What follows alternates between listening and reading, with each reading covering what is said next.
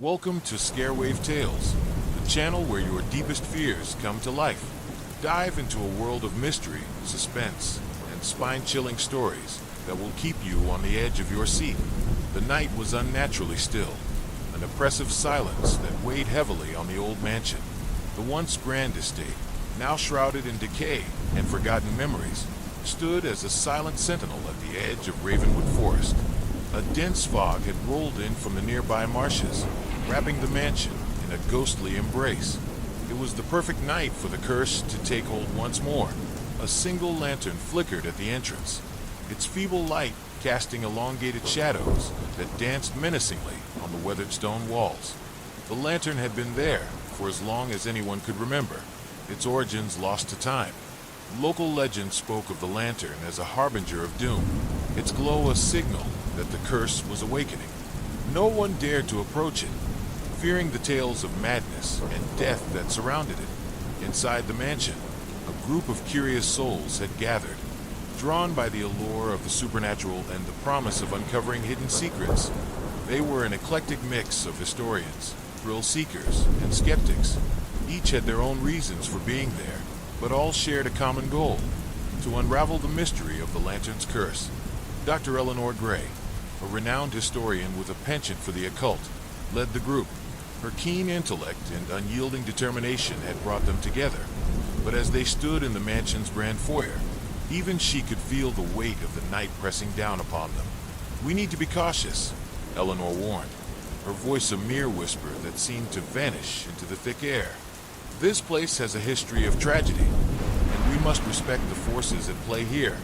The group nodded in unison, their expressions a mix of trepidation and excitement. They had come prepared with all manner of equipment, cameras, voice recorders, and strange devices meant to detect paranormal activity. But no amount of technology could shield them from the malevolent presence that lurked within the mansion's walls. As they ventured deeper into the mansion, the lantern's flickering light seemed to follow them, casting eerie shadows that twisted and contorted with each step. The air grew colder, and a palpable sense of dread settled over the group. It wasn't long before they discovered the first clue, a faded journal tucked away in a hidden compartment beneath the staircase. Eleanor carefully opened the fragile pages, revealing the writings of a long-dead inhabitant. The journal spoke of a pact made in desperation, a curse that bound the lantern to the mansion and condemned all who encountered it to a fate worse than death. "This is it," Eleanor murmured, her eyes scanning the ancient script, "the key to understanding the curse. We need to find the lantern's original owner." As they continued their search, the mansion seemed to come alive with malevolent energy. Strange noises echoed through the corridors, and ghostly apparitions flickered at the edges of their vision. The group was on edge, every creak and whisper heightening their anxiety. In the heart of the mansion, they found an old portrait, a stern-looking man with piercing eyes, holding the cursed lantern.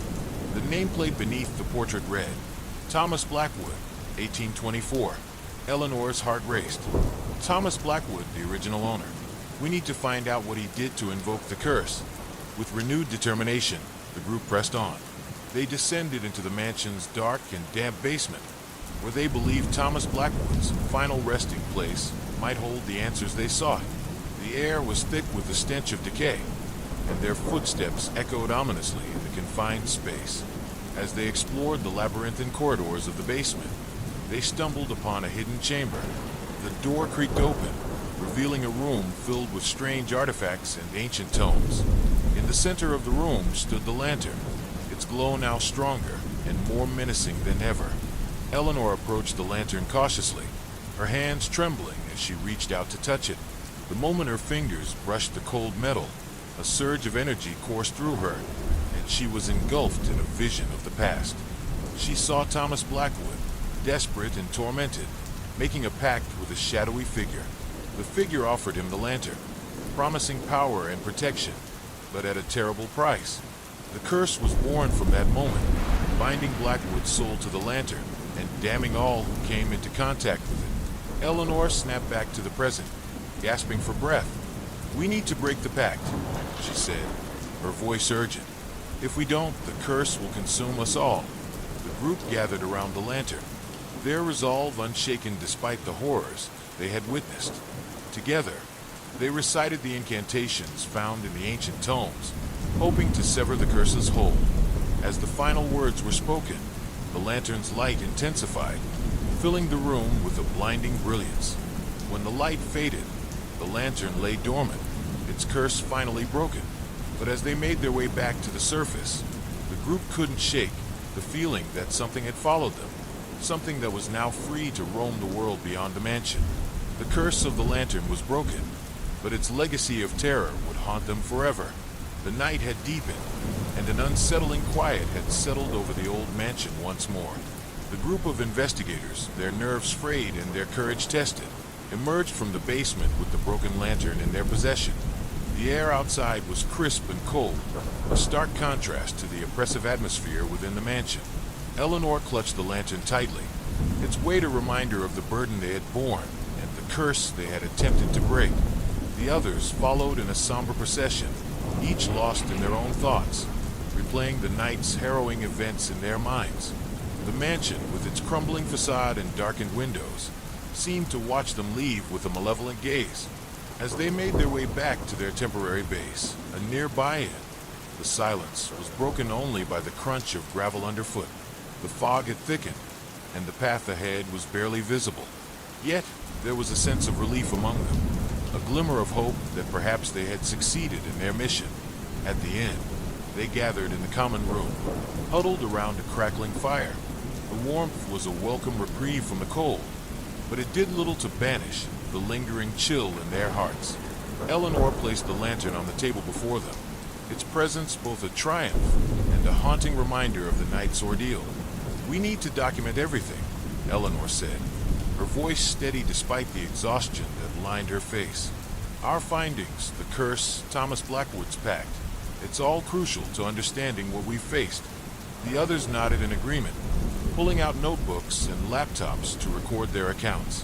Each detail was meticulously noted, from the eerie whispers that had echoed through the mansion to the ghostly apparitions that had flickered at the edges of their vision. They spoke of the hidden chamber, the ancient tomes, and the incantations they had recited in a desperate bid to break the curse. As the hours passed, the group began to piece together a clearer picture of the curse's origins.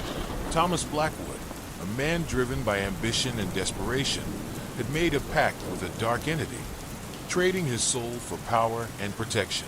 The lantern was the key, a vessel that housed the curse and bound his spirit to the mansion. But something still didn't sit right with Eleanor. Despite their apparent success in breaking the curse, there was an unease that gnawed at her. She couldn't shake the feeling that they had overlooked something, that the curse was far from defeated.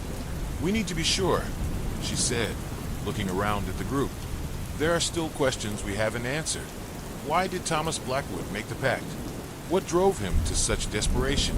And most importantly, what happens now that the lantern's curse is broken?"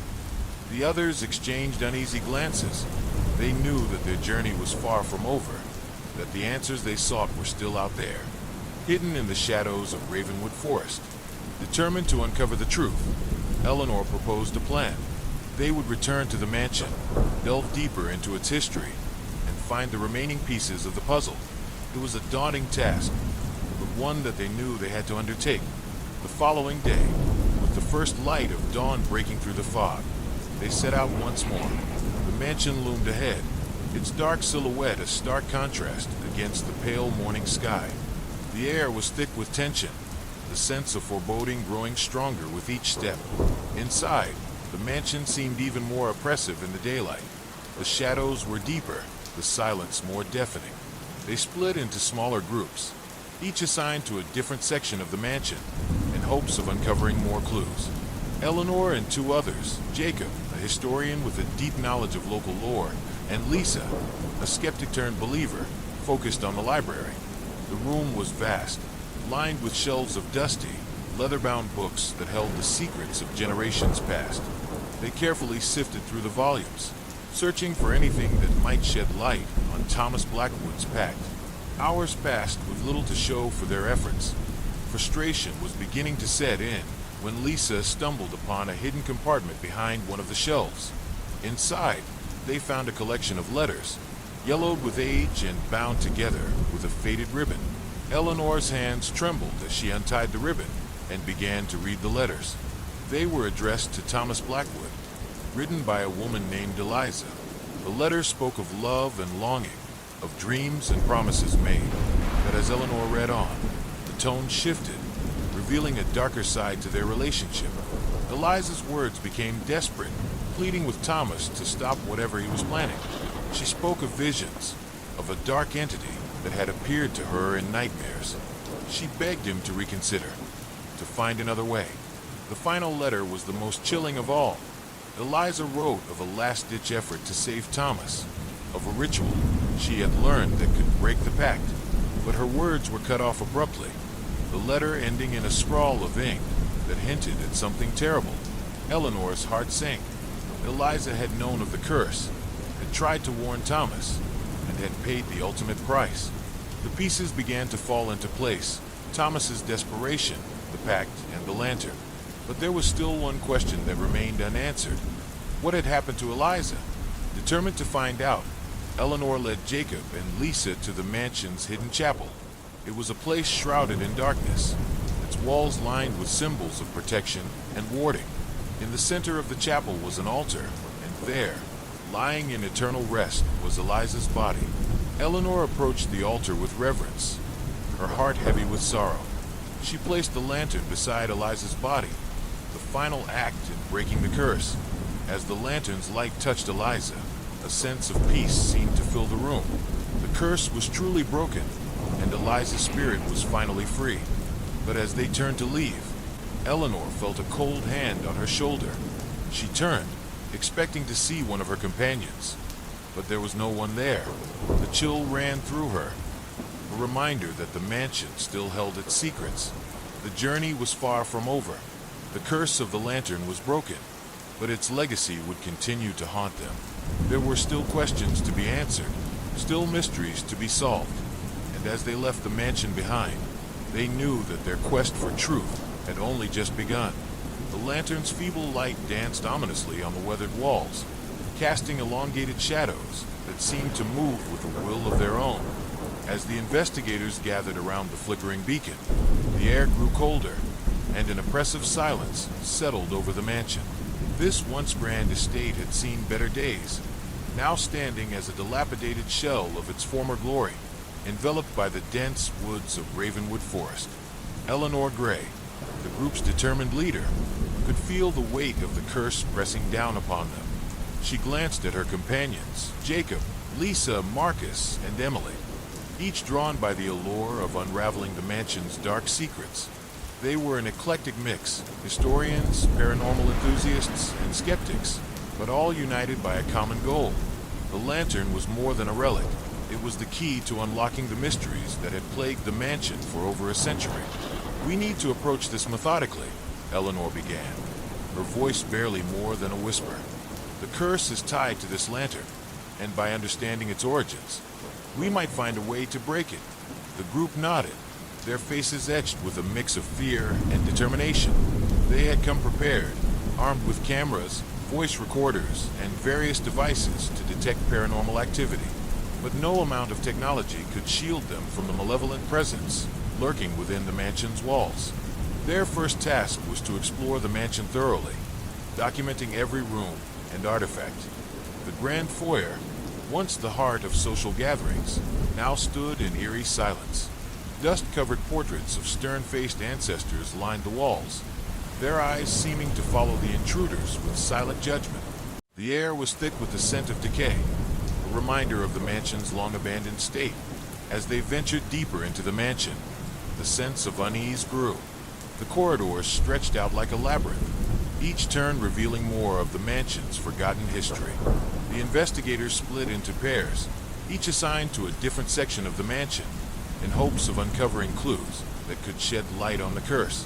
Eleanor and Jacob took the east wing, where the library and study were located. The library was a vast room, lined with shelves of dusty, leather-bound books that held the secrets of generations past. Eleanor carefully sifted through the volumes, searching for anything that might provide insight into the mansion's dark history. Jacob, a historian with a deep knowledge of local lore, joined her in the search. Together, they uncovered several old journals and letters, their pages yellowed with age and filled with the thoughts and fears of those who had once called the mansion home. One journal, in particular, caught their attention. It belonged to Thomas Blackwood, the mansion's original owner, and the one who had made the fateful pact that bound his soul to the lantern. Eleanor's hands trembled as she turned the fragile pages, reading Thomas's words. The journal spoke of ambition, desperation, and a dark entity that had promised him power and protection in exchange for his soul. The pact had been made, and with it, the curse that now haunted the mansion and all who entered it. Meanwhile, Marcus and Emily explored the west wing, where the bedrooms and servants' quarters were located. The rooms were in various states of disrepair, with cobwebs hanging from the ceilings and broken furniture strewn about. In one of the bedrooms, they discovered a hidden compartment beneath the floorboards. Inside, they found a collection of letters addressed to Thomas Blackwood, written by a woman named Eliza. The letters revealed a deep connection between Thomas and Eliza, one that had been marred by fear and tragedy. Eliza's words were filled with love and longing, but also with desperation. She wrote of visions, of a dark figure that had appeared to her in nightmares, warning her of the pact Thomas had made. She had tried to save him, but her efforts had been in vain. As the investigators reconvened in the grand foyer, they shared their findings. The pieces of the puzzle were beginning to come together, painting a picture of a man driven by ambition and desperation, who had made a pact with a dark entity and condemned all who came into contact with the lantern to a fate worse than death. Eleanor's mind raced as she considered their next steps. They needed to find out more about the dark entity Thomas had made the pact with, and how they could break the curse. The answers lay hidden within the mansion, and they were determined to uncover them. The group decided to explore the mansion's hidden chapel next. It was a place shrouded in darkness, its walls lined with symbols of protection and warding.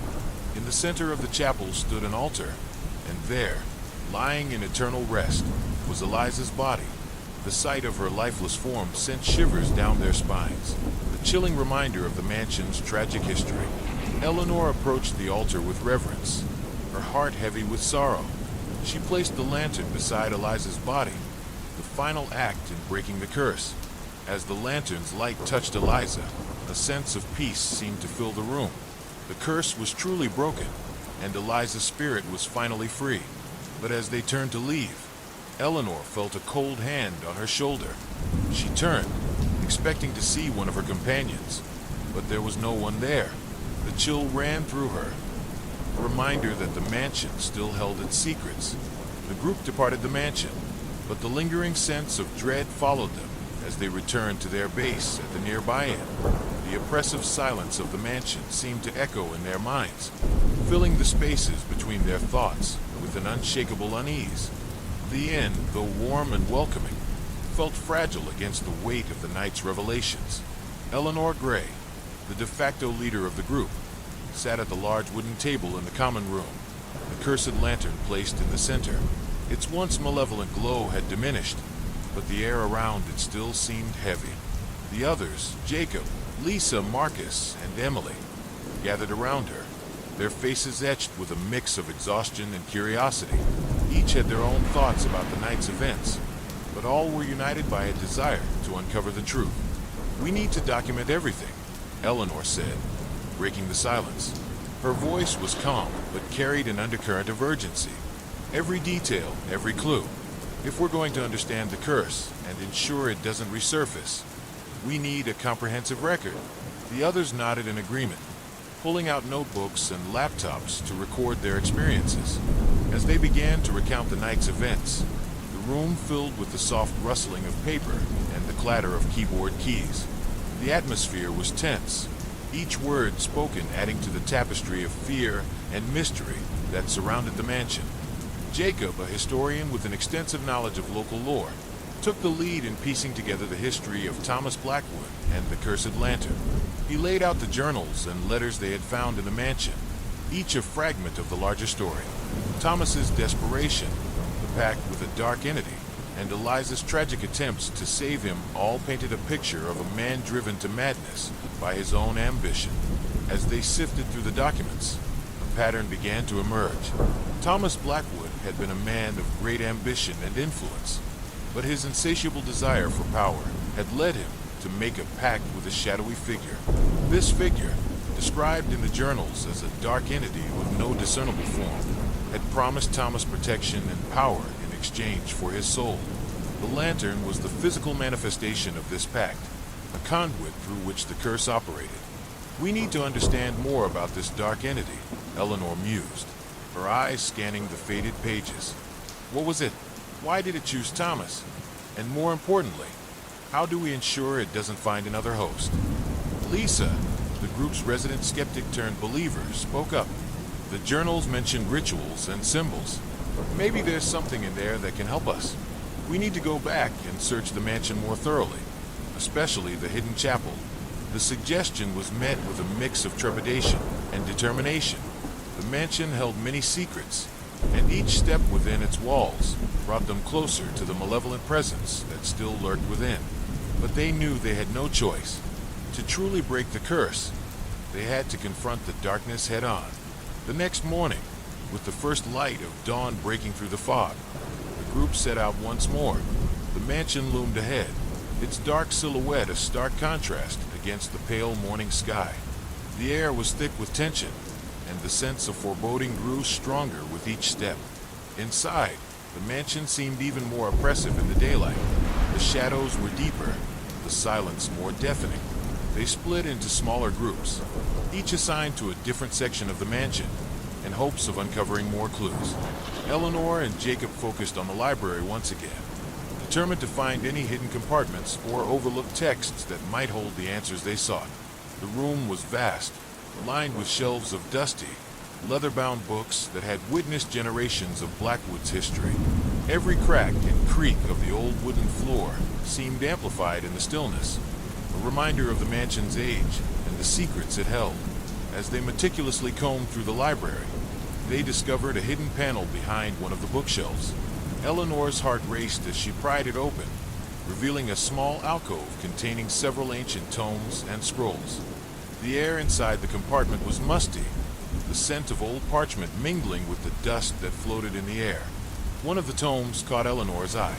It was bound in dark leather, the cover adorned with symbols that seemed to pulse with an otherworldly energy. She carefully opened it, revealing pages filled with intricate drawings and detailed descriptions of rituals and incantations. The language was archaic, but the meaning was clear. This was a grimoire, a book of dark magic that detailed the pact Thomas Blackwood had made. Jacob peered over her shoulder, his eyes widening as he read the passages. This is incredible. It details the exact ritual Thomas performed, the symbols he used, and the incantations he recited. If we can understand this, we might be able to find a way to counteract the curse. Meanwhile, Marcus and Emily explored the mansion's upper floors. The bedrooms and hallways were in various states of disrepair, with cobwebs hanging from the ceilings and broken furniture strewn about. Each room held a piece of the mansion's history, but it was the master bedroom that caught their attention. The room was lavishly furnished, a stark contrast to the rest of the mansion. A large four-poster bed dominated the space, its curtains drawn back to reveal a thick layer of dust on the linens. On the wall opposite the bed hung a portrait of Thomas Blackwood, his stern gaze seeming to follow them as they moved about the room. Emily approached the portrait, her eyes drawn to a small, intricately carved box on the dresser beneath it. She carefully opened the box, revealing a collection of personal effects, a locket, a pair of cufflinks, and a small journal. The journal's pages were filled with Thomas's thoughts and fears, a window into his tormented mind. As she read through the journal, Emily uncovered more details about the dark entity Thomas had made the pact with. The entity, known as the Shadow King, was a being of immense power and malevolence, drawn to those who sought power at any cost. Thomas had been desperate to save his family and estate from financial ruin, and the Shadow King had promised him the wealth and influence he craved. But the price had been his soul, and the curse had been born from that fateful decision.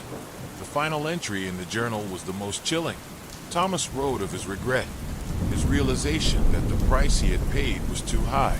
He spoke of Eliza, his beloved, and her attempts to save him from the curse.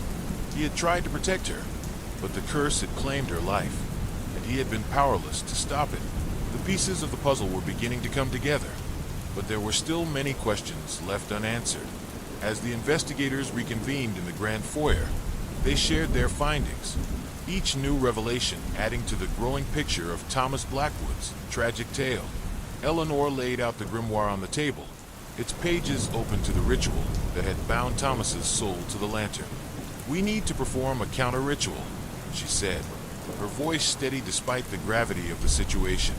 "If we can reverse the symbols and incantations, we might be able to sever the curse's hold once and for all." The group gathered around the grimoire, their determination unwavering. They carefully studied the symbols and incantations, each word and gesture etched into their minds. The ritual would be dangerous, but they knew it was their only chance to truly break the curse. As night fell, they returned to the hidden chapel, its darkened walls lined with symbols of protection and warding. The air was thick with tension, and the lantern's presence seemed to pulse with a malevolent energy. Eleanor took a deep breath, her hand steady as she began to trace the symbols on the floor. The others followed her lead, each reciting the incantations with a mix of fear and resolve. The air around them seemed to thrum with power, the darkness pressing in from all sides. As they completed the final symbol, the lantern's light intensified, filling the room with a blinding brilliance. When the light faded, the lantern lay dormant, its curse finally broken. The sense of relief was palpable, but the group knew their journey was far from over. The mansion still held its secrets, and the Shadow King was a threat that loomed over them. But for now, they had won a small victory. The curse of the lantern was broken, and Eliza's spirit was finally free. As they left the mansion behind, they knew that their quest for truth had only just begun. The return to their base at the inn did little to shake off the oppressive weight of the curse they had encountered. The group sat around the wooden table in the common room, the cursed lantern still at the center, its presence a stark reminder of the night's harrowing events. Despite the warmth of the crackling fire, a chill clung to the air, a remnant of the dark energy they had faced.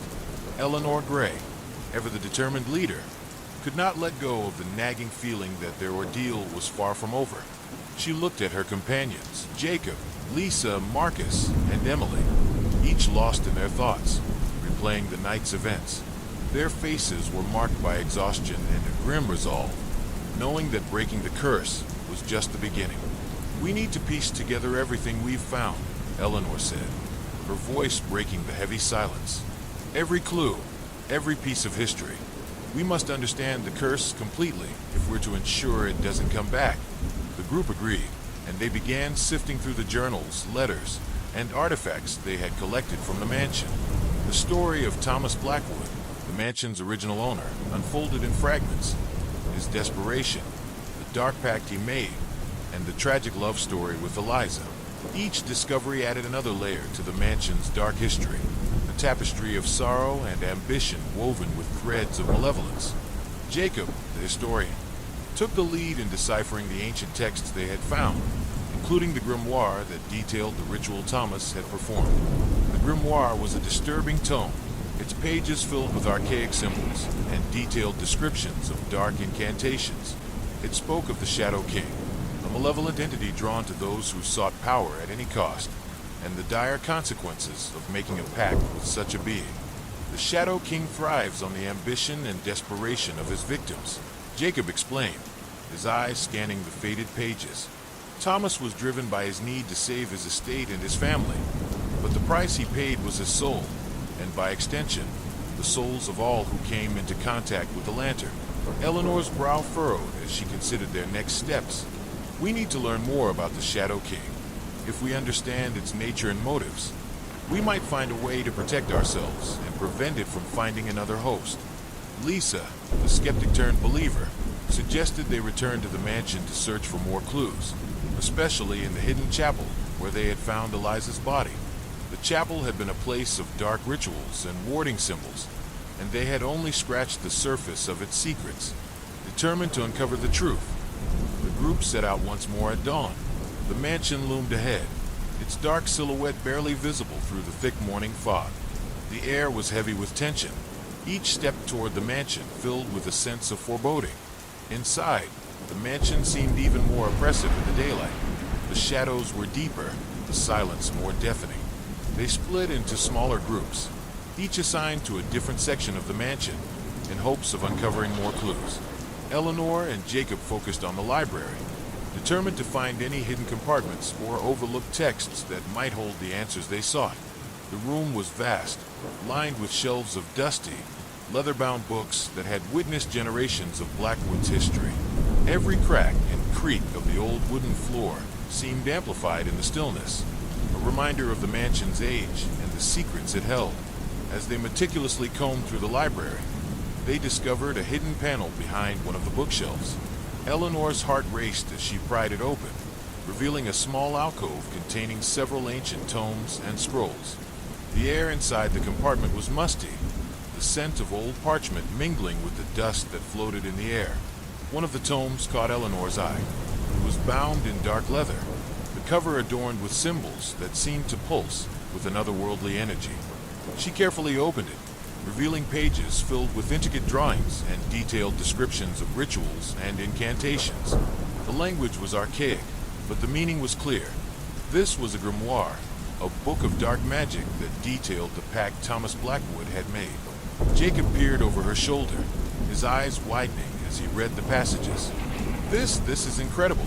It details the exact ritual Thomas performed, the symbols he used, and the incantations he recited. If we can understand this, we might be able to find a way to counteract the curse. Meanwhile, Marcus and Emily explored the mansion's upper floors. The bedrooms and hallways were in various states of disrepair, with cobwebs hanging from the ceilings and broken furniture strewn about. Each room held a piece of the mansion's history, but it was the master bedroom that caught their attention. The room was lavishly furnished, a stark contrast to the rest of the mansion. A large four-poster bed dominated the space, its curtains drawn back to reveal a thick layer of dust on the linens.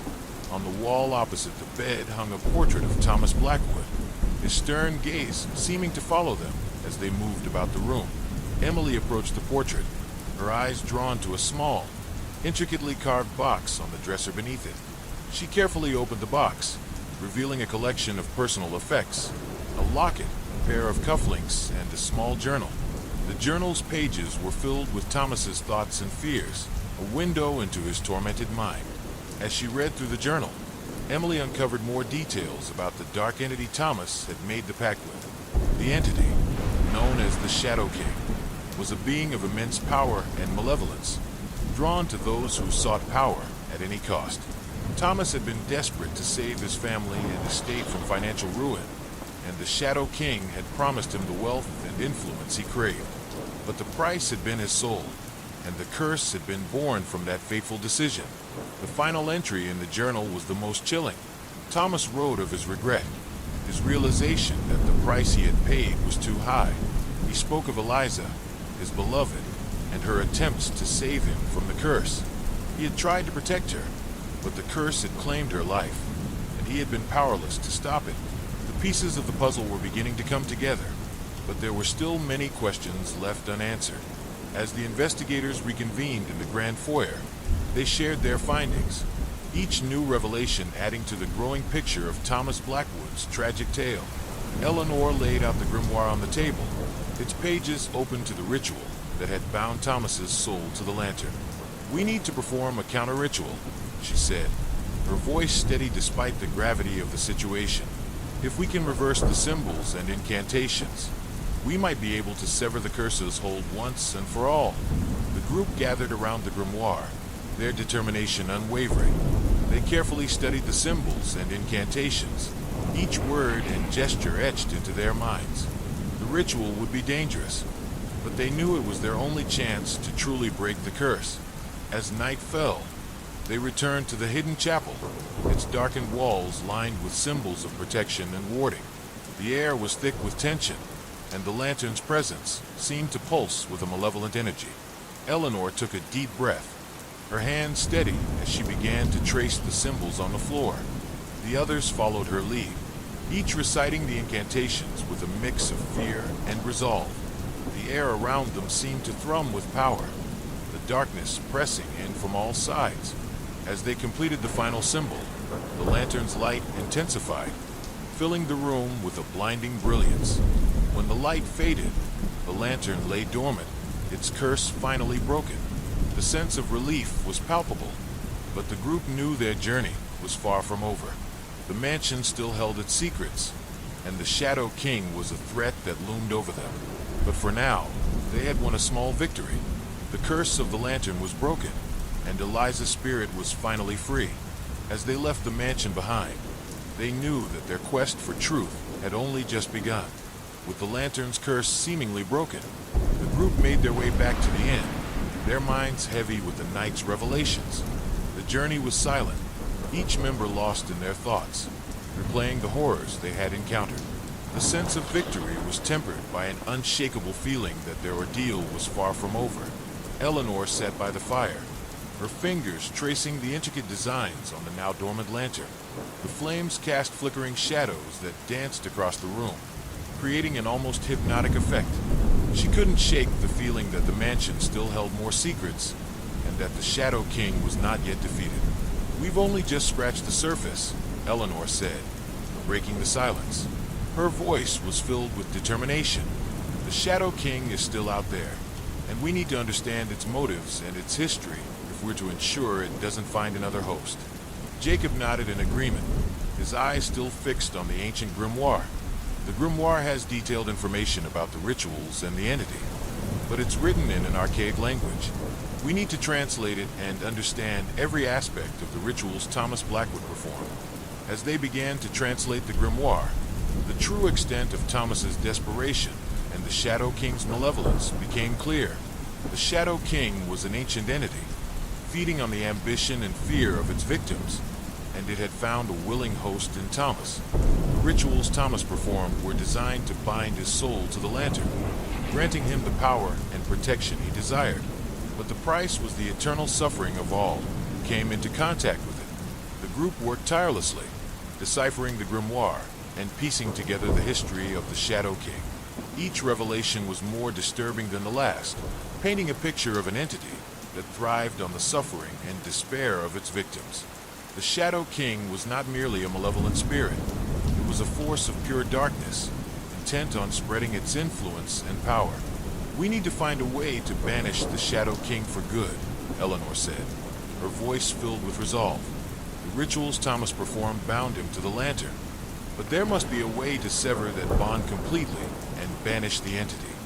Their research led them to believe that the mansion itself was a focal point for the Shadow King's power.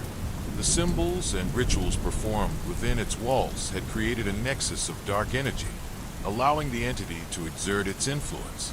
To break the connection, they would need to perform a counter-ritual, one that would sever the Shadow King's ties to the mansion and banish it from this realm. As night fell once again, the group prepared for the final confrontation. They gathered their equipment and made their way back to the mansion, their determination unwavering. The mansion loomed ahead, its dark silhouette a stark contrast against the pale moonlight. The air was thick with tension, each step toward the mansion filled with a sense of foreboding. Inside, the mansion was eerily silent, the darkness seeming to press in from all sides. They made their way to the hidden chapel, the symbols of protection and warding glowing faintly in the dim light. The air was thick with the scent of decay, a reminder of the dark rituals that had been performed within these walls. Eleanor took a deep breath, her hand steady as she began to trace the symbols for the counter-ritual on the floor. The others followed her lead, their voices barely more than whispers as they recited the incantations. The air around them seemed to thrum with power, the darkness pressing in from all sides. As they completed the final symbol, the lantern's light intensified, filling the room with a blinding brilliance. The air grew cold, and a dark, malevolent presence filled the space. The Shadow King had been summoned, its form a swirling mass of darkness and malevolence. The group stood their ground, their voices rising in unison as they recited the incantations. The air crackled with energy, the symbols on the floor glowing with a bright, intense light. The Shadow King roared, its form writhing and contorting as the counter-ritual took hold. With a final, blinding flash of light, the Shadow King was banished, its presence vanishing from the room. The lantern lay dormant, its curse finally broken. The air was still, the oppressive weight of the Shadow King's presence lifted. The group stood in stunned silence, their hearts pounding with the adrenaline of the confrontation. They had done it. They had banished the Shadow King and broken the curse of the lantern. But the journey had taken its toll, and they knew that the mansion still held its secrets. As they left the mansion behind, they knew that their quest for truth was far from over.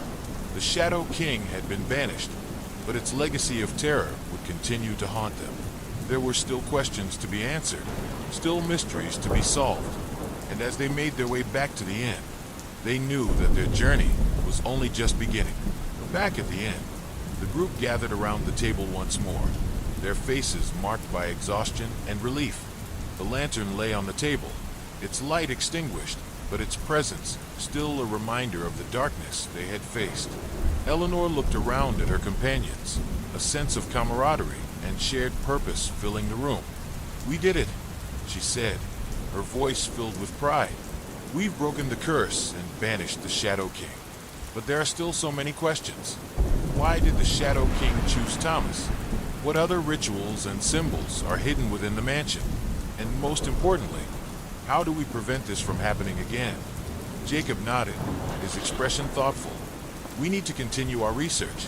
The grimoire contains detailed information about the Shadow King and its rituals, but there may be other texts and artifacts within the mansion that can help us understand its nature and its history." Lisa, her skepticism replaced by determination, spoke up. "We need to document everything we've found and share it with the wider paranormal community. If the Shadow King is as powerful as we believe, we need to ensure that others are aware of the danger and know how to protect themselves." Marcus and Emily agreed, their resolve unwavering. They had faced the darkness together and emerged victorious. But their journey was far from over. There were still many secrets to uncover, and they were determined to find the answers. In the days that followed, the group continued their research, sifting through the grimoire and other texts they had found in the mansion. They discovered more about the Shadow King and its history, piecing together a picture of an ancient entity that had plagued humanity for centuries. The Shadow King thrived on the ambition and desperation of its victims, feeding on their fear and despair. It had found a willing host in Thomas Blackwood, but it was clear that the entity's influence extended far beyond the mansion. The symbols and rituals detailed in the grimoire were designed to summon and bind the Shadow King, granting power and protection at a terrible price. Eleanor and her companions knew that their work was not yet done. The Shadow King had been banished, but its presence still lingered in the shadows, a constant threat to those who sought power at any cost. They were determined to find a way to protect themselves and others from the entity's malevolent influence. As they continued their research, they uncovered more about the mansion's history and the rituals performed within its walls. They discovered that the mansion had been built on a site of ancient power, a nexus of dark energy that had drawn the Shadow King to Thomas Blackwood. The symbols and rituals performed by Thomas had amplified this power, creating a conduit for the entity's influence. With this knowledge, the group devised a plan to protect the mansion and the surrounding area from the Shadow King's influence. They would perform a series of protective rituals, using the symbols and incantations they had discovered in the grimoire. These rituals would create a barrier of protection, preventing the entity from returning and ensuring the safety of those who came into contact with the mansion. As night fell once again, the group made their way back to the mansion, their determination unwavering. They gathered in the hidden chapel, the air thick with tension as they prepared for the final ritual. The symbols of protection and warding glowed faintly in the dim light, a reminder of the dark energy that still lingered within the walls.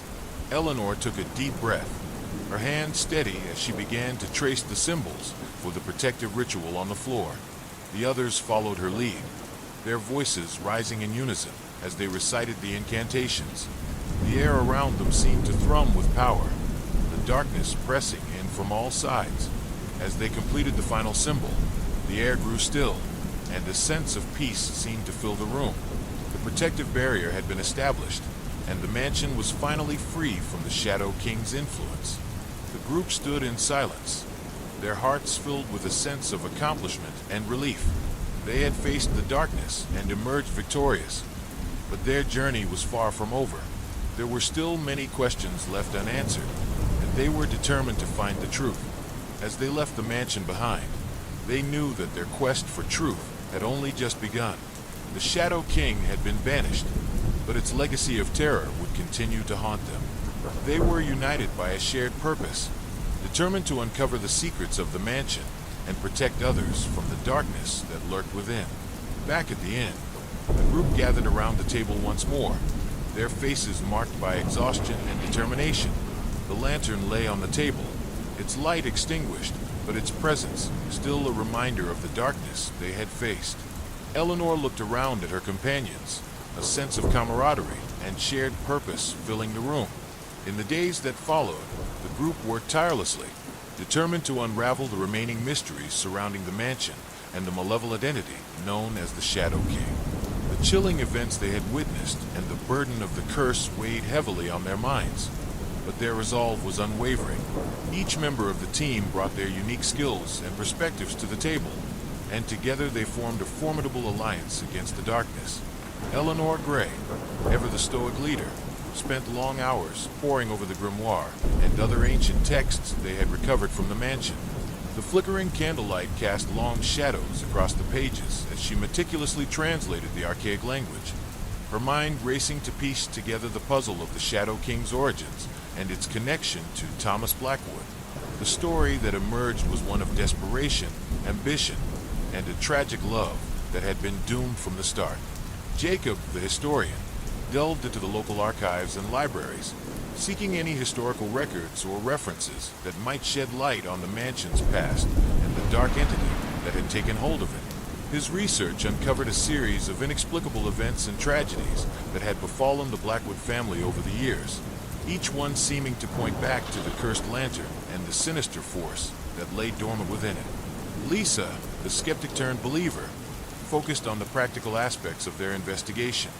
She reviewed the recordings, photographs, and data they had collected during their time in the mansion, looking for any patterns or anomalies that might offer clues to the Shadow King's influence. Her skepticism had given way to a fierce determination to protect herself and her companions from the entity's malevolent grasp. Marcus and Emily, the paranormal enthusiasts, took a more hands-on approach. They conducted experiments and tests, using various methods and devices to detect and measure the lingering energy within the mansion. Their findings confirmed what the others had already suspected. The mansion was a focal point for dark energy, and the Shadow King's presence had left a lasting imprint on the very fabric of the building. As the group shared their findings and theories, a clearer picture of the Shadow King's nature began to emerge. The entity was ancient, predating even the oldest records they could find, and it thrived on the fear and desperation of its victims.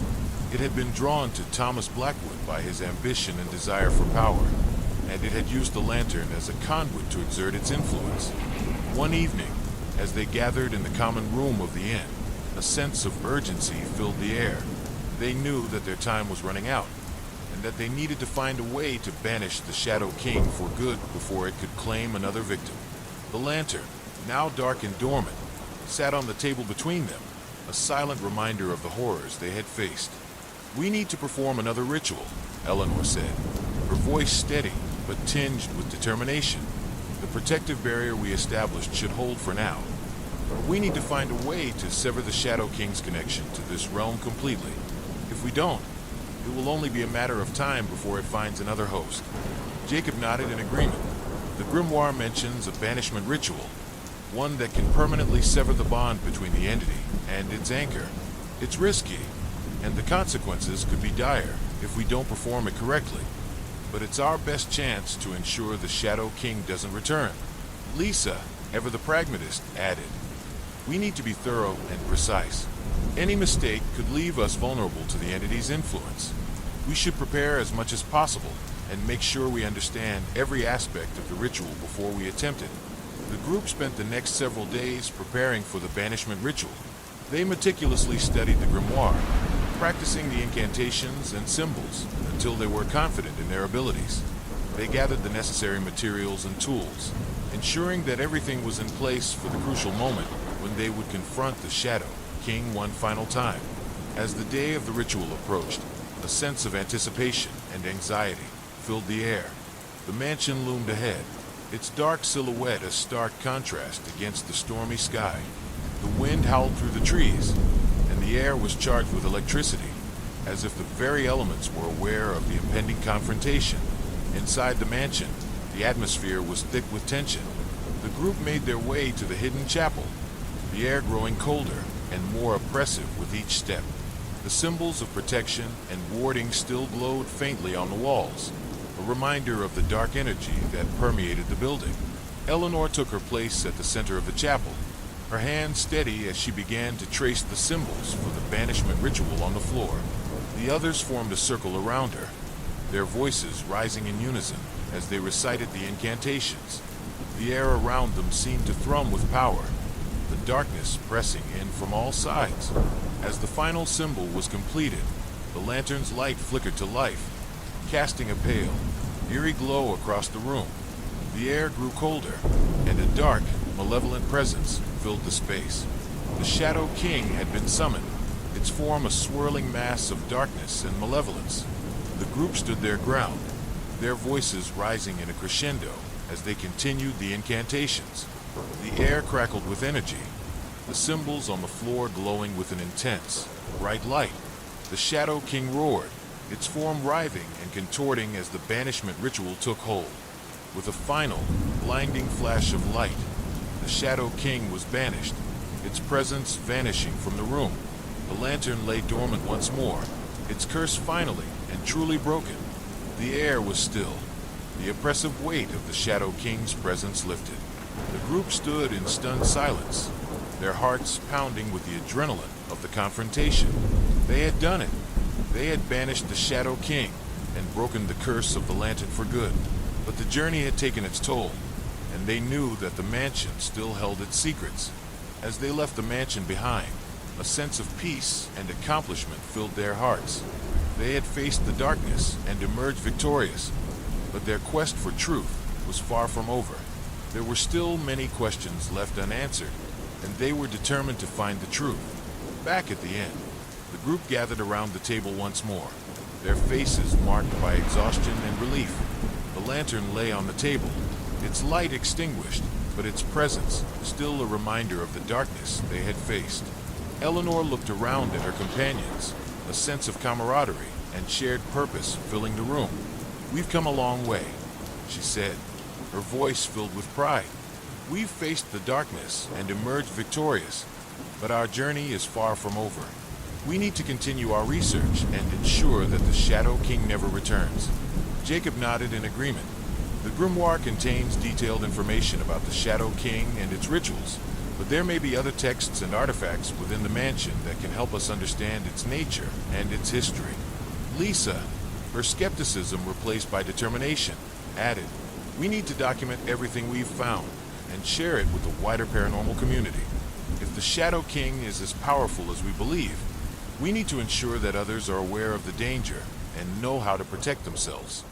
Marcus and Emily agreed, their resolve unwavering.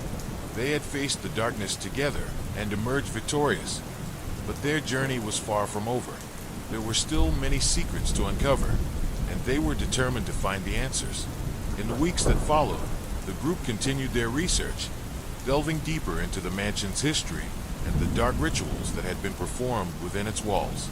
They uncovered more about the Shadow King's nature and its influence, piecing together a picture of an ancient entity that had plagued humanity for centuries. The Shadow King thrived on the ambition and desperation of its victims, feeding on their fear and despair. It had found a willing host in Thomas Blackwood, but it was clear that the entity's influence extended far beyond the mansion. The symbols and rituals detailed in the grimoire were designed to summon and bind the Shadow King, granting power and protection at a terrible price. Eleanor and her companions knew that their work was not yet done. The Shadow King had been banished, but its presence still lingered in the shadows, a constant threat to those who sought power at any cost. They were determined to find a way to protect themselves and others from the entity's malevolent influence. As they continued their research, they uncovered more about the mansion's history and the rituals performed within its walls. They discovered that the mansion had been built on a site of ancient power, a nexus of dark energy that had drawn the Shadow King to Thomas Blackwood. The symbols and rituals performed by Thomas had amplified this power, creating a conduit for the entity's influence. With this knowledge, the group devised a plan to protect the mansion and the surrounding area from the Shadow King's influence. They would perform a series of protective rituals using the symbols and incantations they had discovered in the grimoire. These rituals would create a barrier of protection, preventing the entity from returning and ensuring the safety of those who came into contact with the mansion. As night fell once again, the group made their way back to the mansion, their determination unwavering. They gathered in the hidden chapel, the air thick with tension as they prepared for the final ritual. The symbols of protection and warding glowed faintly in the dim light, a reminder of the dark energy that still lingered within the walls. Eleanor took a deep breath, her hand steady as she began to trace the symbols for the protective ritual on the floor. The others followed her lead, their voices rising in unison as they recited the incantations. The air around them seemed to thrum with power. As night fell once again, the group made their way back to the mansion, their determination unwavering. They gathered in the hidden chapel, the air thick with tension as they prepared for the final ritual. The symbols of protection and warding glowed faintly in the dim light, a reminder of the dark energy that still lingered within the walls. Eleanor took a deep breath, her hand steady as she began to trace the symbols for the protective ritual on the floor. The others followed her lead, their voices rising in unison as they recited the incantations. The air around them seemed to thrum with power, the darkness pressing in from all sides.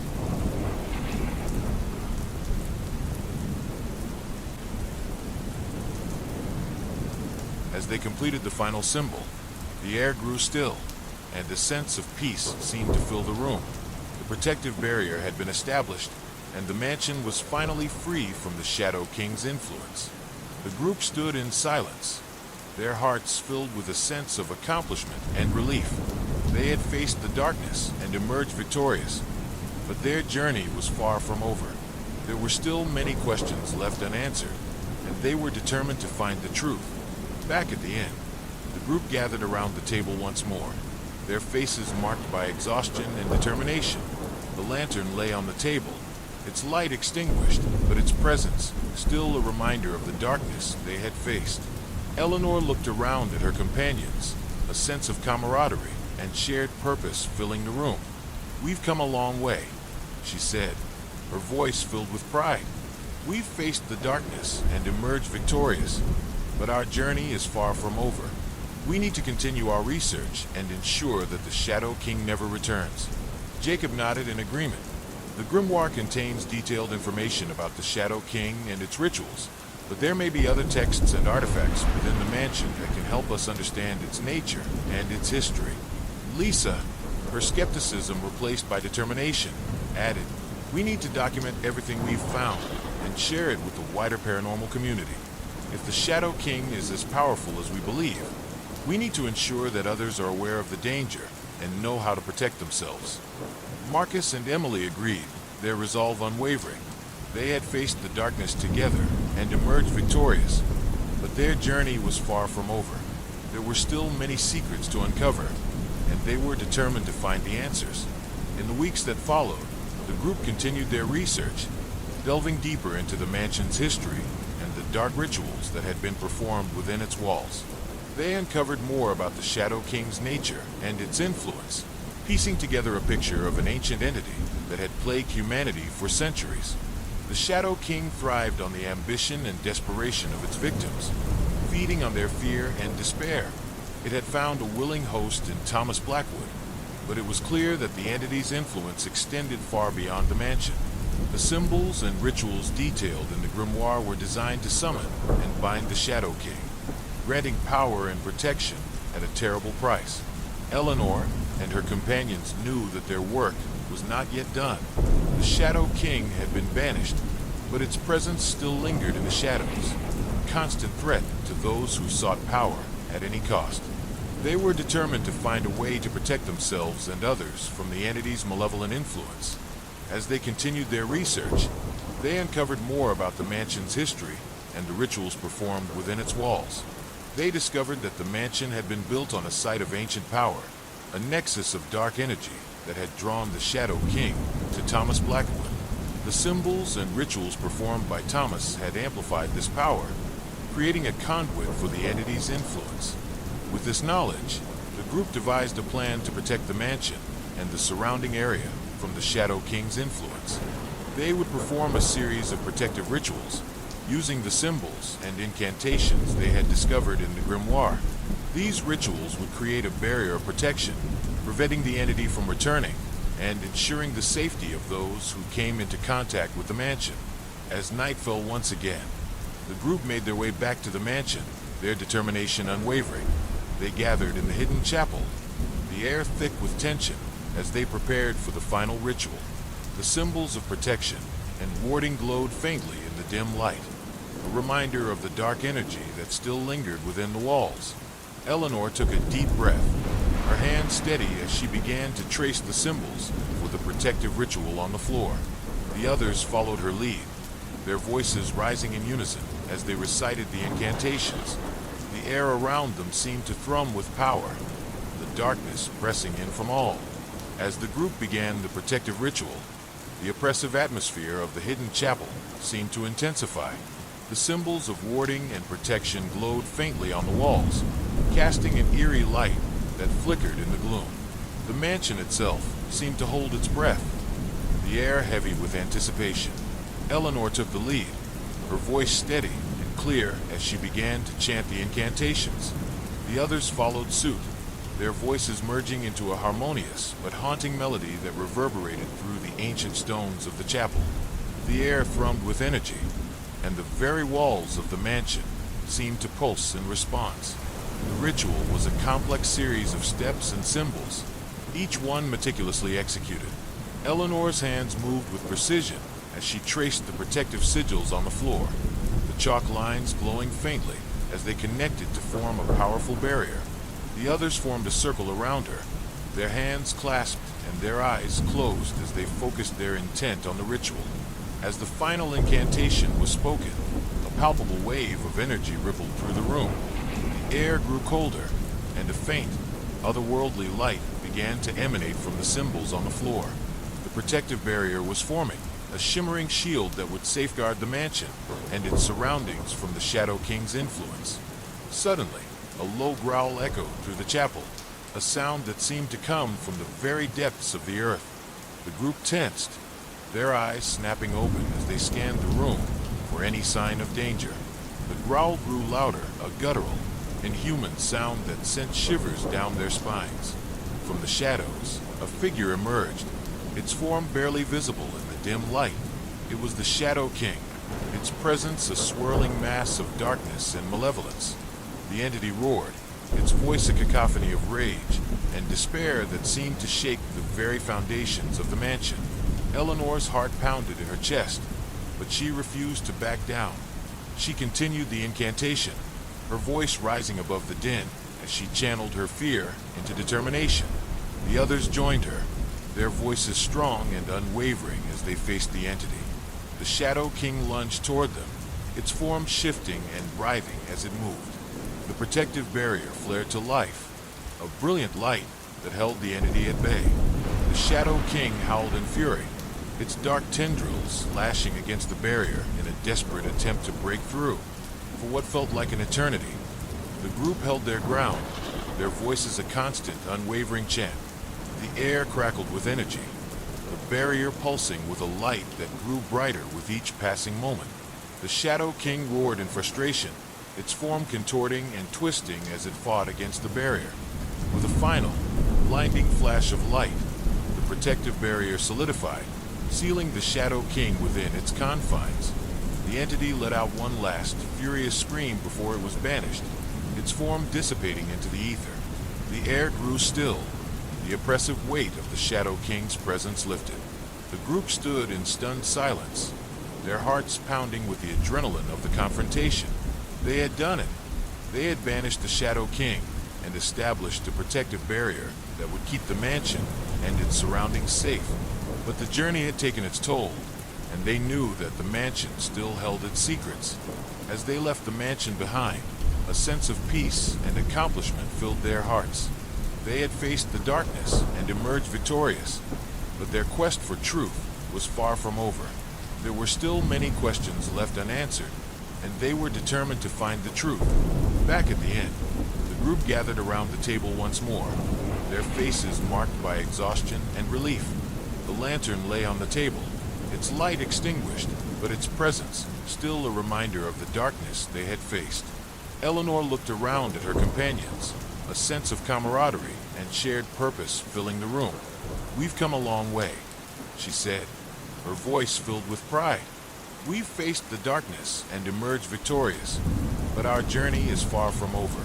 We need to continue our research and ensure that the Shadow King never returns." Jacob nodded in agreement. The grimoire contains detailed information about the Shadow King and its rituals, but there may be other texts and artifacts within the mansion that can help us understand its nature and its history.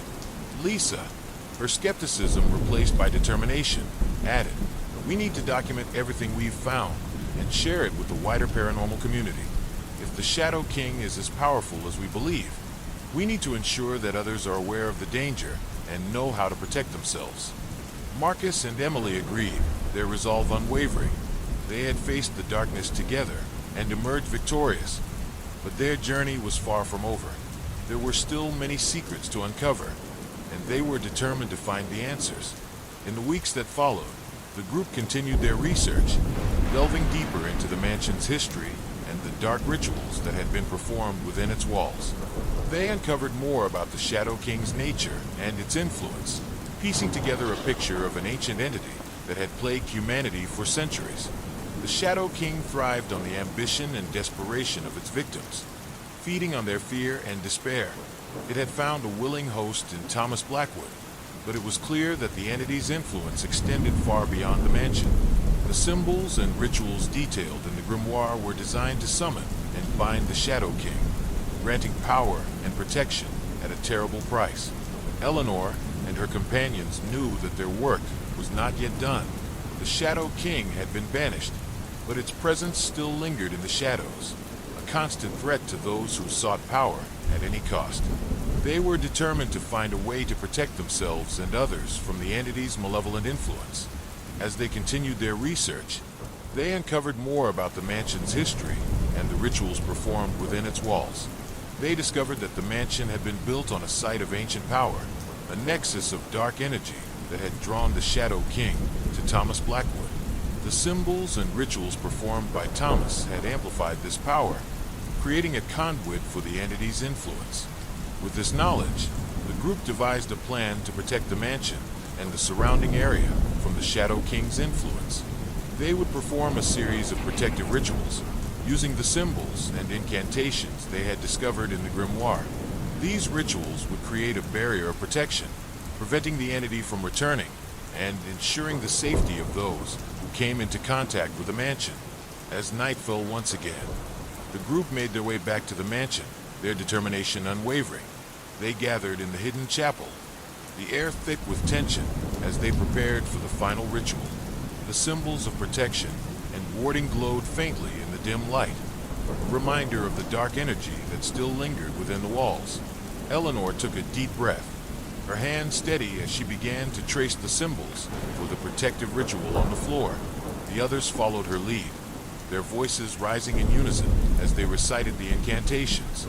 The air around them seemed to thrum with power, the darkness pressing in from all sides.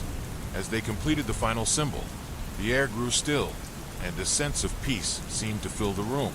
The protective barrier had been established, and the mansion was finally free from the Shadow King's influence.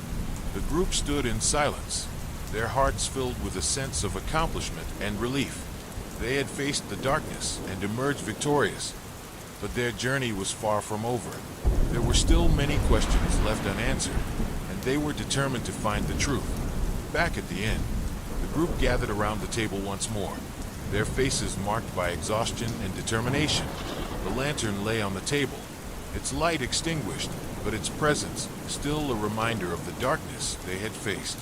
Eleanor looked around at her companions, a sense of camaraderie and shared purpose filling the room. "We've come a long way," she said, her voice filled with pride. "We've faced the darkness and emerged victorious, but our journey is far from over. We need to continue our research and ensure that the Shadow King never returns." Jacob nodded in agreement.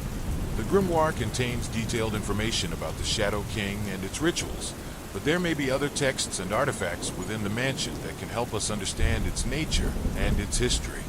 Lisa, her skepticism replaced by determination, added, "We need to document everything we've found and share it with the wider paranormal community.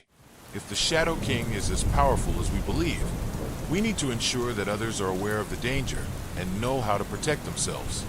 Marcus and Emily agreed, their resolve unwavering. They had faced the darkness together and emerged victorious, but their journey was far from over. There were still many secrets to uncover, and they were determined to find the answers. In the weeks that followed, the group continued their research, delving deeper into the mansion's history and the dark rituals that had been performed within its walls. They uncovered more about the Shadow King's nature and its influence, piecing together a picture of an ancient entity that had plagued humanity for centuries. The Shadow King thrived on the ambition and desperation of its victims, feeding on their fear and despair. It had found a willing host in Thomas Blackwood, but it was clear that the entity's influence extended far beyond the mansion. The symbols and rituals detailed in the grimoire were designed to summon and bind the Shadow King, granting power and protection at a terrible price. Eleanor and her companions knew that their work was not yet done.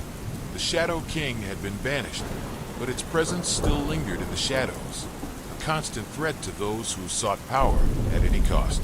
They were determined to find. In the weeks that followed the ritual, the atmosphere around Ravenwood Forest and the mansion was palpably different. A sense of calm had descended upon the area, replacing the oppressive tension that had once been a constant presence. The villagers, once wary and filled with superstitions about the mansion, began to speak of a new sense of hope. But for Eleanor and her companions, their mission was far from complete. Each day, the group spent countless hours in the mansion, meticulously combing through every room, every hidden passage, every dusty tome, and ancient relic.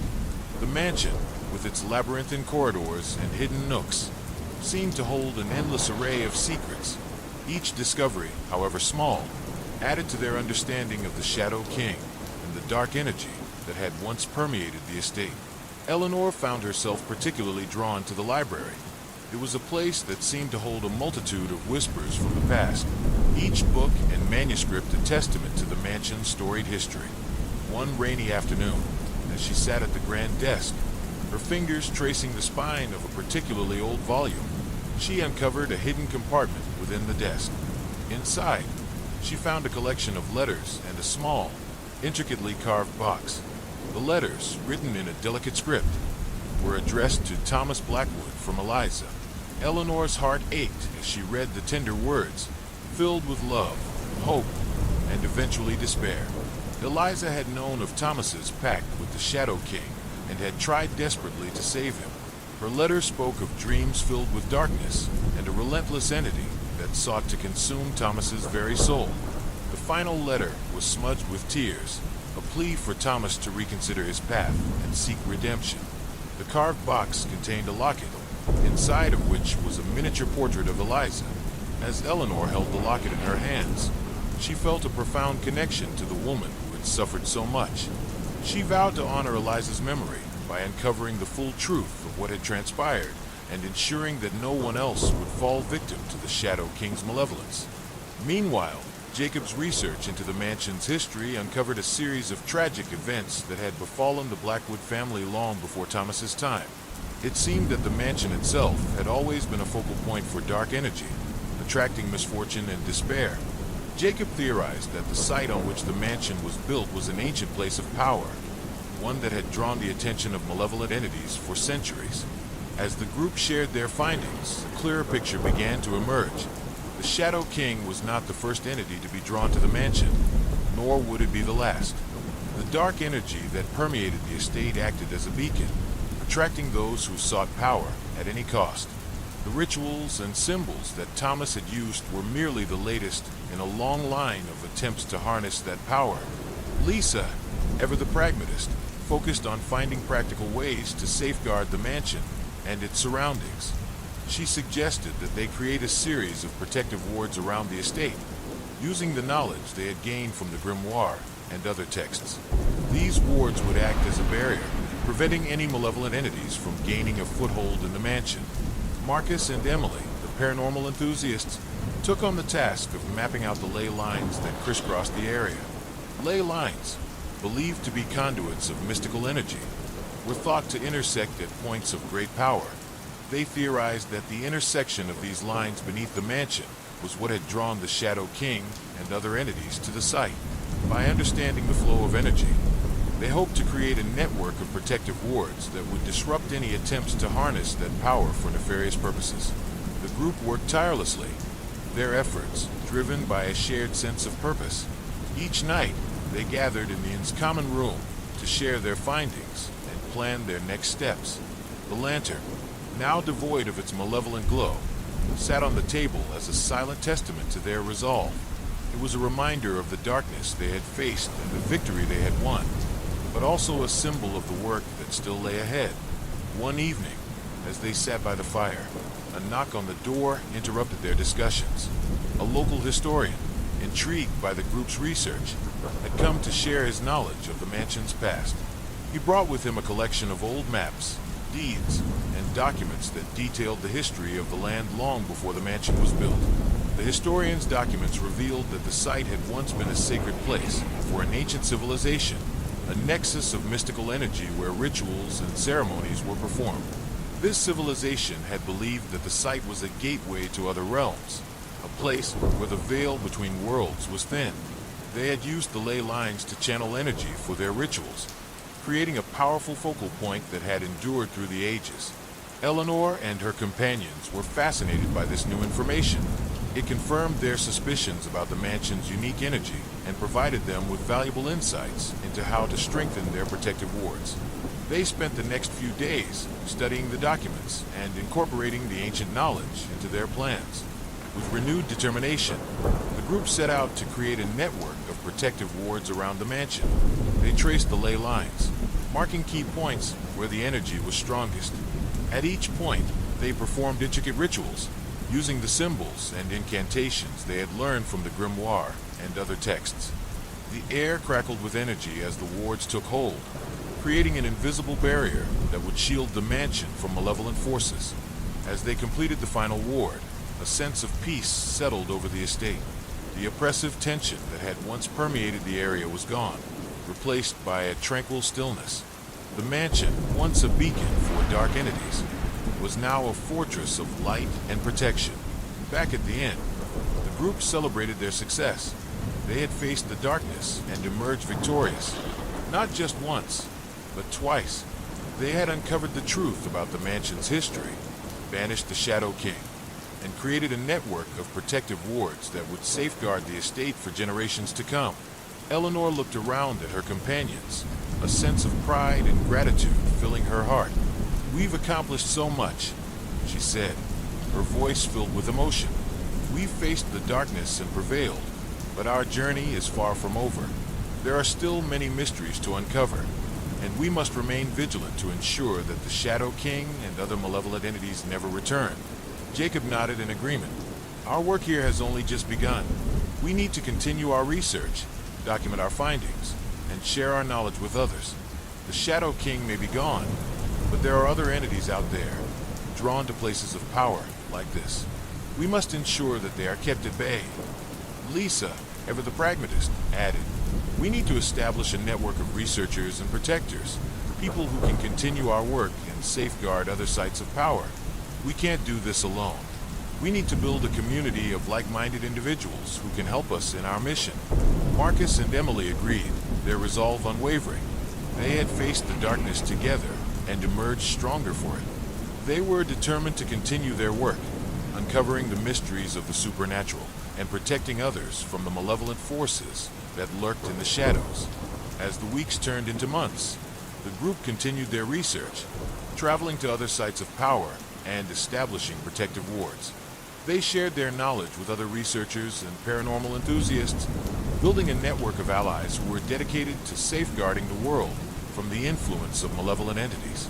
Eleanor, Jacob, Lisa, Marcus, and Emily became renowned in the paranormal community for their bravery and determination. Their work at the mansion was celebrated as a triumph over darkness, a testament to the power of knowledge and the strength of the human spirit. The mansion itself, once a place of fear and superstition, became a symbol of hope and resilience. The protective wards held strong, and the estate thrived under the watchful eyes of its protectors. The lantern, now a relic of a dark past, was displayed in a place of honor, a reminder of the victory they had achieved and the vigilance they must maintain. Years passed, and the group remained steadfast in their mission. They faced new challenges and uncovered new mysteries, but their bond remained unbreakable. Together, they had faced the darkness and emerged victorious, and together, they would continue to protect the world from the malevolent forces that sought to undermine it. As Eleanor stood on the porch of the mansion one crisp autumn evening, she looked out over the estate, her heart filled with a sense of peace and fulfillment. The journey had been long and arduous, but it had been worth every moment. She knew that their work was far from over, but she also knew that they were prepared for whatever lay ahead. The lantern's curse had been broken, but its legacy had shaped their lives in ways they could never have imagined. They had become guardians of the unknown, protectors of the light in a world filled with shadows. And as the sun set over Ravenwood Forest, Eleanor felt a profound sense of gratitude for the path they had chosen and the battles they had won. As the weeks turned into months, the protective wards the group had established around the mansion held strong. The oppressive atmosphere that once pervaded Ravenwood Forest dissipated, replaced by a sense of tranquility and safety. Yet, the group's mission was far from complete. They continued their research with fervor, driven by a need to understand every facet of the dark history they had uncovered. Eleanor found herself spending more time in the mansion's library, a place that had become a sanctuary of sorts. The room, lined with shelves of dusty tomes and ancient manuscripts, held a wealth of knowledge waiting to be discovered. One day, as she sifted through a stack of old journals, she came across a book that seemed out of place. It was bound in dark leather, its cover adorned with a single symbol that glowed faintly in the dim light. With a sense of anticipation, Eleanor opened the book and began to read. The text detailed the history of the Shadow King, tracing its origins back to ancient times. It spoke of a powerful entity that had been worshipped by a long-forgotten civilization, revered as both a protector and a destroyer. The rituals they performed had bound the Shadow King to their world, granting it immense power, but also tethering it to the physical realm. Eleanor's heart raced as she realized the implications of what she was reading. The Shadow King's influence was not limited to the mansion. It had spread across the land, leaving a trail of destruction in its wake. The protective wards they had established were a crucial first step, but more needed to be done to fully sever the entity's ties to their world. She shared her findings with the group, and together they devised a plan to strengthen the wards and expand their reach. They would perform a series of rituals at key points along the ley lines, creating a network of protection that would encompass the entire region. This would not only safeguard the mansion, but also prevent the Shadow King from gaining a foothold anywhere nearby. The group set to work, meticulously planning each step of the process. They identified the locations where the ley lines intersected and prepared the materials needed for the rituals. The air was filled with a sense of purpose and determination, a stark contrast to the fear and uncertainty they had felt when they first arrived. As night fell, they began the rituals, their voices rising in a harmonious chant that echoed through the forest. The energy they channeled crackled in the air, the symbols they traced glowing brightly as they activated the protective wards. Each ritual was a battle against the darkness, but the group's resolve never wavered. At the final site, a particularly powerful intersection of ley lines, the group gathered for the most important ritual of all. The air was thick with tension, the night sky illuminated by a full moon that cast an ethereal light over the proceedings. Eleanor stood at the center, her hand steady as she began to trace the intricate symbols on the ground. The others formed a circle around her, their voices rising in unison as they recited the incantations. The air hummed with energy, the protective barrier forming with each word spoken.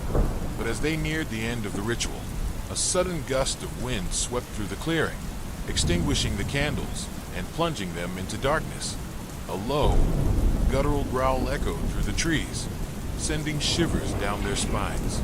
The Shadow King had sensed their efforts and was making a final, desperate attempt to break through. The air grew colder, and the ground beneath their feet seemed to tremble as the entity approached. Eleanor's heart pounded in her chest, but she refused to give in to fear. She continued the incantation, her voice growing stronger as she faced the entity. The others followed her lead, their voices merging into a powerful crescendo that reverberated through the clearing. The Shadow King appeared before them, its form a swirling mass of darkness and malevolence. It roared in fury, lashing out with tendrils of shadow that struck the protective barrier. The air crackled with energy, the symbols on the ground glowing with an intense light as they held the entity at bay. For what felt like an eternity, the group stood their ground, their voices unwavering as they continued the incantation. The Shadow King thrashed against the barrier, its form writhing and contorting as it struggled to break through. But the protective wards held strong, and with each word spoken, the entity's power waned. With a final, blinding flash of light, the protective barrier solidified, sealing the Shadow King within its confines. The entity let out one last, furious scream before it was banished, its form dissipating into the ether. The air grew still, the oppressive weight of the Shadow King's presence lifted. The group stood in stunned silence, their hearts pounding with the adrenaline of the confrontation. They had done it. They had banished the Shadow King and established a protective network that would safeguard the region from malevolent forces. But the journey had taken its toll, and they knew that there were still many questions left unanswered. Back at the end, the group gathered around the table once more, their faces marked by exhaustion and relief. The lantern lay on the table, its light extinguished, but its presence still a reminder of the darkness they had faced. Eleanor looked around at her companions, a sense of camaraderie and shared purpose filling the room. "We've come a long way," she said, her voice filled with pride. "We've faced the darkness and emerged victorious, but our journey is far from over. We need to continue our research and ensure that the Shadow King never returns." Jacob nodded in agreement. The grimoire contains detailed information about the Shadow King and its rituals, but there may be other texts and artifacts within the mansion that can help us understand its nature and its history. Lisa, her skepticism replaced by determination, added, "We need to document everything we've found and share it with the wider paranormal community. If the Shadow King is as powerful as we believe, we need to ensure that others are aware of the danger and know how to protect themselves." Marcus and Emily agreed, their resolve unwavering. They had faced the darkness together and emerged victorious, but their journey was far from over. There were still many secrets to uncover, and they were determined to find the answers. In the weeks that followed, the group continued their research, delving deeper into the mansion's history and the dark rituals that had been performed within its walls. They uncovered more about the Shadow King's nature and its influence, piecing together a picture of an ancient entity that had plagued humanity for centuries. The Shadow King thrived on the ambition and desperation of its victims, feeding on their fear and despair. It had found a willing host in Thomas Blackwood, but it was clear that the entity's influence extended far beyond the mansion. The symbols and rituals detailed in the grimoire were designed to summon and bind the Shadow King, granting power and protection at a terrible price. Eleanor and her companions knew that their work was not yet done. The Shadow King had been banished, but its presence still lingered in the shadows, a constant threat to those who sought power at any cost. They were determined to find a way to protect themselves and others from the entity's malevolent influence. As they continued their research, They uncovered more about the mansion's history and the rituals performed within its walls. They discovered that the mansion had been built on a site of ancient power, a nexus of dark energy that had drawn the Shadow King to Thomas Blackwood.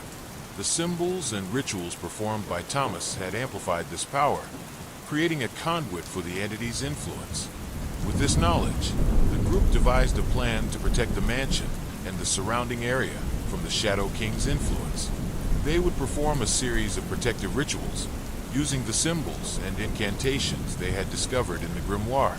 These rituals would create a barrier of protection, preventing the entity from returning and ensuring the safety of those who came into contact with the mansion. As night fell once again, the group made their way back to the mansion, their determination unwavering. They gathered in the hidden chapel, the air thick with tension as they prepared for the final ritual. The symbols of protection and warding glowed faintly in the dim light, a reminder of the dark energy that still lingered within the walls.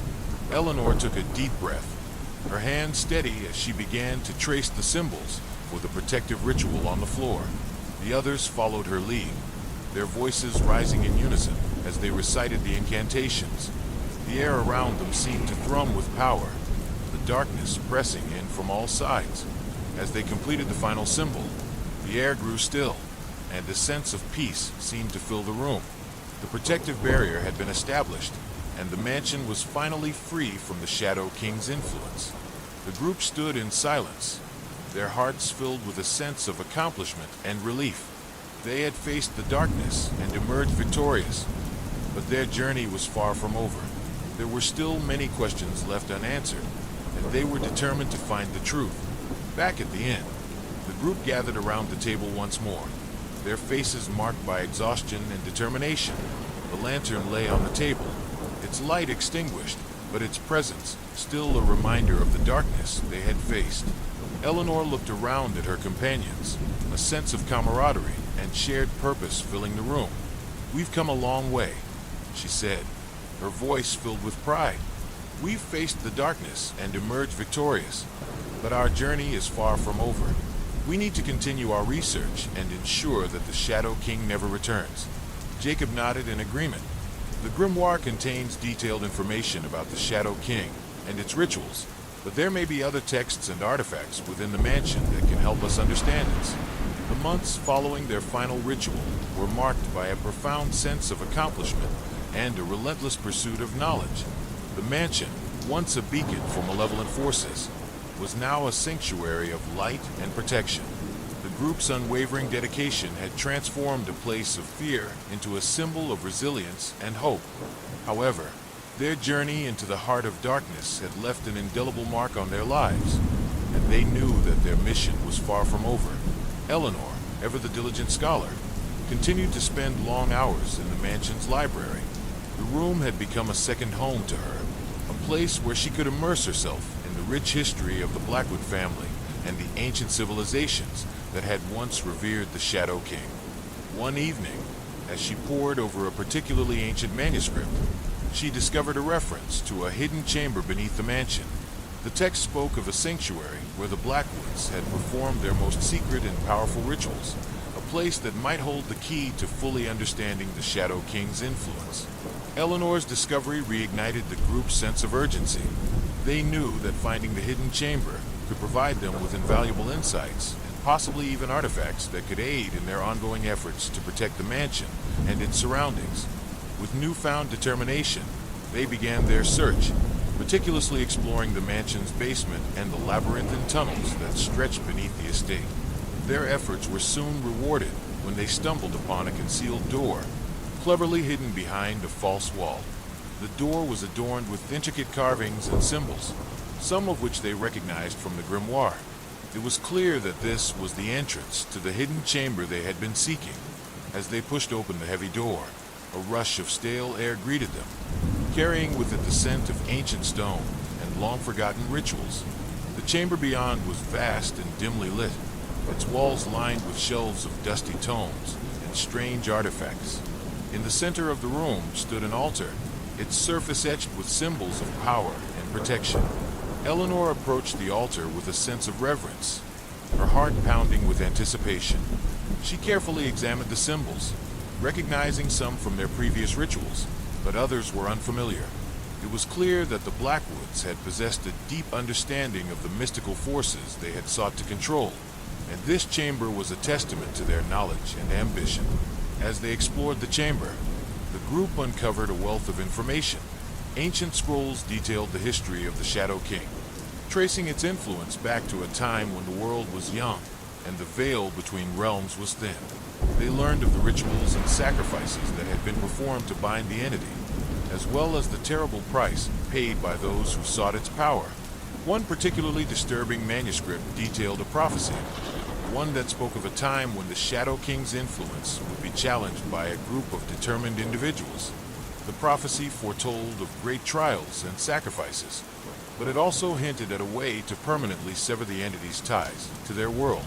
Eleanor's heart raced as she read the prophecy aloud to the group. "It speaks of a final ritual," she said, her voice filled with a mix of excitement and apprehension. "A way to fully banish the Shadow King and ensure that it can never return. But it requires a great sacrifice, a willing offering to sever the entity's connection to our world." The group fell silent, the weight of the prophecy settling over them. They had come so far and faced so many challenges, but the thought of a final, potentially deadly ritual was daunting. However, their resolve remained unshaken.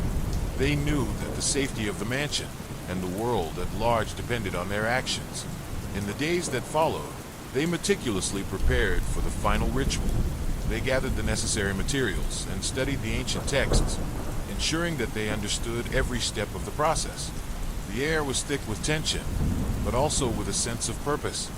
They were united in their determination to see their mission through to the end.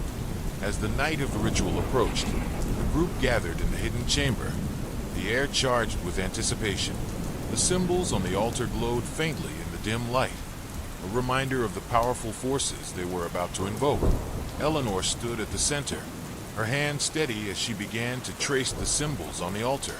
The others formed a circle around her, their voices rising in unison as they recited the incantations. The air thrummed with energy, the symbols glowing brighter with each word spoken.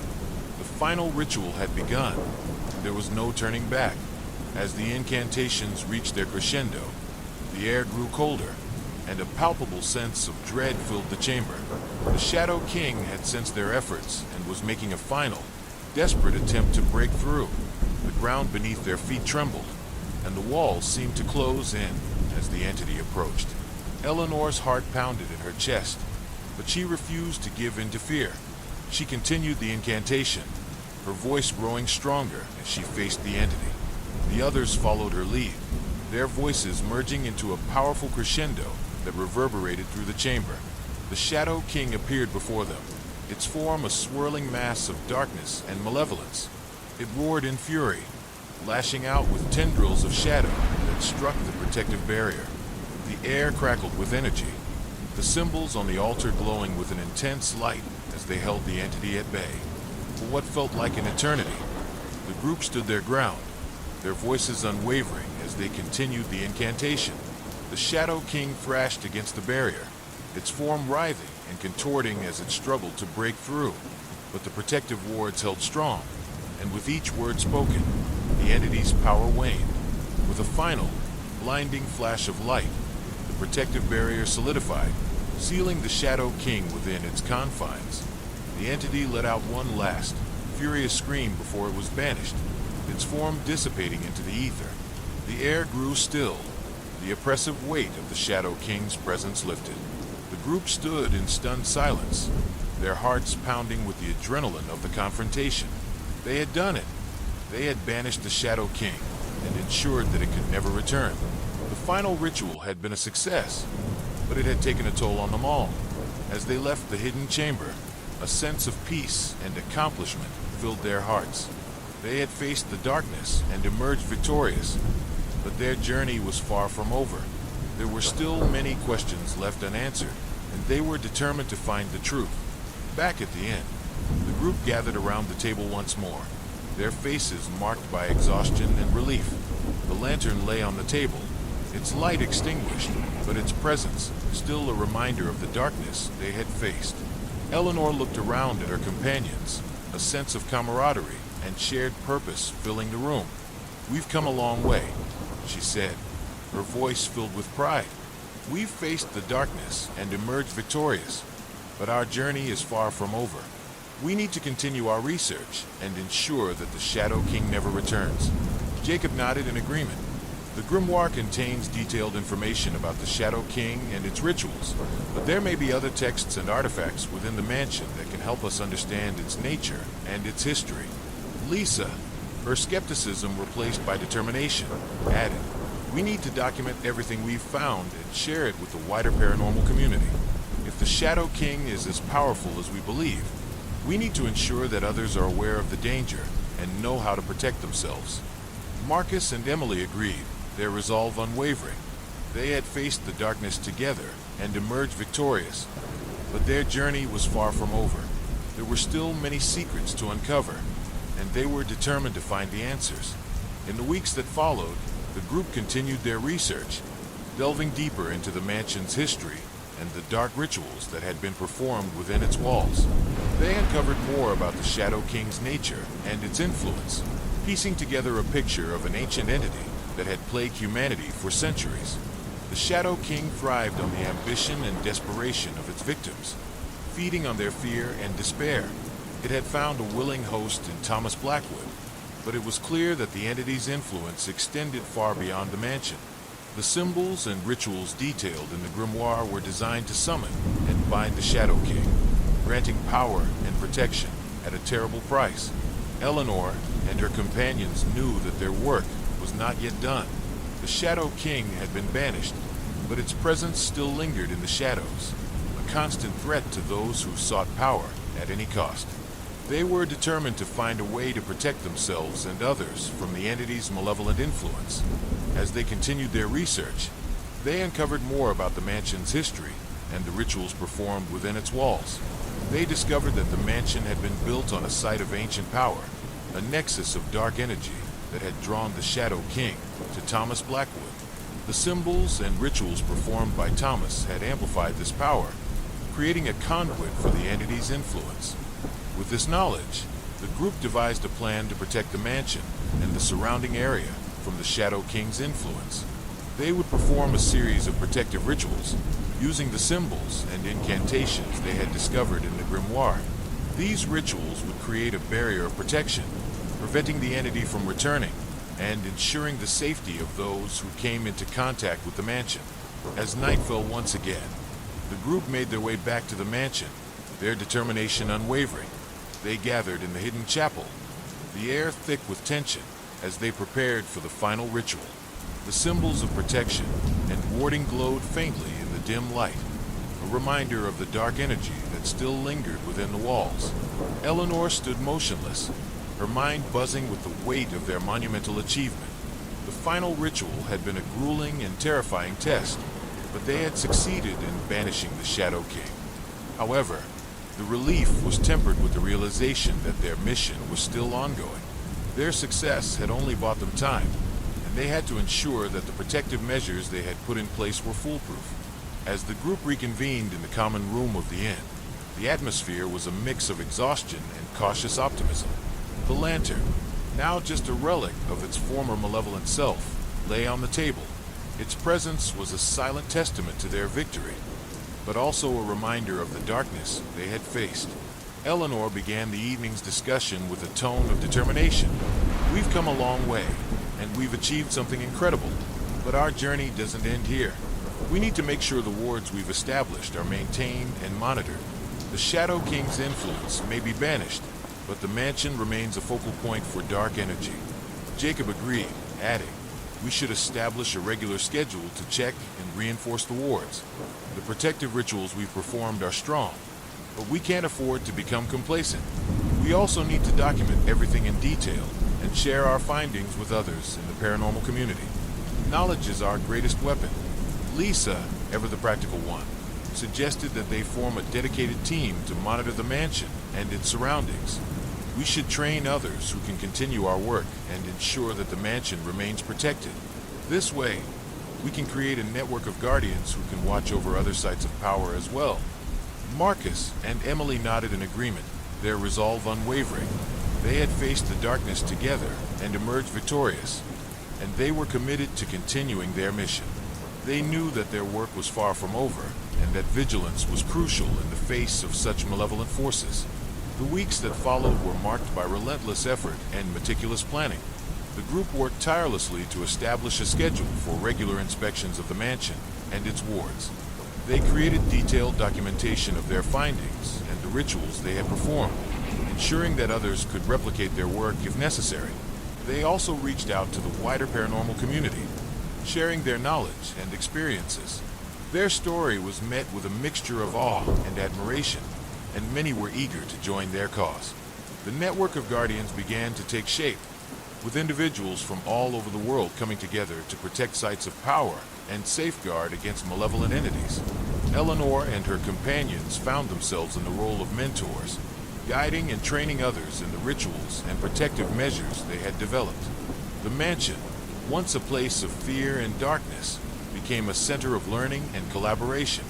Researchers and enthusiasts from around the world visited the estate, drawn by the incredible story of the Shadow King and the group's triumph over it. Despite their success, the group remained vigilant. They knew that the battle against dark forces was never truly over, and that new threats could emerge at any time. They continued their research, delving deeper into the history of the mansion and the ancient civilizations that had once revered the Shadow King. One day, while exploring the mansion's attic, Eleanor uncovered a chest filled with old scrolls and artifacts. Among them was a map that detailed the ley lines and points of power across the region. The map was a revelation, providing them with a broader understanding of the mystical energies that flowed through the land. The group studied the map with great interest, identifying several other sites of power that could potentially attract malevolent entities. They knew that their mission extended beyond the mansion, and that they had a responsibility to protect these other sites as well.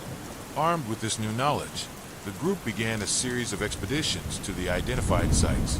They performed protective rituals, established wards, and shared their findings with the local communities. Each new site presented its own challenges, but the group's experience and determination saw them through. Their efforts were met with gratitude and admiration, and their network of guardians continued to grow. They created a comprehensive guide that detailed the rituals, symbols, and protective measures they had developed. This guide became an invaluable resource for those dedicated to safeguarding sites of power and protecting the world from malevolent forces. Years passed, and the group remained steadfast in their mission. They faced new challenges and uncovered new mysteries, but their bond remained unbreakable. They had become guardians of the unknown, protectors of the light in a world filled with shadows. Eleanor, reflecting on their journey, felt a profound sense of fulfillment. The lantern's curse had brought them together and set them on a path that had changed their lives forever. They had faced unimaginable darkness and emerged victorious, but they knew that their mission was a lifelong commitment. One crisp autumn evening, as Eleanor stood on the porch of the mansion, she looked out over the estate with a sense of peace and gratitude. The mansion, once a place of fear and despair, was now a beacon of hope and resilience. The protective wards held strong, and the estate thrived under the watchful eyes of its guardians. The lantern, now a relic of a dark past, was displayed in a place of honor. It was a reminder of the victory they had achieved and the vigilance they must maintain. The Shadow King had been banished, but its legacy had shaped their lives in ways they could never have imagined. Eleanor knew that their journey was far from over, but she was confident that they were prepared for whatever lay ahead. She felt a deep sense of camaraderie and shared purpose with her companions, knowing that together they could face any challenge. As the sun set over Ravenwood Forest, casting a golden glow over the estate, Eleanor felt a profound sense of hope. They had turned a place of darkness into a sanctuary of light, and their work had made the world a safer place. The journey had been long and arduous, but it had been worth every moment.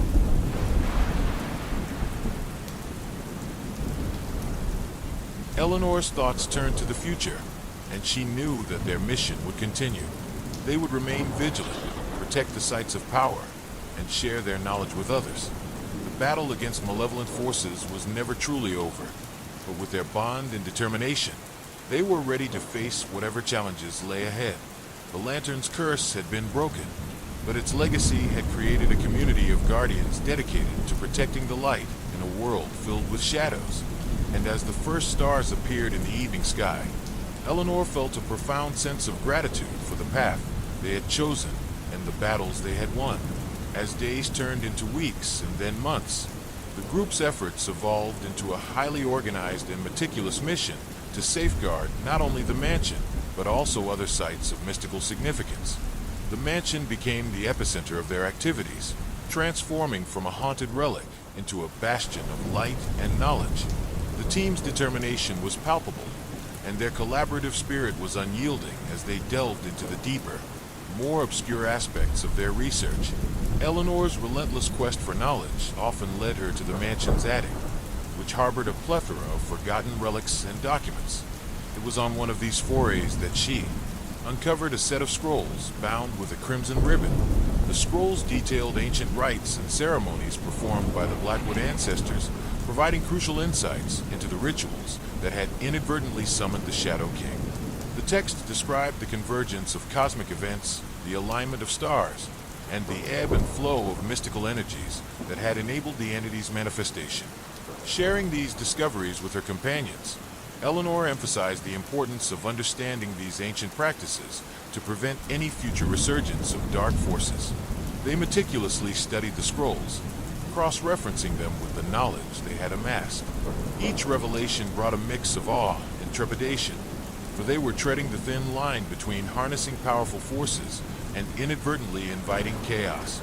Jacob, the historian, took it upon himself to trace the lineage of the Blackwood family further back than they had previously considered. His research led him to uncover tales of ancient civilizations that had once thrived on the land where the mansion now stood. These civilizations had been adept in the mystical arts, and their rituals were said to bridge the gap between worlds. Jacob's findings suggested that the site's dark allure was deeply rooted in the earth itself, a conduit for energies both benevolent and malevolent. Lisa's pragmatic approach ensured that their protective measures remained robust and effective. She spearheaded the creation of a detailed manual, documenting the rituals, symbols, and incantations they had developed. This manual was intended not only for their immediate use, but also as a guide for future generations of Guardians. Her foresight and organization provided a sense of structure and continuity to their mission, cementing their efforts as part of a long-term strategy. Marcus and Emily's enthusiasm and expertise in paranormal phenomena led them to experiment with various methods of detecting and analyzing mystical energies. They developed a series of devices that could measure fluctuations in energy fields, identify ley line intersections, and detect anomalies that might indicate the presence of malevolent entities. Their innovative approach added a scientific dimension to their mystical endeavors, bridging the gap between ancient wisdom and modern technology. As the group's network of allies grew, so did their influence. They established connections with scholars, historians, and paranormal researchers from around the world, creating a collaborative community dedicated to safeguarding sites of power. Their work at the mansion became a model for similar efforts elsewhere, inspiring others to take up the mantle of guardianship and protection. The mansion itself underwent a transformation, its once oppressive atmosphere replaced by an air of serenity and purpose. The protective wards held strong, and the estate became a hub of activity, drawing visitors eager to learn from the group's experiences. The lantern, now devoid of its malevolent glow, was displayed prominently as a symbol of their triumph over darkness. Despite their successes, the group remained acutely aware of the ongoing nature of their mission. They knew that vigilance was crucial, as the forces they opposed were ancient and cunning. They continued to refine their protective measures, adapting to new challenges and incorporating the latest insights into their practices. One particularly cold winter's night, as the group gathered around the fire in the common room, Eleanor spoke of a recurring dream she had been experiencing. In the dream, she found herself standing at the edge of a vast, dark abyss, with the Shadow King's eyes glaring at her from the depths. The dream was unsettling, and Eleanor sensed that it carried a message, a warning of some impending threat. Jacob suggested that the dream might be a manifestation of residual energies from their encounters with the Shadow King. He proposed conducting a series of meditative rituals to explore the dream further and understand its significance. The group agreed, and over the next few days, they performed these rituals, seeking clarity and guidance from the mystical energies they had come to understand so well. During one of these meditative sessions, Eleanor experienced a profound vision. She saw a series of ancient stone circles scattered across the landscape, each one a focal point of energy. In the vision, she was drawn to a particularly powerful stone circle where she witnessed a ritual being performed. The participants were chanting in an ancient language, their voices merging into a harmonious resonance that filled the air with palpable energy. As the vision faded, Eleanor felt a deep sense of connection and understanding. She shared her experience with the group, and they realized that the stone circles in her vision were likely the sites of power they had been seeking. These circles, with their ancient rites and ceremonies, held the key to understanding and controlling the energies that flowed through the land. Guided by Eleanor's vision, the group embarked on a series of expeditions to locate and study these stone circles. Each site they visited revealed new insights into the ancient practices that had shaped the land's mystical history. They performed protective rituals at each circle, strengthening the network of wards and ensuring that the energies remained balanced and benevolent. The group's efforts did not go unnoticed. Their work garnered attention from scholars, historians, and paranormal enthusiasts worldwide. Conferences and seminars were organized, where they shared their findings and collaborated with others dedicated to the same cause. The mansion became a center of knowledge and research, a place where the boundaries between the physical and mystical worlds were explored and understood. Through their tireless efforts, the group forged a legacy of protection and enlightenment. They had faced the darkness and emerged victorious, but their work was far from over. They knew that the forces they opposed were ever present, lurking in the shadows and waiting for an opportunity to strike.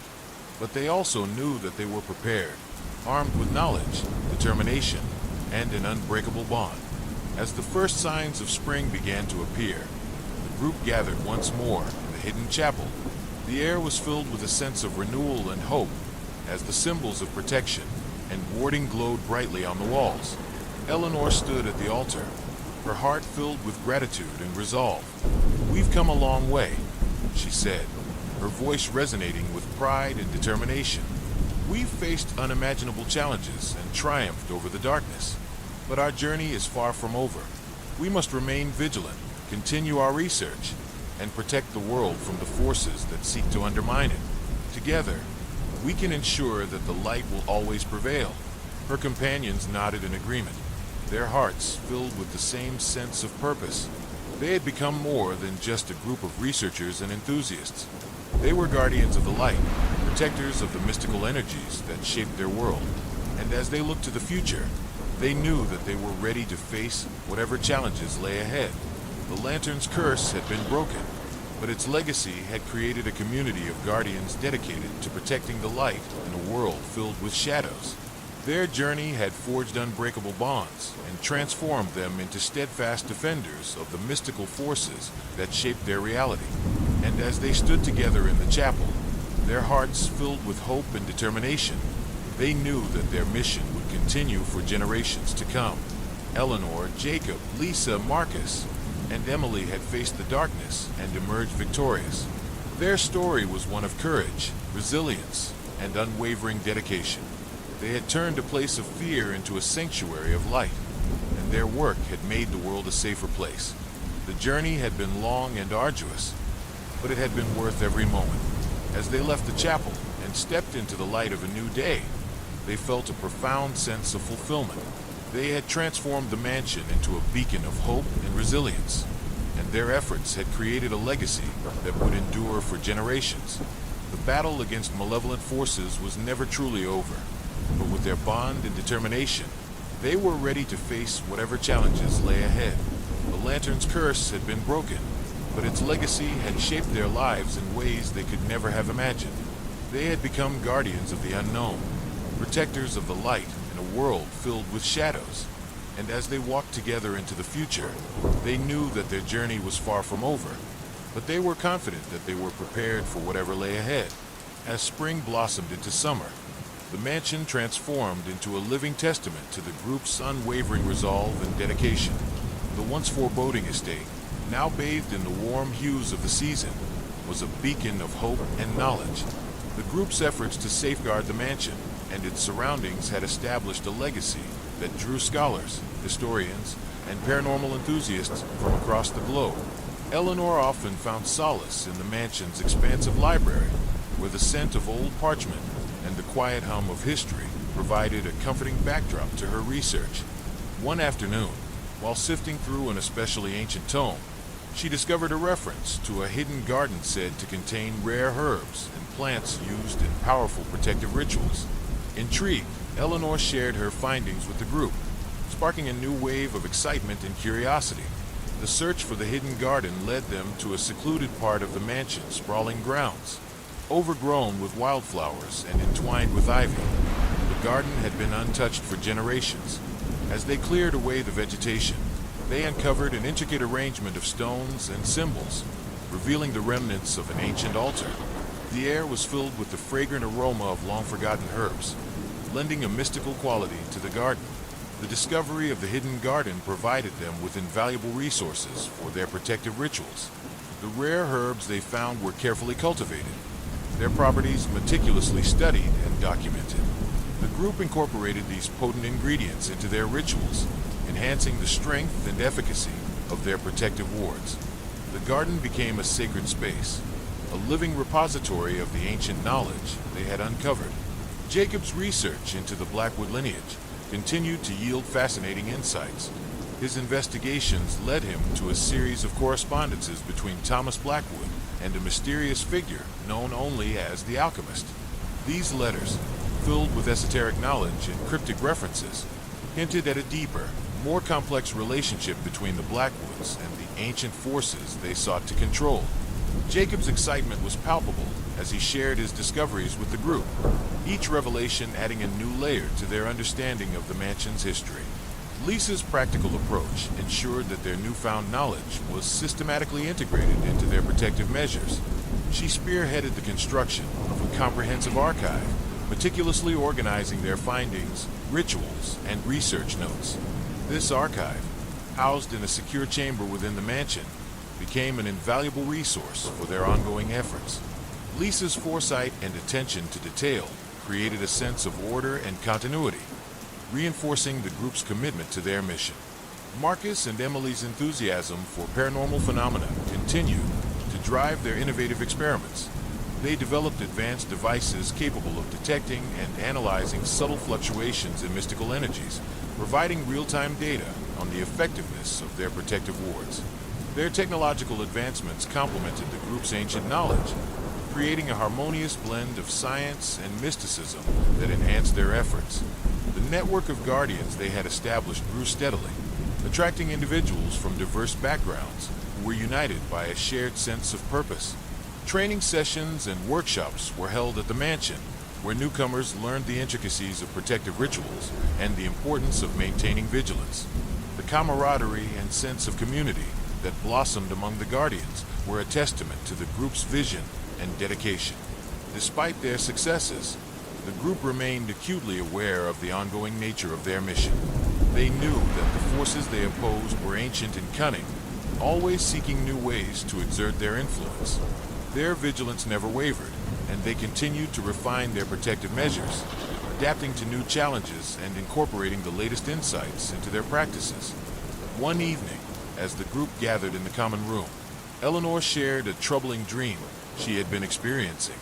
In the dream, she found herself standing at the edge of a vast, dark abyss, with the Shadow King's eyes glaring at her from the depths.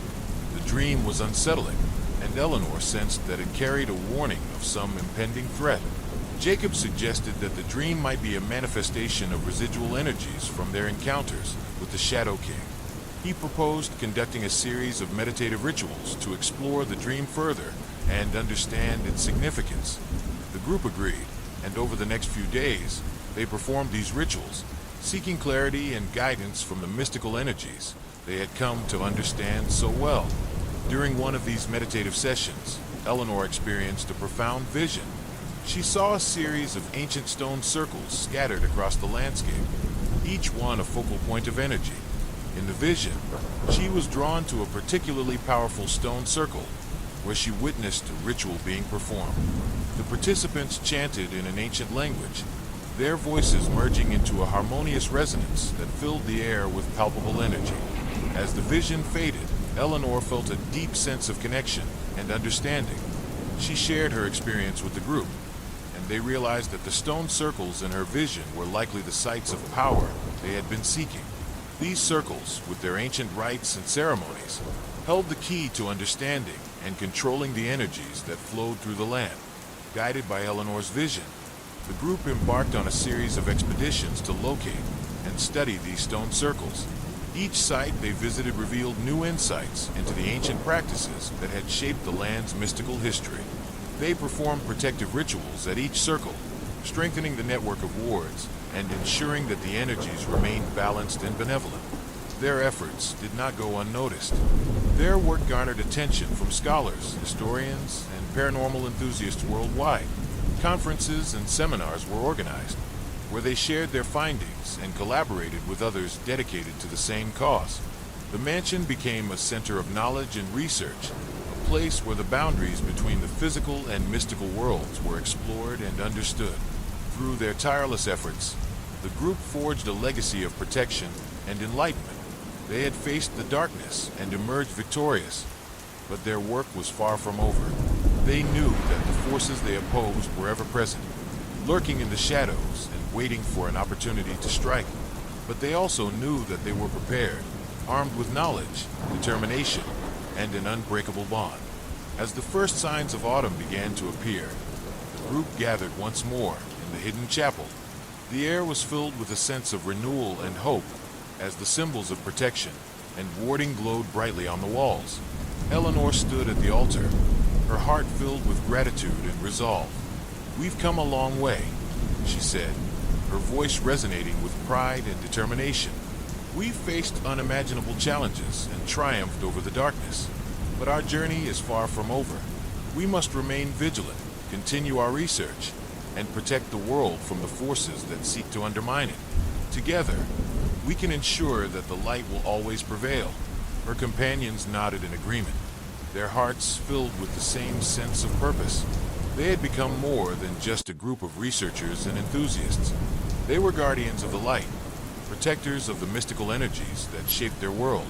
And as they looked to the future, they knew that they were ready to face whatever challenges lay ahead.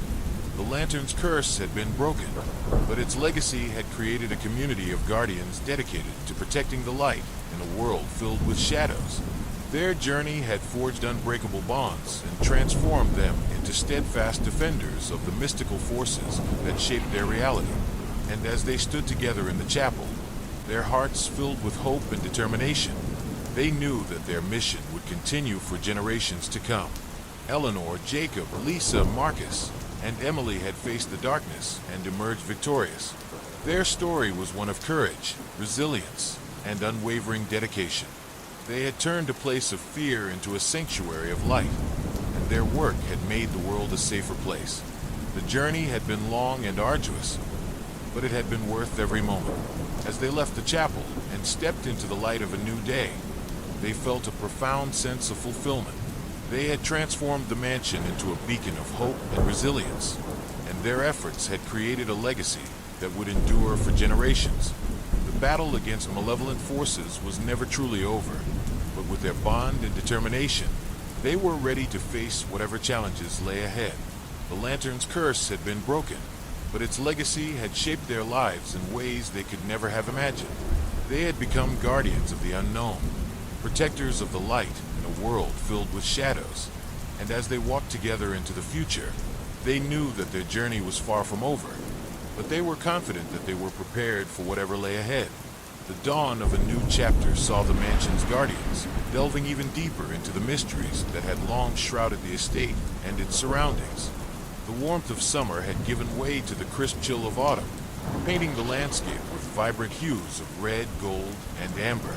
The mansion, now a beacon of hope and resilience, stood tall against the backdrop of Ravenwood Forest, its once foreboding aura replaced by an air of tranquility and purpose. Eleanor, Jacob, Lisa, Marcus, and Emily had transformed the mansion into a center of knowledge and protection. Their tireless efforts had created a network of guardians dedicated to safeguarding sites of power and understanding the mystical energies that shaped their world. Yet, as they continued their research, they knew that their journey was far from over. One crisp autumn evening, as the group gathered in the mansion's library, Eleanor shared a troubling revelation. "I've been having the same recurring dream," she said, her voice tinged with unease. "In the dream, I stand at the edge of a vast, dark abyss, with the Shadow King's eyes glaring at me from the depths. It feels like a warning, a sign that something is coming." Jacob, ever the historian, nodded thoughtfully. Dreams have often been used as a conduit for mystical energies and messages. It's possible that the residual energies from our encounters with the Shadow King are manifesting in your dreams. We should explore this further. The group agreed and decided to perform a series of meditative rituals to delve deeper into Eleanor's dream and uncover its significance. Over the next few days, they prepared for these rituals, creating a serene and sacred space within the mansion's hidden chapel. The air was thick with anticipation as they began their journey into the depths of Eleanor's subconscious. During one of these meditative sessions, Eleanor experienced a vivid and profound vision. She found herself standing in the middle of an ancient stone circle, bathed in the silvery light of the full moon.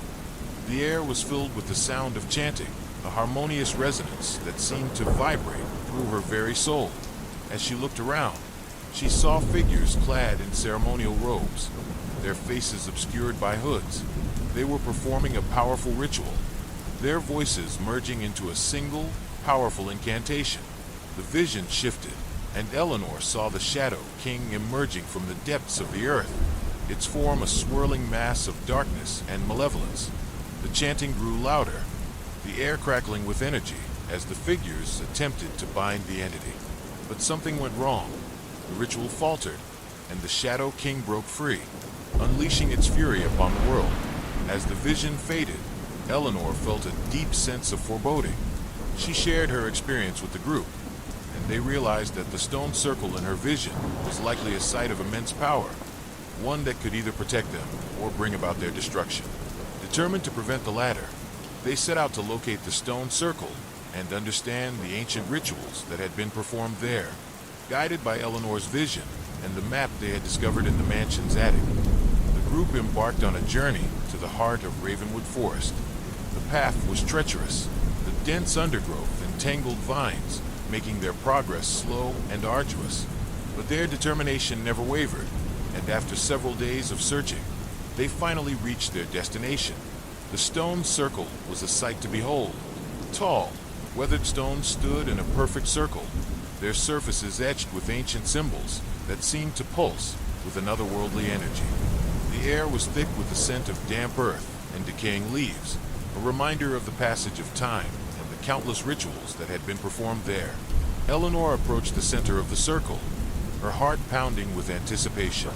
She could feel the energy coursing through the ground, a powerful force that both fascinated and intimidated her. The group gathered around her, their expressions a mix of awe and trepidation.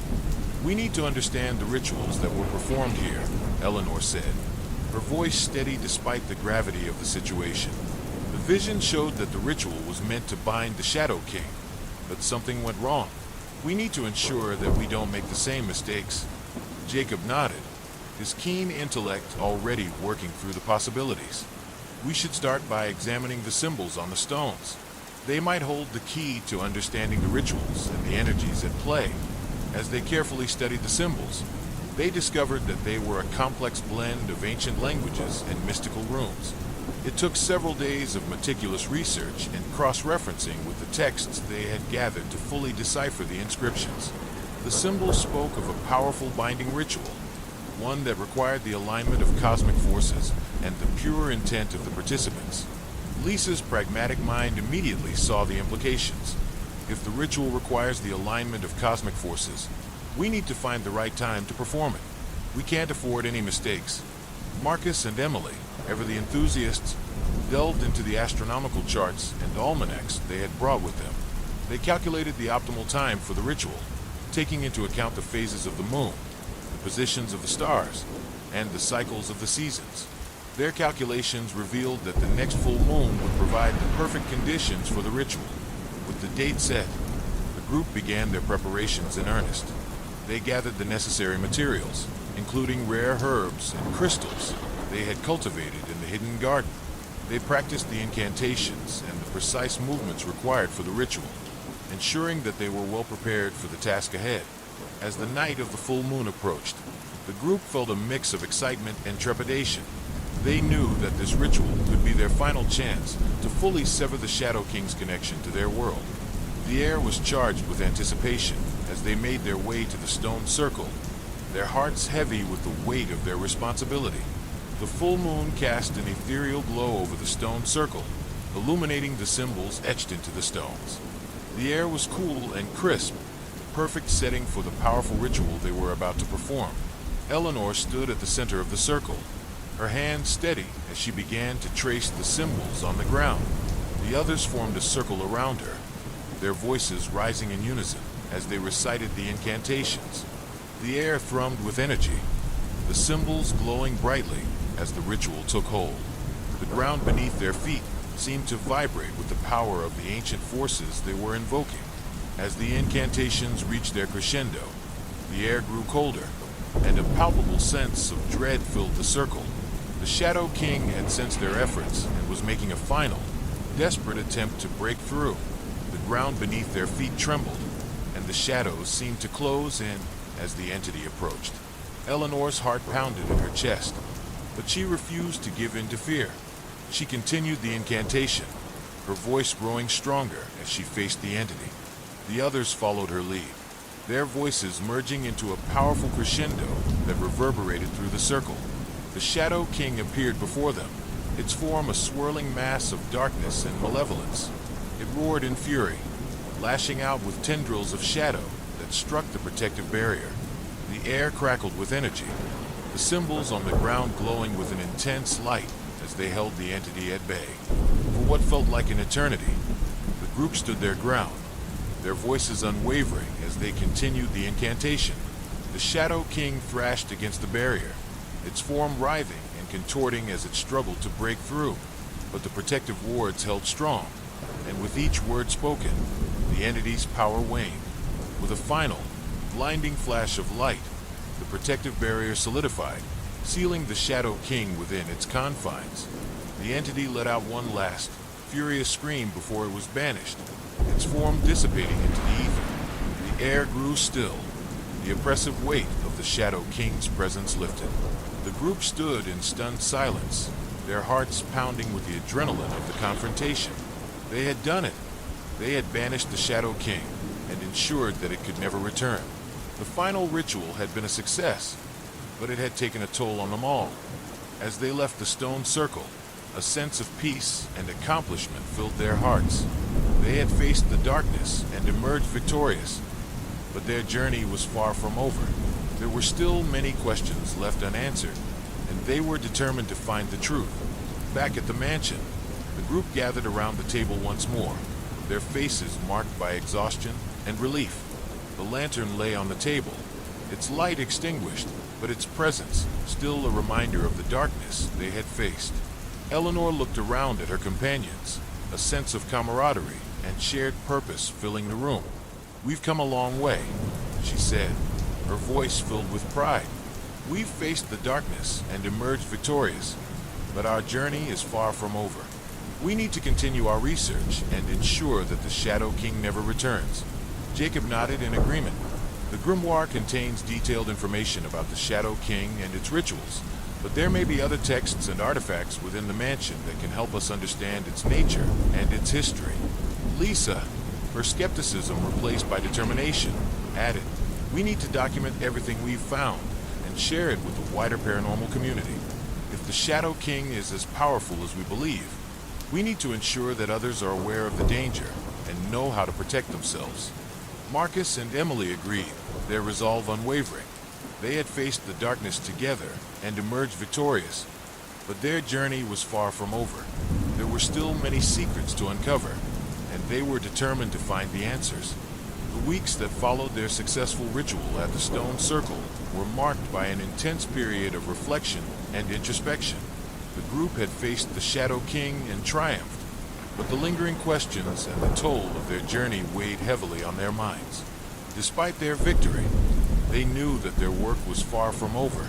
The Shadow King's influence may have been banished, but the mystical forces that shaped their world required constant vigilance.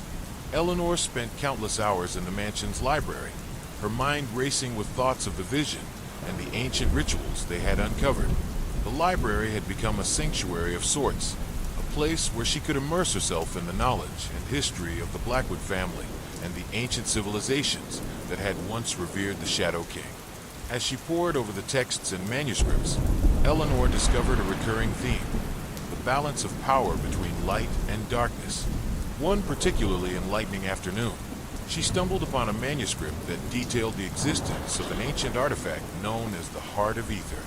According to the text, the Heart of Ether was a powerful crystal said to possess the ability to maintain the balance of mystical energies and prevent the resurgence of malevolent forces.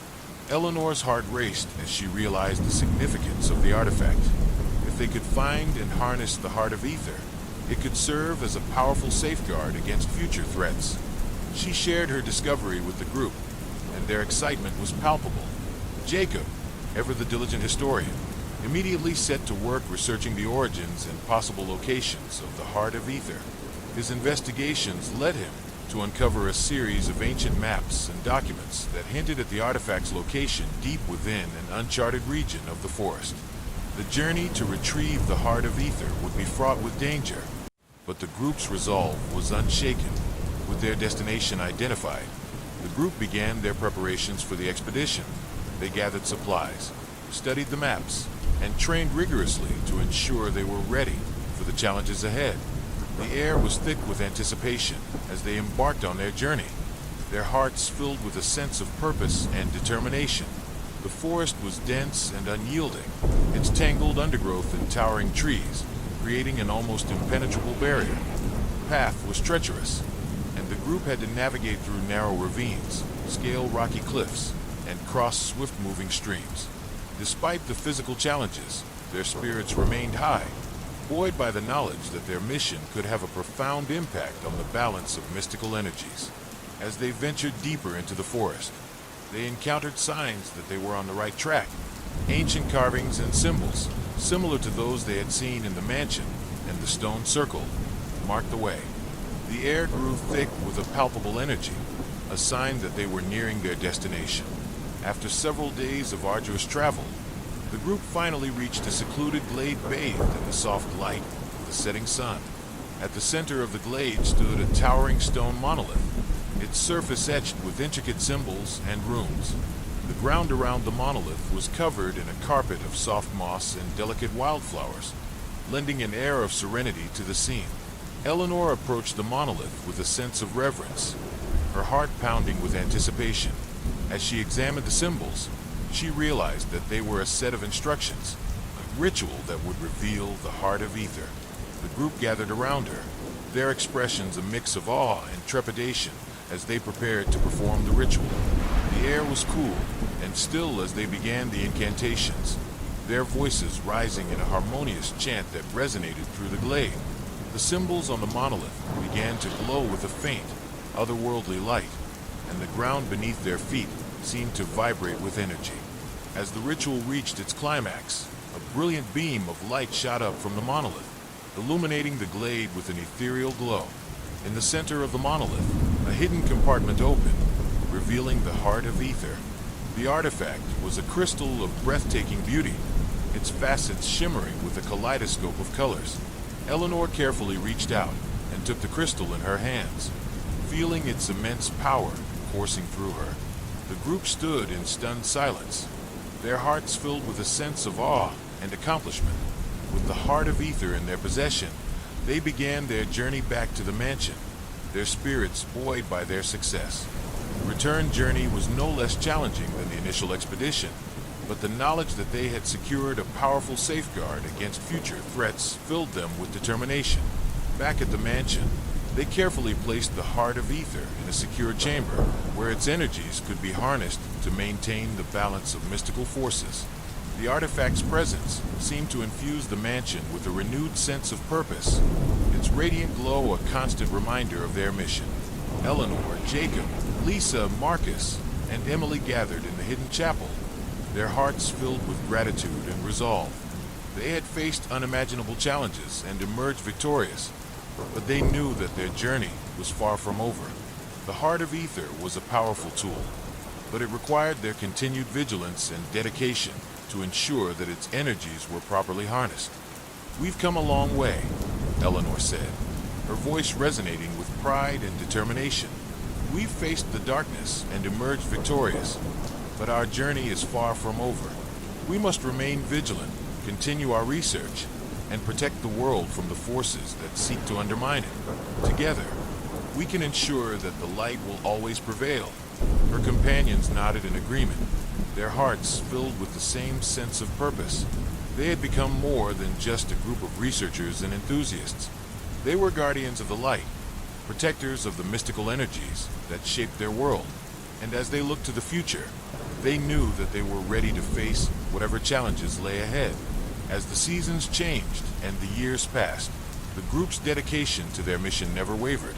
They continued to research and document their findings, sharing their knowledge with others and training new guardians to carry on their work. The mansion became a center of learning and collaboration, drawing scholars and enthusiasts from around the world. Despite the passage of time, their bond remained unbreakable. Eleanor, Jacob, Lisa, Marcus, and Emily had faced the darkness and emerged victorious, their story one of courage, resilience, and unwavering dedication. They had turned a place of fear into a sanctuary of light, and their work had made the world a safer place. The journey had been long and arduous, but it had been worth every moment. The lantern's curse had been broken, but its legacy had shaped their lives in ways they could never have imagined. They had become guardians of the unknown, protectors of the light in a world filled with shadows. And as they walked together into the future, they knew that their journey was far from over, but they were confident that they were prepared for whatever lay ahead. The Heart of Ether's radiant glow illuminated the path before them, a symbol of hope and resilience in the face of darkness. As they stood together in the hidden chapel, their hearts filled with hope and determination, they knew that their mission would continue for generations to come. Eleanor, Jacob, Lisa, Marcus, and Emily had forged a legacy of protection and enlightenment. Their story would inspire others to take up the mantle of guardianship, to protect the mystical forces that shaped their world, and to ensure that the light would always prevail. And as the first stars appeared in the evening sky, they felt a profound sense of gratitude for the path they had chosen and the battles they had won. The lantern's curse had been broken, but its legacy had created a community of guardians dedicated to protecting the light in a world filled with shadows. Their journey had forged unbreakable bonds and transformed them into steadfast defenders of the mystical forces that shaped their reality. And as they looked to the horizon, they knew that they were ready to face whatever challenges lay ahead, united in their mission to ensure that the light would always prevail. As the group settled into the rhythm of their new responsibilities, the mansion's library became a hive of activity. Scholars, historians, and paranormal enthusiasts flocked to the estate, drawn by the group's remarkable achievements and the promise of uncovering new knowledge. The mansion, once a place of fear and mystery, had become a center of learning and collaboration, its halls echoing with the sounds of discovery and shared purpose. Eleanor spent her days immersed in research, delving into the countless manuscripts and texts that filled the library's shelves. Her mind was a whirlwind of ideas and connections as she pieced together the intricate tapestry of the Blackwood family's history and the ancient civilizations that had once thrived on the land. Each discovery brought a new sense of awe and reverence for the forces that had shaped their world. One particularly compelling find was an ancient codex that detailed the origins of the Heart of Ether. According to the codex, the artifact had been created by an ancient order of mystics known as the Etherians. who had dedicated their lives to maintaining the balance of mystical energies. The Etherians believed that the Heart of Ether was a gift from the cosmos, a powerful crystal that could harness the energies of the universe and ensure the harmony of all things. Eleanor's heart raced as she read the Codex, her mind racing with the implications of their discovery. She shared her findings with the group, and their excitement was palpable. The Heart of Ether was not only a powerful tool for maintaining the balance of mystical energies, but it was also a symbol of the enduring quest for knowledge and enlightenment. Jacob, ever the diligent historian, took it upon himself to trace the lineage of the Etherians and uncover their lost teachings. His research led him to uncover a series of ancient scrolls and tablets that detailed the Order's rituals and practices. The scrolls spoke of a series of trials that initiates had to undergo to prove their worthiness, each trial designed to test their understanding of the mystical forces and their ability to harness them. The group decided to undertake these trials, believing that they would deepen their connection to the Heart of Ether and enhance their ability to protect the balance of mystical energies. The trials were challenging and often grueling, each one pushing them to their limits and forcing them to confront their deepest fears and insecurities. But with each trial they completed, they grew stronger and more attuned to the energies around them. One of the most demanding trials took place in a remote cave deep within Ravenwood Forest.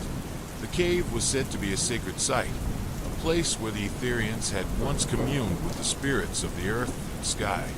The group entered the cave with a sense of reverence and trepidation, their torches casting flickering shadows on the ancient stone walls. The trial required them to navigate a labyrinthine series of tunnels and chambers, each one filled with traps and challenges designed to test their resolve and ingenuity. As they made their way through the labyrinth, they encountered visions of their past, present, and future, each one forcing them to confront their deepest fears and desires. Eleanor found herself standing before a vision of the Shadow King, its malevolent form a stark reminder of the darkness they had faced. The entity's eyes bore into her, and she felt a surge of fear and doubt. But as she faced the vision, she remembered the strength and determination that had carried them through their journey. With a deep breath, she summoned her courage and banished the vision, her heart filled with a renewed sense of purpose. The others faced their own trials, each one emerging from the labyrinth with a deeper understanding of themselves and their connection to the mystical forces that shaped their world. As they reached the final chamber, they found an ancient altar, its surface etched with symbols of power and protection. The Heart of Ether glowed brightly in the center of the altar, its radiant light a testament to their success. With the trials complete, the group returned to the mansion with a renewed sense of purpose. They had proven themselves worthy of the Heart of Ether and had deepened their connection to the mystical forces they sought to protect. The artifact's radiant glow illuminated their path, a symbol of hope and resilience in the face of darkness. Back at the mansion, the group continued their work with a newfound sense of urgency. They knew that their success depended on their ability to maintain the balance of mystical energies and protect the Heart of Ether from those who would seek to exploit its power. They strengthened the protective wards around the mansion and shared their knowledge with the network of guardians they had established. Lisa's practical approach ensured that their efforts were well organized and efficient. She coordinated training sessions and workshops for the new guardians, imparting the rituals and protective measures they had developed. Her meticulous documentation of their findings created a comprehensive archive that would serve as a valuable resource for future generations. Marcus and Emily's enthusiasm for paranormal phenomena continued to drive their innovative experiments. They developed advanced devices capable of detecting and analyzing subtle fluctuations in mystical energies, providing real-time data on the effectiveness of their protective wards. Their technological advancements complemented the group's ancient knowledge, creating a harmonious blend of science and mysticism that enhanced their efforts. As the seasons changed and the years passed, the group remained steadfast in their mission. They faced new challenges and uncovered new mysteries, but their bond remained unbreakable. They had become guardians of the unknown, protectors of the light in a world filled with shadows. Eleanor, reflecting on their journey, felt a profound sense of fulfillment. The Lantern's curse had brought them together and set them on a path that had changed their lives forever. They had faced unimaginable darkness and emerged victorious, but they knew that their mission was a lifelong commitment. One crisp autumn evening, as Eleanor stood on the porch of the mansion, she looked out over the estate with a sense of peace and gratitude. The mansion, once a place of fear and despair, was now a beacon of hope and resilience. The protective wards held strong, and the estate thrived under the watchful eyes of its guardians. The lantern, now a relic of a dark past, was displayed in a place of honor. It was a reminder of the victory they had achieved and the vigilance they must maintain. The Shadow King had been banished, but its legacy had shaped their lives in ways they could never have imagined. Eleanor knew that their journey was far from over, but she was confident that they were prepared for whatever lay ahead. She felt a deep sense of camaraderie and shared purpose with her companions, knowing that together they could face any challenge. As the sun set over Ravenwood Forest, casting a golden glow over the estate, Eleanor felt a profound sense of hope. They had turned a place of darkness into a sanctuary of light, and their work had made the world a safer place. The journey had been long and arduous, but it had been worth every moment. Eleanor's thoughts turned to the future, and she knew that their mission would continue. They would remain vigilant, protect the sites of power, and share their knowledge with others. The battle against malevolent forces was never truly over, but with their bond and determination, they were ready to face whatever challenges lay ahead. The lantern's curse had been broken, but its legacy had created a community of guardians dedicated to protecting the light in a world filled with shadows. Their journey had forged unbreakable bonds and transformed them into steadfast defenders of the mystical forces that shaped their reality. And as they stood together on the porch, their hearts filled with hope and determination, they knew that their mission would continue for generations to come. Eleanor, Jacob, Lisa, Marcus, and Emily had faced the darkness and emerged victorious. Their story was one of courage, resilience, and unwavering dedication. They had turned a place of fear into a sanctuary of light, and their work had made the world a safer place. The journey had been long and arduous, but it had been worth every moment. As they walked together into the future, they knew that their journey was far from over, but they were confident that they were prepared for whatever lay ahead. The heart of Ether's radiant glow illuminated the path before them, a symbol of hope and resilience in the face of darkness. The lantern's curse had been broken, but its legacy had shaped their lives in ways they could never have imagined. They had become guardians of the unknown, protectors of the light in a world filled with shadows. And as they walked together into the future, they knew that their journey was far from over, but they were confident that they were prepared for whatever lay ahead. As autumn deepened, the air grew crisp, and the vibrant foliage of Ravenwood Forest began to fall, carpeting the ground in hues of amber and crimson. The mansion stood as a steadfast guardian amid the changing seasons, its protective wards shimmering faintly under the golden sunlight. The group's resolve had only strengthened with time, their bond solidified by the trials and triumphs they had shared. Eleanor, ever the diligent scholar, found herself increasingly intrigued by the ancient codices and manuscripts she had discovered. Her research had uncovered the existence of the Etherians, an ancient order dedicated to maintaining the balance of mystical energies. These mystics had created the Heart of Ether, a powerful artifact that now lay secure within the mansion. Her mind whirled with questions about their teachings, their rituals, and the knowledge that had been lost to time. One afternoon, while immersed in the depths of the library, Eleanor stumbled upon a particularly rare and ancient tome. Its pages were fragile and yellowed with age, yet the text was still legible. The tome detailed a series of ancient rites known as the Rituals of Equilibrium, designed to maintain the harmony of mystical forces. Eleanor's heart raced as she read, realizing that these rituals could provide the key to safeguarding the balance of energies and preventing future threats. She shared her discovery with the group, and their excitement was palpable. Jacob, with his insatiable curiosity and keen intellect, delved into the tome with fervor, cross-referencing the rituals with the knowledge they had already amassed. Lisa, ever the pragmatist, began devising a plan to incorporate these rituals into their ongoing efforts, ensuring that their protective measures were as robust and comprehensive as possible. The rituals of equilibrium were complex and intricate, requiring precise timing and alignment with cosmic events. Marcus and Emily, with their expertise in astronomical phenomena, worked tirelessly to calculate the optimal times for each ritual, taking into account the phases of the moon, the positions of the stars, and the cycles of the seasons. Their calculations revealed that the approaching winter solstice would provide the perfect conditions for the first of these powerful rituals. As the solstice drew near, the group's preparations intensified. They gathered rare herbs and crystals, meticulously prepared the ceremonial space within the hidden chapel, and practiced the incantations and movements required for the rituals. The air was thick with anticipation, their hearts filled with a sense of purpose and determination. The night of the winter solstice arrived, and a hushed stillness settled over the mansion. The moon hung low in the sky, casting a silvery light over the landscape. The group assembled in the hidden chapel, their breaths visible in the chill air as they took their places around the altar. The heart of ether lay at the center, its radiant light a beacon of hope and resilience.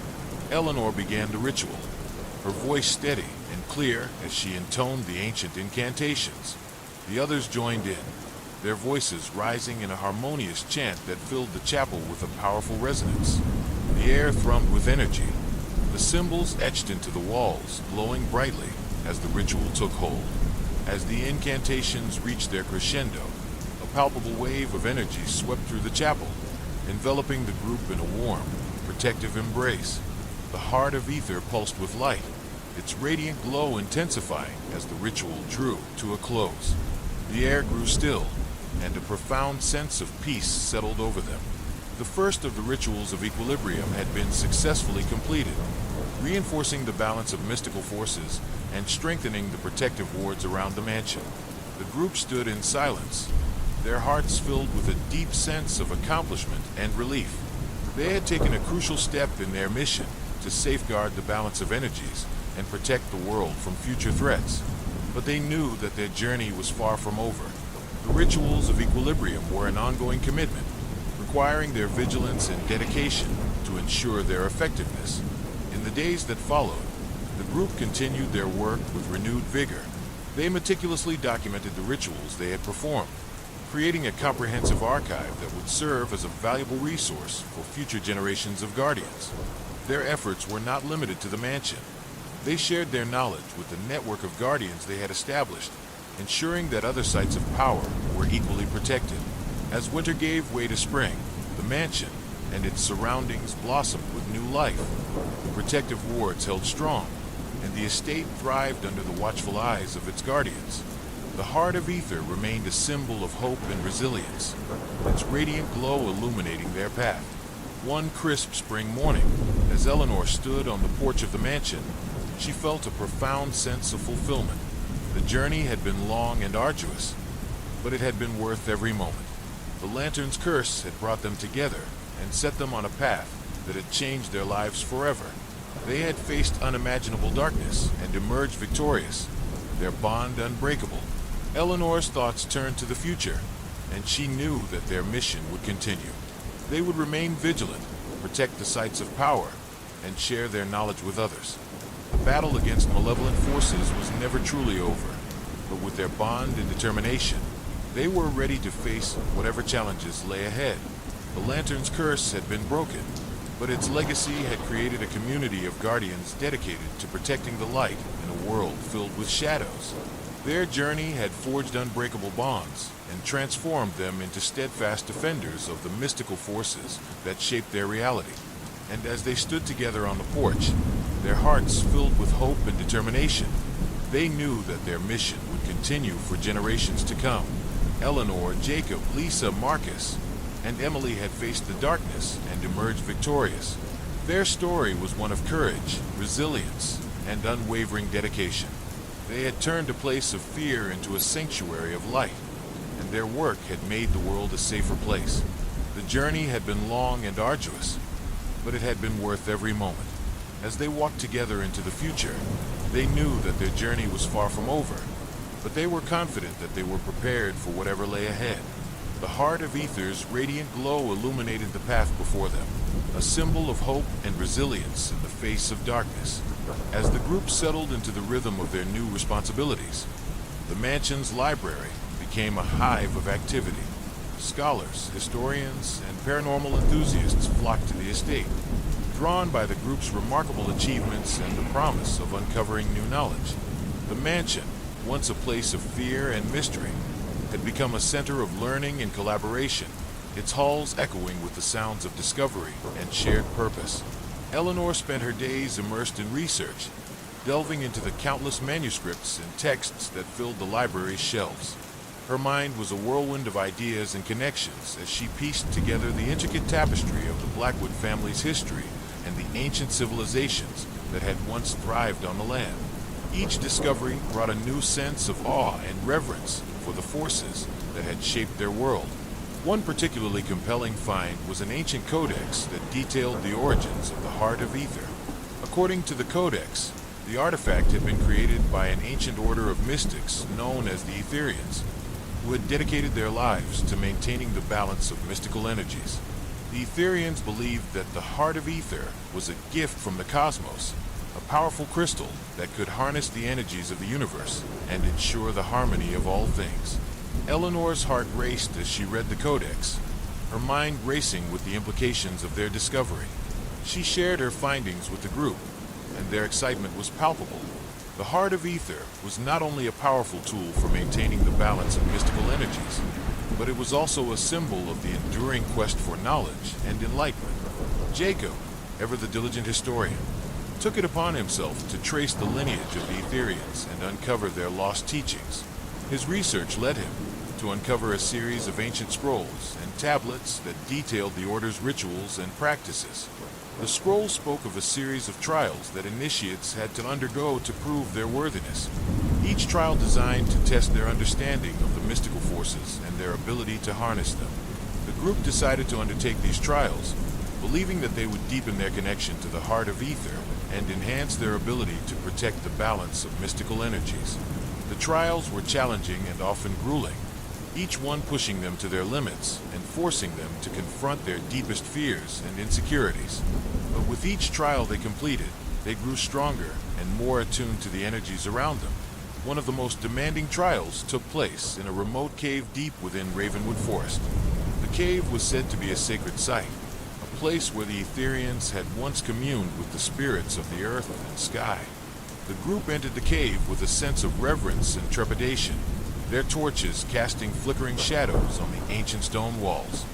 The trial required them to navigate a labyrinthine series of tunnels and chambers, each one filled with traps and challenges designed to test their resolve and ingenuity. As they made their way through the labyrinth, they encountered visions of their past, present, and future, each one forcing them to confront their deepest fears and desires. Eleanor found herself standing before a vision of the Shadow King, its malevolent form a stark reminder of the darkness they had faced. The entity's eyes bore into her, and she felt a surge of fear and doubt. But as she faced the vision, she remembered the strength and determination that had carried them through their journey. With a deep breath, she summoned her courage and banished the vision, her heart filled with a renewed sense of purpose. The others faced their own trials, each one emerging from the labyrinth with a deeper understanding of themselves and their connection to the mystical forces that shaped their world. As they reached the final chamber, they found an ancient altar, its surface etched with symbols of power and protection. The Heart of Ether glowed brightly in the center of the altar, its radiant light a testament to their success. With the trials complete, the group returned to the mansion with a renewed sense of purpose. They had proven themselves worthy of the Heart of Ether and had deepened their connection to the mystical forces they sought to protect. The artifact's radiant glow illuminated their path, a symbol of hope and resilience in the face of darkness. Back at the mansion, the group continued their work with a newfound sense of urgency. They knew that their success depended on their ability to maintain the balance of mystical energies and protect the Heart of Ether from those who would seek to exploit its power. They strengthened the protective wards around the mansion and shared their knowledge with the network of guardians they had established. Lisa's practical approach ensured that their efforts were well organized and efficient. She coordinated training sessions and workshops for the new Guardians, imparting the rituals and protective measures they had developed. Her meticulous documentation of their findings created a comprehensive archive that would serve as a valuable resource for future generations. Marcus and Emily's enthusiasm for paranormal phenomena continued to drive their innovative experiments. They developed advanced devices capable of detecting and analyzing subtle fluctuations in mystical energies, providing real-time data on the effectiveness of their protective wards. Their technological advancements complemented the group's ancient knowledge, creating a harmonious blend of science and mysticism that enhanced their efforts. As the seasons changed and the years passed, the group remained steadfast in their mission. They faced new challenges and uncovered new mysteries, but their bond remained unbreakable. They had become guardians of the unknown, protectors of the light in a world filled with shadows. Eleanor, reflecting on their journey, felt a profound sense of fulfillment. The lantern's curse had brought them together and set them on a path that had changed their lives forever. They had faced unimaginable darkness and emerged victorious, but they knew that their mission was a lifelong commitment. One crisp autumn evening, as Eleanor stood on the porch of the mansion, she looked out over the estate with a sense of peace and gratitude. The mansion, once a place of fear and despair, was now a beacon of hope and resilience. The protective wards held strong, and the estate thrived under the watchful eyes of its guardians.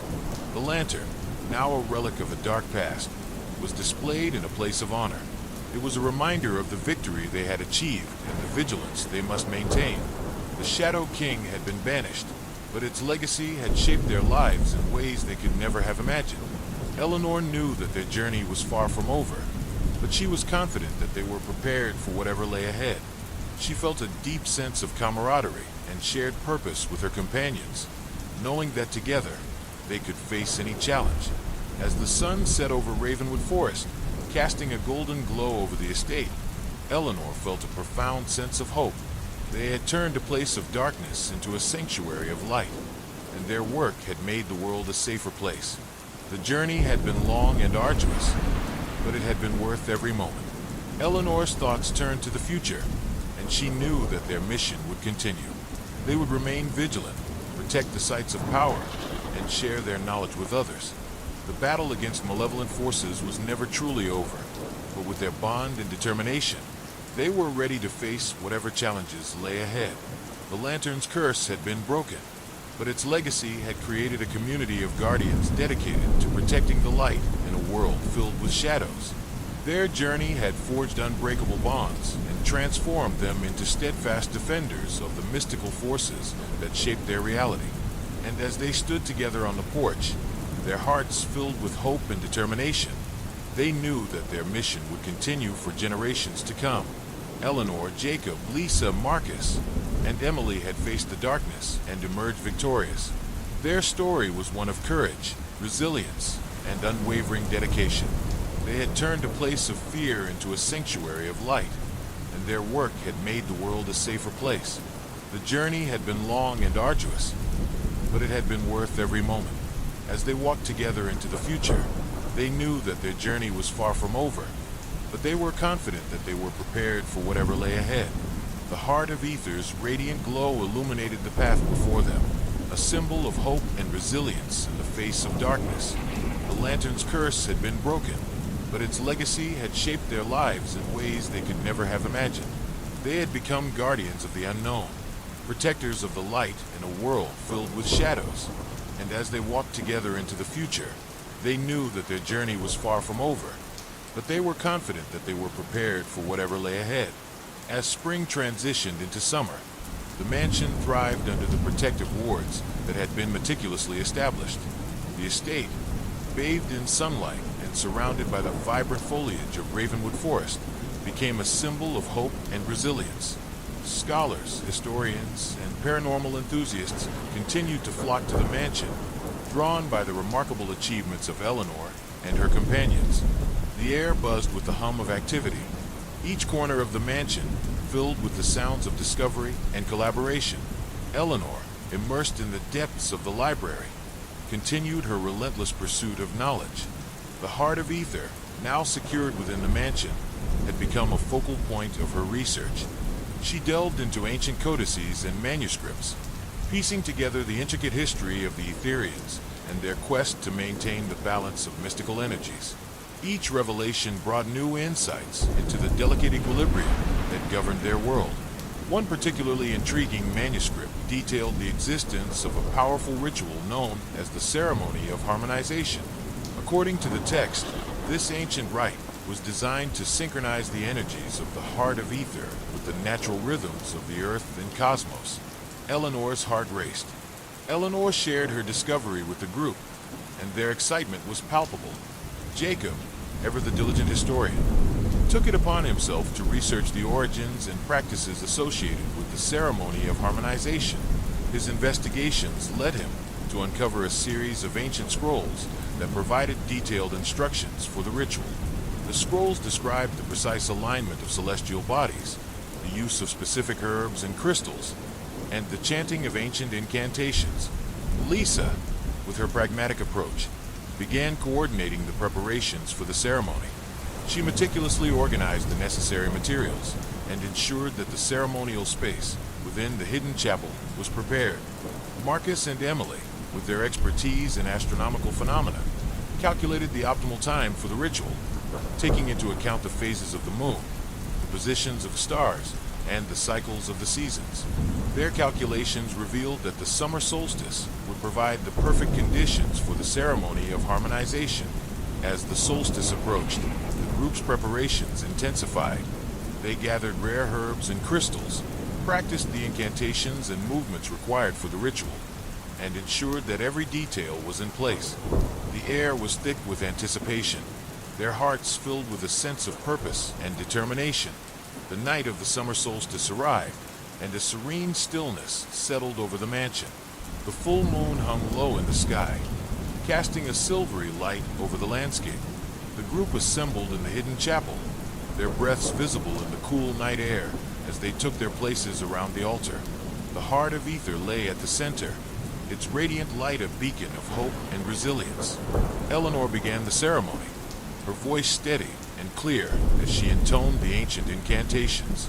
The others joined in, their voices rising in a harmonious chant that filled the chapel with a powerful resonance. The air thrummed with energy, the symbols etched into the walls, glowing brightly as the ritual took hold. As the incantations reached their crescendo, a palpable wave of energy swept through the chapel, enveloping the group in a warm, protective embrace. The heart of ether pulsed with light, its radiant glow intensifying as the ritual drew to a close. The air grew still, and a profound sense of peace settled over them. The ceremony of harmonization had been successfully completed, enhancing the protective capabilities of the heart of ether and reinforcing the balance of mystical forces. The group stood in silence, their hearts filled with a deep sense of accomplishment and relief. They had taken a crucial step in their mission to safeguard the balance of energies and protect the world from future threats. But they knew that their journey was far from over. The ceremony of harmonization was an ongoing commitment, requiring their vigilance and dedication to ensure its effectiveness. In the days that followed, the group continued their work with renewed vigor. They meticulously documented the ceremony they had performed, creating a comprehensive archive that would serve as a valuable resource for future generations of Guardians. Their efforts were not limited to the mansion. They shared their knowledge with the network of Guardians they had established, ensuring that other sites of power were equally protected. Lisa's practical approach ensured that their efforts were well organized and efficient. She coordinated training sessions and workshops for the new Guardians, imparting the rituals and protective measures they had developed. Her meticulous documentation of their findings created a comprehensive archive that would serve as a valuable resource for future generations. Marcus and Emily's enthusiasm for paranormal phenomena continued to drive their innovative experiments. They developed advanced devices capable of detecting and analyzing subtle fluctuations in mystical energies, providing real-time data on the effectiveness of their protective wards. Their technological advancements complemented the group's ancient knowledge, creating a harmonious blend of science and mysticism that enhanced their efforts. As the seasons changed and the years passed, the group remained steadfast in their mission, They faced new challenges and uncovered new mysteries, but their bond remained unbreakable. They had become guardians of the unknown, protectors of the light in a world filled with shadows. Eleanor, reflecting on their journey, felt a profound sense of fulfillment. The lantern's curse had brought them together and set them on a path that had changed their lives forever. They had faced unimaginable darkness and emerged victorious, but they knew that their mission was a lifelong commitment. One crisp autumn evening, as Eleanor stood on the porch of the mansion, she looked out over the estate with a sense of peace and gratitude. The mansion, once a place of fear and despair, was now a beacon of hope and resilience. The protective wards held strong, and the estate thrived under the watchful eyes of its guardians. The lantern, now a relic of a dark past, was displayed in a place of honor. It was a reminder of the victory they had achieved and the vigilance they must maintain. The Shadow King had been banished, but its legacy had shaped their lives in ways they could never have imagined. Eleanor knew that their journey was far from over, but she was confident that they were prepared for whatever lay ahead. She felt a deep sense of camaraderie and shared purpose with her companions, knowing that together they could face any challenge. As the sun set over Ravenwood Forest, casting a golden glow over the estate, Eleanor felt a profound sense of hope. They had turned a place of darkness into a sanctuary of light, and their work had made the world a safer place. The journey had been long and arduous, but it had been worth every moment. Eleanor's thoughts turned to the future, and she knew that their mission would continue. They would remain vigilant, protect the sites of power, and share their knowledge with others.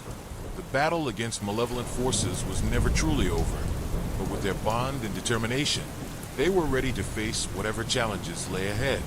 The lantern's curse had been broken, but its legacy had created a community of guardians dedicated to protecting the light in a world filled with shadows. Their journey had forged unbreakable bonds and transformed them into steadfast defenders of the mystical forces that shaped their reality. And as they stood together on the porch, their hearts filled with hope and determination, they knew that their mission would continue for generations to come. Eleanor, Jacob, Lisa, Marcus, and Emily had faced the darkness and emerged victorious. Their story was one of courage, resilience, and unwavering dedication. They had turned a place of fear into a sanctuary of light, and their work had made the world a safer place. The journey had been long and arduous, but it had been worth every moment. As they walked together into the future, they knew that their journey was far from over, but they were confident that they were prepared for whatever lay ahead. The heart of Aether's radiant glow illuminated the path before them, a symbol of hope and resilience in the face of darkness. The lantern's curse had been broken, but its legacy had shaped their lives in ways they could never have imagined. They had become guardians of the unknown, protectors of the light in a world filled with shadows. And as they walked together into the future, they knew that their journey was far from over, but they were confident that they were prepared for whatever lay ahead. As the vibrant hues of summer gave way to the crisp chill of autumn, Ravenwood Forest transformed into a spectacle of falling leaves and golden light.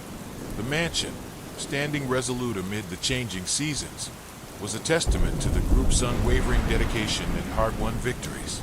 It had become not only a sanctuary, but also a beacon of hope and knowledge, drawing people from far and wide who sought to learn and contribute to their noble mission.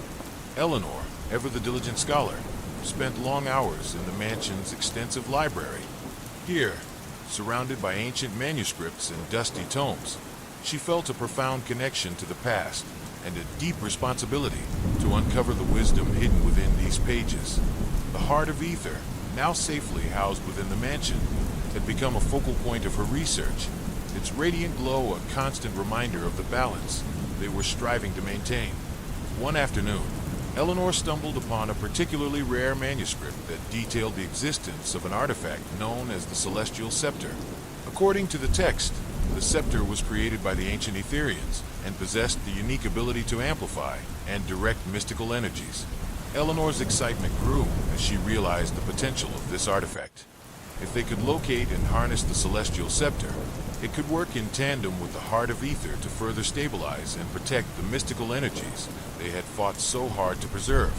Sharing her discovery with the group, Eleanor ignited a sense of excitement and purpose among them. Jacob, ever the meticulous historian, immediately set to work tracing the origins and potential locations of the celestial scepter. His research led him to uncover a series of ancient maps and cryptic references that hinted at the scepter's location in a forgotten temple deep within an uncharted region of the forest. The journey to retrieve the scepter promised to be fraught with danger, but the group's resolve was unshaken. With their destination identified, the group began their preparations for the expedition. They gathered supplies, studied the maps, and trained rigorously to ensure they were ready for the challenges ahead. The air buzzed with anticipation, their hearts filled with a sense of purpose and determination. The forest was dense and unyielding, its tangled undergrowth and towering trees creating an almost impenetrable barrier. The path was treacherous, and the group had to navigate through narrow ravines, scale rocky cliffs, and cross swift-moving streams. Despite the physical challenges, their spirits remained high, buoyed by the knowledge that their mission could have a profound impact on the balance of mystical energies. As they ventured deeper into the forest, they encountered signs that they were on the right track. Ancient carvings and symbols, similar to those they had seen in the mansion and the stone circle, marked the way. The air grew thick with a palpable energy, a sign that they were nearing their destination.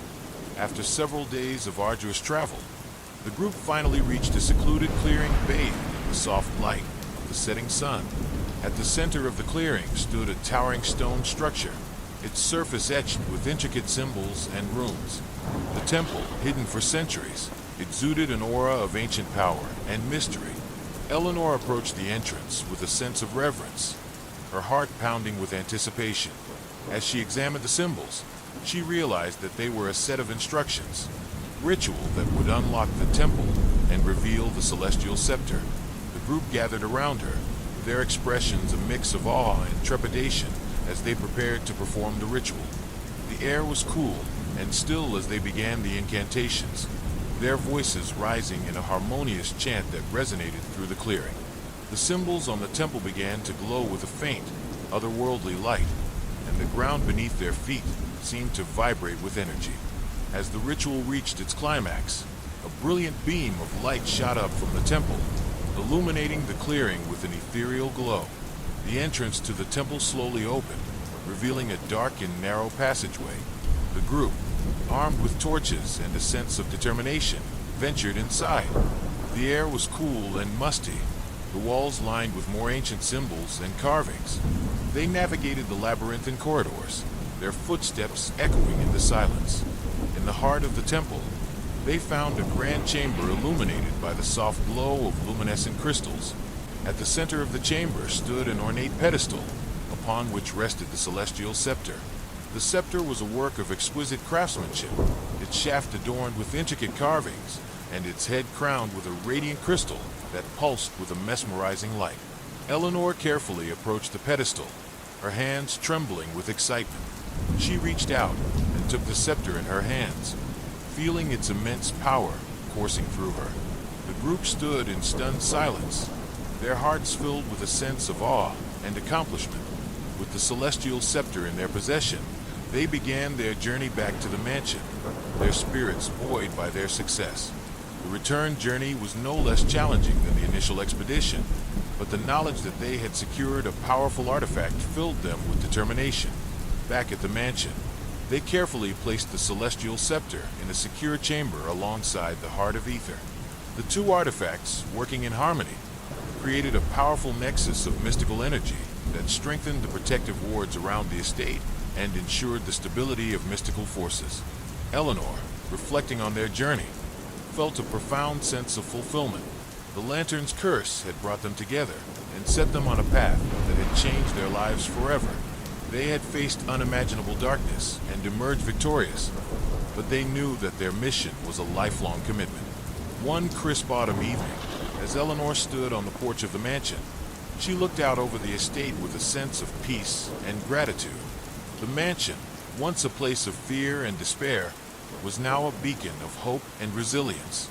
The protective wards held strong, and the estate thrived under the watchful eyes of its guardians. The lantern, now a relic of a dark past, was displayed in a place of honor. It was a reminder of the victory they had achieved and the vigilance they must maintain. The Shadow King had been banished, but its legacy had shaped their lives in ways they could never have imagined. Eleanor knew that their journey was far from over, but she was confident that they were prepared for whatever lay ahead. She felt a deep sense of camaraderie and shared purpose with her companions, knowing that together they could face any challenge. As the sun set over Ravenwood Forest, casting a golden glow over the estate, Eleanor felt a profound sense of hope. They had turned a place of darkness into a sanctuary of light, and their work had made the world a safer place. The journey had been long and arduous, but it had been worth every moment. Eleanor's thoughts turned to the future, and she knew that their mission would continue. They would remain vigilant, protect the sites of power, and share their knowledge with others. The battle against malevolent forces was never truly over, but with their bond and determination, they were ready to face whatever challenges lay ahead. The Lantern's curse had been broken, but its legacy had created a community of guardians dedicated to protecting the light in a world filled with shadows. Their journey had forged unbreakable bonds and transformed them into steadfast defenders of the mystical forces that shaped their reality. And as they stood together on the porch, their hearts filled with hope and determination, they knew that their mission would continue for generations to come. Eleanor, Jacob, Lisa, Marcus, and Emily had faced the darkness and emerged victorious. Their story was one of courage, resilience, and unwavering dedication. They had turned a place of fear into a sanctuary of light, and their work had made the world a safer place. The journey had been long and arduous, but it had been worth every moment. As they walked together into the future, they knew that their journey was far from over, but they were confident that they were prepared for whatever lay ahead. The celestial scepter and the heart of Ether's radiant glow illuminated the path before them, symbols of hope and resilience in the face of darkness. The Lantern's curse had been broken, but its legacy had shaped their lives in ways they could never have imagined. They had become guardians of the unknown, protectors of the light in a world filled with shadows. And as they walked together into the future, they knew that their journey was far from over, but they were confident that they were prepared for whatever lay ahead. The cycles of seasons continued, each bringing new life and challenges to the mansion and its guardians. Eleanor, Jacob, Lisa, Marcus, and Emily had become adept at balancing their roles as protectors and scholars, guiding the growing network of guardians who looked to them for leadership and wisdom. The mansion, now a thriving center of knowledge and mystical practice, stood as a testament to their perseverance and dedication.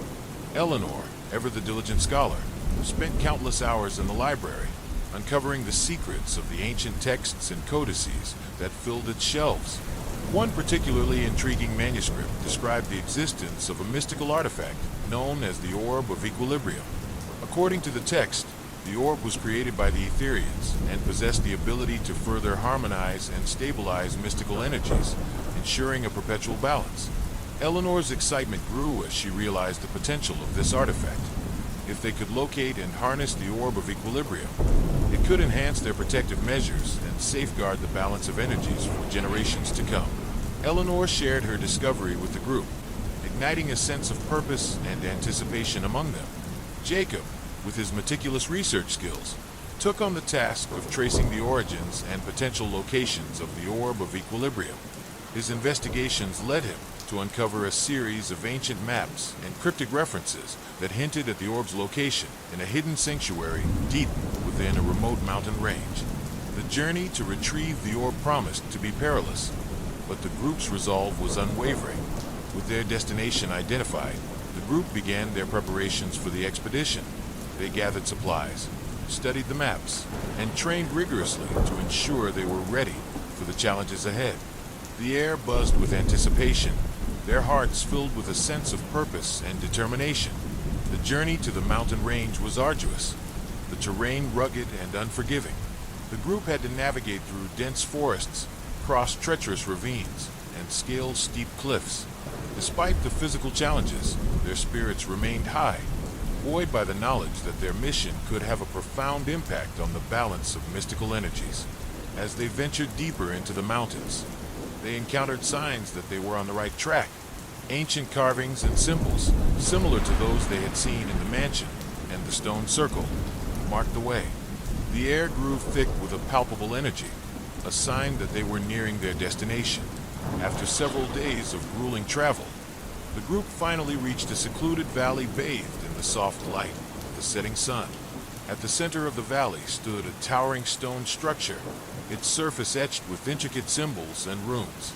The sanctuary, hidden for centuries, exuded an aura of ancient power and mystery. Eleanor approached the entrance with a sense of reverence, her heart pounding with anticipation.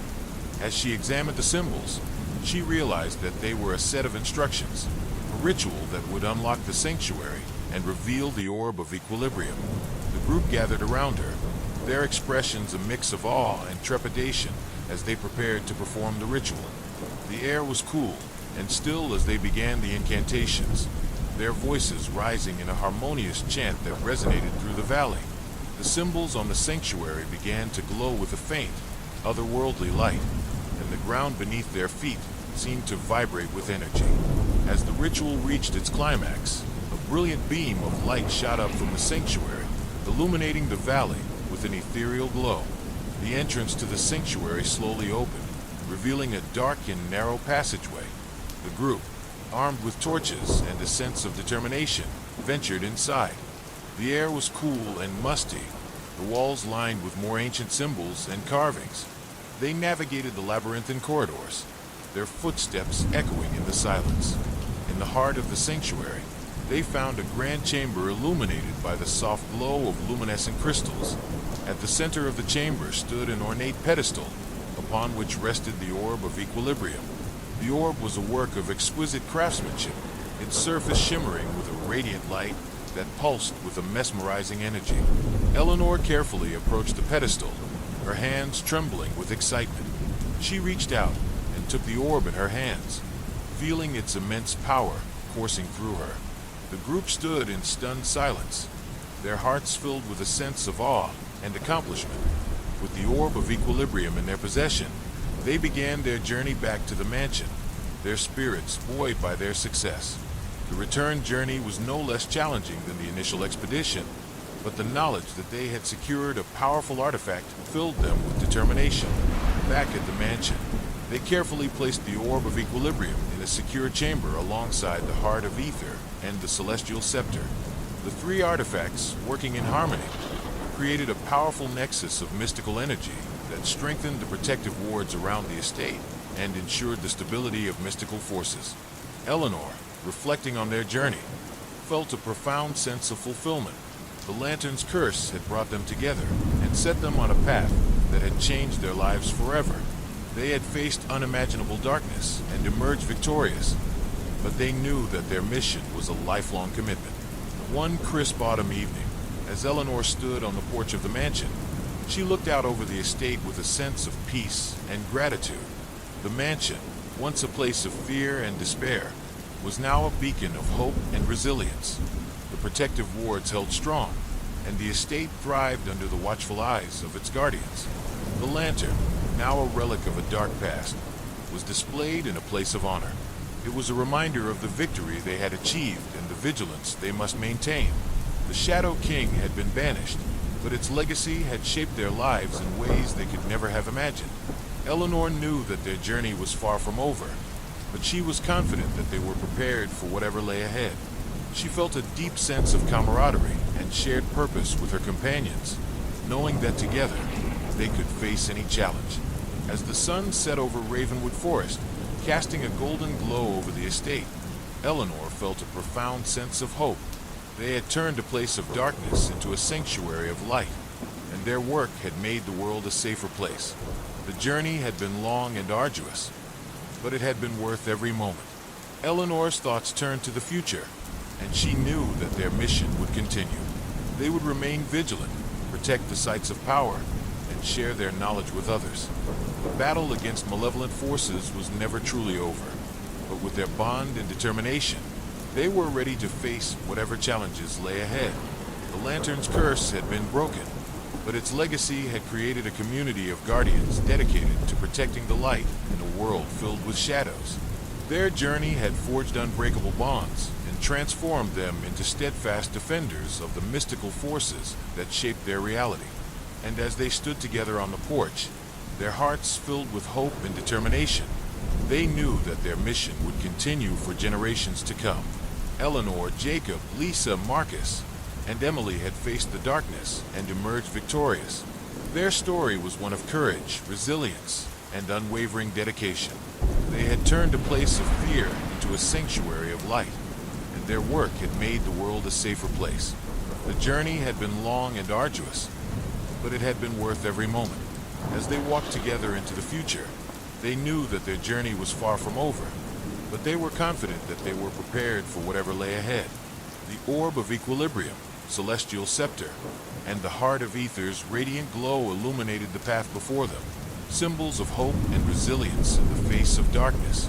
The lantern's curse had been broken, but its legacy had shaped their lives in ways they could never have imagined. They had become guardians of the unknown, protectors of the light in a world filled with shadows, and as they walked together into the future, they knew that their journey was far from over, but they were confident that they were prepared for whatever lay ahead. With each passing season, the mansion continued to thrive under the guardianship of Eleanor, Jacob, Lisa, Marcus, and Emily. Their dedication and unwavering commitment to maintaining the balance of mystical energies had turned the once haunted estate into a center of enlightenment and protection. The mansion's library, now a bustling hub of activity, was a testament to their hard work and the knowledge they had amassed over the years. One chilly autumn afternoon, as Eleanor delved deeper into the ancient manuscripts that lined the library's shelves, she uncovered a reference to yet another powerful artifact, the Prism of Eternity. According to the texts, the Prism of Eternity was created by the Etherians and possessed the unique ability to amplify and stabilize mystical energies across vast distances.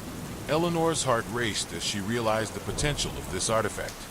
If they could locate and harness the Prism of Eternity, it could further enhance their protective measures and ensure the stability of mystical forces for generations to come.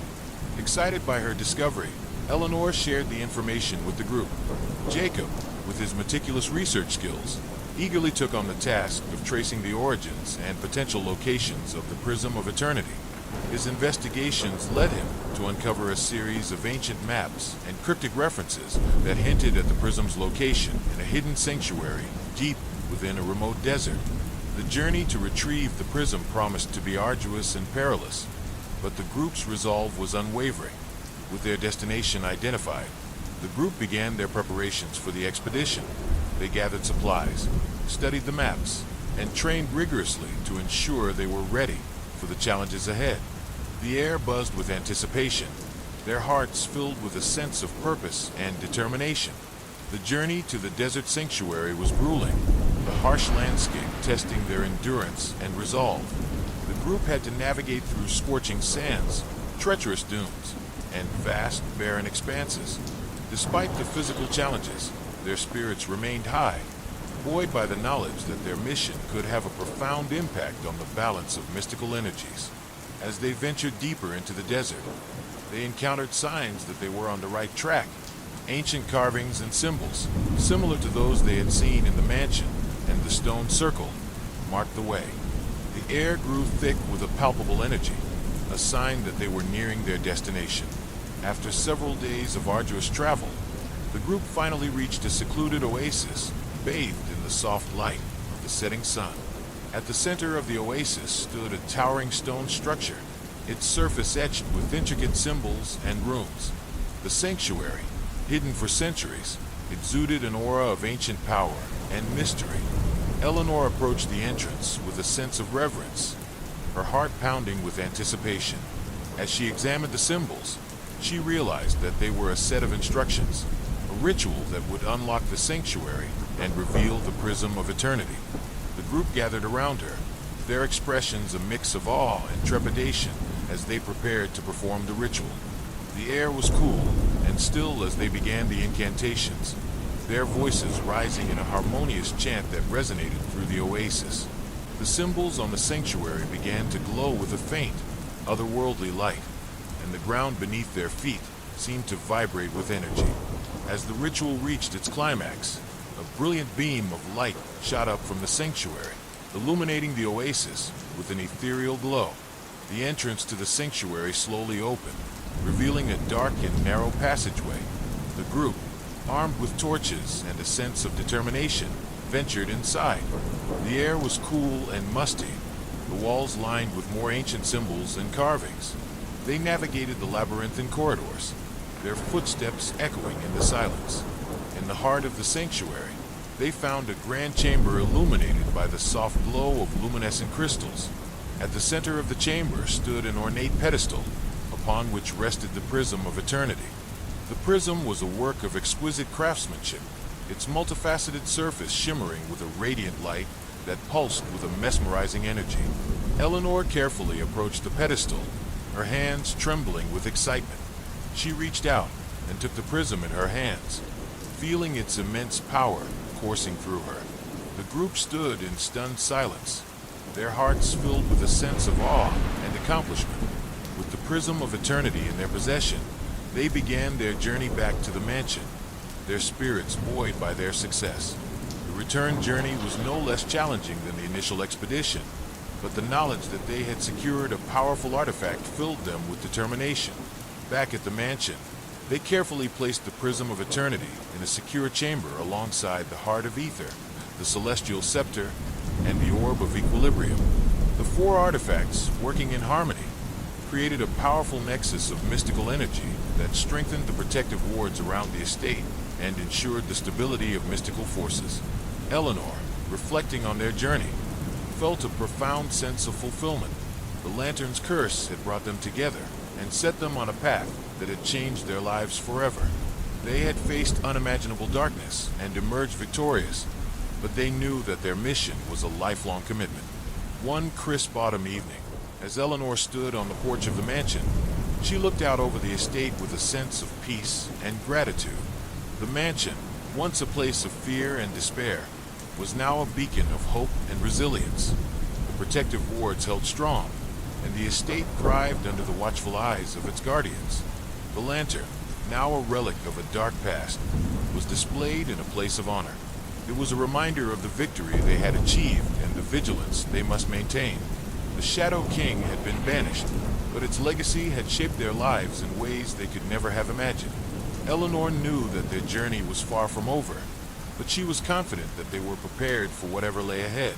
She felt a deep sense of camaraderie and shared purpose with her companions, knowing that together they could face any challenge. As the sun set over Ravenwood Forest, casting a golden glow over the estate, Eleanor felt a profound sense of hope. They had turned a place of darkness into a sanctuary of light, and their work had made the world a safer place. The journey had been long and arduous, but it had been worth every moment. Eleanor's thoughts turned to the future, and she knew that their mission would continue. They would remain vigilant, protect the sites of power, and share their knowledge with others. The battle against malevolent forces was never truly over, but with their bond and determination, they were ready to face whatever challenges lay ahead. The Lantern's curse had been broken, but its legacy had created a community of guardians dedicated to protecting the light in a world filled with shadows. Their journey had forged unbreakable bonds and transformed them into steadfast defenders of the mystical forces that shaped their reality. And as they stood together on the porch, their hearts filled with hope and determination, they knew that their mission would continue for generations to come. Eleanor, Jacob, Lisa, Marcus, and Emily had faced the darkness and emerged victorious. Their story was one of courage, resilience, and unwavering dedication. They had turned a place of fear into a sanctuary of light, and their work had made the world a safer place. The journey had been long and arduous, but it had been worth every moment. As they walked together into the future, they knew that their journey was far from over, but they were confident that they were prepared for whatever lay ahead. The Prism of Eternity, Orb of Equilibrium, Celestial Scepter, and the Heart of Ether's radiant glow illuminated the path before them, symbols of hope and resilience in the face of darkness. The Lantern's curse had been broken, but its legacy had shaped their lives in ways they could never have imagined. They had become guardians of the unknown, protectors of the light in a world filled with shadows, and as they walked together into the future, they knew that their journey was far from over, but they were confident that they were prepared for whatever lay ahead. Story 1. The Neighbor's Secret. I thought I knew Mr. Henderson, my neighbor. He was an older man, in his late 60s, always friendly and ready to lend a hand. A retired engineer. He lived alone after his wife passed away a few years ago. His children had grown up and moved far away. He would often drop by for small chats about the weather, our gardens, and the occasional home repair. I had always found him to be kind, someone I could trust. But one Sunday afternoon, everything changed. I had been cleaning the living room when I noticed something out of place. Behind a potted plant on the bookshelf was a small, unfamiliar device. It looked like some kind of camera. My heart skipped a beat as I held it in my hand. The cold, metallic surface sending a chill down my spine. Why was there a camera in my house? Who could have put it there? I immediately called my friend Sarah, who had experience with security systems, to come over. Within the hour, she was there, sweeping through the house with her equipment. We found 2 more hidden cameras, one in the kitchen and another in my bedroom. Realization hit me like a punch to the gut. Someone had been watching me in my most private moments, and the idea that it was someone I knew made the violation all the more terrifying. I couldn't shake the thought that Mr. Henderson, the only person who had been inside my home in recent weeks to help with repairs, might be involved. The thought seemed absurd at first. He was such a sweet old man, a friend even. But the cameras in my house couldn't lie. I had to confront him. That evening, I walked across the street to his house, my stomach a knot of dread and confusion. Mr. Henderson opened the door with his usual warm smile. "Hello there. What brings you over?" he asked cheerfully. I took a deep breath and then told him everything. "Mr. Henderson, I found hidden cameras in my house. Do you know anything about this?" His smile faltered, his eyes betraying a flicker of something. Guilt, fear, or maybe just surprise.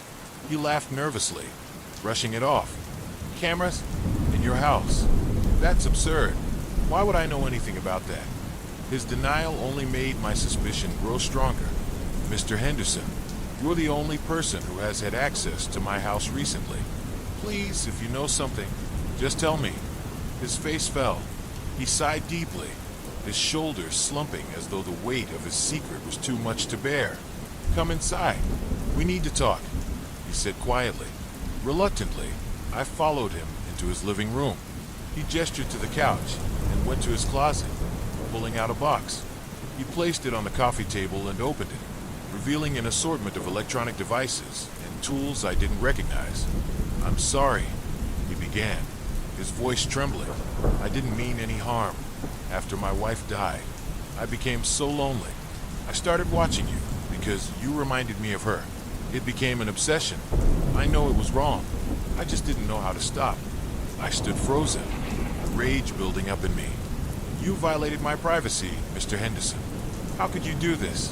Tears welled up in his eyes, and he seemed to shrink under the weight of my anger. I know.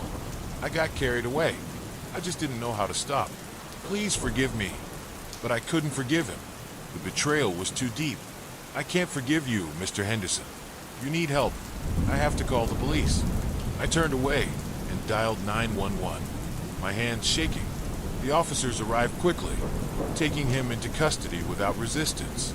They assured me that they would investigate thoroughly and that Mr. Henderson would face the consequences for his actions. In the following days, the police confiscated the cameras and other evidence from Mr. Henderson's house. They discovered hours upon hours of footage, spanning months, detailing my daily life. The invasion of privacy was more profound than I had ever imagined. The news of his arrest spread quickly through the neighborhood. People were shocked, some sympathetic, others horrified. They offered their support. But the truth was that I felt violated in ways I couldn't express. I immediately installed a state-of-the-art security system in my home, determined never to feel so vulnerable again. One evening, a few weeks later, I sat alone in my living room, reflecting on everything that had happened. A knock on the door startled me. It was Sarah, holding a bottle of wine and a concerned expression on her face. "I thought you could use some company," she said softly. I smiled weakly, grateful for the gesture. We sat together, sipping wine, talking about everything and nothing. She helped me process the ordeal, reminding me that none of this was my fault and that I had done the right thing by reporting Mr. Henderson. The night ended and Sarah left, but I felt a quiet optimism take root. I would move forward. I would rebuild my sense of security. I would learn to trust again, though I would always be more vigilant, knowing that sometimes the most unsuspecting people can harbor the darkest secrets. A few months later, I woke up to a text message from my own phone number. It was simple, but it chilled me to the bone. I see you. Yesterday, coffee shop, 9 a.m. nice jacket. The message was oddly casual, but it described my day with unnerving accuracy. I sat frozen, staring at the screen, my heart racing. How could anyone know this? Was it a joke? Or was someone watching me? I tried to shake off the feeling, but the details of the message made my skin crawl. I called my phone provider, trying to stay calm. "Good morning. How can I help you today?" The representative answered cheerfully. I explained the situation, and the representative seemed confused. "That's very strange, sir. Let me check your account for any unusual activity." As I waited, I couldn't shake the feeling of being watched. Every creak of the floorboard seemed magnified. I peered nervously out the window, half expecting to see someone lurking outside. "There's no sign of any breach on our end," the representative finally said. "I recommend you contact the police if you feel unsafe." It was a simple suggestion, but it sent a wave of panic through me. I hadn't even considered the possibility of reporting this to the authorities. After hanging up, I grabbed my keys and headed to the police station, hoping they could shed some light on what was happening. But just as I was about to leave, another text arrived. "Going to the police? They won't be able to help you. Turn around." My blood ran cold. Whoever this was, they were watching me right now. I rushed back inside, locked the door, and collapsed onto the floor in a panic. I called my friend Lisa, hoping she could offer some advice. "I'm coming over," she said after I explained the situation. She arrived quickly, and together we went to the police station.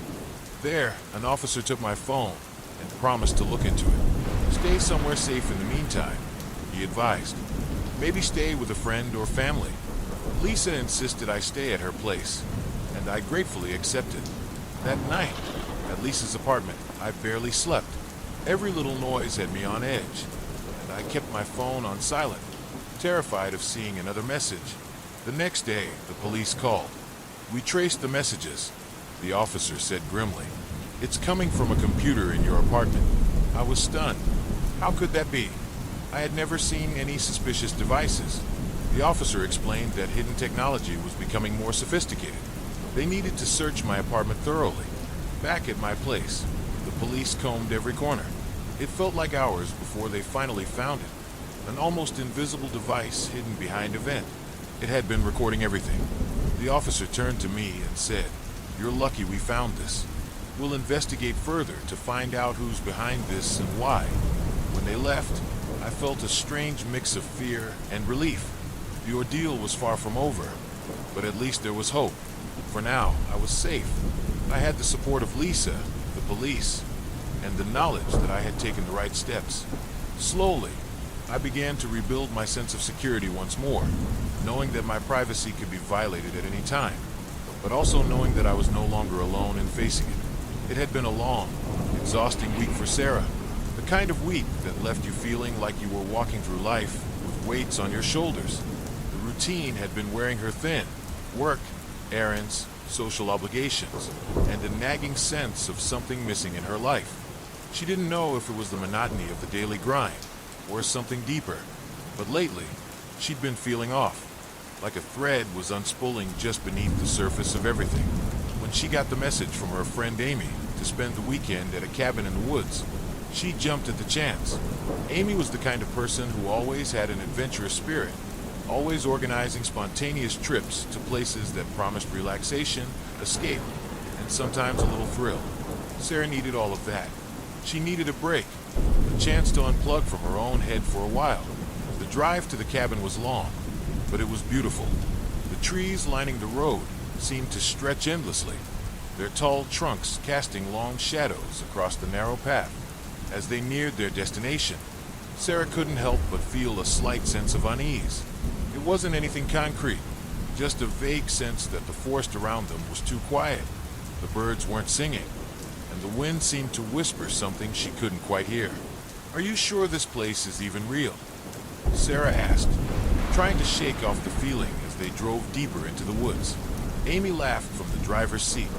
"Yeah, I checked the place out online. It's secluded, perfect for getting away from the world. We'll be able to relax, no distractions. Just us, the trees, and maybe a little wine." Sarah smiled, reassured by her friend's confidence. But she couldn't shake the eerie feeling creeping up her spine. When they finally arrived, the cabin was just as Amy had promised, cozy, isolated, and surrounded by towering trees. It looked like it had been built decades ago, with wooden beams and a rustic charm that made it feel like a scene from an old fairy tale. There was something magical about it, something that invited both peace and mystery. Sarah stepped out of the car and stretched her legs, taking in the crisp air. It was much colder than she had anticipated. The cabin sat at the base of a large hill, and beyond it, the woods seemed to stretch endlessly. It was the kind of place where, if you ventured too far, you could easily lose your way. "Looks perfect," Sarah said, walking toward the cabin. "It's so quiet here. It's almost strange." Amy gave her a playful smile. "That's the point, isn't it? No noise, no distractions. Just us, finally having some time to ourselves." As they entered the cabin, Sarah immediately felt the warmth of the hearth. The air smelled of pine and wood smoke, and the light from the crackling fire gave the room a welcoming glow. The rustic furniture was simple but charming, with leather chairs and a large wooden dining table in the center. The kitchen was small but well equipped, and there were 2 bedrooms, each with its own view of the dense forest outside. After they unpacked, Amy suggested they take a walk around the property. The day was fading, but the sky still held the soft glow of the late afternoon sun. Sarah agreed, needing to stretch her legs after the long drive. They walked along the edge of the forest, the trees seeming to press closer as they ventured deeper into the woods. It was almost as if the woods were watching them, and for some reason, the silence was beginning to feel oppressive, heavy. "So, tell me," Amy said, breaking the silence. "How have you really been? You've been kind of distant lately, you know." Sarah hesitated. She wasn't sure how to explain the odd feeling that had been nagging at her, that something wasn't quite right. "I don't know. I guess I've just been tired. Like, I've been going through the motions. Work, home, repeat. I need a change." Amy nodded, her eyes glinting with understanding. "I get it. Sometimes you just need to escape. That's why I thought this would be perfect for you." They walked on, and Sarah felt the weight of her worries slowly begin to lift. The forest around them was beautiful, the leaves rustling gently in the breeze. There was something oddly calming about being surrounded by nature, but as the sun dipped below the horizon, the woods grew darker, and Sarah couldn't help but feel an unsettling pull in the pit of her stomach. They turned back toward the cabin, but as they did, something caught Sarah's eye, a figure, barely visible through the trees. At first, she thought it was just her imagination, but when she blinked, it was still there, standing still in the distance. A person, or what looked like a person, just standing motionless in the shadows. "Do you see that?" Sarah whispered, her heart racing. Amy turned to look, but by the time she did, the figure was gone. "I don't see anything, Sarah. You sure you're okay?" Sarah wasn't sure. She had felt the figure's presence, like it was watching them, its eyes fixed on them. "Yeah, I think so," she replied, her voice shaking a little. "Let's just get back to the cabin." They hurried back, but Sarah's thoughts kept racing. What had she seen? Or had it been nothing at all? She tried to shake off the feeling, but the unease lingered. That night, after a quiet dinner and a couple of glasses of wine, Sarah found herself lying in bed, staring up at the wooden beams above her. She could hear the crackling of the fire in the other room, and the occasional creak of the cabin settling. But then, just as she was about to drift off to sleep, she heard it, a soft tapping at the window. Her heart skipped a beat. She froze, listening. The tapping came again, gentle but persistent. Slowly, she got out of bed and approached the window. She pulled back the curtain and looked out into the darkness, but saw nothing. No one. Just the empty woods. Confused and unnerved, she returned to bed, trying to convince herself that it was just the wind or some animal tapping against the glass. But when she closed her eyes, the tapping started again, this time louder and more urgent. This time, she didn't get up. She pulled the covers over her head and tried to ignore it, but the tapping continued, growing faster, more rhythmic. It felt like someone was trying to get in. At dawn, Sarah woke to find Amy sitting at the kitchen table, sipping coffee. She had a tired look in her eyes, but there was something else there too, something distant. "Did you hear anything last night?" Sarah asked, trying to sound casual. Amy nodded, though her eyes never quite met Sarah's. "I heard something. I thought it was just the wind."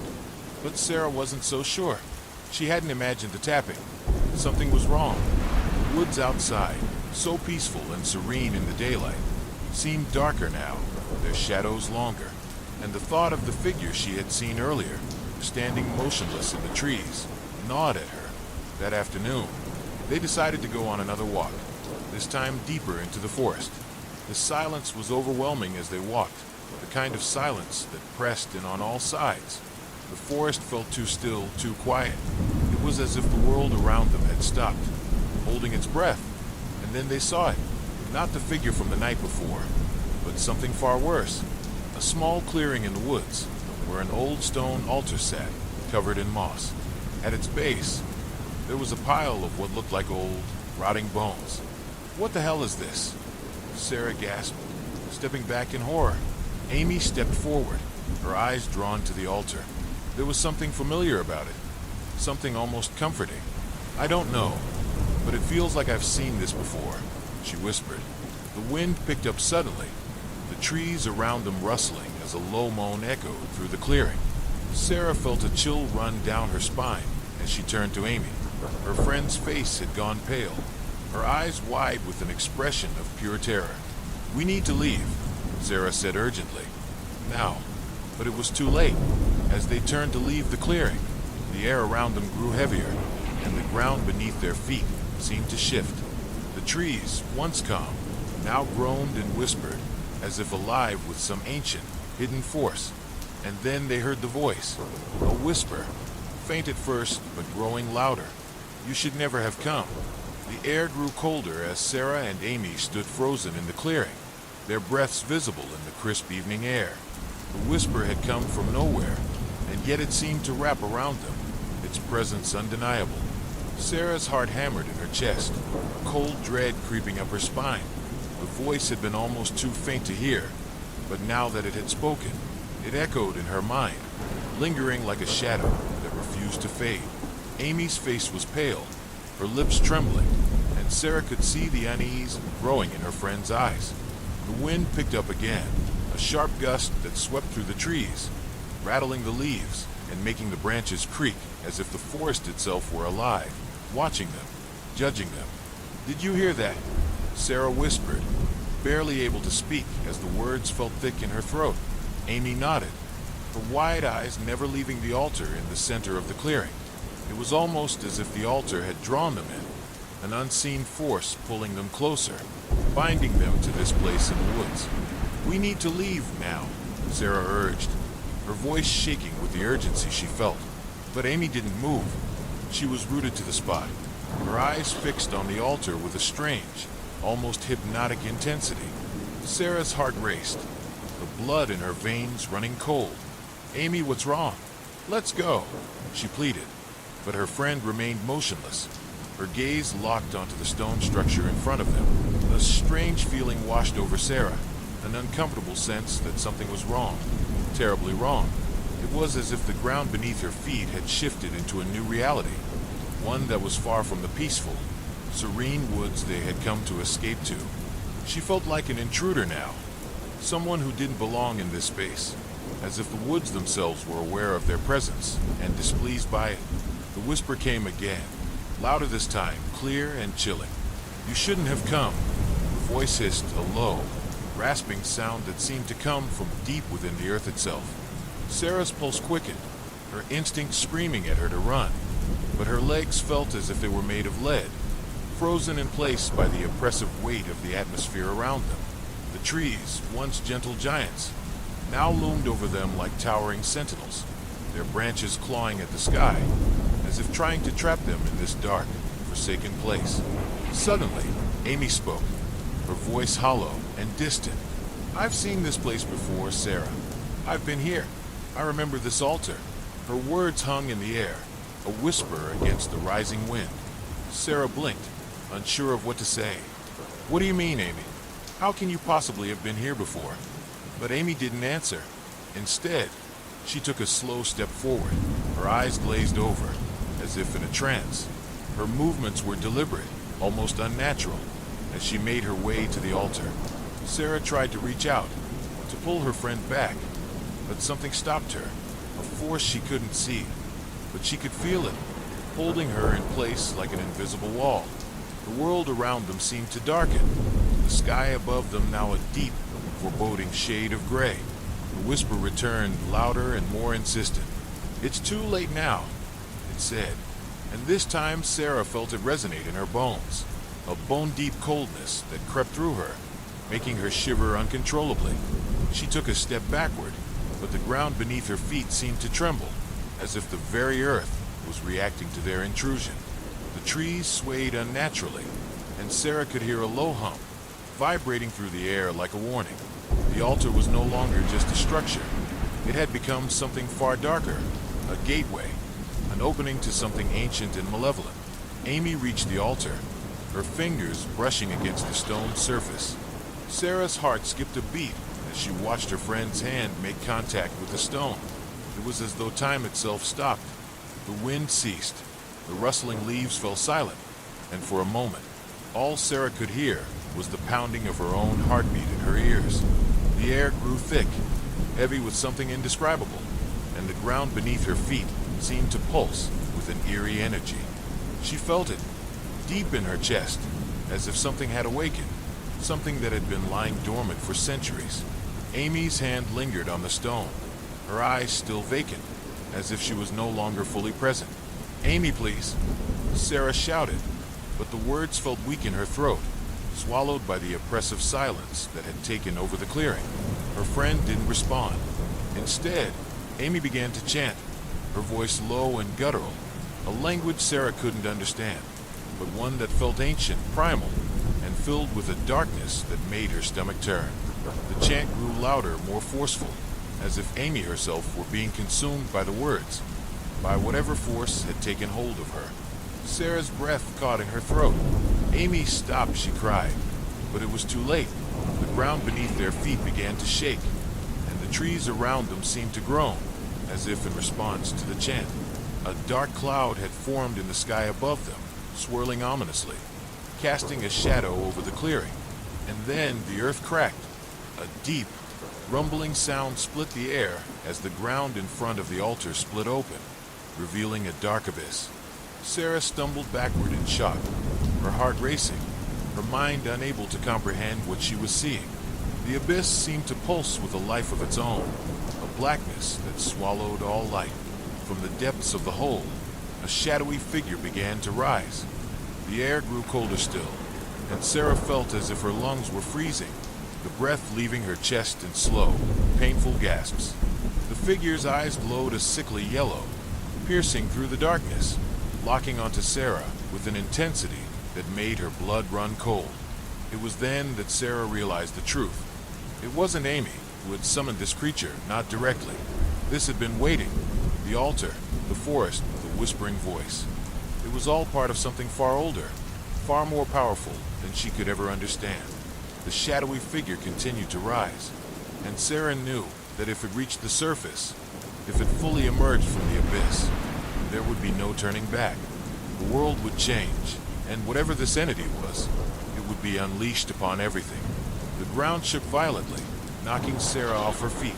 She scrambled to stand, her mind racing for a way out, a way to stop this. But Amy, still standing at the altar, was beyond reach now. Her body was trembling violently, her face twisted in an expression of sheer terror, but she couldn't move. She was rooted to the spot, bound to whatever force had taken hold of her. "Help me!" Amy screamed, her voice breaking, but it was too late. The figure was nearly free, its body emerging from the abyss, and Sarah could feel its power, its hunger. The darkness around them thickened, swirling in every direction, as if the world itself were being swallowed whole.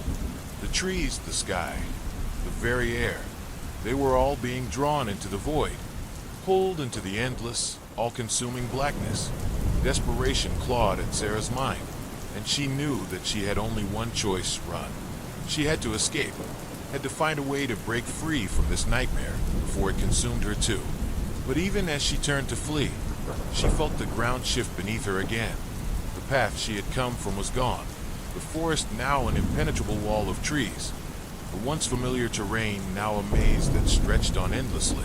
The shadows seemed to follow her, closing in with every step, as if the forest itself was alive, moving to trap her.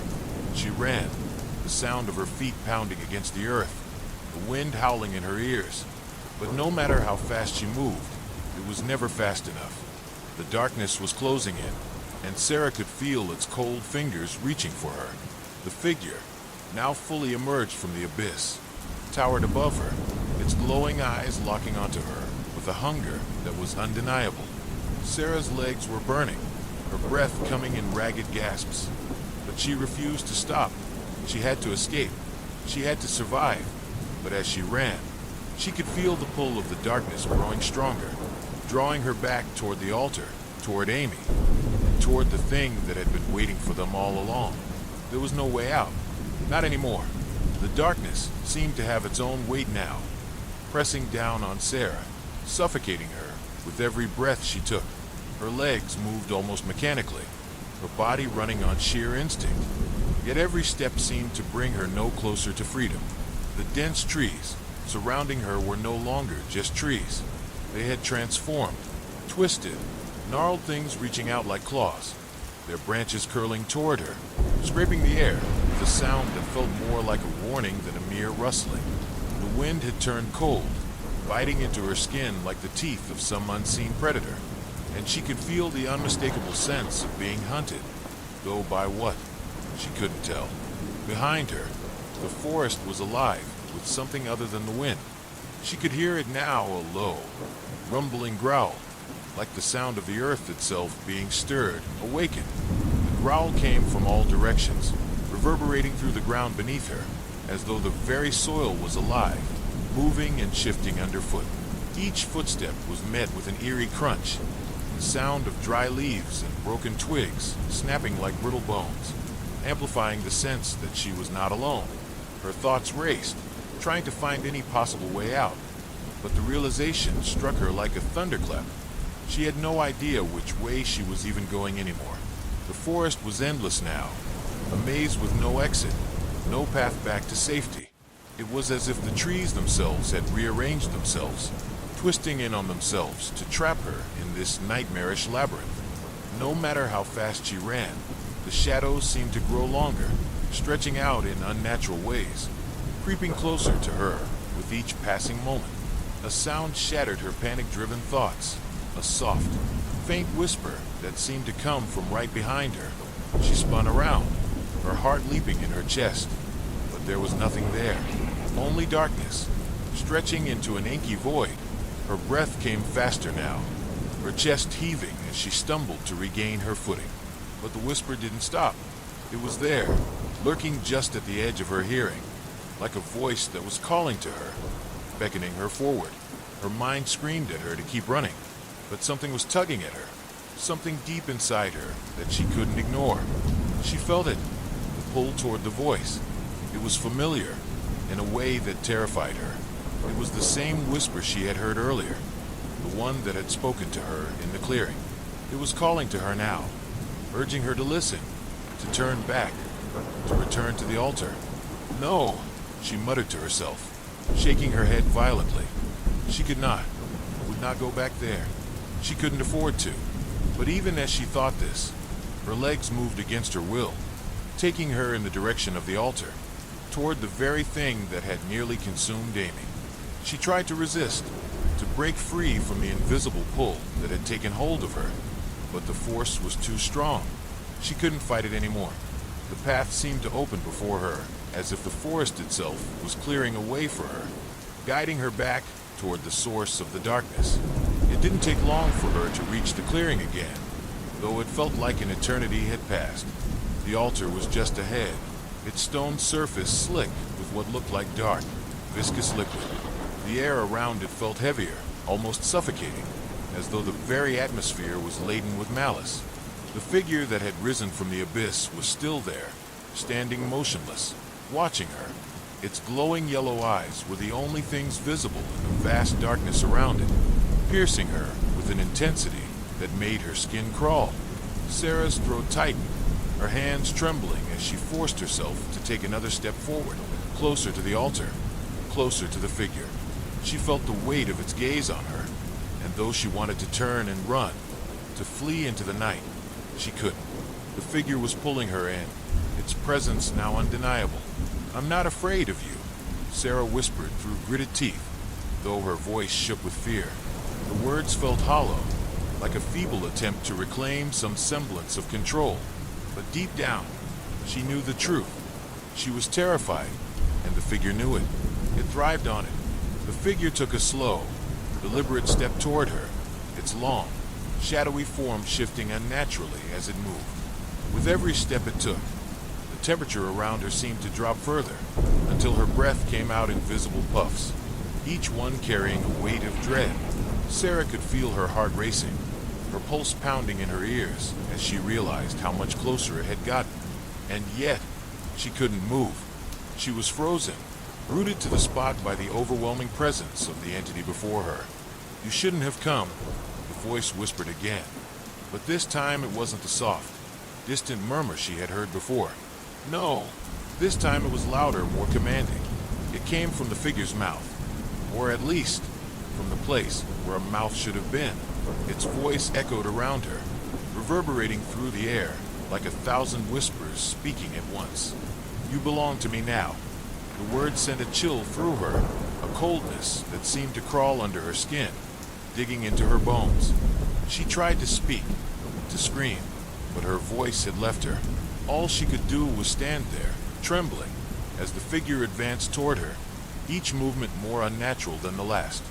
"I didn't ask for this," Sarah whispered, her voice barely audible over the hum of the wind, which had now begun to howl in response to the entity's growing presence. The air was thick with an almost palpable sense of dread, and Sarah knew that if she didn't do something soon, she would be lost forever. The figure's form seemed to grow larger, its outline becoming clearer, until she could make out more details. Its elongated limbs, the black, swirling tendrils that wrapped around its body like living shadows, and the grotesque shape of its head, which seemed to shift and warp as though its features were constantly changing, never fixed. Its yellow eyes locked onto hers, and Sarah felt a wave of nausea rise in her throat as the creature's gaze pierced her soul. "You cannot escape," the voice said, its tone cold and unfeeling. "This forest, this place, it is my domain, and now so are you." Terror surged through Sarah, a primal instinct to survive taking over as she fought against the invisible grip that held her in place. She needed to get away, but every part of her body felt heavy, as if the weight of the air itself was keeping her rooted to the spot. Her eyes darted around the clearing, searching for something, anything, that could help her, but there was nothing. The altar stood before her, its surface slick with the dark liquid that had begun to pool around its base, and the forest behind her was a thick wall of trees, dark and impenetrable.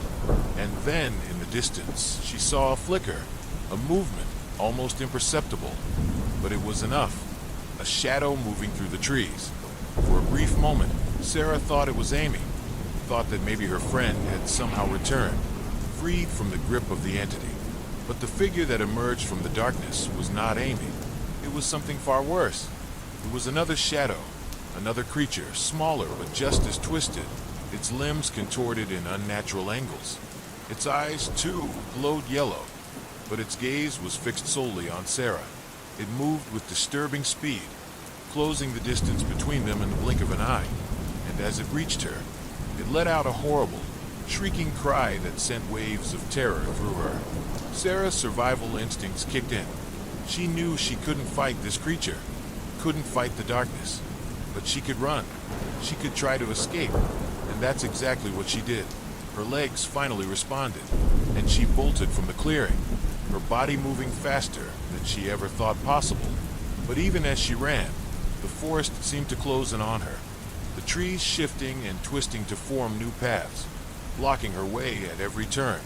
The wind howled in her ears, deafening her, and the creatures behind her were still following, getting closer with each passing second. She didn't know where she was going, only that she had to keep moving, that she had to survive. And then, as she stumbled through the woods, she saw something in the distance, a faint light, barely visible but unmistakable. A house, a safe place. She didn't care who lived there. She didn't care what kind of danger it might pose. All that mattered was getting inside. With renewed determination, Sarah pushed through the forest, the creatures still on her heels, their screeching voices growing louder. The house was within reach now, just a few steps away. She reached out, her hand trembling as she grasped the door handle, and as she yanked it open, she stepped inside, slamming it shut behind her. For a moment there was silence, but she knew it wasn't over. Not yet. The door slammed shut behind Sarah, the sound echoing through the house with a finality that sent a chill down her spine. She leaned against it, her breath coming in ragged gasps, her body trembling with a mixture of fear and adrenaline. For a moment, the darkness seemed to lift, replaced by the dim, flickering light of a lone candle on a nearby table. The walls around her were old, their cracked surfaces lined with thick cobwebs, and the scent of mildew hung in the air. It looked like no one had lived here in years, but Sarah didn't care. It was shelter, temporary perhaps, but it was the only thing standing between her and whatever horrors lurked outside. She pressed her ear to the door, listening intently, waiting for the unmistakable sound of the creature's approach. Her heart hammered in her chest, and her legs felt like they might give out at any moment. Her mind raced. What were those things? What had happened to Amy? And why had the forest turned on her, twisting into a maze of nightmares? But there was no sound, no thumping of feet, no shrieks, no howls. Just the unsettling silence that hung in the air like a suffocating cloud. She stepped away from the door, her eyes scanning the room. The candle flickered weakly in the corner, casting long, dancing shadows on the walls. The room was small, sparsely furnished, with a single wooden chair in the center and an old wooden table nearby.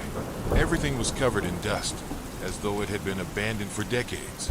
Yet there was a strange sense of order here, a kind of eerie stillness that suggested the house had not been forgotten entirely. There was a mirror on the wall opposite her, its surface cracked and streaked with grime. She walked toward it, her curiosity piqued, and gazed at her reflection. Her face looked pale, drawn, her eyes wide with fear, her hair tangled and matted from the chase. She looked like a ghost, a hollow version of herself.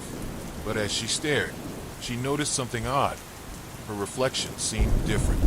It was subtle at first, just a slight distortion, a flicker of movement that didn't match her own. But then it grew more pronounced. Her reflection smiled at her, a cold, malicious smile that sent a shiver through her spine. Sarah took a step back, her heart racing as she stared at the mirror, trying to comprehend what she was seeing. Suddenly, the smile vanished. In its place, her reflection's eyes widened in horror, just as hers did, as though it too had seen something behind her. Sarah's head whipped around, but there was nothing there, just the quiet, dimly lit room, its silence almost oppressive. She felt a bead of sweat roll down her forehead, her breath quickening. Had she imagined it, or had the house somehow come to life, twisting her perception of reality itself? Before she could gather her thoughts, a sound broke the silence, faint, almost inaudible at first, but growing louder. A slow, deliberate tapping, like someone, or something, walking across the floorboards above her. Sarah froze, her pulse leaping in her throat. The tapping continued, rhythmic and purposeful, echoing through the house. The sound of feet dragging, scraping against wood, followed by a soft, wet splashing sound. Her blood ran cold. The creatures from the forest had found her, or worse, something else had come to claim her. She darted toward the window, her hands trembling as she tried to peer through the grime-covered glass. Outside, the forest was black, the trees tall and oppressive, their shapes twisted and alien. She could hear the wind rustling through the branches, but there was no movement, no sign of life. Still, the tapping continued, growing louder, coming closer. The floorboards above her creaked, as if someone was walking toward the stairs. Panic surged in her chest, but she knew she couldn't just hide. The thing, whatever it was, would find her. She needed to move, to do something. She ran to the door, her hand gripping the cold, metal knob, and yanked it open. The hallway outside was long, narrow, and dark, the walls lined with portraits that seemed to watch her as she passed. She could hear the tapping now, unmistakable, coming from the room at the end of the hall. The door was ajar, a sliver of darkness beckoning her forward, against every instinct in her body. She took a step toward it. The room was colder than the rest of the house, and the air inside felt heavy, thick with a presence that made her skin crawl. The candlelight flickered erratically, casting shadows that seemed to move on their own. At the far side of the room, an old wooden rocking chair creaked gently, rocking back and forth on its own. Sarah swallowed hard, her mouth dry, and stepped inside. As soon as she crossed the threshold, the door slammed shut behind her with a force that rattled the walls. She whipped around, her breath coming faster, but there was no sign of anyone. No sign of anything. Just the rocking chair, moving by itself, creaking with each back and forth motion. Sarah's gaze was drawn to it, her heart pounding in her chest. There was something wrong about it. She couldn't quite place it, but the longer she stared, the more she felt an overwhelming sense of dread wash over her. Without thinking, she reached out to touch it, her hand trembling as her fingers brushed against the cold, weathered wood. But as soon as she made contact, the chair stopped moving. The room fell into an eerie silence, the air growing thicker, heavier. Sarah's eyes widened as a low, guttural growl emanated from the corner of the room, rising from the shadows like a deep, throaty hum. It was the same sound she had heard before, out in the forest. The same sound that had sent her running. Her heart skipped a beat as something began to emerge from the darkness. A figure, long and twisted, its body hunched and malformed, slithering toward her with unnatural speed. Its face was obscured by a veil of shadow, but she could see its glowing yellow eyes fixed on her, unblinking, unfeeling. The figure let out a soft, wheezing laugh, a sound that made Sarah's blood run cold. "You shouldn't have come here," it rasped, its voice like gravel grinding against stone. "You are mine now." A chill ran through Sarah's body as the thing reached out, its clawed fingers brushing against her arm.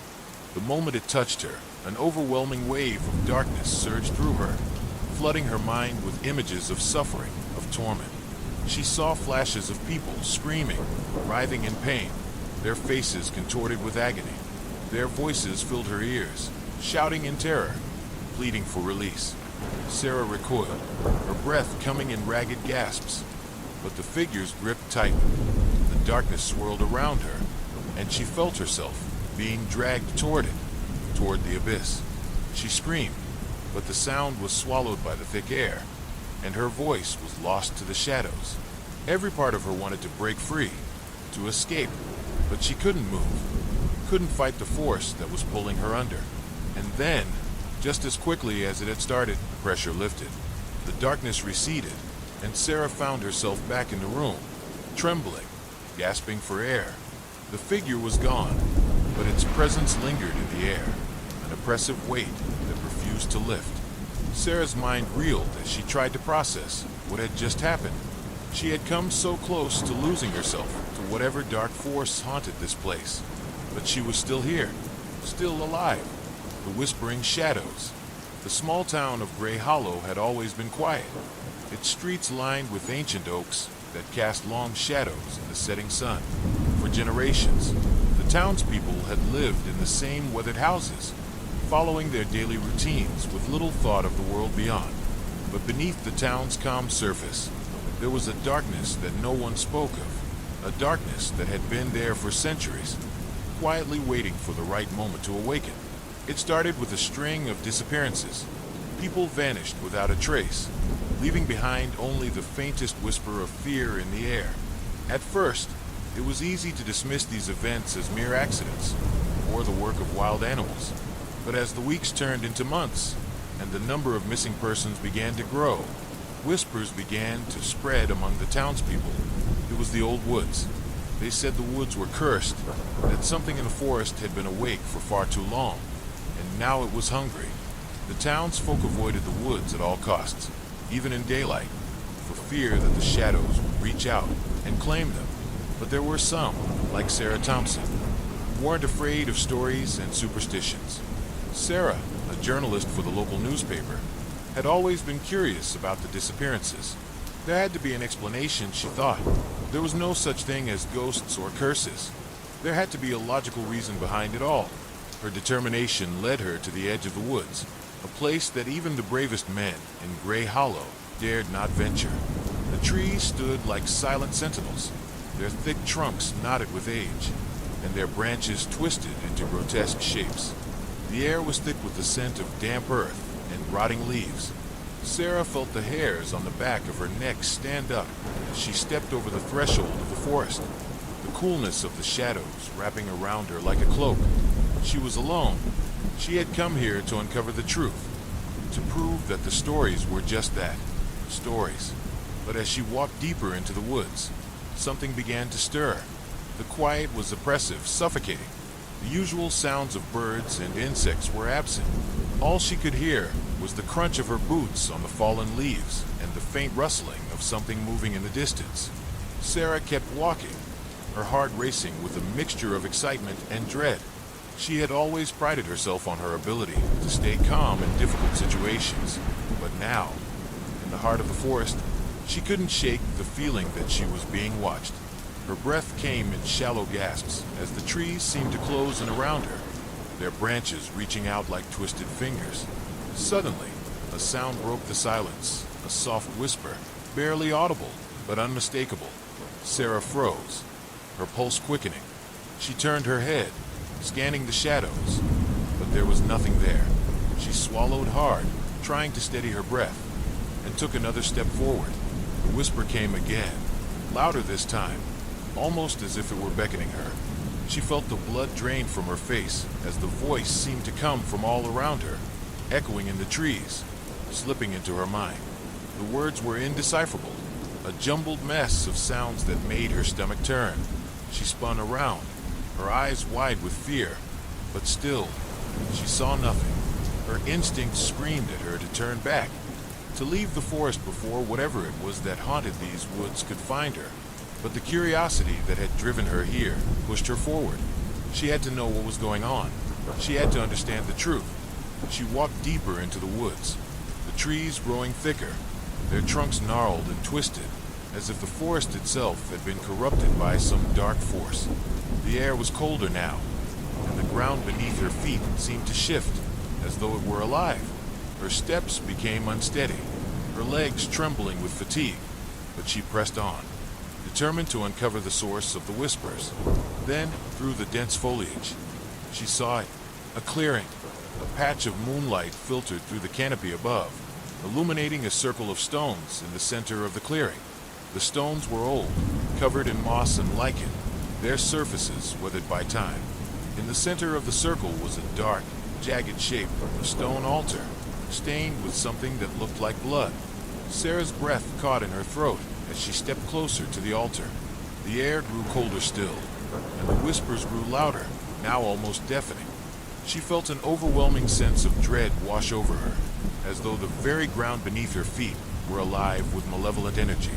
Something was wrong here, terribly wrong. As she reached the altar, her eyes were drawn to the symbols carved into its surface. Strange, intricate patterns that seemed to shift and writhe in the pale light. The symbols were like nothing she had ever seen before, a mixture of ancient runes and grotesque images that made her skin crawl. The air around the altar felt charged, as if it were a focal point for some dark, unseen power. Then, without warning, the ground beneath Sarah's feet gave way. She stumbled forward, her hands instinctively reaching out to catch herself. But the earth crumbled beneath her, and she fell.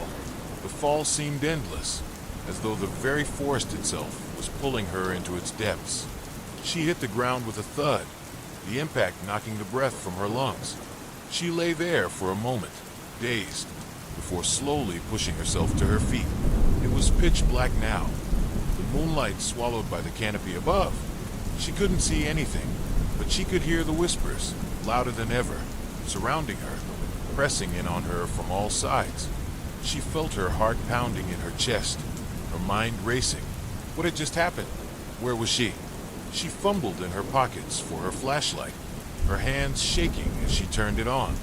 The beam of light flickered, weak and dim, but it illuminated the space around her, and what she saw made her blood run cold. The walls of the cave, or whatever it was that she had fallen into, were covered in the same symbols that adorned the altar. They were etched into the stone, pulsing with a sickly, greenish glow. The air was thick with the scent of rot, and the ground was slick with some kind of foul substance.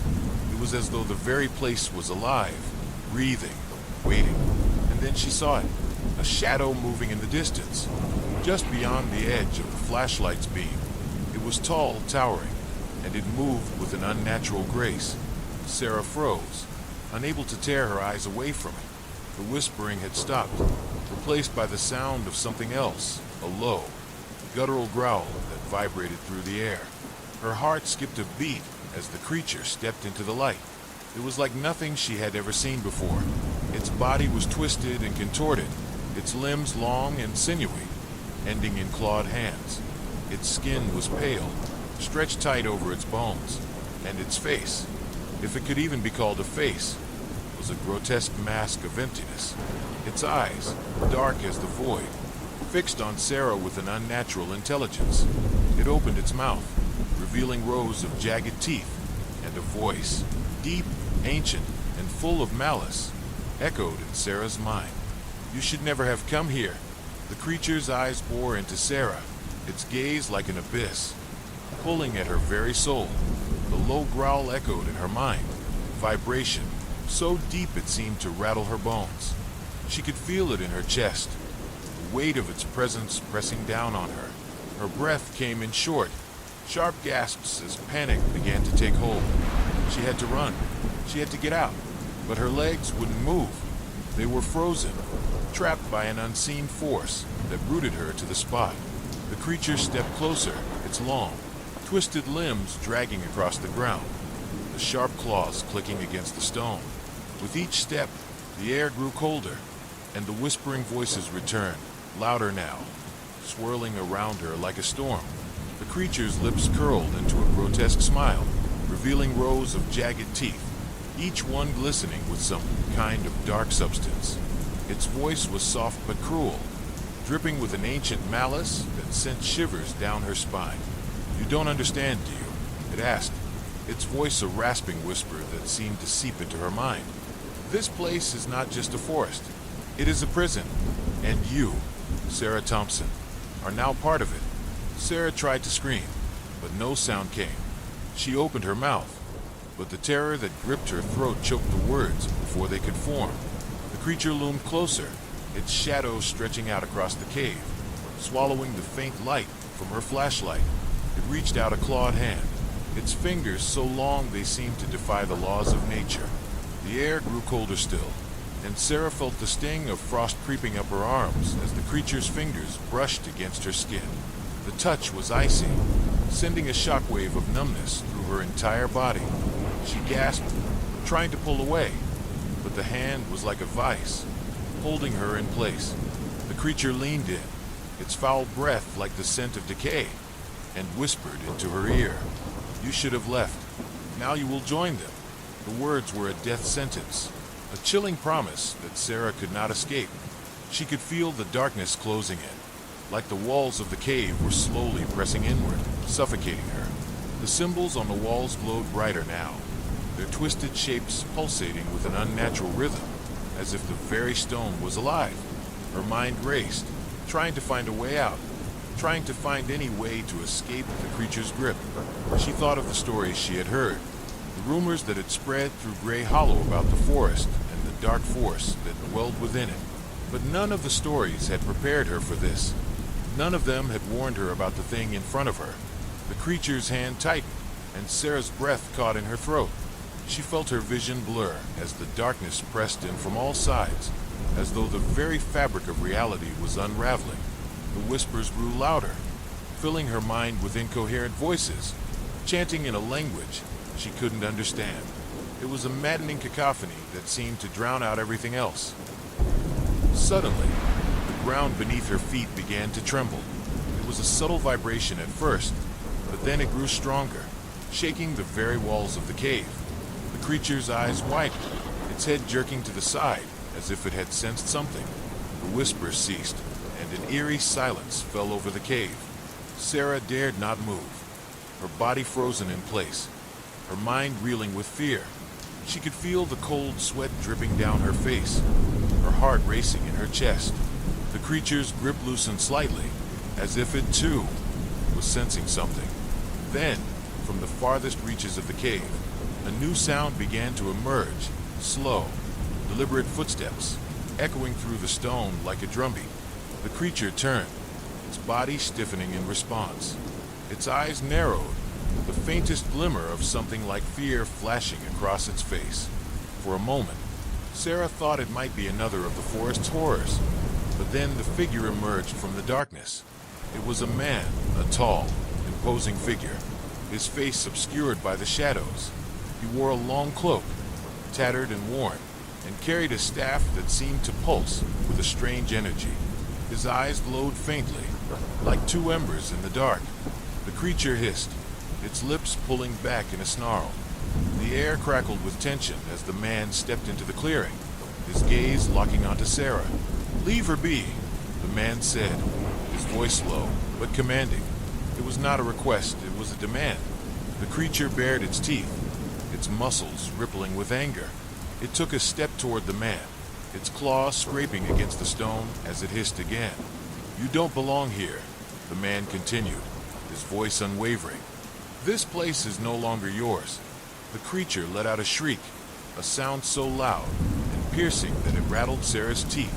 It charged toward the man with a speed that defied belief, its claws slashing through the air. But the man raised his staff, and in that instant, a burst of light erupted from its tip, blinding Sarah with its intensity. The creature recoiled, its shriek turning into a snarl of frustration. The light from the staff flickered, and the creature hesitated, its form rippling as though it were caught between two realities. It seemed to struggle, its body warping and distorting in the air. But the man stood firm, his staff glowing brighter with each passing second. "Begone," the man commanded, his voice filled with an authority that shook the very foundations of the cave. With a final, anguished cry, the creature vanished, leaving behind nothing but the lingering scent of decay and the faintest echo of its presence. The cave fell silent once more, the tension in the air slowly dissipating. Sarah stood there, trembling, her heart still racing. She couldn't understand what had just happened, what kind of power the man possessed. She felt a strange mix of relief and confusion, unsure whether to thank him or to run in the opposite direction. The man turned to her, his glowing eyes softening as he took a step closer. He studied her for a moment, his expression unreadable. "You shouldn't have come here," he said softly. "But now that you have, you're in this place's grip.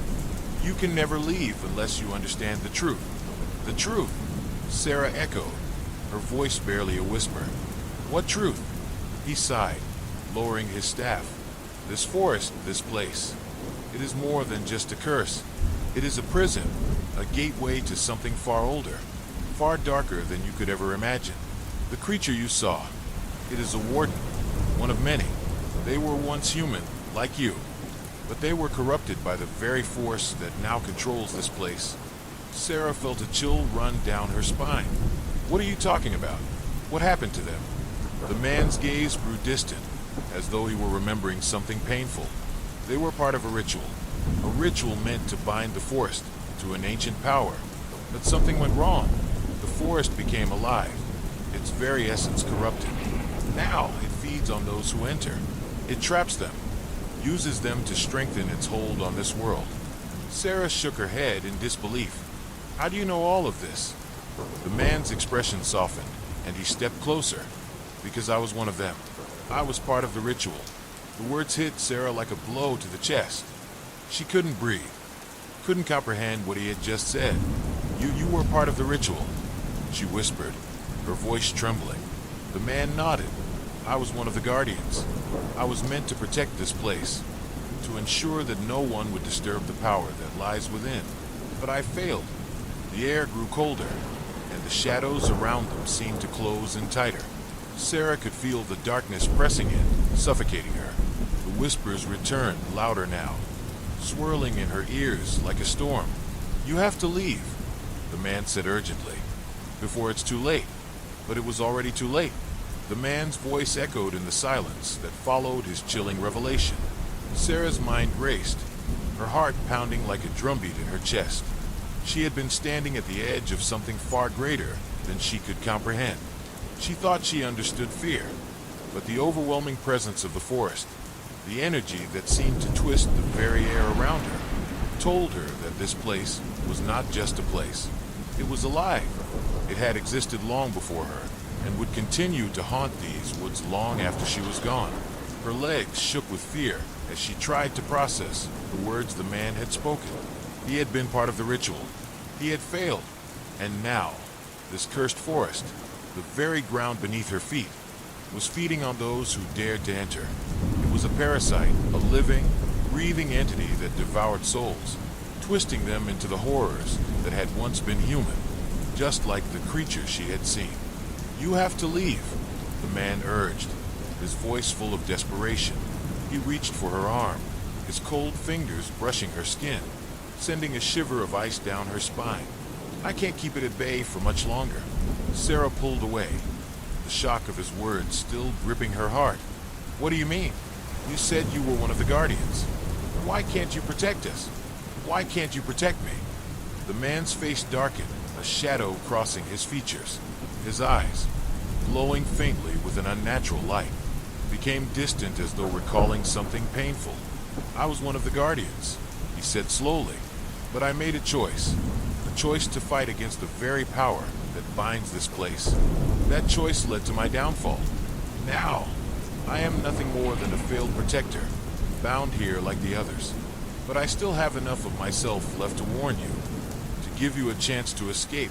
His words hung in the air, thick with meaning, but Sarah couldn't understand them. Escape? How could she leave? She had come here to find answers, but all she had discovered was that the very ground she walked on was a prison, one that bound not only the creatures, but those who had tried to stop them. She was trapped, and the longer she stood there, the more the whispers seemed to grow, becoming louder, more insistent. The forest itself seemed to be closing in, pressing in from all sides, and she could feel it. Something watching her from the darkness, something ancient and hungry. Why do they do this? Sarah asked, her voice trembling. Why does this forest, why does it consume people? What's the purpose of it all? The man closed his eyes, as if weighing the truth of the answer. Because the forest was never just a forest, he said at last. It was meant to be a conduit, a doorway to something far worse, something that existed long before humanity ever set foot on this earth. The ritual that I was part of was meant to bind that thing to this place, to keep it locked away. But we failed. We didn't understand the true nature of the forces we were dealing with. We thought we could control them, but instead, we awakened them. A chill ran through Sarah. What do you mean? What was it that you were trying to bind? The man's expression darkened, and for a moment, Sarah could have sworn that his eyes flickered with a deep, unsettling recognition. We were trying to contain an entity that existed before the world as we know it, a being of darkness and chaos, a force that thrives on fear and despair. It's not a creature. It's not something that can be described in simple terms. It's ancient, and it feeds on the minds of those who wander too close to its prison. A terrifying silence followed his words. Sarah could feel the weight of what he was saying, and the full horror of it all began to settle deep into her bones. The forest, the creatures, the twisted remnants of the Guardians. None of it had been an accident. It was all part of a greater design, a ritual gone wrong, a prison that she had unwittingly stepped into. Her thoughts were interrupted by a low rumble, deep within the earth. The cave trembled, as though something beneath them was awakening. The ground cracked, and a sharp, unnatural scream echoed through the cavern, so loud that it seemed to shake the very walls. The man turned abruptly, his eyes wide with fear. "We don't have much time," he said urgently. "It's waking up. The thing that we tried to imprison, it's rising. You have to leave now. You have to get out of this place." Sarah's heart raced as panic surged through her chest. The creature, the entity the man had spoken of, was awakening. Everything she had experienced up until this point, all the horrors of the forest, were only the beginning. The true nightmare had yet to reveal itself. But as she turned to flee, a shadow moved in the corner of her vision. It was fast, too fast, and it moved with an unnatural grace, as though it were floating just above the ground.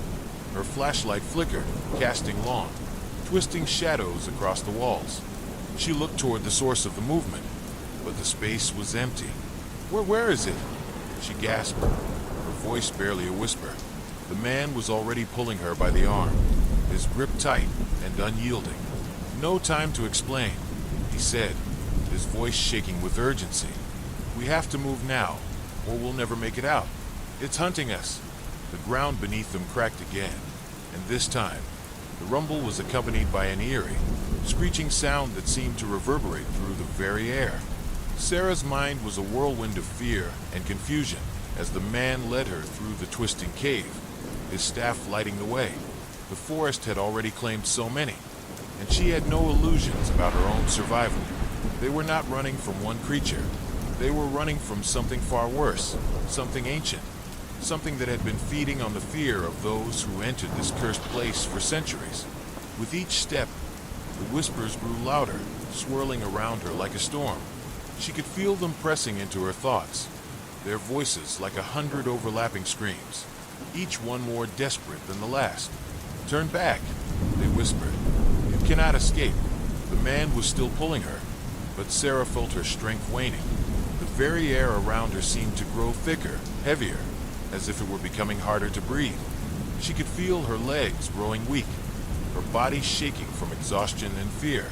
Every corner they turned seemed to lead deeper into the labyrinth, and every step they took seemed to bring them closer to the source of the darkness. Suddenly, the man stopped.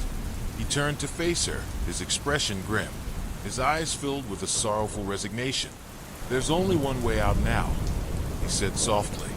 "You must face the truth. You must understand what happened here, or you will never leave.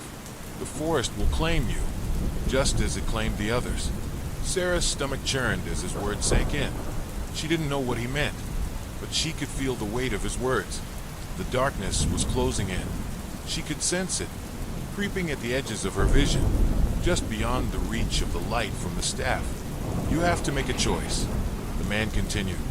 "Leave now and face what comes, or stay and uncover the truth of this place. There's no going back after this." The ground trembled once more, and a low growl echoed through the cave. The air grew thick with an overwhelming sense of dread, and Sarah's heart pounded louder in her chest. The man's words hung in the air, their weight pressing down on Sarah's chest, constricting her breathing. She could feel the shadows closing in, their unseen tendrils reaching for her, trying to pull her into the darkness that was slowly suffocating the life out of everything in this cursed place. The man's eyes, glowing with an unnatural light, flickered with a deep, unspoken sorrow. It was as though he had known this moment was coming, that the darkness would claim everything he had tried to protect.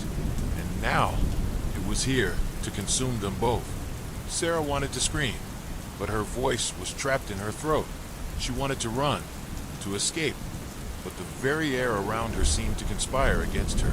Each step she took felt heavier than the last, and the ground beneath her feet felt as though it was sinking, as though the very earth itself was pulling her into the depths.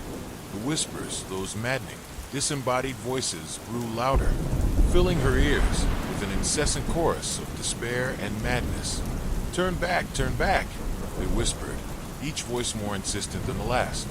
The man turned to face her, his expression filled with a kind of grim understanding.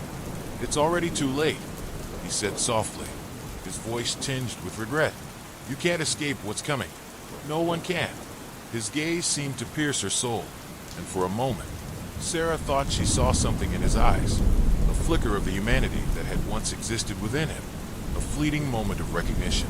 But it was gone as quickly as it had appeared, replaced by the hollow emptiness of someone who had been consumed by the very thing they had sworn to fight. "You need to understand what you're up against," he continued, his voice growing more strained. "The thing that is waking up, it's not just a creature. It's something far worse. It's an entity of pure darkness, born from the depths of this world, older than anything you can comprehend. It feeds on fear, on despair, on the souls of those who dare to enter its domain. And now it's hungry. It's awake, and it will stop at nothing to claim you." Sarah felt the blood drain from her face as his words sank in. The air around her seemed to grow colder, more oppressive, as though the darkness itself was wrapping its tendrils around her, squeezing the life out of her. She could feel the weight of the forest pressing down on her, its ancient power pulsing through the ground, through the trees, through the very air she breathed. "How do you know this?" she managed to ask, her voice shaking. "How do you know what's coming?" The man's eyes hardened, and for a moment, Sarah thought she saw a flicker of something, a memory, perhaps, something long buried. But then it was gone, replaced by a look of sheer terror. "Because I've seen it," he said, his voice barely a whisper. "I've seen what it does. I've seen it tear people apart, not just physically, but mentally, spiritually. It breaks you down, piece by piece, until there's nothing left. And then it claims your soul." The ground trembled beneath them again, and Sarah could feel the vibrations deep within her bones. The whispers grew louder, more insistent, like a chorus of voices from the depths of hell, calling her name, urging her to join them in the darkness. She could hear her own breath, ragged and panicked, mingling with the voices that seemed to come from all around her. The trees creaked and groaned as though they were alive, bending and twisting in unnatural ways, their branches reaching out like skeletal hands, trying to grab hold of her. The man stepped forward, his movements quick and urgent. "We have to go," he said, his voice shaking. "Now, we don't have much time." Before Sarah could react, he grabbed her arm and began to pull her deeper into the cave, his grip firm and unyielding. She tried to resist, to pull away, but the darkness around her seemed to be growing, closing in on her, wrapping itself around her like a suffocating blanket. The whispers were deafening now, and she could feel the cold tendrils of fear wrapping around her heart, choking the air from her lungs. As they moved deeper into the cave, the shadows grew more intense, more suffocating. The light from the man's staff flickered, casting long, grotesque shadows that danced along the walls like twisted creatures, their forms shifting and warping in the light. Sarah's mind raced, her thoughts spinning out of control. What was this place? What was it that had caused this nightmare to unfold? And why was she here, trapped in this hellish labyrinth, with no way to escape? The man's pace quickened, and Sarah struggled to keep up, her breath coming in ragged gasps as they ran through the darkened passageways. She could feel the walls pressing in on her, the darkness suffocating her every step. The air was thick with the smell of decay, of rot, and something worse, something that made her skin crawl, made her feel as though the very ground beneath her feet was alive, watching, waiting. Suddenly, the man stopped, his hand pulling Sarah to a halt beside him. He turned to face her, his eyes wide with fear. "It's too late," he said, his voice barely a whisper. "We can't outrun it. It's here." Sarah's heart froze in her chest.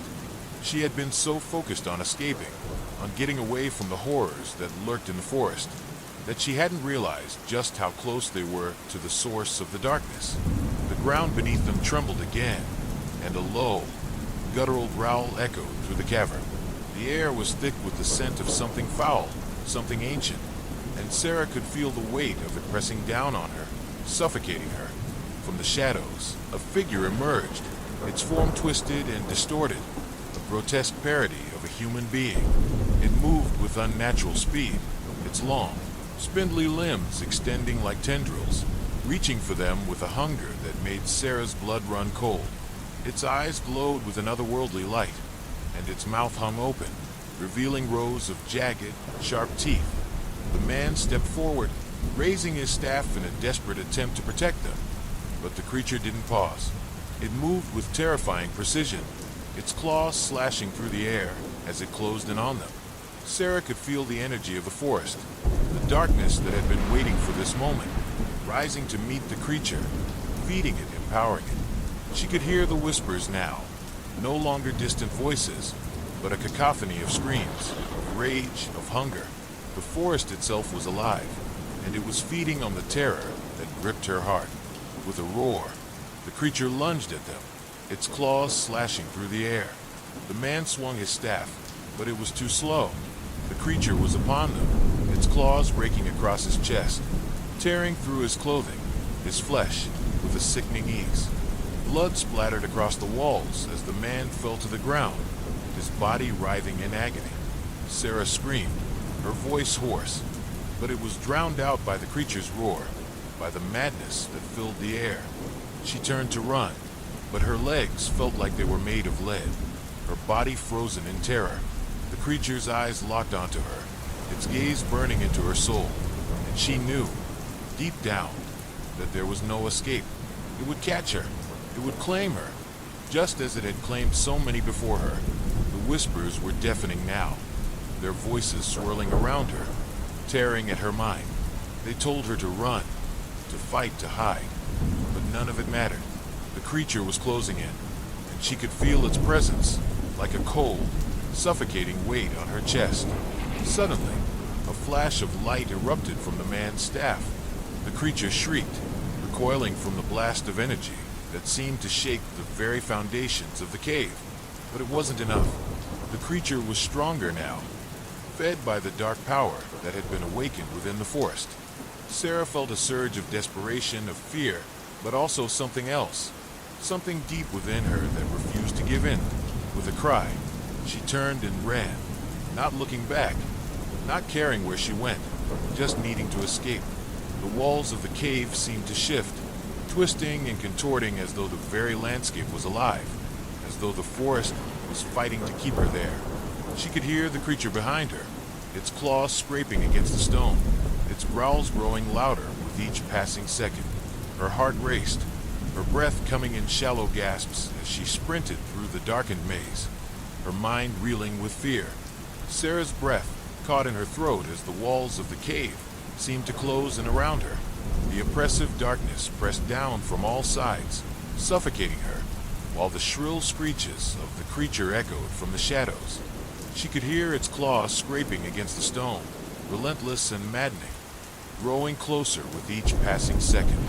The terror gnawed at her, making every nerve in her body scream to stop, to turn and face the creature, to somehow stand her ground. But every instinct told her to run, to flee before the darkness consumed her completely. Her legs were burning with exhaustion, but she couldn't stop. She couldn't let herself stop. The whispers grew louder, their voices now a chorus of despair, taunting her, urging her to turn back, to embrace the inevitable. "There's nowhere to run," they hissed. "It's already here. It knows you. It wants you." Her heart raced as she stumbled, her foot catching on something unseen in the dark. She fell hard, the rough stone scraping her palms and knees, the sting of the impact momentarily numbing the panic that threatened to overtake her. For a moment, she lay still, her breath coming in ragged gasps, trying to gather the strength to push herself up. But as she looked around, she realized something terrifying. The darkness was not only closing in from the back, it was moving forward as well. The walls had begun to shift, their jagged edges curling inward, trapping her in a narrowing passage. The air felt thicker, like the very cave itself was alive, feeding off her fear. She pushed herself up, her muscles screaming in protest, but she couldn't afford to rest. She couldn't afford to hesitate. And then, just as quickly as it had started, whispers stopped. The silence was suffocating. For a moment, she thought the creature had stopped chasing her, that maybe she had outrun it, that maybe, just maybe, she had found a safe haven. But deep in her gut, she knew that wasn't the case. The creature hadn't stopped. It had simply gotten closer, lurking in the shadows, waiting. Her hands trembled as she pressed them against the wall, feeling the cold, damp stone beneath her fingers. The silence stretched out, becoming unbearable. She could hear nothing but the sound of her own heartbeat, the frantic rhythm of her pulse pounding in her ears. Every muscle in her body screamed for her to move, to keep going, but she was frozen, unable to act. And then, as though the silence had broken in half, the cave was filled with the sound of footsteps. Slow, deliberate footsteps, dragging across the stone floor. Her body went stiff, her breath catching in her throat.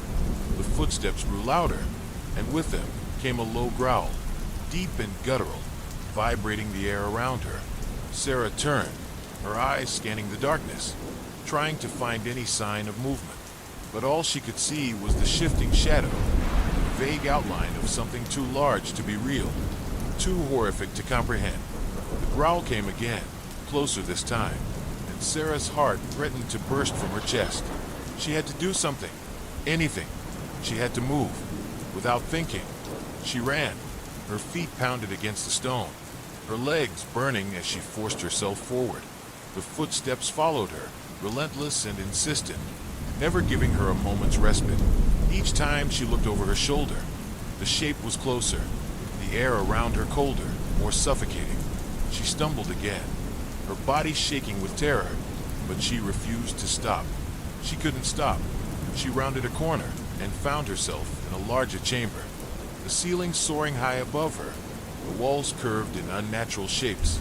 Strange symbols covered the stone, carved deep into the rock as though by an ancient hand. The air here was thick, heavy with the scent of decay, of something long forgotten. She didn't care. She just needed to keep moving. But then, something caught her eye. In the center of the room, there was an altar. It was made of stone, covered in a dark, sticky substance that glistened in the dim light from her flickering torch.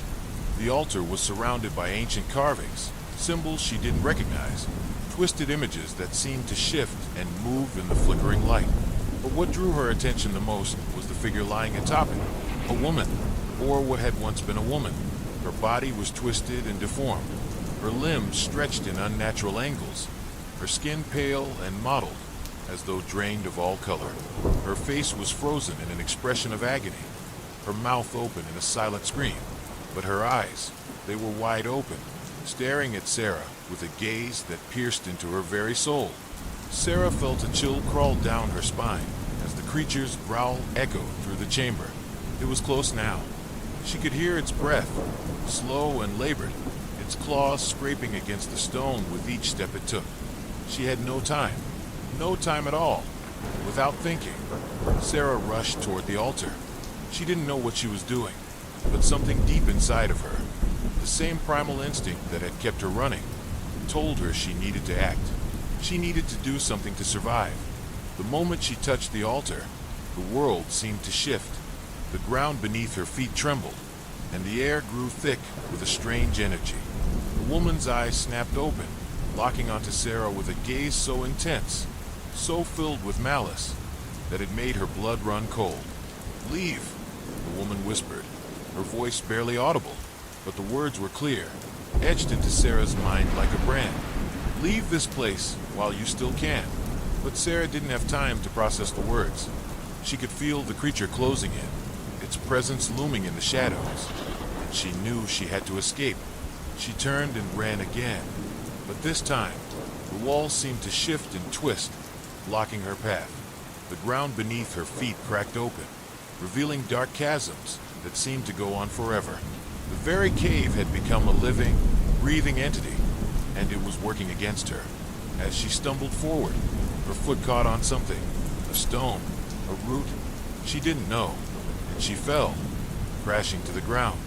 The world spun around her, and before she could gather her bearings, a shadow loomed over her, tall and terrifying, its eyes glowing with a malevolent light. She could see its form now fully. It was massive, its body covered in scales that shimmered in the darkness. Its face was a twisted amalgamation of human and animal features, its mouth filled with rows of jagged teeth that dripped with some kind of black, tarry substance. Its claws were long and curved, sharp as knives, and its breath reeked of decay. The creature leaned down, its eyes locking onto hers, and Sarah felt the weight of its gaze crushing her. It was then that she understood the true nature of the creature. It wasn't just hunting her. It was feeding on her fear, on her despair. It was drawing strength from her terror. And in that moment, Sarah knew that she couldn't outrun it, couldn't fight it. The whispers filled her mind once more, louder this time, drowning out everything else. "You can't escape," they sang. "It's already too late. The darkness is everywhere. It will claim you, just as it claimed all the others." But Sarah refused to give in. She couldn't. Not now. Not when she was so close to unraveling the truth of this place, of what had happened here. The woman on the altar, her warning. It was a clue, a way out. There had to be a way to stop this, to fight back. And in that moment, as the creature's claws reached for her, Sarah made a decision. She would face the darkness. She would fight. With a scream, she lunged forward, her hands grabbing for the nearest weapon, anything she could use to defend herself. The creature shrieked, a sound that rattled her bones, and in that split second, she realized one thing. The true horror of this place wasn't just the creature hunting her. It was the darkness that had seeped into the very bones of the cave, that had taken root in the hearts of those who came before her. It was an ancient, unknowable evil that thrived on fear, and Sarah was about to find out just how deep that darkness truly ran. The storm had been relentless for hours, hammering against the old wooden house like an angry beast. Inside, the air was thick with the scent of wet earth and dust, the creaking of the old floorboards echoing through the empty rooms. Lily sat by the fireplace, staring into the crackling flames as the wind howled outside. The house, once filled with the laughter of family, now felt cold and distant, like a forgotten relic of a time long past. It had been years since anyone had come to visit, and it had started to feel like a place abandoned by both time and memory. She pushed the door open with a creak, stepping inside. The room was dim, lit only by the flickering lantern. Dust hung in the air, motes dancing in the light like tiny specters. Old furniture was scattered around, an antique rocking chair, a wooden chest, shelves piled high with forgotten trinkets. The air was musty, stale from years of disuse. But it wasn't the objects that caught Lily's attention. It was the shape in the far corner of the room. At first, it seemed like a shadow, but as her eyes adjusted to the light, she realized it was something else, something she hadn't noticed before. There was a figure standing in the corner of the room. It was tall and thin, draped in a long, tattered cloak that hung loosely from its frame. Its face was obscured by the shadows, but Lily could feel its eyes on her, cold and knowing. Her heart pounded in her chest as she stood frozen, unable to look away. The figure didn't move, didn't make a sound. It simply stood there, waiting. "Who are you?" Lily managed to whisper, her voice barely audible in the thick air. The figure didn't answer. Lily took a step backward, her feet sliding against the dusty floor. The figure's presence was overwhelming, suffocating. She couldn't breathe. She had to get out of there, had to run. But her legs wouldn't move. They were frozen in place, as if the very air had thickened around her, binding her to the spot. A low whisper seemed to come from the walls themselves, echoing through the room. "You shouldn't have come here." The voice wasn't human. It was something older, something more sinister, and Lily felt its cold fingers close around her heart. The whispering grew louder, the words more insistent. "You have awakened it. You have awakened them." Suddenly, the figure in the corner moved, its cloak swirling around it like a shadow, coming to life.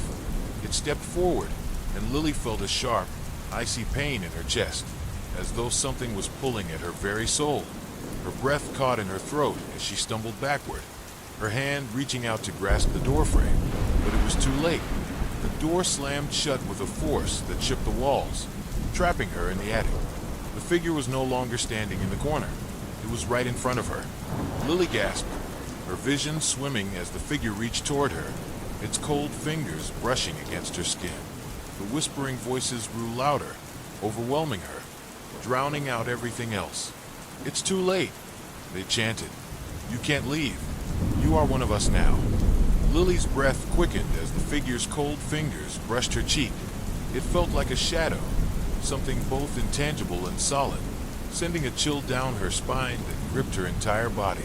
Her heart pounded against her ribcage as she struggled to move, to scream, but no sound escaped her lips. The attic felt like it was closing in, the air thick and heavy, like it was trying to suffocate her.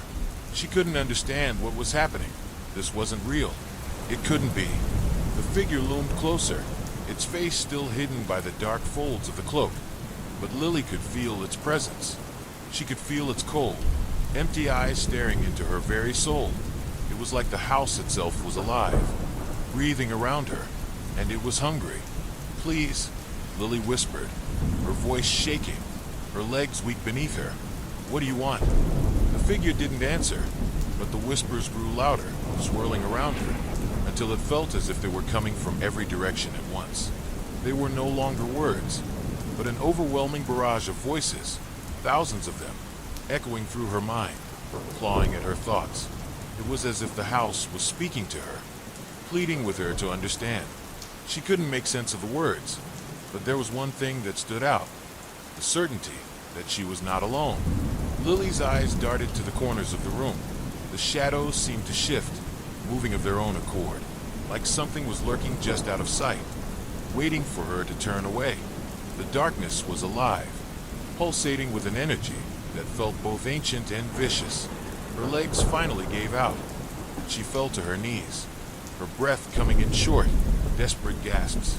The lantern flickered again, casting long, twisting shadows that danced across the walls. Then, with a sudden, jarring motion, the figure took a step forward. Lily recoiled, her mind screaming for her to run, but her body refused to obey. It felt as if she were being pulled into the very fabric of the house, into the space between the walls, where reality itself seemed to bend. The figure's voice came then, deep and resonant, like a low hum that reverberated through her entire body. "You've awakened the curse," it said, its voice neither male nor female, but something far older. "You are part of this now." Lily's mind raced. Curse? What curse? Her grandmother had always spoken vaguely about the house's strange history, about the things that happened here, but she had never said anything like this. The stories of the house's past seemed to twist and shift in her mind like smoke, never staying in one place long enough to form a coherent thought. "What do you mean?" she asked, her voice barely a whisper.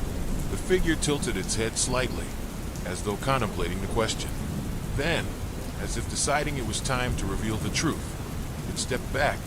The air around them seemed to grow colder, heavier, and for a moment, the lantern's light flickered out completely, plunging the room into an oppressive darkness. And then, the whispers grew louder, now accompanied by a low, guttural sound, a sound that reminded Lily of distant thunder, but far darker. The figure began to speak again, but this time its voice was not its own. It was the voice of 1,000 others, overlapping and distorting, like a chorus of tortured souls. "This house, this place is bound to the dark, to those who came before you, to those who were never meant to leave," the voice whispered, rising and falling like a windstorm. "Your grandmother, she was the last of us." Lily's mind spun as the words echoed in her skull. Her grandmother, the last of us. She couldn't comprehend what was happening. What was the house? Who were these voices? And why had they chosen her? Why had she come here? "Your grandmother knew what would happen," the voice continued. "She sealed it away, but not forever. And now you are the key." Lily's breath caught in her throat. The key. What was she the key to? She had never believed in superstitions or curses. She had always chalked up the house's strange reputation to the wild imaginations of old people. But this was real. The air itself seemed to pulse with the force of something ancient and terrible, something that had been waiting for years. With shaking hands, Lily pushed herself up from the floor, her legs weak and unsteady. She turned to leave, to run, but the door, her only escape, slammed shut with a force that rattled the entire house. She gasped, her heart sinking into her stomach. The sound of the slamming door was followed by a sickening creak of the wooden beams overhead, as though the very structure of the house was shifting, coming alive. The figure reached toward her again, and Lily, now desperate, backed away, her eyes darting around for anything she could use to defend herself. The shadows seemed to close in around her, growing longer and more menacing with each passing second. She had to find a way out. There had to be a way out. And then something strange happened. As if responding to her terror, the walls around her began to shake, and the whispers grew louder, rising to a cacophony of voices that filled her ears, until it was almost unbearable. The lights flickered again, and in the brief moments of light, Lily saw the figure's face, pale, gaunt, and twisted with an expression of pure malice. It wasn't human. It was something else. With a burst of strength, Lily ran to the far wall, throwing herself against it in an attempt to escape. She found the door to a closet, its old wood splintered and weak. With frantic fingers, she tugged at the handle, finally forcing it open. The room was small, but it offered a semblance of safety, a place to hide, at least for a moment. She huddled in the closet, her hands over her mouth to keep from screaming, her heart hammering in her chest. The voices were still there, whispering, calling her name, but now they felt distant, muffled by the thick wooden door. She could hear the figure moving outside, its footsteps slow and deliberate. It was searching for her. It knew she was there. Time seemed to stretch on forever, the minutes crawling by in a blur. The storm outside continued to rage, but inside the house, there was only silence, an oppressive, unnatural silence that hung heavily in the air.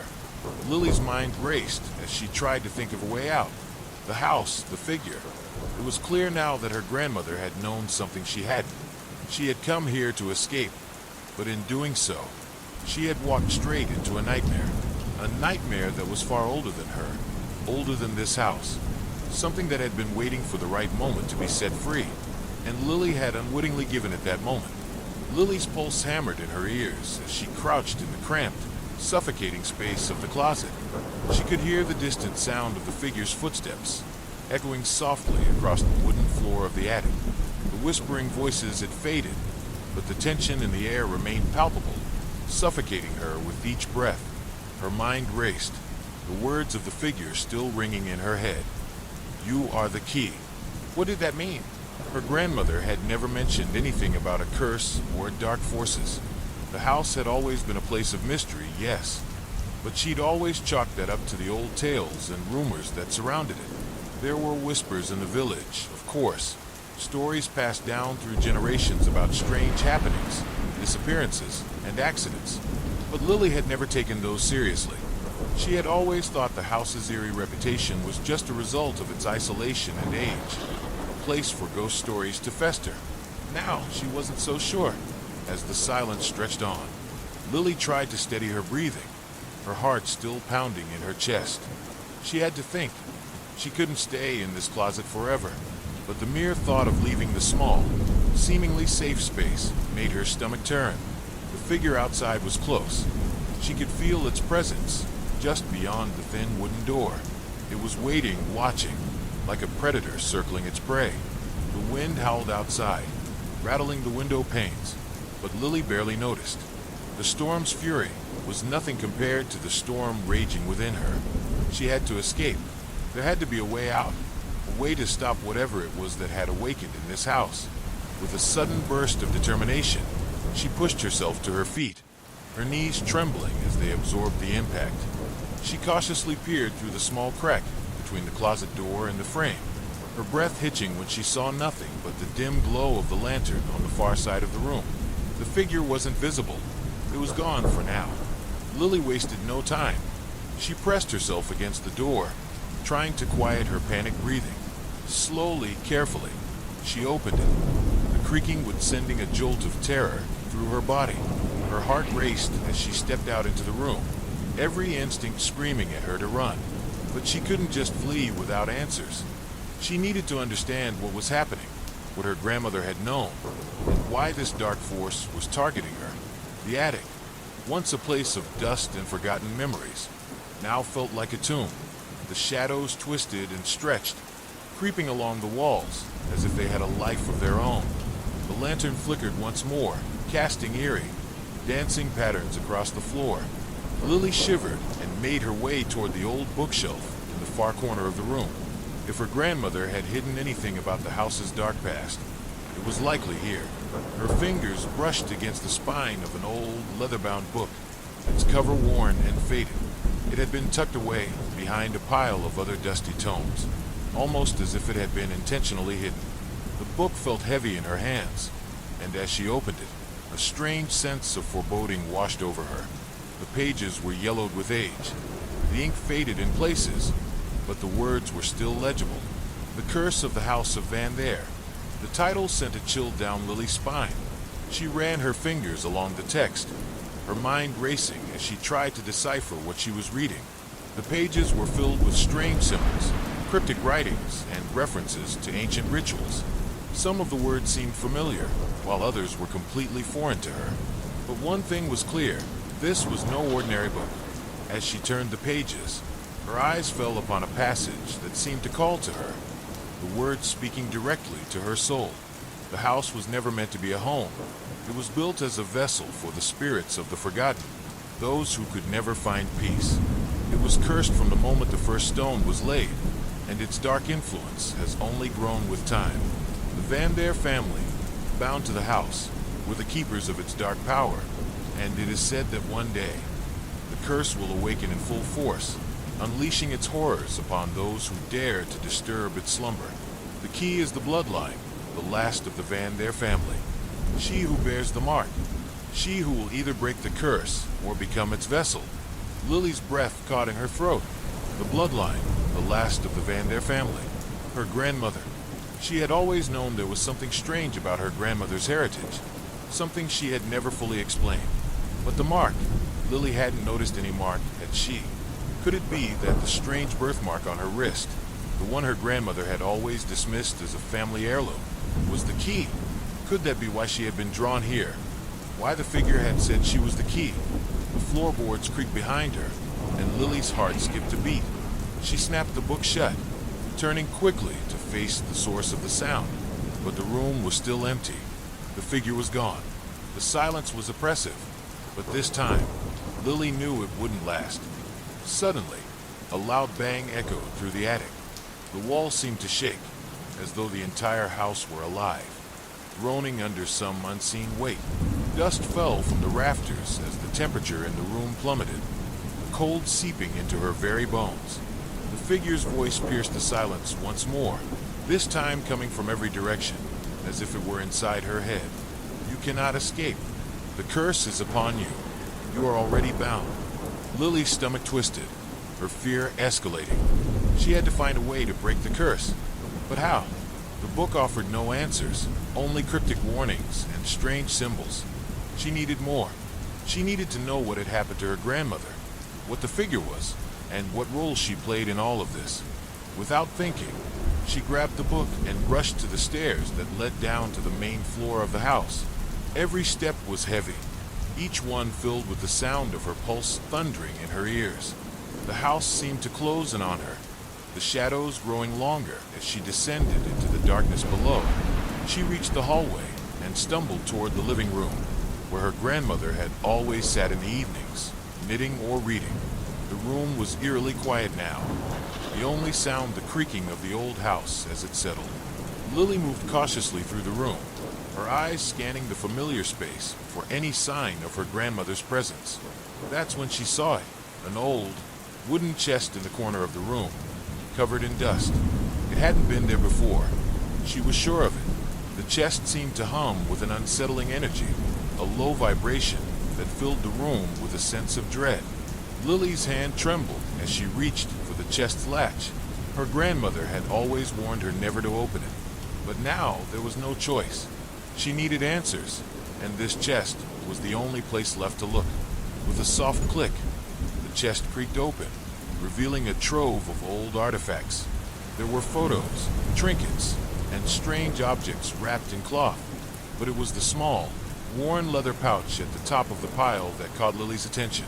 Her heart skipped a beat as she pulled it out, her hands trembling as she unwrapped the cloth to reveal a small, ornate key. It was a key unlike any she had ever seen. It was ancient, its metal darkened with age, its edges worn smooth. It seemed to pulse with an energy all its own, a power that made the air around it crackle. This was the key, the one the figure had spoken of. Lily felt the weight of the key in her hand, its cold surface sending a shiver down her spine. She knew, without a doubt, that it was the key to everything. It was the key to unlocking the mystery of her grandmother's past, the curse, and the dark force that haunted the house. But as her fingers closed around the key, the room seemed to darken even further, the shadows creeping in closer, tighter. The whispers began again, louder this time, their voices almost deafening. She could feel them clawing at her mind, pulling her toward the house's darkest secret. And then, she heard it, footsteps, slow and deliberate, coming from the hallway behind her. She turned, her heart leaping into her throat. The figure was back. Lily's heart hammered in her chest as the footsteps grew closer, each one slow and deliberate. The figure's presence was suffocating, and the darkness of the room seemed to close in around her like a tightening noose. Her hand gripped the key tighter, the cold metal biting into her palm. The whispers had stopped, but the air was thick with anticipation, as though the house itself were holding its breath. She turned slowly, her eyes searching the hallway, trying to make out the figure's shape in the dim light. There was nothing there, only the long stretch of the old wooden floor, cracked and worn by time. Yet she could feel it, could feel the presence of something malevolent lurking just beyond her sight, a shadow that didn't belong, a weight in the air that made the hairs on the back of her neck stand on end. The footsteps stopped.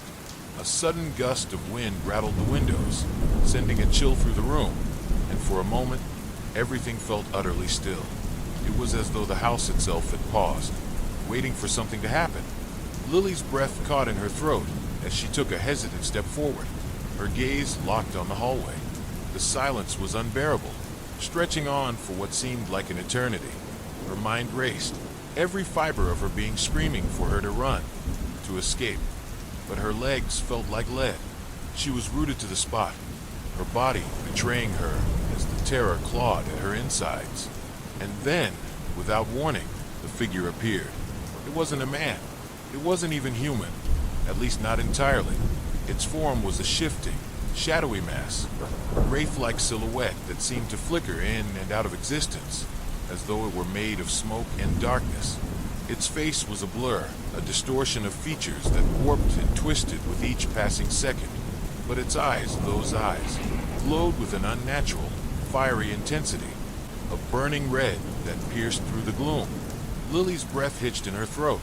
Her pulse raced as she took an instinctive step back, her feet stumbling over the old carpet.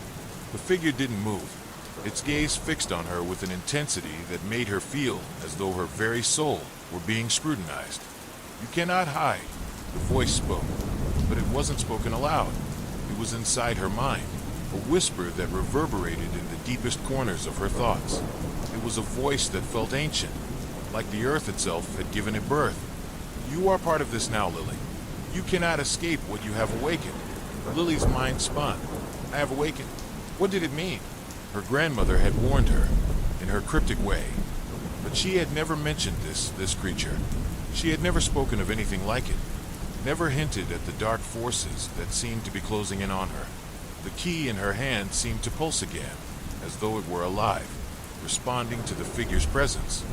Lily stared at it, her mind racing for any clue, any connection to the horrors that were unfolding before her. Her grandmother's words echoed in her memory. The house was never meant to be a home. It was built as a vessel for the spirits of the forgotten, those who could never find peace. "You are the key." The words twisted together in her mind, forming a terrible understanding. The key, it wasn't just a physical object. It was something more. It was tied to the house, to the curse that had been sealed away for generations. The figure took a slow step forward, its form flickering like a candle in the wind. "You've been chosen, Lily. It is too late to turn back now."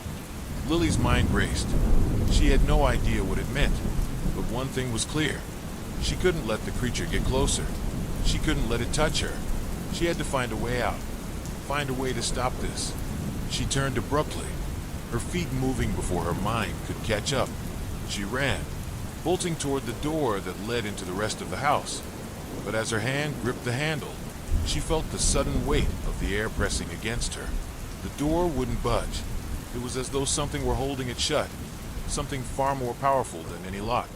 She slammed her shoulder against the door, but it didn't give. Desperation clawed at her as she pounded her fists against the wooden surface. The figure's presence loomed behind her, suffocating and oppressive. "Why are you doing this?" Lily cried out, her voice barely above a whisper, trembling with fear. "What do you want from me?" The words sank into her like poison, twisting inside her chest. The door. She had to open it. But open it to what? She didn't know. But the feeling of inevitability was suffocating. The house had always been strange, yes, but it was more than strange now. It was alive, and it had been waiting. She turned away from the door, her breath ragged, and faced the figure again. Her thoughts scrambled for any kind of answer, any sort of action that could save her. Her eyes fell on the book still clutched tightly in her hands. The key. She didn't know why, but a sudden surge of understanding rushed through her. The key. It wasn't just for the door. It was for the house. She had to use it to unlock whatever force had been sealed away for so long. The figure began to move toward her, its shadowy form undulating like smoke. But Lily was already moving, already stepping into the center of the room, her fingers tightening around the key. She had no plan, no strategy. She simply acted on instinct. The key trembled in her hand as she approached the center of the room, where a large, ornate rug lay on the floor. The air felt heavier here, charged with a strange energy that seemed to come from the very floor beneath her. She kneeled down, pressing the key to the floor, and then, almost without thinking, she twisted it. The world seemed to shudder. The floor groaned, the house creaking as though it were awakening from a long, painful slumber. The temperature plummeted, and a chill unlike anything she had ever felt seeped into her skin. Her breath turned to mist in front of her, and the very air seemed to press in, thick and suffocating. Then, with a final, horrifying screech, the floor beneath her cracked open. A dark, swirling void appeared before her, a swirling mass of shadows and cold, like a hole in reality itself. The figure's eyes flared, its form twisting as if it were being pulled toward the opening. "No!" it screeched, its voice now distorted and filled with rage. "You have sealed your fate, Lily. There is no escape now. You have released it." Lily's heart pounded in her chest as she stumbled back, staring at the dark abyss that had opened beneath her. The shadows writhed, pulling at her, as though they wanted to drag her into the blackness. Her hand reached for the book once more, her fingers trembling as she scanned the pages, desperate for any hint of how to close the rift, how to stop the creature, and the curse, from consuming her. But the pages were blank. And then, the whispers came again, louder now. So loud, she thought they might drive her mad. Thousands of voices, all speaking at once, a cacophony of rage and sorrow and despair.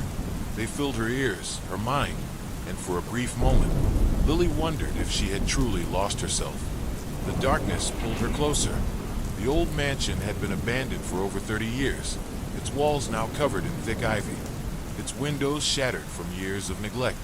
The townspeople had long whispered rumors about the place, whispers about the strange deaths, about the family that had once lived there and disappeared without a trace. No one in the small town dared to go near it, and even the bravest souls who tried to explore it had never returned. But then came Marcus. He was a journalist from the city, bored with the humdrum of typical assignments. He sought something bigger, something with a story. When he heard the rumors about the mansion, he knew it was the perfect subject for his next article. No one had dared to investigate it, and if he could uncover the truth about what happened there, it would be the story of a lifetime. He arrived on a late afternoon, the sun sinking behind dark clouds. The air was thick and oppressive, and a chill swept over him as he approached the gates. The mansion loomed ahead, casting long shadows across the overgrown yard. The place seemed almost to breathe, as though it were alive, waiting for something or someone. Marcus stepped through the rusted iron gates, his boots crunching on the gravel path. The mansion looked even more menacing up close, its towering, crumbling facade like the skull of a long-dead giant. The windows were dark, hollow eyes that seemed to follow his every move. He could feel a strange pull, an eerie sense that the house was aware of him, observing him. Taking a deep breath, he pushed open the front door. It creaked loudly, the sound echoing through the empty hall. Dust swirled in the air, and the smell of decay hit him like a wave. His heart began to race, but he forced himself to step inside. As he moved further into the mansion, the silence was almost deafening. It was a dead silence, one that made the hairs on the back of his neck stand on end. He pulled out his flashlight, its beam cutting through the darkness, revealing faded wallpaper peeling from the walls and old furniture covered in sheets. Cobwebs hung in the corners, and the floorboards groaned under his weight. He walked slowly, his footsteps echoing in the vast, empty space. The mansion seemed to stretch on forever, corridors twisting and turning, leading nowhere, or maybe to places better left undiscovered. It felt like the house was never meant to be explored, like it was built to trap people, to keep them from uncovering its secrets. Then, just as he was about to reach the grand staircase, he heard it, a low, guttural sound. At first, Marcus thought it was his mind playing tricks on him, the creaking of the old house settling in the wind. But then it came again, louder this time, like a growl. His blood ran cold. He froze, staring into the darkness at the top of the stairs. The noise was unmistakable now. It was coming from above. He debated whether to turn back. The feeling of dread was overwhelming, a presence in the air that seemed to weigh on him, urging him to leave. But he couldn't, not when he was so close to the heart of the mystery. He had to find out what had happened here. He took the first step up the staircase, and the growling sound stopped, replaced by an eerie, hollow whisper. The voice was indistinct, like a chorus of murmurs echoing through the house. The words were foreign, unintelligible, but there was a certain urgency to them, a desperation. It made his stomach churn. "Who's there?" Marcus called, his voice shaky. No answer, but the whispers grew louder, more insistent, as though they were beckoning him. Marcus took another step, then another, until he reached the top. The hallway stretched before him, lined with closed doors. A cold draft whispered through the cracks, and the air felt thick, like something was watching him, something that did not want him there. He reached for the nearest door, his fingers trembling as he gripped the handle. The wood was rotting, the door frame cracked, but it opened with a low groan. The room beyond was dark, the air stale with the scent of mildew and decay. He shined his flashlight around, revealing a room filled with old furniture, a broken mirror, and something on the floor. Marcus knelt down, heart pounding. What he saw sent a shiver down his spine. The floor was stained with something dark, a thick, reddish-black liquid that seemed to have pooled in the center of the room. It was almost like blood, but not quite. It had an odd, oily sheen to it, like it had been there for years. He recoiled, wiping his mouth to keep from gagging. And then he saw it, a symbol, carved into the floor, surrounding the dark pool. It was an intricate symbol, one he didn't recognize, but something about it made his skin crawl. It was ancient, its lines twisted and contorted, as if it had been scratched by something desperate, something that had no hands to hold a tool. Marcus's flashlight flickered, casting the room into momentary darkness. He looked around frantically, trying to locate the source of the power outage. But when the light came back on, he found himself face to face with something that made his blood run cold. A figure stood at the far end of the room, in the doorway of the next chamber. It was tall, too tall, and it was dressed in a black, tattered cloak that hung to the ground.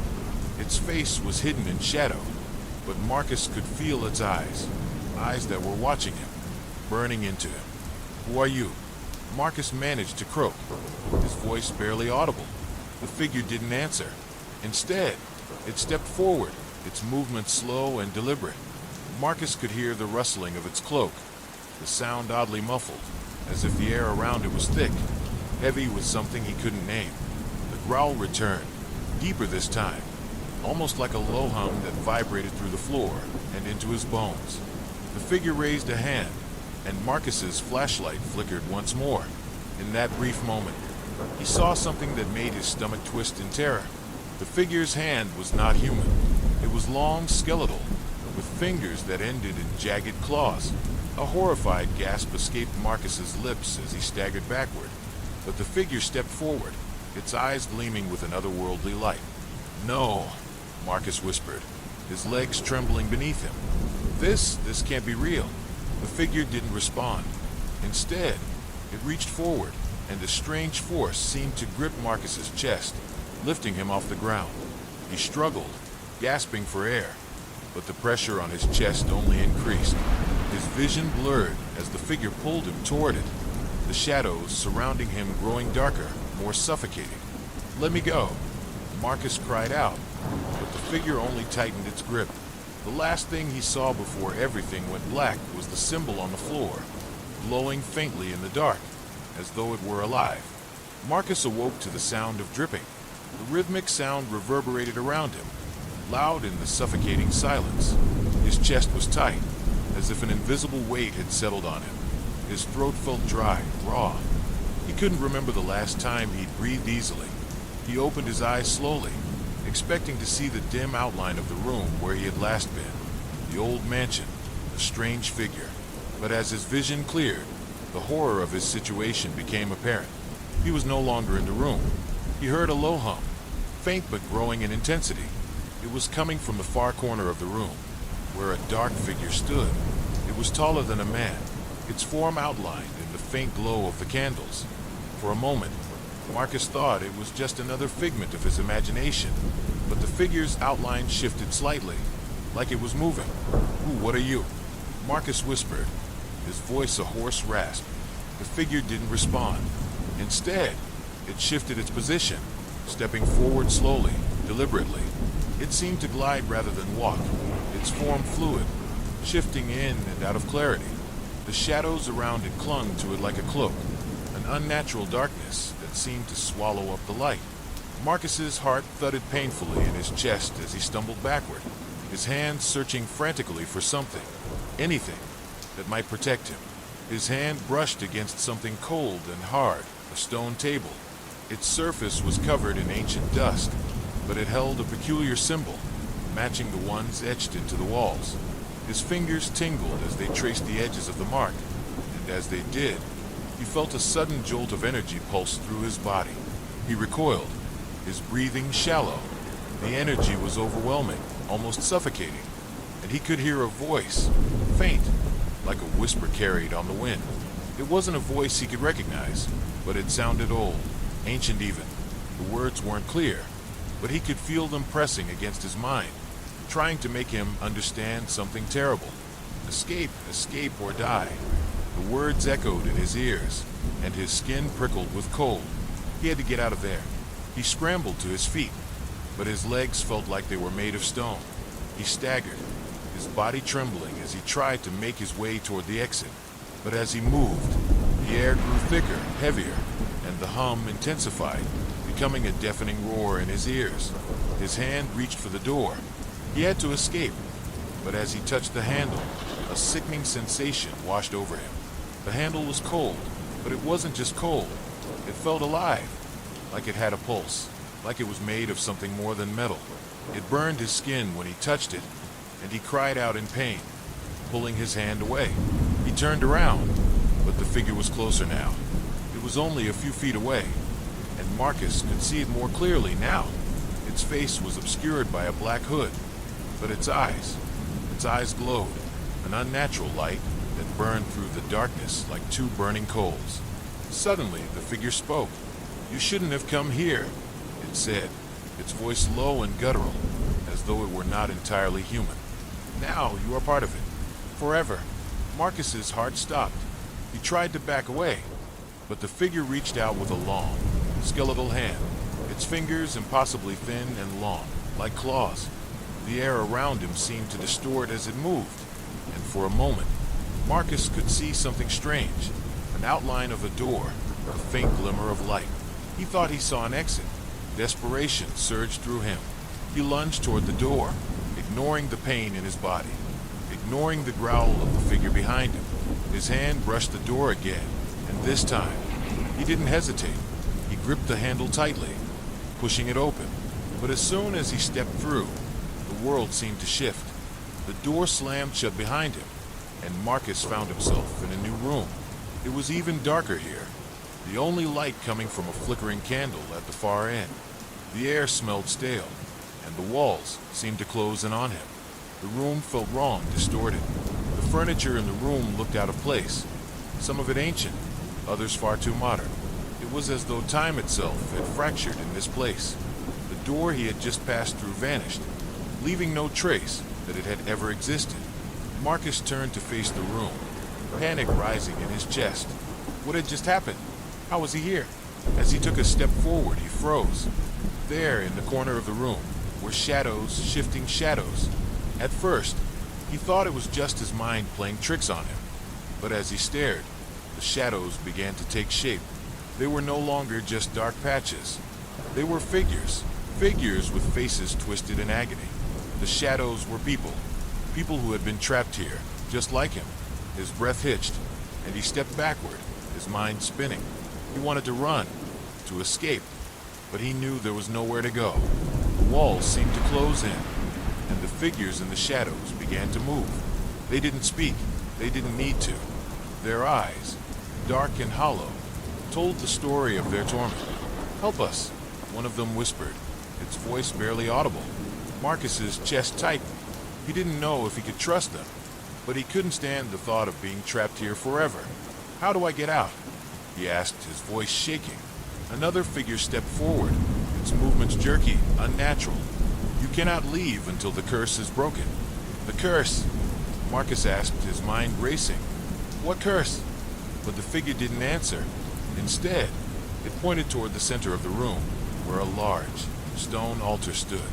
The altar was ancient, its surface covered in bloodstains and strange markings, and on top of the altar lay a book, thick, old, and bound in what looked like human skin. "It's in there," the figure whispered. "The answer to everything."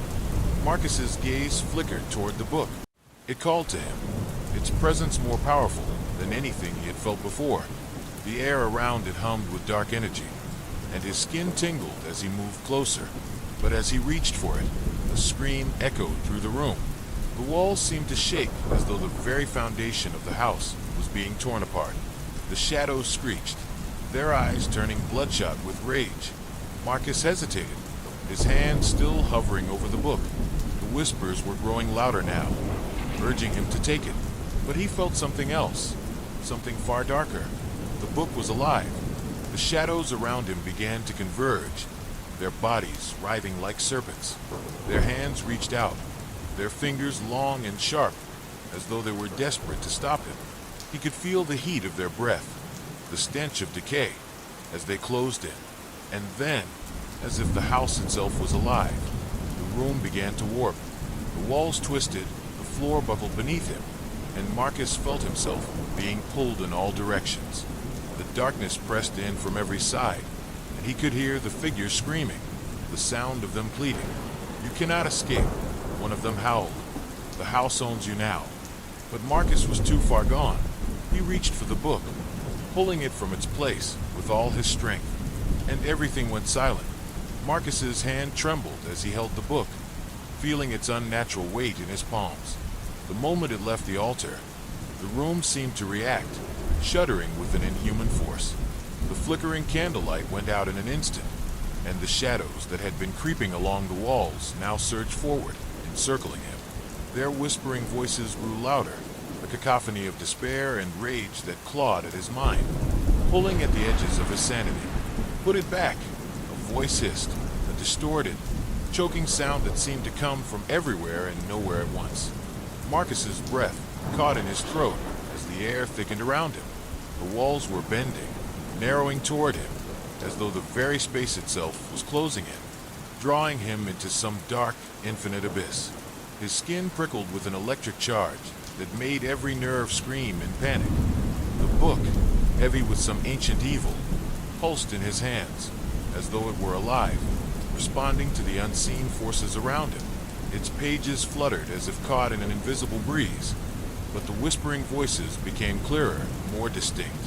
Each word sounded like a command, a curse, an ancient chant that Marcus couldn't understand, yet felt deep within his bones. "Don't open it," the voice from the shadows warned, growing louder and more frantic. "It is not meant for your hands." He had no choice. His fingers itched to open the book. The whispers were too compelling, too persistent. His instincts screamed at him to run, but the weight of the book was dragging him down, making him feel as if the house itself was anchoring him to this cursed place.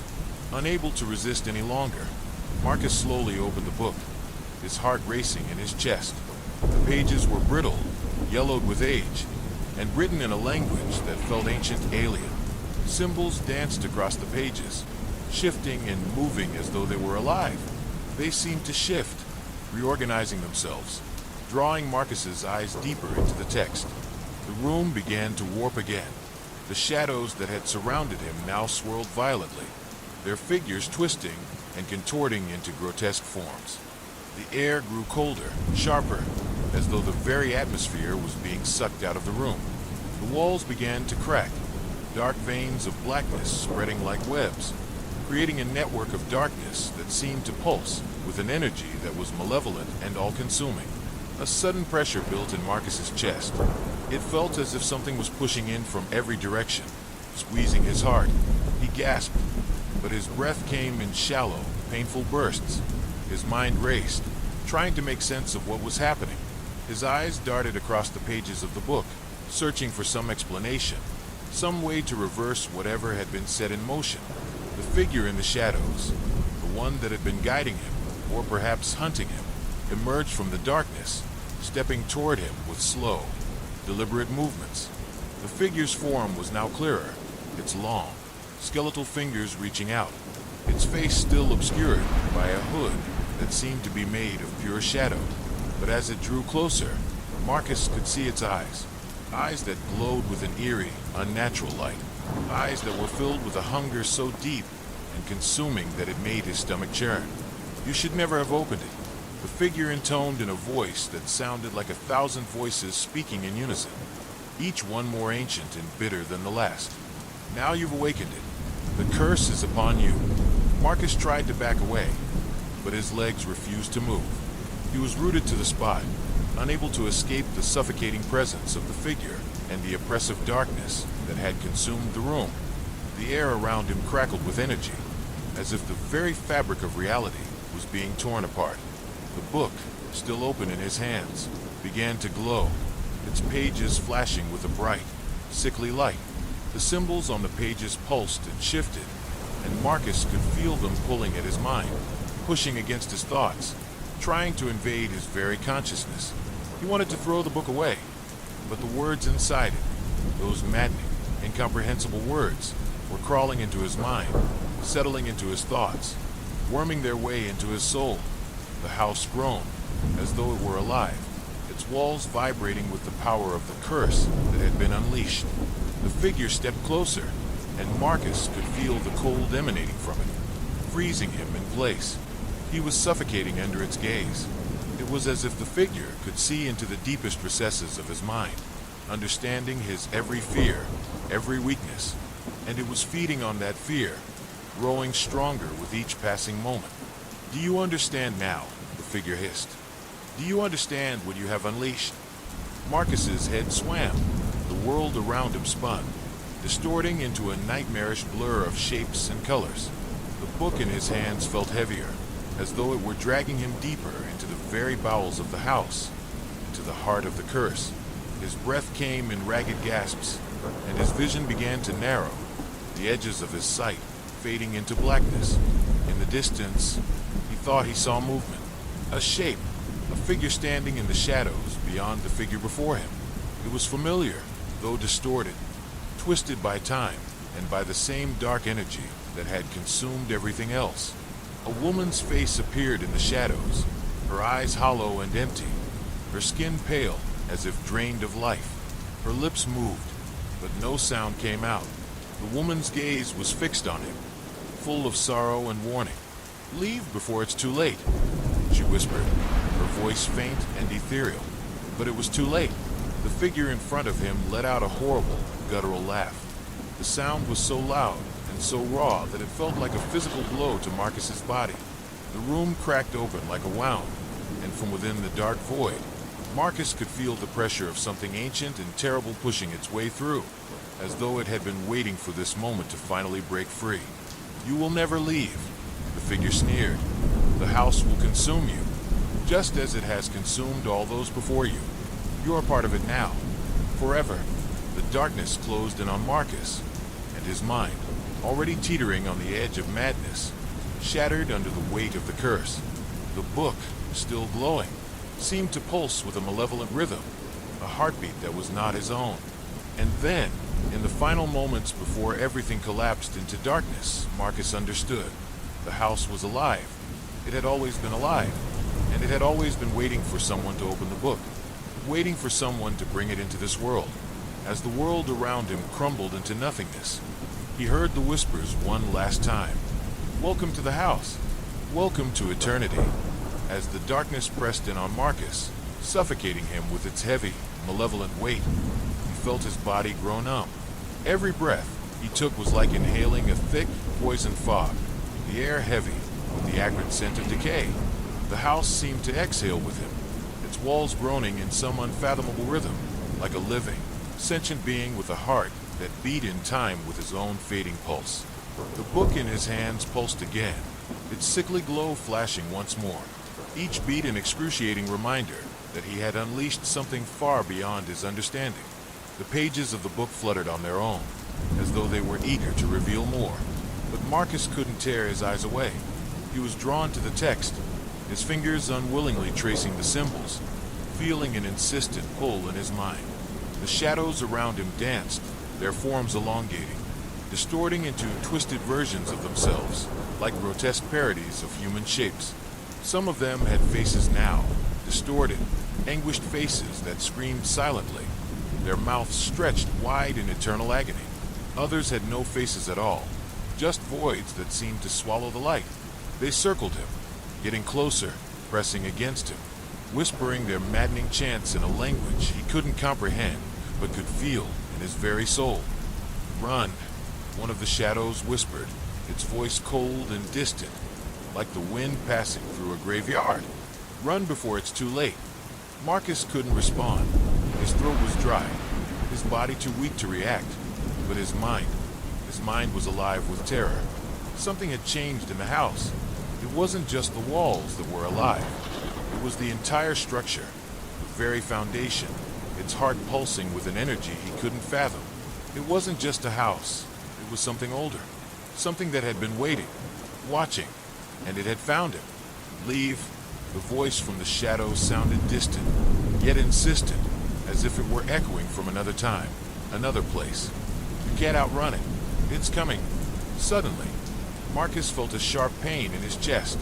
His heart seemed to stutter, the rhythm of its beat distorted, as though something had clamped around it, squeezing with a vice-like grip. He gasped for air, but it didn't come. The pressure intensified, squeezing the very life out of him. His vision blurred, the edges darkening, and the voices in the shadows grew louder, more frantic, more desperate. In the center of the room, the figure, the one with the glowing eyes, loomed. Its presence radiated an unholy energy, an energy that seemed to warp the air itself, distorting reality.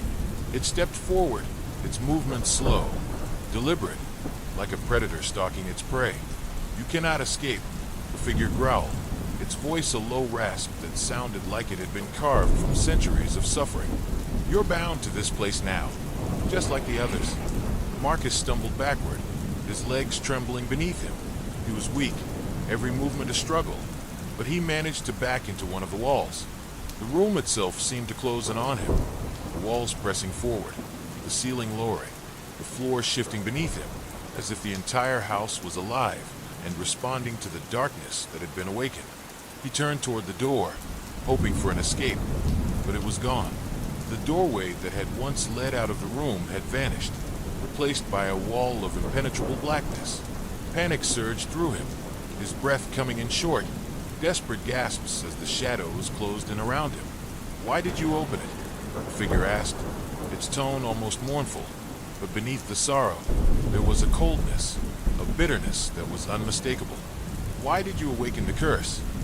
Marcus opened his mouth to speak, but no words came. His throat was dry, his mouth a desert. His mind was a jumble of terror and confusion. The book, the cursed book, was still in his hands. It had to be the key. It was the only thing that had made sense in this nightmare. He needed to find a way to close it, to stop whatever had been unleashed.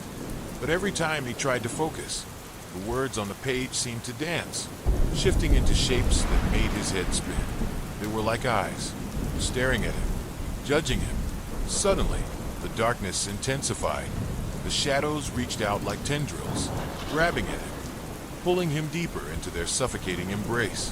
He felt cold hands around his wrists, dragging him away from the wall, lifting him off the ground. His body flailed in panic, but the shadows were too strong, their grip unyielding. "Do you know what you've done?" The figure was right in front of him now, its glowing eyes boring into his. "You've opened the door that should have remained sealed." Marcus struggled, his mind racing. What door? What had he unleashed? Was it too late to stop it? His heart pounded as the shadows closed in tighter, pulling him toward the center of the room, toward the altar.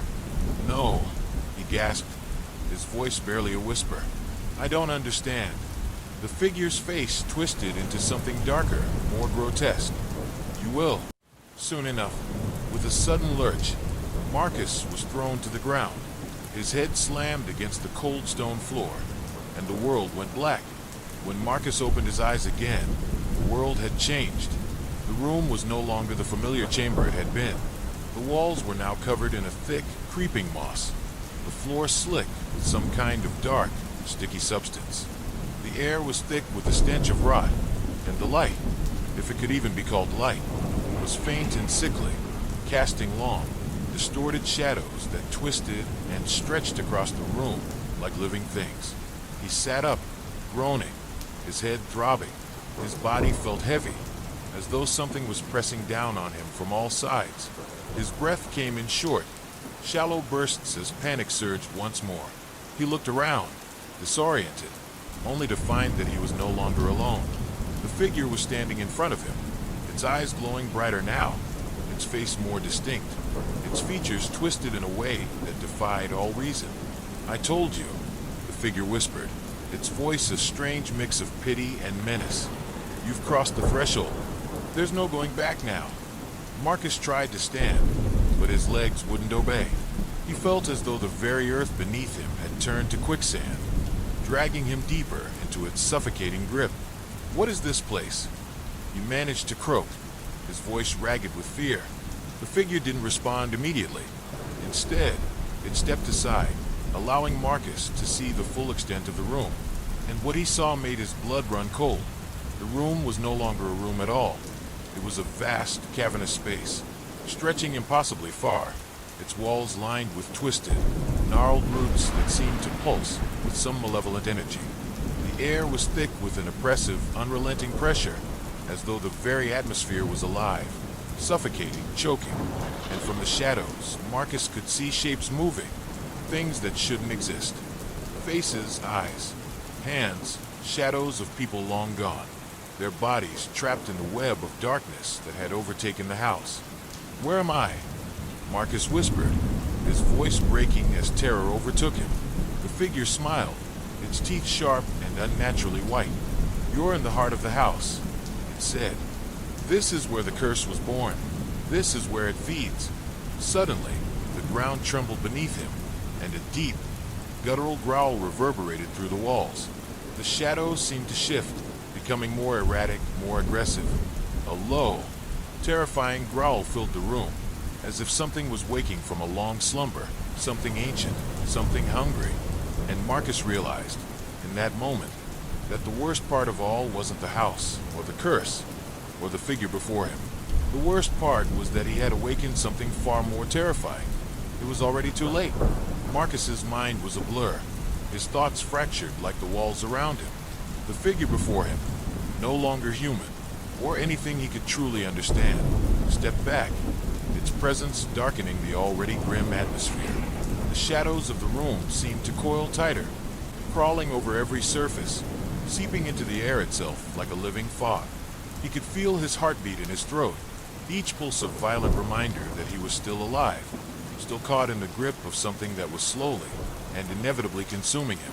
His head swam with confusion and dread, but a strange, desperate clarity cut through.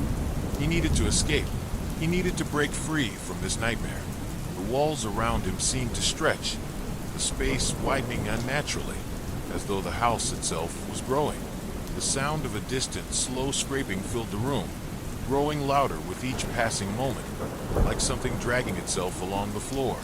The shadows shifted in time with the sound, and Marcus could hear whispers. But as the scraping drew closer, the whispers grew louder, more insistent, almost pleading.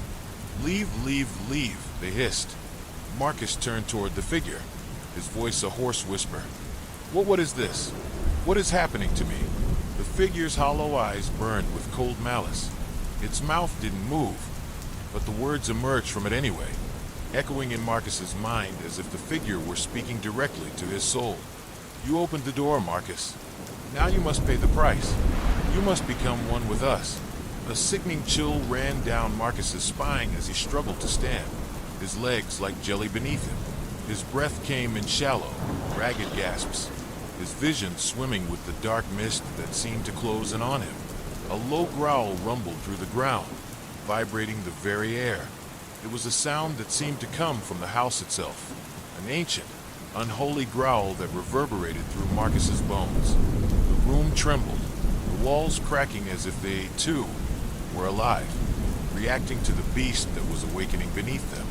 "Do you hear it?" the figure asked, its voice sharp and piercing. "The hunger, it wakes with every breath you take. It's in the house. It's in you now." Marcus's mind raced. He was barely able to process what the figure was saying. All he could focus on was the growl, the vibrations beneath his feet, the way the shadows seemed to move with a malevolent purpose, closing in on him from every direction. His skin crawled, his body numb, and an overwhelming sense of dread filled him. The book, the cursed book, still lay in his trembling hands. He had no idea what to do with it. It had brought him here, to this nightmare, and now it felt like it was the only thing keeping him tethered to some semblance of reality. Without thinking, he opened the book again, hoping for some kind of answer, some way out. The pages flipped on their own, faster than he could track, the symbols on the page flashing and shifting before his eyes. His vision blurred as the words twisted into shapes that no human mind should ever comprehend. "No!" Marcus screamed, slamming the book shut with a force that rattled his teeth. But it was too late. The ground shook violently beneath him, knocking him off balance. The walls of the room collapsed inward, disintegrating into dust and debris, revealing an enormous, cavernous space that stretched endlessly in every direction. The darkness seemed to devour the room, leaving only the dim, flickering glow of the book's pages as a faint source of light. Marcus scrambled to his feet, his legs unsteady, as he tried to make sense of the nightmarish scene unfolding before him. A monstrous figure emerged from the depths of the darkness. It was like nothing he had ever seen, part human, part something far worse. Its skin was pale, almost translucent, stretched tightly over its skeletal frame. Its eyes were wide, too large for its face, and black as the void. Its mouth opened impossibly wide, a jagged maw filled with rows of sharp, needle-like teeth. The growling sound intensified as it moved toward him, its claws scraping against the stone floor in a maddening rhythm. Marcus froze. His body refused to obey his commands.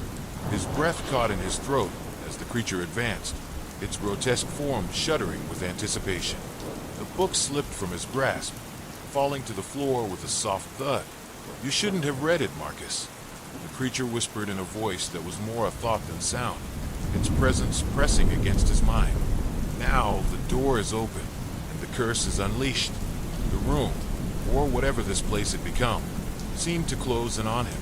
The shadows thickened, taking on tangible form, stretching toward him like hundreds of grasping hands. The growl of the beast reverberated in his chest, drowning out everything else as the darkness overwhelmed him.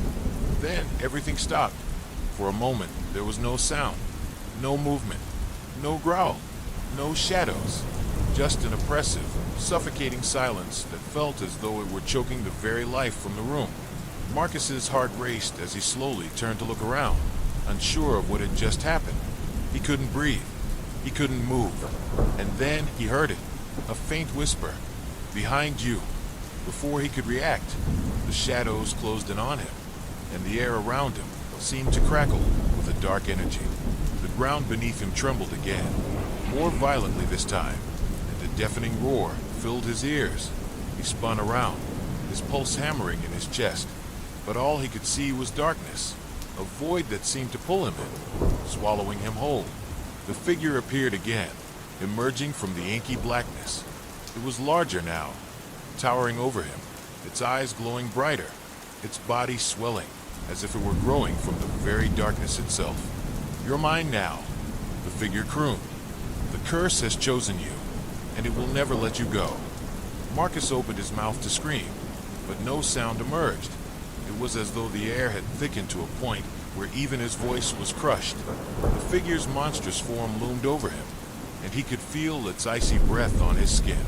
He was paralyzed with fear, unable to move, unable to think.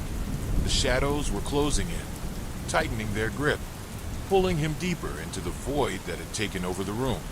The book, the cursed book, was still on the floor, just out of his reach, but its faint glow had dimmed.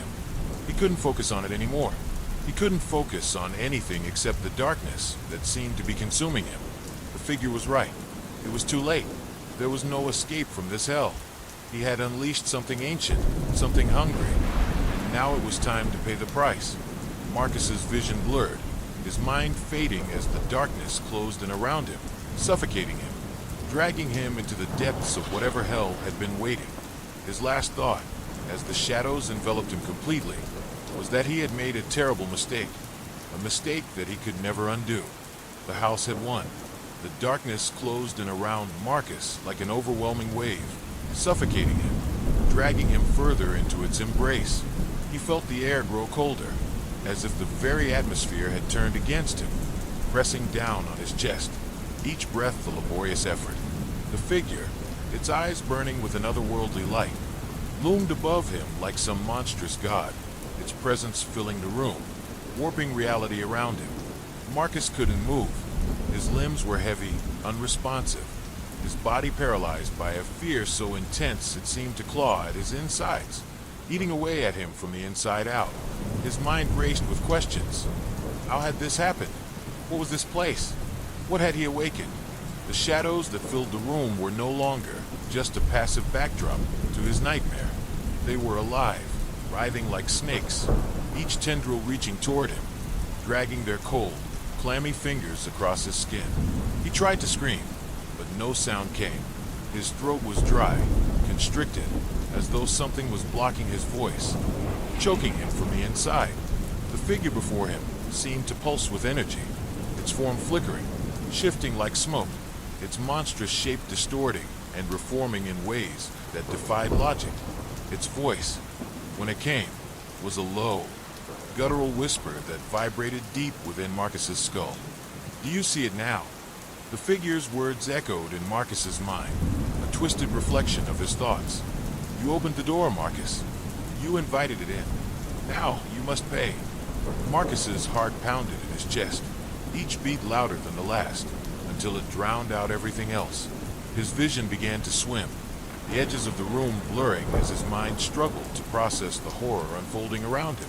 His thoughts were a whirlwind of terror, memories of the book, of the whispers, of the strange occurrences in the house. Had he been led here on purpose? Was this some kind of twisted fate, or was it his own foolishness that had caused this? The truth was slipping through his fingers, and all he could focus on was the figure, the darkness, and the growing sense of doom that pressed against him like a tangible force. The shadows around him seemed to pulse in time with the beating of his heart, growing thicker, more oppressive. The air was thick with an almost metallic scent, like rust and decay. The figure reached out toward him, its hands stretching, impossibly long, fingers curling like talons. Marcus flinched, trying to pull away, but there was nowhere to go. The room had vanished, replaced by an endless, pitch-black abyss, and he was trapped in the center of it. Suddenly, the figure lunged. Marcus barely had time to react. Its claws closed around his throat, cold and unyielding, cutting off his air supply. His vision swam, and his heart seemed to stop as the creature's eyes locked onto his. There was something in those eyes, something ancient, hungry, predatory. It was as if the very essence of the thing had been waiting for him, watching him, for as long as he could remember. This was not a random encounter. This was not just bad luck. This was a reckoning. You shouldn't have read it. The figure hissed, its voice low and sinister. Now you will understand the cost. You will understand the price of ignorance. The pressure on Marcus's throat increased, and for a moment, his mind went blank. He could feel himself slipping into unconsciousness, the world around him growing darker, colder. But then, a flicker of light, faint and distant, pierced the darkness. It was a memory, a distant thought. The book, his hands, shaking violently, fumbled for the cursed book that had caused all of this. It had fallen to the floor earlier, forgotten in the chaos. With what little strength he had left, Marcus reached out and grabbed it, the pages now glowing with an eerie, unnatural light. The moment his fingers made contact with the book, the figure recoiled, a shriek of pain filling the air as though it had been struck by a force it could not understand. The shadows twisted violently, pulling away from him, recoiling in terror. The air seemed to hum with energy, and the book, still clutched in his hands, pulsed with a dark, vibrating power. The figure howled in rage, but it no longer seemed to have the same control over Marcus. Desperation surged through Marcus's body, and with all his remaining strength, he slammed the book open again. The pages flicked wildly, but this time, they didn't form into the same indecipherable symbols. They were different now. The pages were filled with strange, cryptic words, words that seemed to make sense, that seemed to reach out to him, like an echo from a past long forgotten. The figure shrieked again, its form flickering in and out of existence, as if it were being torn apart by some unseen force. Marcus's mind raced, trying to comprehend the words on the page, trying to understand what was happening, what he had done. The room, the darkness, the monster, it was all tied to this book. Somehow, the book was the key. But just as he thought he might be able to do something, to fight back, the ground beneath him gave way. With a sickening lurch, he was pulled forward, falling into the abyss. The figure screamed in fury as the book was ripped from his hands, disappearing into the black void. The world around him twisted, breaking apart like fragile glass, fragments of light and sound shattering into a cacophony of chaos. He was falling endlessly into a dark, endless void. And then, everything went silent. When Marcus opened his eyes, he was no longer in the same place. The house was gone. The monster was gone. The darkness was gone. He was standing in a familiar place, the old forest near his childhood home. The trees loomed overhead, casting long, twisted shadows across the forest floor. But there was something wrong with this place. It was too quiet. The air was heavy with an unnatural stillness, as if the very earth held its breath. Marcus stumbled forward, his body weak and exhausted from the terror he had endured. He wasn't sure how he had ended up here. He remembered falling, but it was like his mind had been reset. He couldn't remember how long he had been gone, or if the things he had experienced were real at all. But then, the whispers began again. Low at first, soft and distant, like a gentle breeze. But then they grew louder, more insistent. Marcus! Marcus! The voice called his name. Familiar, and yet not. It was the same voice he had heard before. The one that had tormented him in the house. It had found him again. Panic surged through him as he turned in every direction. But the forest was empty. No sign of life. No sign of escape. The whispers grew louder. You can't run from us, Marcus. You can't escape.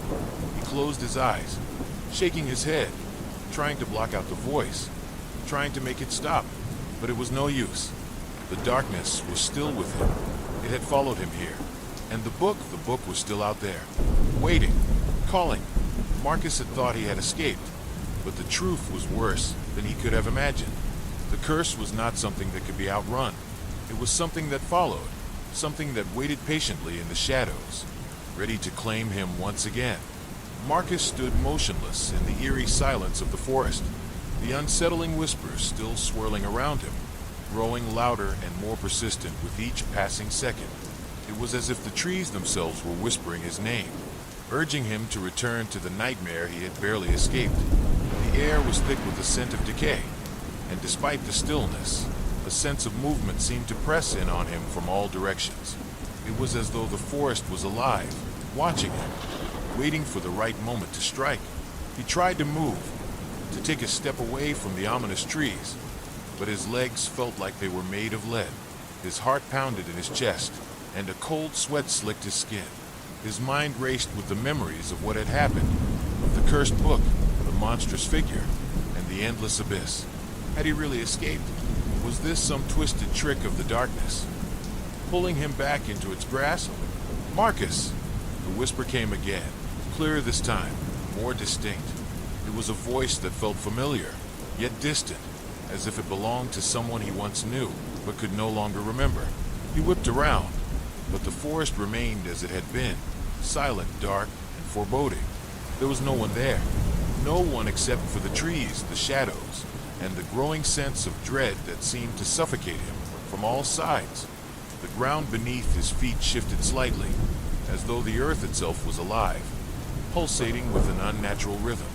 It felt wrong, unnerving, as if the world around him was warping, bending in ways that defied reality. He could feel his pulse quickening as the whispers continued to call to him, growing louder and more insistent. The words were no longer just whispers. They were commands, demands. His name echoed in the air like a chant, pulling him forward against his will. Come back, Marcus. Come back to us. The voice was unmistakable now. It was the same voice he had heard in the house, the voice of the creature that had haunted him, that had dragged him through the darkest corners of his mind. He was no longer just hearing it. He was feeling it, sensing it deep within his bones, as if the very essence of the creature had seeped into the fabric of his being. Suddenly, the ground trembled beneath him, and a low, guttural growl reverberated through the air. He looked up in time to see a shape emerging from the darkness between the trees, a figure cloaked in shadow, its features obscured by the thick fog that had begun to roll in. It was tall, taller than any human being had a right to be. Its eyes glowed with an unnatural, red light, and its form seemed to shift and flicker as if it were a creature made of smoke and nightmares. Marcus's breath caught in his throat, and his body tensed. He tried to move, but his legs refused to obey. The creature was closer now, its movements slow and deliberate, as if it were savoring every moment of fear that radiated off of him. Did you think you could escape, Marcus? The creature's voice was a low, menacing hiss, and it seemed to vibrate through the very air around him. There is no escape. You belong to us now. Marcus's mind raced, the terror threatening to consume him as he tried to process what was happening. The book, the curse, everything had been leading him here. This creature, whatever it was not just part of his nightmare. It was a part of something much darker, something much older. The creature stepped forward, its long, bony fingers reaching out toward him. The air around him grew colder, and the ground beneath him seemed to give way, as though the earth itself was ready to swallow him whole. His breath came in short, panic gasps, and for a moment, he thought he might pass out from the sheer weight of his fear. But then, something inside of him snapped. The memory of the book, of the words that had almost set him free, flashed in his mind. The book. He had to find it. He had to finish what he had started. Without thinking, he bolted forward, his feet finally obeying him, propelling him through the forest at a frantic pace. The creature's growl echoed behind him, but Marcus didn't dare look back. The path ahead was twisted and treacherous, the trees closing in on him like the jaws of a beast, but he had no choice but to keep moving. whispers grew louder, more insistent, their voices now blending into a chorus of maddening noise. But through the chaos, Marcus could hear one voice, familiar, comforting. "Don't stop. Keep moving." It was the voice of his mother, the voice that had always calmed him in his darkest moments. It was a memory, a fleeting echo from his childhood, but it gave him the strength to push forward. His feet stumbled over the uneven ground, and he nearly tripped over a root. But he kept going. There was no turning back now. He had to find the book. He had to finish what he had started, or he would never be free. The fog thickened as he ran, the trees growing more twisted, their gnarled branches reaching out like fingers, trying to ensnare him. The air was thick with an unnatural chill, and the whispers became a cacophony of voices, all calling his name, all demanding his attention. He reached a clearing, his chest heaving as he stopped to catch his breath. The trees around him seemed to close in, their branches blocking out the sky. There, in the center of the clearing, was the book. It lay on the ground, its pages fluttering as if beckoning him. Marcus's heart raced as he approached it. The book was glowing now, its pages shimmering with an eerie light. It was as if the book itself were alive, waiting for him to return. He dropped to his knees and grabbed it. The moment his fingers touched the cover, sending a shock of energy coursing through his body, the whisper stopped, and for a moment, there was only silence. A deep, suffocating silence that seemed to press in on him from all sides. But then, the ground trembled again, and the creature's voice rang out once more, louder than before. "You cannot undo what has been done, Marcus." The voice was all around him now, reverberating through the very air, vibrating his bones. He could feel the creature's presence growing stronger, closer, as if it were closing in on him, preparing to consume him whole. Marcus opened the book, his hands trembling as he flipped through the pages. The words on the pages were still the same, still cryptic, still impossible to understand. But there, at the back of the book, was something different, a new page, one that hadn't been there before.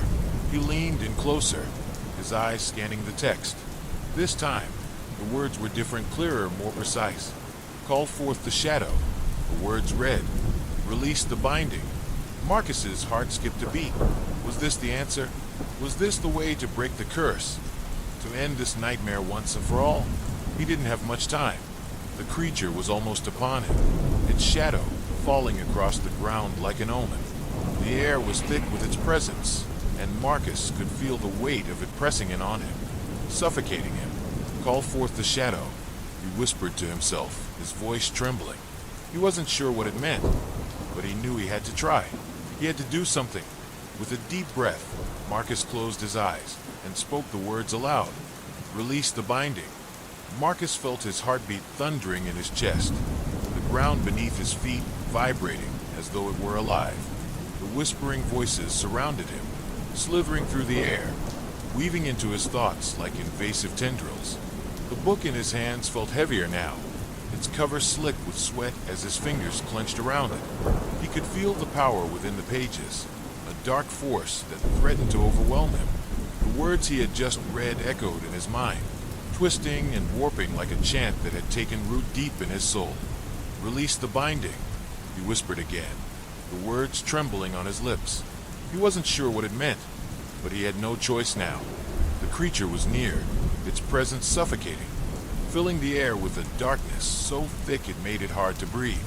As he spoke the incantation aloud, a sudden silence fell over the clearing. It was as if the world itself had stopped, holding its breath.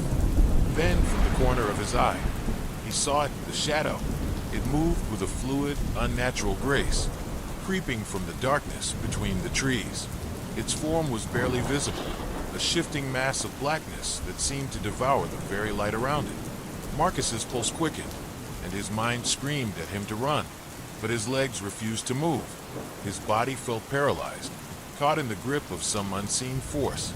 The air around him grew colder, biting at his skin like icy claws. The ground beneath him seemed to shift again, as if the earth itself were alive, trying to pull him under. Then the voice came, soft and insistent, a low growl that vibrated in his chest. "You shouldn't have done that, Marcus." He turned, his eyes wide with terror. But the creature was still hidden in the shadows. He could feel it, though. Its presence, its hunger. It was as if it were circling him, drawing closer with every passing second. You think you can break the curse? You are already ours. The voice hissed, growing louder, more insistent. You belong to the darkness. The book in Marcus's hands began to tremble, its pages flipping rapidly, as though caught in a wind that only it could feel. The words on the pages were shifting, changing, as though they were alive. He tried to read them, but they were no longer the same. They had become a grotesque jumble of symbols and letters that seemed to writhe on the page like snakes. The creature stepped forward, its form becoming clearer now, though still shrouded in shadows. Marcus could see its eyes, red, glowing, and filled with malice. It was humanoid in shape but twisted, its limbs long and unnaturally thin, its body stretching and contorting as though it were a reflection of something that should not exist. Its mouth was a gaping void, filled with rows of sharp, jagged teeth that seemed to mock him with their monstrous grin. You cannot escape us, Marcus. We are the ones who created you. We are the ones who gave you life. The words sent a chill down his spine, and his grip on the book tightened. The creature was right. It was as if his very existence had been shaped by this thing, this curse that had taken hold of him the moment he opened the book. Everything, from the nightmares to the whispers, had been leading him here, to this moment of reckoning. You should have never read it, the creature continued, its voice a low, guttural growl. Now you will join us. You will become one with the darkness. Marcus's mind raced. There had to be something he could do. He couldn't let this thing take him. He couldn't let it consume him. He had to find a way out. His eyes scanned the clearing desperately, searching for anything that could help. The book, maybe the answers were still inside him. Maybe he could reverse the curse, undo what he had unleashed. But the words on the pages were still shifting, changing in a maddening spiral of symbols he couldn't understand. Suddenly, the ground beneath him cracked open with a loud, deafening sound. The earth seemed to split, opening up like a mouth ready to swallow him whole.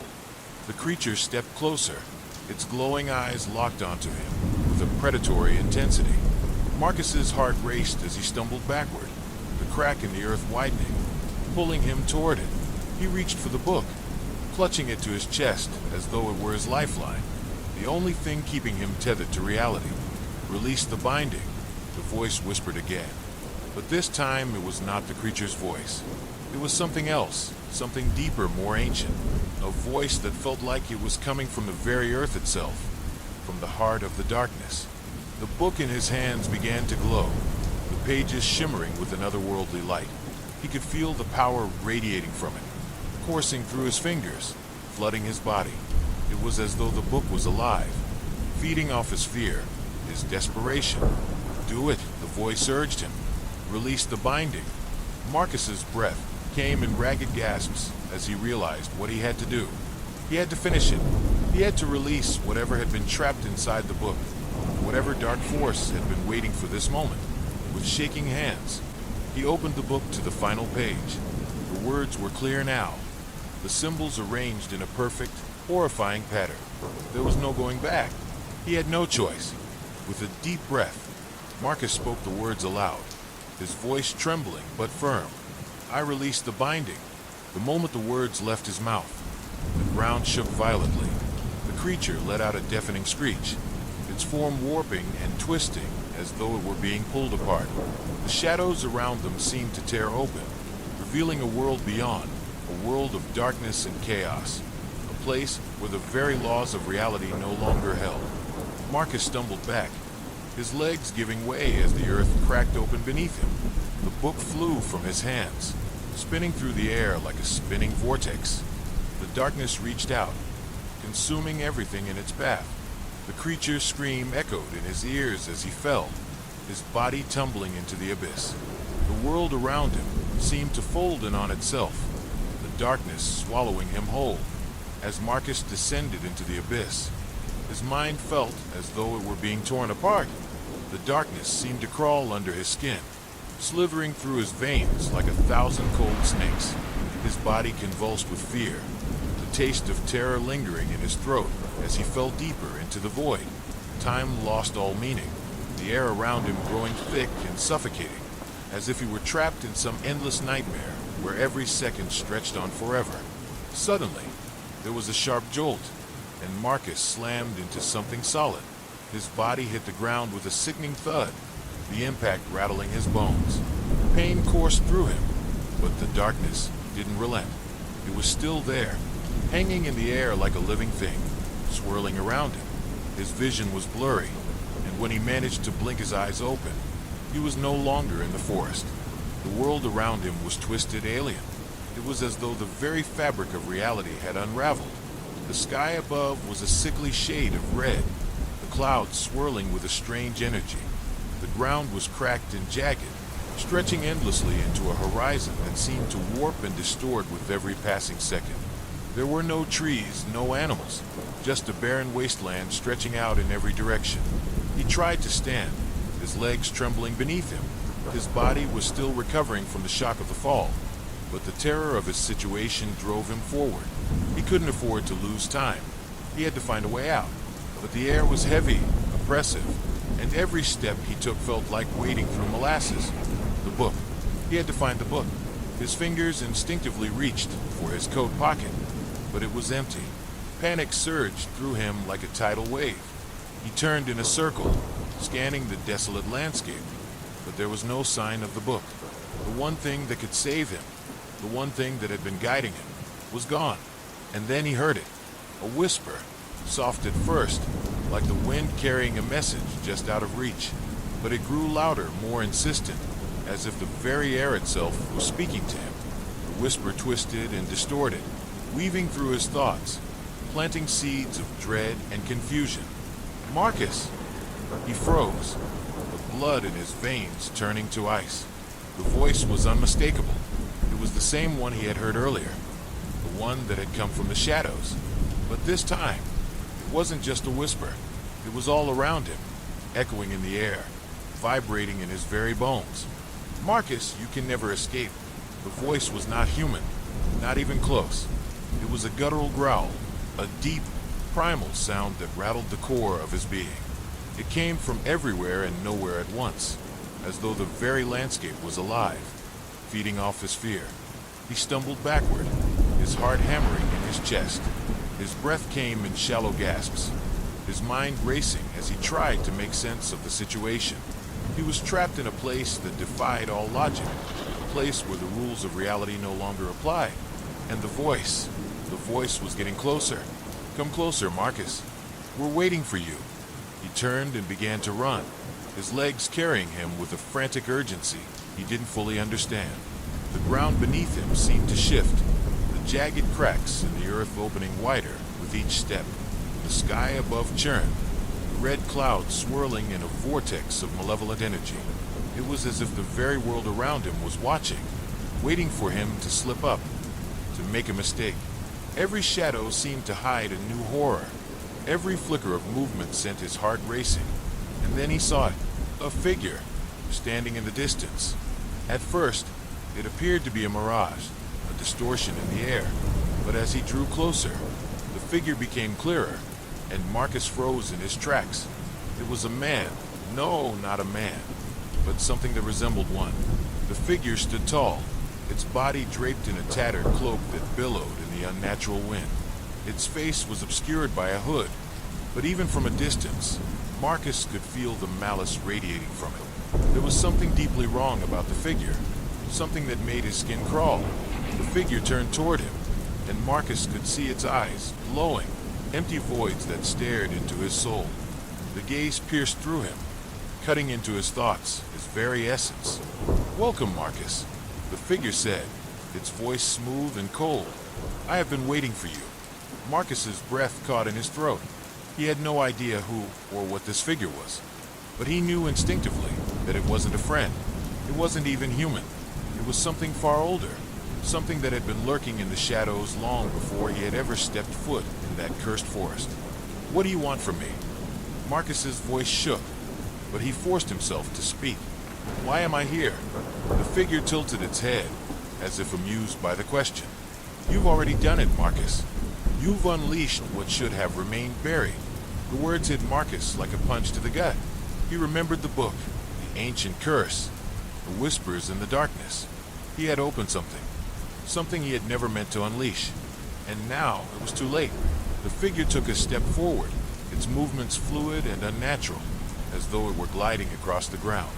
With each step, the air around it grew colder, and the shadows seemed to gather, swirling around the figure like dark tendrils.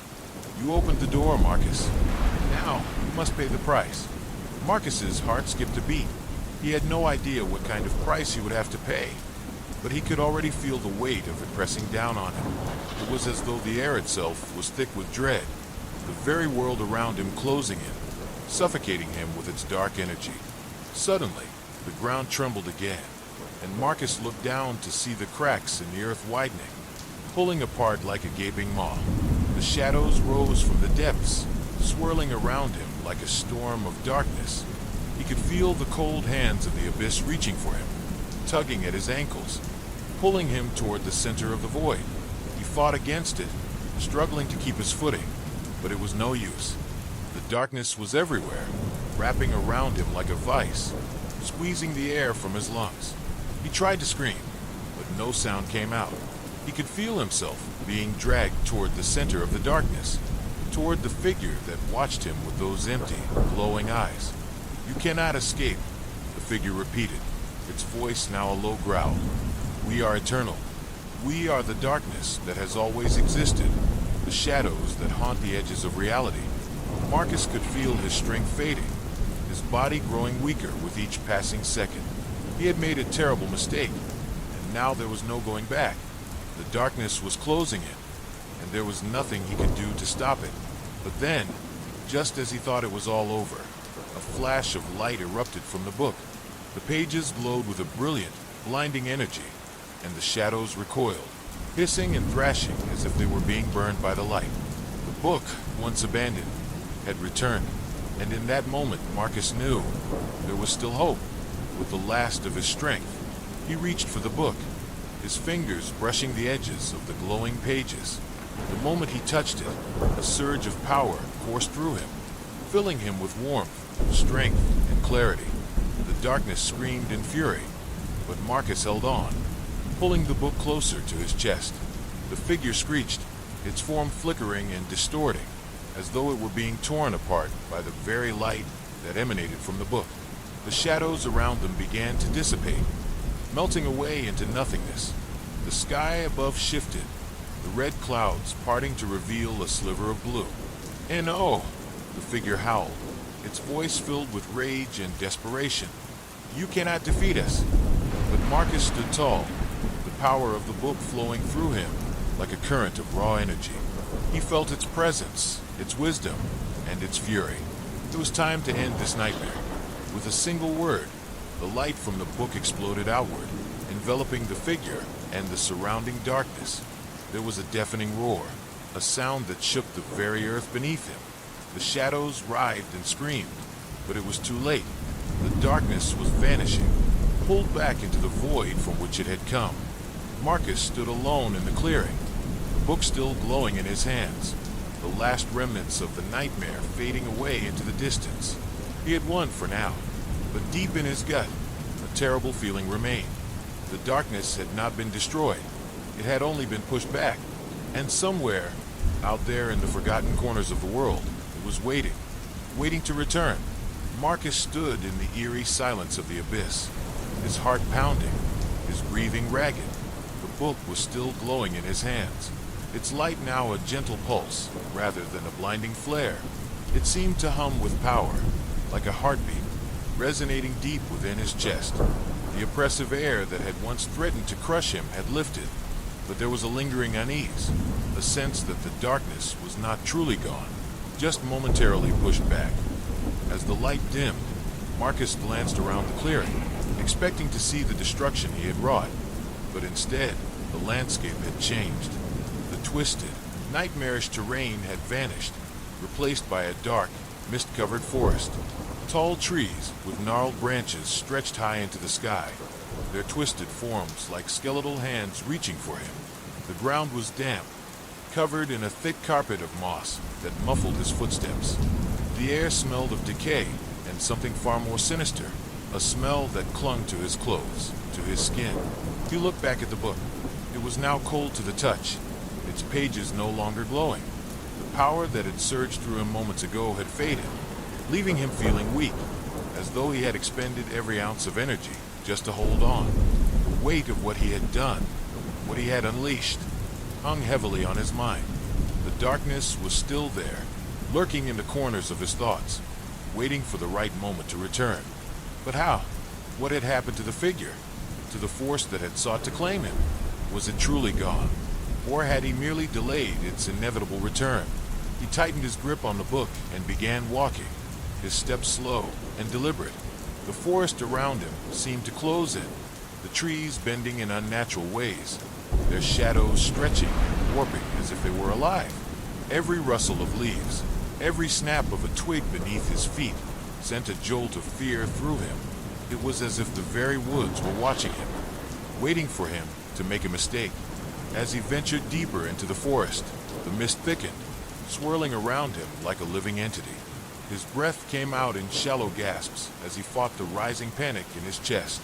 There was something here, something ancient, something dark, that he could not see but could feel with every fiber of his being. He had walked into the heart of something far older and more malevolent than he could ever have imagined. Then he heard it, a faint whisper, barely audible over the sound of his own heartbeat, but unmistakable. It was the same voice he had heard before, the voice that had come from the shadows, the voice that had promised him there was no escape. Marcus! The name was a hiss, a serpent's whisper that curled through the air, winding its way into his thoughts. His spine stiffened, his body frozen in place. The voice was closer now, too close. He could feel it inside him, inside his very mind, crawling through his consciousness like a disease. You're not free. You never will be. The words rang in his ears, and Marcus's eyes darted around the misty forest, searching for the source of the voice. He saw nothing, but he felt it, felt the oppressive weight of something moving in the darkness, something watching, something waiting. He took a step backward, his heart racing. The book, his only hope, was still in his hands, but it felt strangely heavy now, as though it, too, was a burden. He needed answers. He needed to know what was happening, to understand the forces he was up against. The whispering was relentless, a constant presence in the back of his mind, like the scratching of claws against a door. Why? He shouted into the darkness. What do you want from me? The mist seemed to swirl around him, thickening with every word, as if the very air itself was responding to his call. The trees loomed closer, their twisted branches groaning under the weight of some unseen force. For a moment, there was only silence. Then, the voice returned, louder this time, its tone dripping with malice. You opened the door, Marcus. You invited us in. The ground beneath his feet trembled, and Marcus's knees buckled slightly, his legs threatening to give way. He felt the temperature drop sharply, the chills seeping into his bones like a slow poison. His breath came out in visible puffs, and he realized, with growing dread, that the mist around him was no longer just fog. It was alive, a physical manifestation of the darkness that had been waiting. The door is still open, the voice said, its tone now almost amused. And so are we. The air grew heavier, thick with a palpable sense of menace. The trees seemed to pulse with life, their gnarled roots creaking and groaning as if they were coming to life. The whispers grew louder, more insistent, surrounding him like an impenetrable wall of sound. He could feel the weight of countless eyes upon him, eyes that were hidden, but whose presence was undeniable. Marcus's pulse raced, panic rising in his throat. He had to get out of here. He had to find a way to close the door, to end this nightmare once and for all. But the forest seemed to close in around him, trapping him in a maze of shadows and whispers. Suddenly, the mist parted just slightly, revealing something in the distance. A figure standing motionless in the clearing. It was tall, cloaked in darkness, its features obscured, but there was no mistaking it. The figure was watching him. Its eyes gleamed like two burning embers in the darkness, And in that moment, Marcus knew. This was the thing he had unleashed. The figure stepped forward, its movement slow and deliberate. As it did, the mist seemed to part even more, revealing its full form. It was humanoid, but its limbs were too long, its body too thin, and its face. Its face was a nightmare of twisted features, as if it were a mask of flesh stretched too tight. The eyes glowed with an unnatural light, and its mouth opened in a silent scream. "Do you see?" the voice asked, the words now emanating from the figure itself, its lips never moving. "Do you understand now, Marcus? You are not free. You never will be." Marcus took a step back, fear clawing at his chest. The figure raised one hand, its fingers elongating and twisting as if they were made of shadows. The air around him seemed to ripple, and the ground beneath him trembled once more. "You will never escape," the figure hissed, its voice a low growl. "You are ours, forever." With a sudden, horrific lurch, the figure lunged toward him, its fingers stretching toward his throat. In that instant, Marcus knew there was no way out. The door had been opened, and now there was no closing it. But just as the figure's fingers were about to make contact with his skin, a blinding flash of light erupted from the book in his hands. The darkness recoiled, and the figure let out a horrific screech, its body writhing as if it were being burned by the light. Marcus felt the surge of power in his hands, the energy pulsing through him like an electric current. He couldn't explain it, but he knew this was the only thing that could save him. He focused every ounce of his will into the book, and the light flared brighter, pushing the figure back, its form distorting, unraveling like a nightmare, fading into the dawn. "You cannot defeat us," the voice hissed, its tone now full of rage. "We are eternal. We are the darkness." But Marcus didn't stop. He pressed forward, the book glowing brighter and brighter until it consumed the entire clearing in a flash of pure white light. And then there was silence. The silence was overwhelming. It pressed against Marcus like a tangible force, suffocating him with its weight. His body felt frozen, still vibrating from the intense energy that had surged through him moments ago. The light from the book had burned bright, too bright, until it had consumed everything around him, swallowing the nightmare and leaving nothing but an empty, eerie void. He could still feel the coldness of that void, an unnatural chill that gnawed at the edges of his mind. Marcus swallowed hard, his throat dry, his limbs stiff. He felt like he hadn't moved in hours, or maybe days. It was hard to tell. The forest around him was gone. The twisted trees, the gnarled roots, the suffocating mist, they were all gone. In their place was an endless stretch of nothing, a void so black it seemed to swallow all light, leaving him alone in the dark. The book still pulsed weakly in his hands, its once violent glow now a dim, fading ember. He wanted to believe that everything had ended, that the darkness had finally been defeated. But deep down, he knew better. This was just the calm before the storm. It always was. "Marcus," the whisper came again, low and guttural, barely audible over the thumping of his own heartbeat. It was a voice he recognized, the same voice that had haunted him since the moment he had opened the cursed book. He knew it was not just a figment of his imagination, not a trick his mind was playing on him. The voice was real, and it was closer than ever before.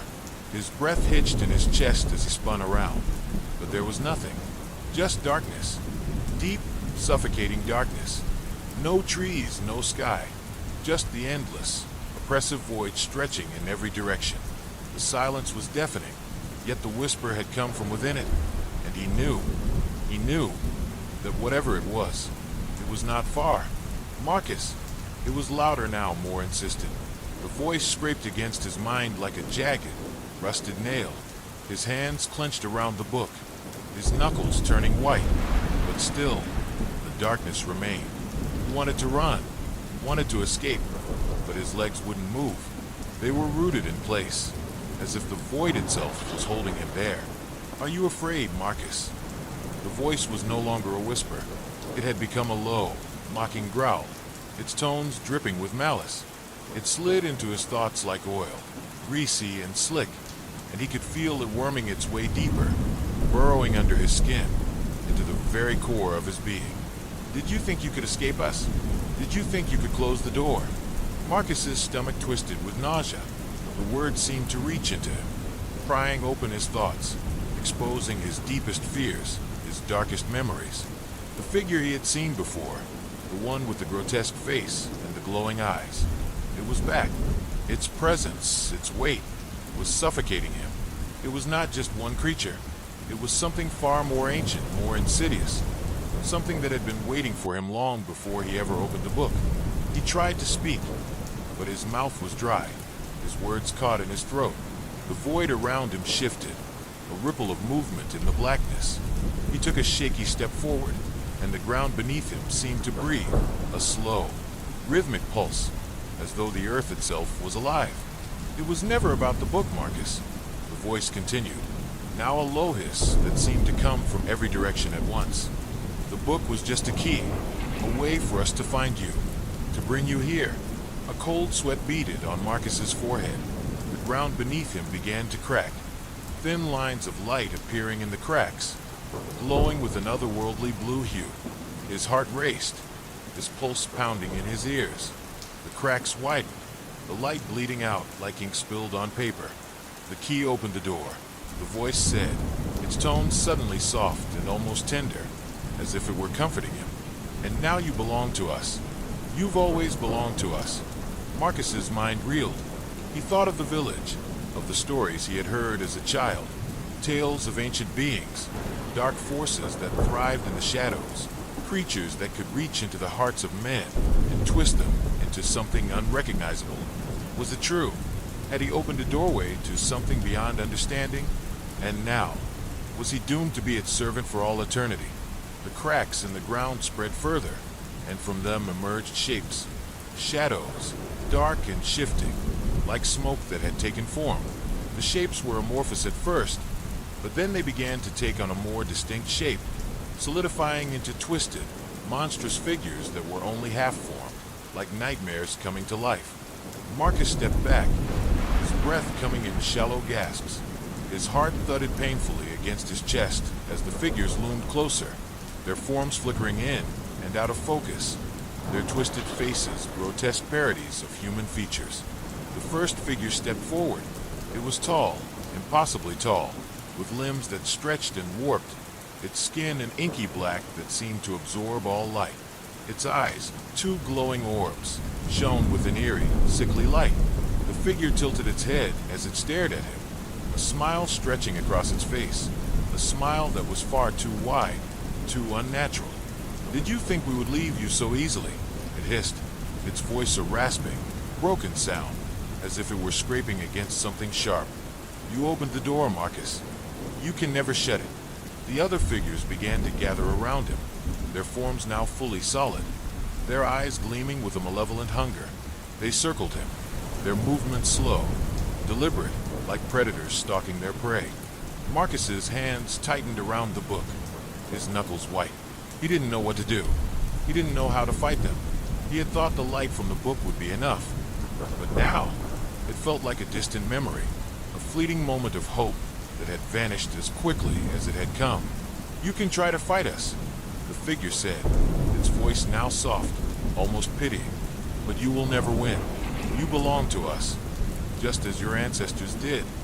Marcus felt the blood drain from his face as the truth hit him with the force of a sledgehammer. The stories he had heard as a child, the myths of his people, the warnings about the things that lurked in the dark, they had all been real.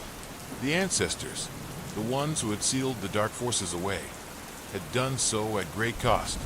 And now, Marcus had undone everything they had fought for. He had unleashed something far worse than he could have ever imagined. The figure leaned in close, its cold breath seeping into his skin. Your soul is ours, Marcus, it whispered. You will never leave this place. You will never see the light again. The ground beneath Marcus's feet trembled again, and the figures closed in, their twisted hands reaching for him. He felt the weight of their presence pressing against him, suffocating him, as if the very air was thickening, closing in around him. But as the first cold, skeletal hand brushed against his skin, a burst of light erupted from the book in his hands.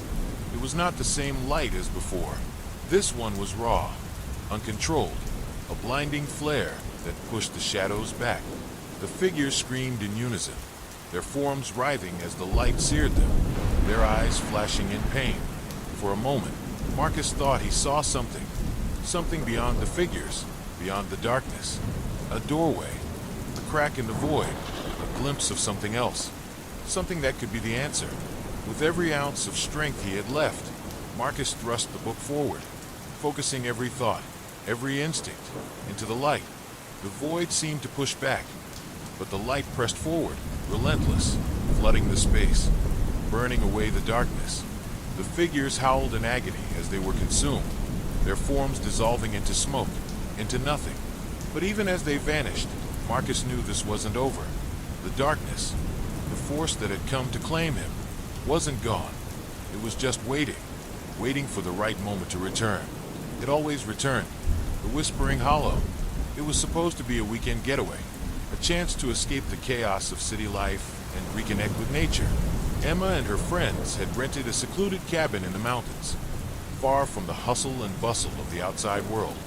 The air was crisp, the sky a deep blue, and the forest stretched endlessly around them. Perfect, they thought. Peaceful. A paradise. But from the moment they arrived, there was something off about the place. It wasn't anything they could put their finger on exactly, but it lingered in the air, a sense of unease, a whisper just beyond their awareness. They laughed it off at first, chalking it up to their imagination. But deep down, the cabin was old, the wooden beams creaking in the wind, the floorboards groaning with each step. The furniture was mismatched, worn from years of use. But still, there was something strangely comforting about it. A fire crackled in the hearth, casting flickering shadows that seemed to dance across the walls. And outside, the wind howled through the trees like a distant cry for help. It was the first night when the strange things began to happen. At around midnight, as they were gathered around the fire, telling stories and drinking wine, a low whisper echoed through the room. It was soft at first, so faint that Emma thought she might have imagined it. But as the moments passed, it grew louder. It wasn't a human voice. It was something darker, more primal. The hairs on the back of her neck stood on end, and her heart began to race. "Did you hear that?" Emma asked, her voice barely above a whisper. Her friends stopped, their eyes widening in unison. They all sat still, listening to the silence, but it didn't last long. The whisper came again, clearer this time. It was a voice, but not one they could recognize. The words were unintelligible, a guttural sound that seemed to slither through the air. "What the hell is that?" One of her friends, Kate, asked, her face pale. "It's like it's coming from inside the walls." They all exchanged uneasy glances, trying to convince themselves that it was nothing more than the wind or the house settling. But deep down they all felt it, the strange presence that hung in the air, pressing in on them. Later that night, after the fire had burned out and the cabin had fallen into an eerie silence, Emma decided to take a walk outside. The moonlight bathed the forest in an almost ethereal glow, casting long, twisted shadows across the ground. She wrapped her coat tighter around her shoulders, trying to shake off the feeling that someone, or something, was watching her. As she walked deeper into the woods, the whispers returned, but this time they weren't coming from the cabin.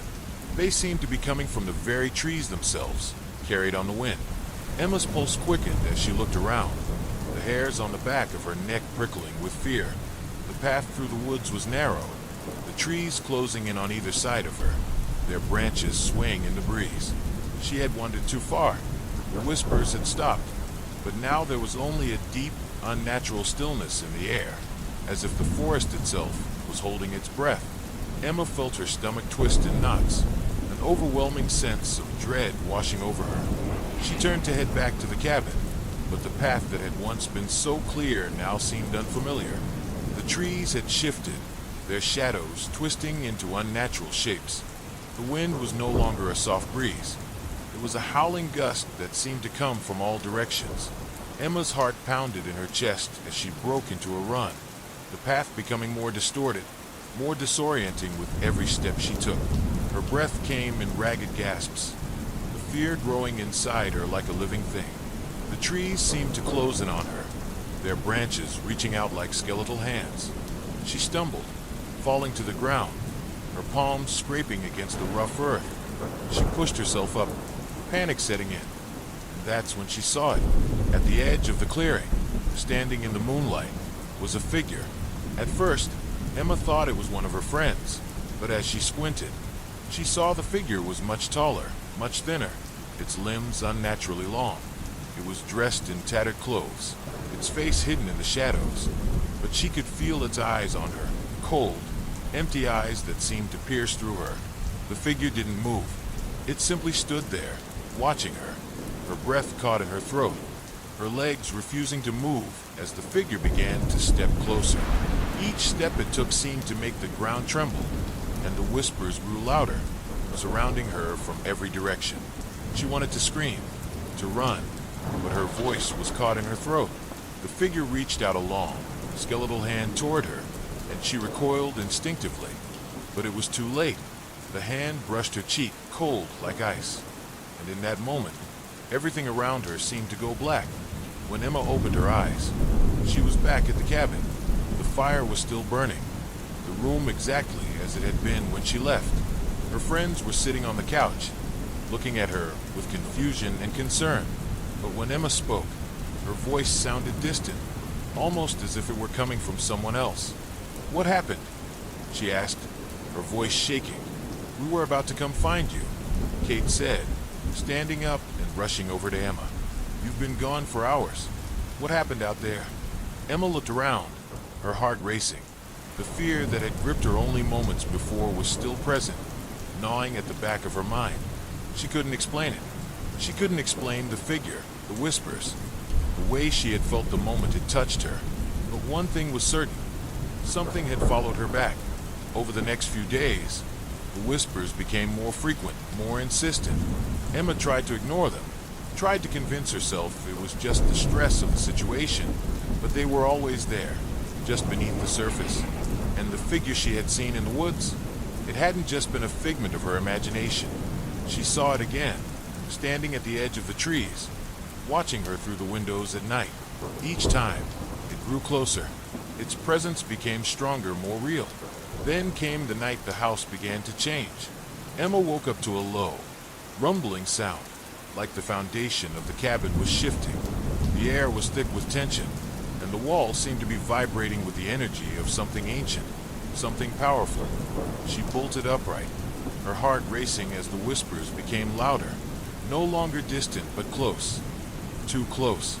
It wasn't just the house. The very land itself seemed to be alive, groaning and shifting beneath them. Emma could feel it in her bones. The thing they had awakened in the woods was not content to stay hidden. It wanted something, and it was coming for them. The door to the bedroom creaked open, and Emma's eyes widened in terror as she saw the figure standing in the doorway, its face now visible. It was pale, sickly, its skin stretched tight over its bones, and its eyes were black pits, endless voids that swallowed all light. It smiled, a twisted, inhuman grin that made her stomach churn. "You cannot leave," it said, its voice a low, guttural growl. "You have awakened us, and now you will stay." The figure stepped forward, its long, bony fingers reaching for her, and Emma screamed. She tried to run, but the walls seemed to close in around her, trapping her in the room. The figure's hand was inches from her when the ground beneath her feet gave way. She fell, the whispering hollow part two. The ground seemed to give way beneath Emma's feet with a suddenness that took her breath away. One moment, she was standing in the room, paralyzed by terror as the figure loomed closer. The next, she was falling into darkness. Her body collided with the ground, a sharp pain shooting through her limbs. But it was the cold that hit her first. It wasn't the kind of cold she had felt before. It wasn't the crisp chill of the mountain air or the biting frost of winter. No, this cold felt unnatural. The air seemed to freeze around her, seeping into her skin, into her bones, and even deeper into her soul. She struggled to sit up, her hands pressed against the ground, only to realize that the earth beneath her wasn't dirt. It wasn't even solid. It was as if she had fallen into something that felt alive. She could feel the pulse of the earth beneath her, A rhythm too slow, too heavy, almost like a heartbeat. It throbbed in her chest, sending waves of unease through her body. Her heart hammered in her chest, panic rising, but she forced herself to take a deep breath. She needed to focus. The last thing she remembered was the figure standing in the doorway of her cabin, grinning at her with its hollow eyes, telling her she could never leave. She needed to escape. Slowly, she pushed herself to her feet, her legs unsteady, as if they had never supported her weight before. She glanced around, trying to make sense of her surroundings. The darkness stretched out endlessly in all directions, but there was something faintly glowing in the distance. A pale, sickly light flickered in the gloom, beckoning her forward. She hesitated, but then took a step, and then another. The eerie silence around her was broken only by the rhythmic pulsing from the earth beneath her feet. Each step she took seemed to draw her closer to that glowing light, like a moth to a flame. But the more she walked, the more she could feel it. Something was wrong. Something was watching her. A shadow flitted at the corner of her vision, just out of reach. But when she turned to look, there was nothing there. The light grew brighter, but it was cold, and as she moved toward it, the shadows in the periphery deepened. They were closing in on her. Her breath became shallow. She tried to run, but her feet felt heavy, weighed down by an invisible force. It was like the ground itself was trying to keep her in place, to trap her in this void of terror. But she couldn't stop. She couldn't go back. The whispers, once distant, now came rushing toward her in a torrent of jagged voices. They were everywhere all around her, calling her name. No, not her name. Something else. They spoke in languages she couldn't understand, their words like nails scratching against her mind, dragging her deeper into madness. "Come closer," one of the whispers said, the voice distorted and harsh, as if it was spoken through 1,000 mouths. Emma's body trembled, but she couldn't stop herself. Her feet moved forward, one step after another, drawn to the light. The air grew colder with each passing moment, and the whispers began to twist into laughter. The sound of it sent a shiver down her spine. She reached the light, but what she saw wasn't what she expected. The glow illuminated a large stone archway, ancient, weathered, its surface covered in strange symbols that seemed to shift when she wasn't looking directly at them. The archway stood in the middle of a vast, empty space, a void that stretched out forever. But beyond the arch, Emma could feel something different, something familiar. It was the sense of being watched, of being observed from all angles. She stepped closer to the arch, her heart pounding in her chest. It was then that she saw it. Beyond the archway, in the depths of the shadows, were figures, tall, gaunt shapes, like specters in the dark.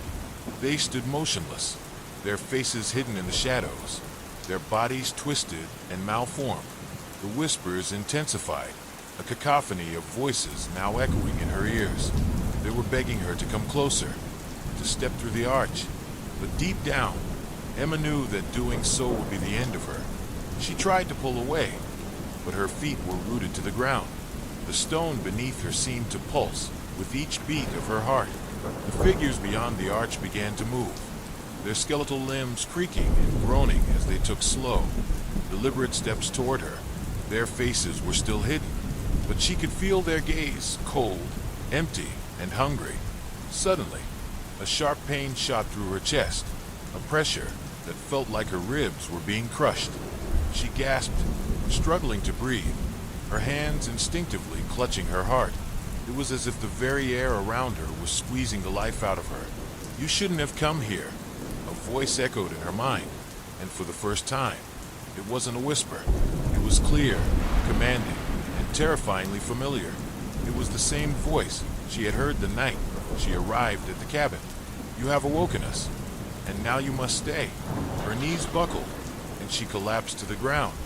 She was barely able to keep herself from slipping into unconsciousness, her body racked with pain. The whispers around her grew louder, more urgent, as if the figures beyond the arch were closing in.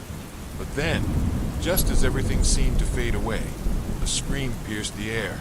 It wasn't Emma's. It was Kate's. The scene shifted. Emma's head snapped up, She was no longer in the dark void, but standing in the middle of the cabin. The fire was crackling in the hearth, casting warm, flickering light on the walls. Her friends were there, staring at her, their faces wide with confusion and fear. But something was wrong. They were all frozen in place, their eyes wide, locked on something behind her. Emma spun around, her pulse quickening as her eyes met the figure once again. It was standing in the doorway, just as it had been before, but this time it was different. Its eyes were glowing with a sickly green light, and its mouth stretched into an impossibly wide grin. It didn't speak, but the message was clear. It's too late. Emma took a step back, her hands trembling as the figure slowly advanced toward her, its long, spindly limbs moving with a fluid, unnatural grace. The air around her thickened, suffocating her, and she realized with a cold jolt that the figure was not alone. There were others. They began to materialize out of the darkness, more tall, gaunt figures, emerging from the shadows, their faces hidden, but their presence undeniable. They were closing in on her, inch by inch. The whispers grew louder, a chorus of voices now, all speaking in unison. And then, as the first of the figures reached out toward her, Emma felt the ground beneath her feet crack and shift. The walls seemed to close in around her, and the ceiling began to distort, twisting and warping like some grotesque nightmare. They are here, the voice echoed in her mind once again. And you are ours.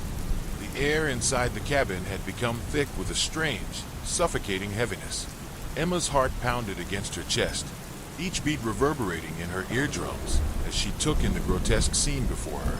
The figure standing in the doorway, no longer a mere shadow, but a monstrous entity, had begun to move, its long, skeletal arms reaching out toward her.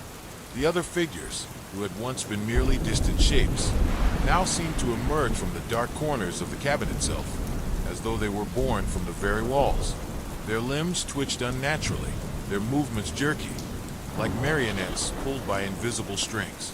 Their faces were still hidden in shadow, but Emma could feel their gaze, cold and insatiable, crawling across her skin. The whispers had grown louder now, deafening, all-consuming. The voices were no longer just distant murmurs. They were inside her mind, scratching at her thoughts, pulling her toward madness. They whispered her name, over and over, like a chant. But it wasn't her name they were calling. It was something else, something unholy. Each syllable sent tremors through her body, her knees buckling as if the weight of the world was crashing down on her. Emma, come to us. The voice was closer now, reverberating through the cabin like a swarm of insects. The floor creaked underfoot, a deep groan that echoed through the silence, as if the entire house were alive, aware, and watching her. Her breath quickened. The figure in the doorway moved again, its head tilting at an impossible angle, its eyes gleaming like twin pools of liquid malice. And for the first time, Emma realized that its eyes weren't just glowing. They were pulsing, like the heartbeat of something ancient and malevolent. It was alive, alive in a way that no natural being could be. Her thoughts raced. She had to get out.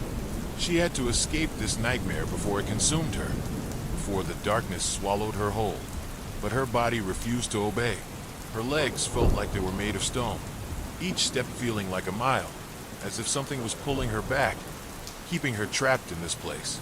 The whispers grew louder, more insistent, filling her mind, drowning out every other sound. They began to form words, phrases, taunting, mocking, and relentless. You can't run. You can't hide. You belong to us now. Emma clenched her fists, trying to block out the voices, but it was impossible. Her mind was slipping, her thoughts fragmented, like pieces of a shattered mirror, each one reflecting a different nightmare.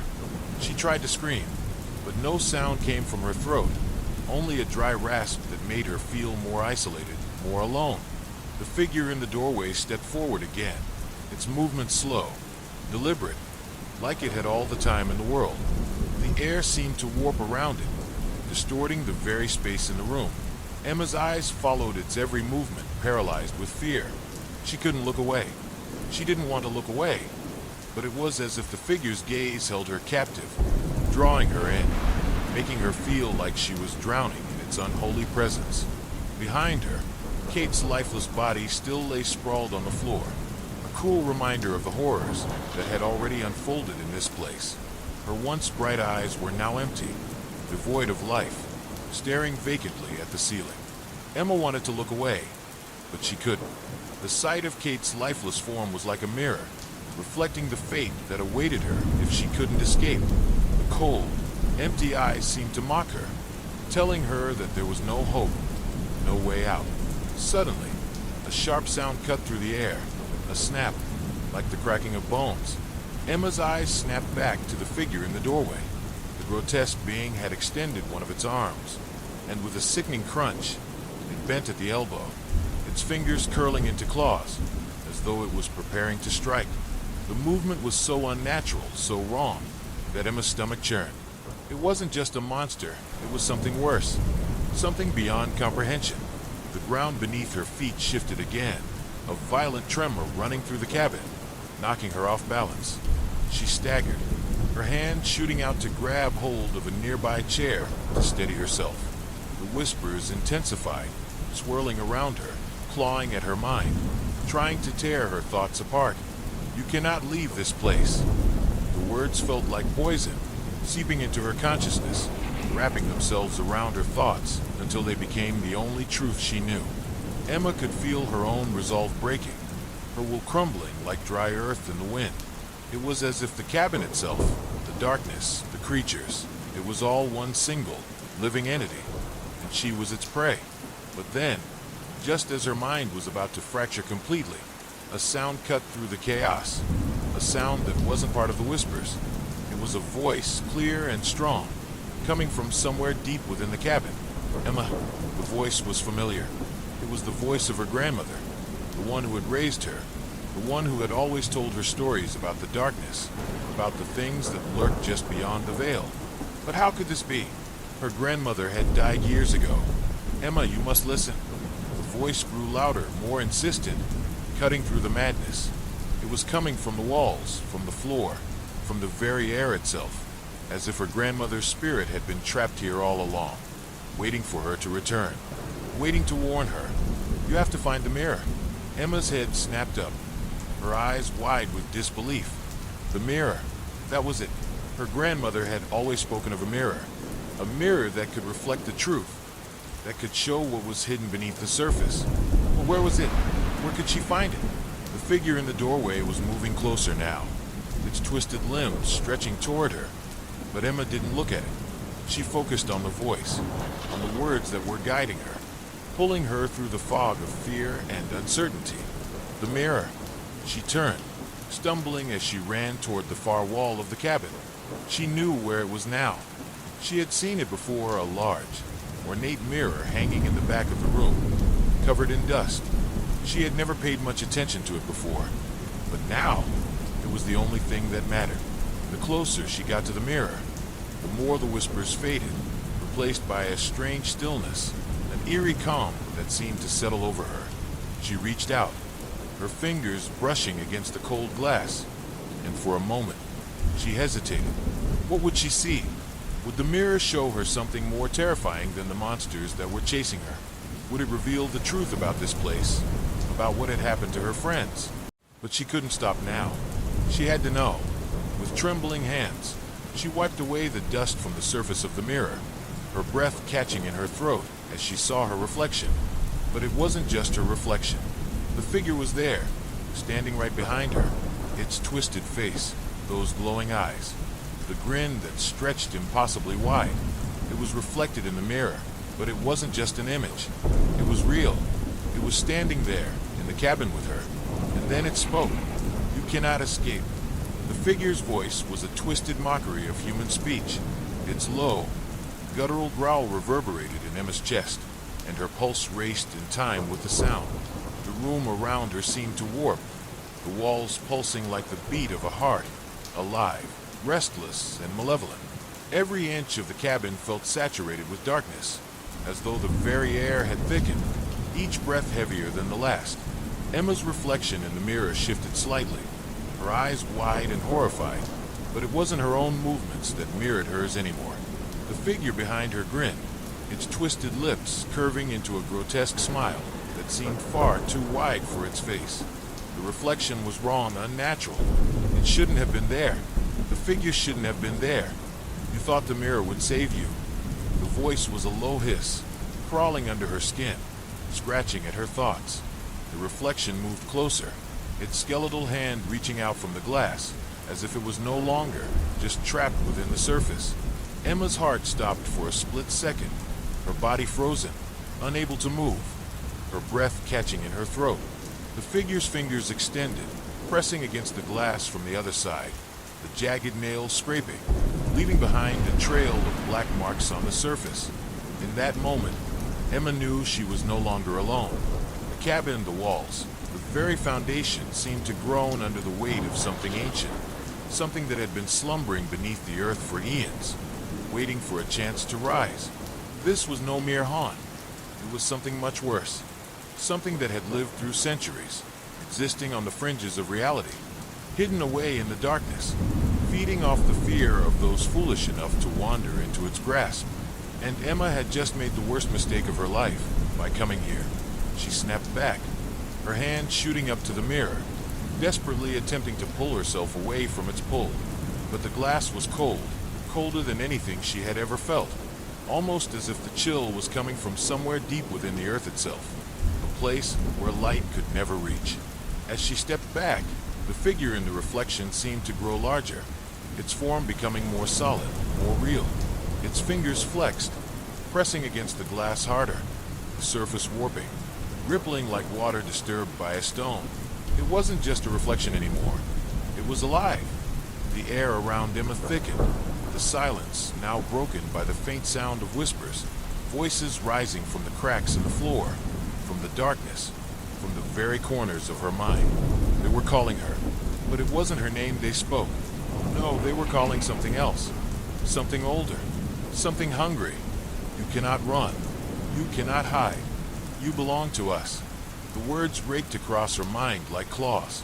Every syllable felt like a thread unraveling her sanity. Emma's knees buckled, and she collapsed to the floor, gasping for breath, her chest heaving. She had to get out. She had to escape, but her body refused to obey. It was as if the very cabin was holding her prisoner, trapping her in its twisted embrace. Behind her, the door to the cabin creaked open, though she hadn't heard anyone enter.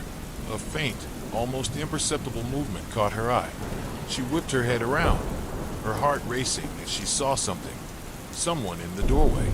But when she looked again, there was nothing there. The room was suddenly colder, the shadows darker. She could feel the temperature drop, the breath in her lungs freezing as if the very air had turned to ice. The whispering voices grew louder, swirling around her, becoming clearer, more distinct. There was no escape. There was nowhere to run. And then, with a sickening lurch, the figure in the mirror stepped forward. Its foot slid out from the glass, its limb bending at unnatural angles as it emerged into the room, like something that had been trapped within a thin layer of water, now breaking through the surface. Emma screamed, but the sound died in her throat, swallowed by the oppressive silence. She tried to scramble backward, but her hands slipped on the cold wooden floor. Her mind was in a frenzy, her heart beating a frantic, terrified rhythm. She needed to get away. She needed to. A deafening crash echoed from above. The ceiling above her splintered, the floorboards groaning under the weight of something massive, something that didn't belong in this world. The walls trembled, and the entire cabin seemed to shake with the force of 1,000-pounding footsteps. The figure from the mirror continued to move toward her, its body stretching grotesquely, distorting and bending in ways that no human form should ever be able to do. Emma couldn't tear her eyes away. The creature, it wasn't just a figure anymore. It was a being, a dark, ancient being that had been trapped for who knows how long, waiting for someone like her to open the door, waiting for her to come close enough to feed.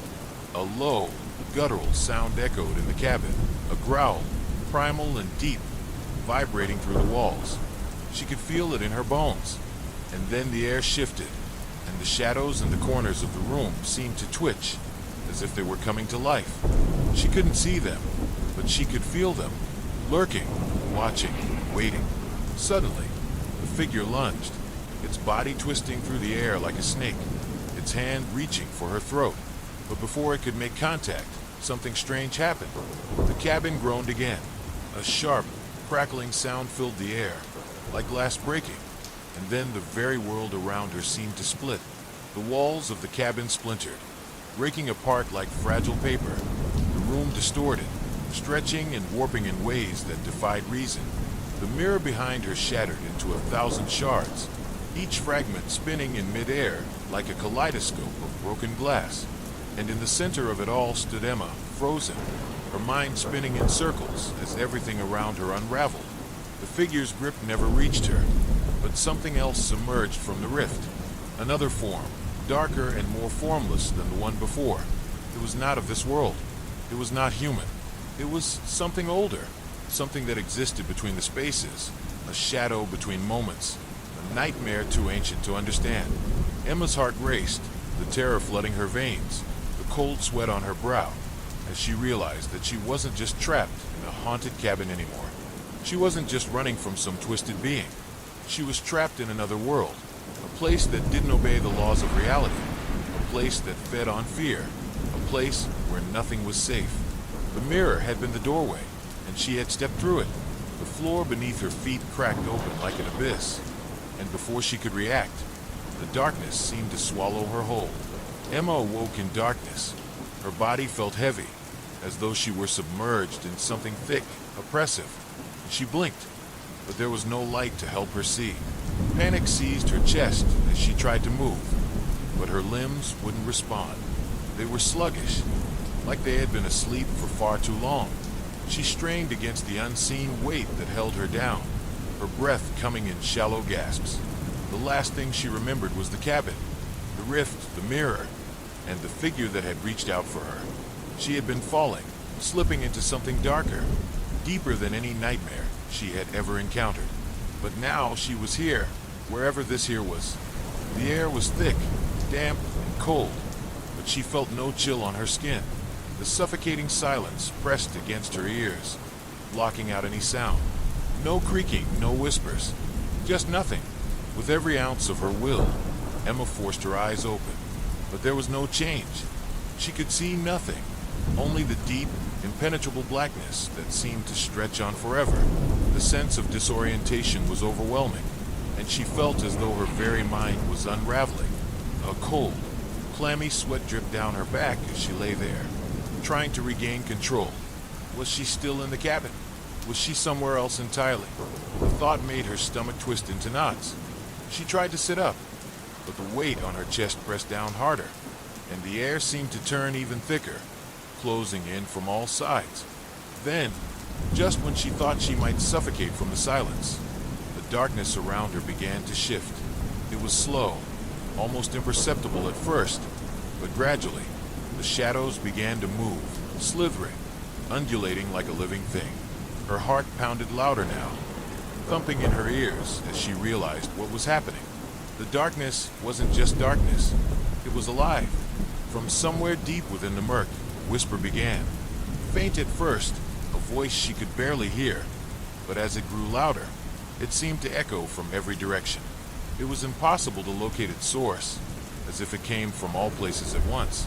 Emma, her name, a soft hiss, a voice that was both comforting and chilling at once. She wanted to scream, but her throat was dry, constricted. Her pulse raced, each beat drumming against her chest as she fought to make sense of the situation. Was this real? Was she truly in this dark void? Or was it simply another part of the nightmare? You shouldn't have come here, the voice continued. The sound seemed to come from within her own mind, wrapping around her thoughts like a vine. You are ours now. There is no escape. Her body tensed, and a cold shiver ran down her spine. It wasn't just the voice that terrified her. It was the presence behind it, the sensation of being watched. She wasn't alone. She could feel it now, the weight of eyes upon her, unseen but ever-present, suffocating her. What are you? The words left her mouth before she could stop them. The voice in the darkness chuckled a low, distorted sound that made Emma's skin crawl. We are the forgotten. The voice spoke, the words dripping with malice, seeping into the very fabric of the air. We were here long before you came, and we will remain long after you're gone. Emma tried to move, to stand, to flee, but the weight that pressed down on her chest grew heavier. It was as if the very air was solidifying, turning into a heavy, cloying fog. She couldn't breathe. Her lungs burned for air, but the darkness tightened its grip, suffocating her from all sides. "You can't escape," the voice said again, its tone growing more distorted, more grotesque. "Not from us. Not from what you've unleashed." The words echoed through her mind like a drumbeat, over and over, until they became a chant, a mantra. What had she unleashed? Her heart began to race faster. The fear twisted inside her, turning her insides to liquid as the whispers grew louder, more frantic. The ground beneath her feet shifted suddenly, and Emma's vision spun. The thick darkness began to dissolve, replaced by a new, horrifying sight. The blackness retreated, pulling away as though something was peeling back the veil between worlds. And what lay beyond it made Emma's blood run cold. She was no longer in the cabin. She was standing in the center of an ancient, decaying city, ruins stretching as far as her eyes could see. The structures around her were twisted, their architecture defying all reason. Walls that should have been straight leaned at unnatural angles, their surfaces covered in strange, alien symbols that seemed to pulse with a faint, sickly glow. The ground was cracked, as though it had been scorched by something catastrophic, and the air was thick with the scent of decay, like an open grave. There was no sky here, only a vast, swirling blackness above her head that seemed to move, swirling in on itself, as if it were alive. Her surroundings were so alien, so distant from anything she had known, that Emma felt her sense of reality slipping away, unraveling at the edges. "This is where we live," the voice said again, now clearer, stronger. "This is the place between places, the forgotten city that once was. And now you are here, with us." A shiver ran down Emma's spine as she looked around, realizing that the city wasn't as empty as it had seemed at first. There were figures in the distance, shadows moving just beyond her line of sight. Some were humanoid, while others were not. They lurked in the darkness, their forms too twisted and strange to fully comprehend. They were watching her as she stood there, rooted to the spot, unable to move. The whispers grew louder, more insistent, as the figures began to move toward her. She could hear the faint scrape of their feet against the cracked earth, the slithering of something wet and unnatural, the sound of breath, hot, ragged, as though they were getting closer. "You shouldn't have come," the voice whispered again, now almost a hiss. "You can never leave." Suddenly, Emma felt the ground beneath her feet tremble, and a deep, guttural rumble echoed through the air. The city was alive with something ancient, something powerful. The whispering became a cacophony of voices, all of them speaking at once, their words a jumbled mess that made no sense, yet somehow it made her stomach churn. From the darkness, a figure emerged, a towering shape, almost too tall for her to comprehend. It stepped forward slowly, its limbs stretching unnaturally long, its movements jerky, like a puppet being controlled by some unseen hand. Its face was nothing more than a featureless mask, its eyes dark pits that seemed to consume all light, and its mouth, when it opened, revealed rows upon rows of sharp, jagged teeth. It stepped forward, its massive foot landing with a sickening thud on the ground, sending a shockwave through the city. The air shifted, warping, as if the figure's mere presence was enough to distort reality itself. Emma's breath caught in her throat as she stared at the creature, unable to look away, her body frozen in place by a mix of terror and fascination. The whispers reached a crescendo, and then, all at once, they stopped. The silence that followed was deafening, and then the creature spoke. "Welcome to the Hollow," it said, its voice a low, rumbling growl that seemed to reverberate through her very bones. "You've come to us, and now you will never leave." The ground trembled beneath her feet again, and Emma knew this was no dream. This was no hallucination. She was trapped in a place beyond time, beyond reality. And the heart of something that had existed long before she ever set foot in the cabin. And she wasn't alone.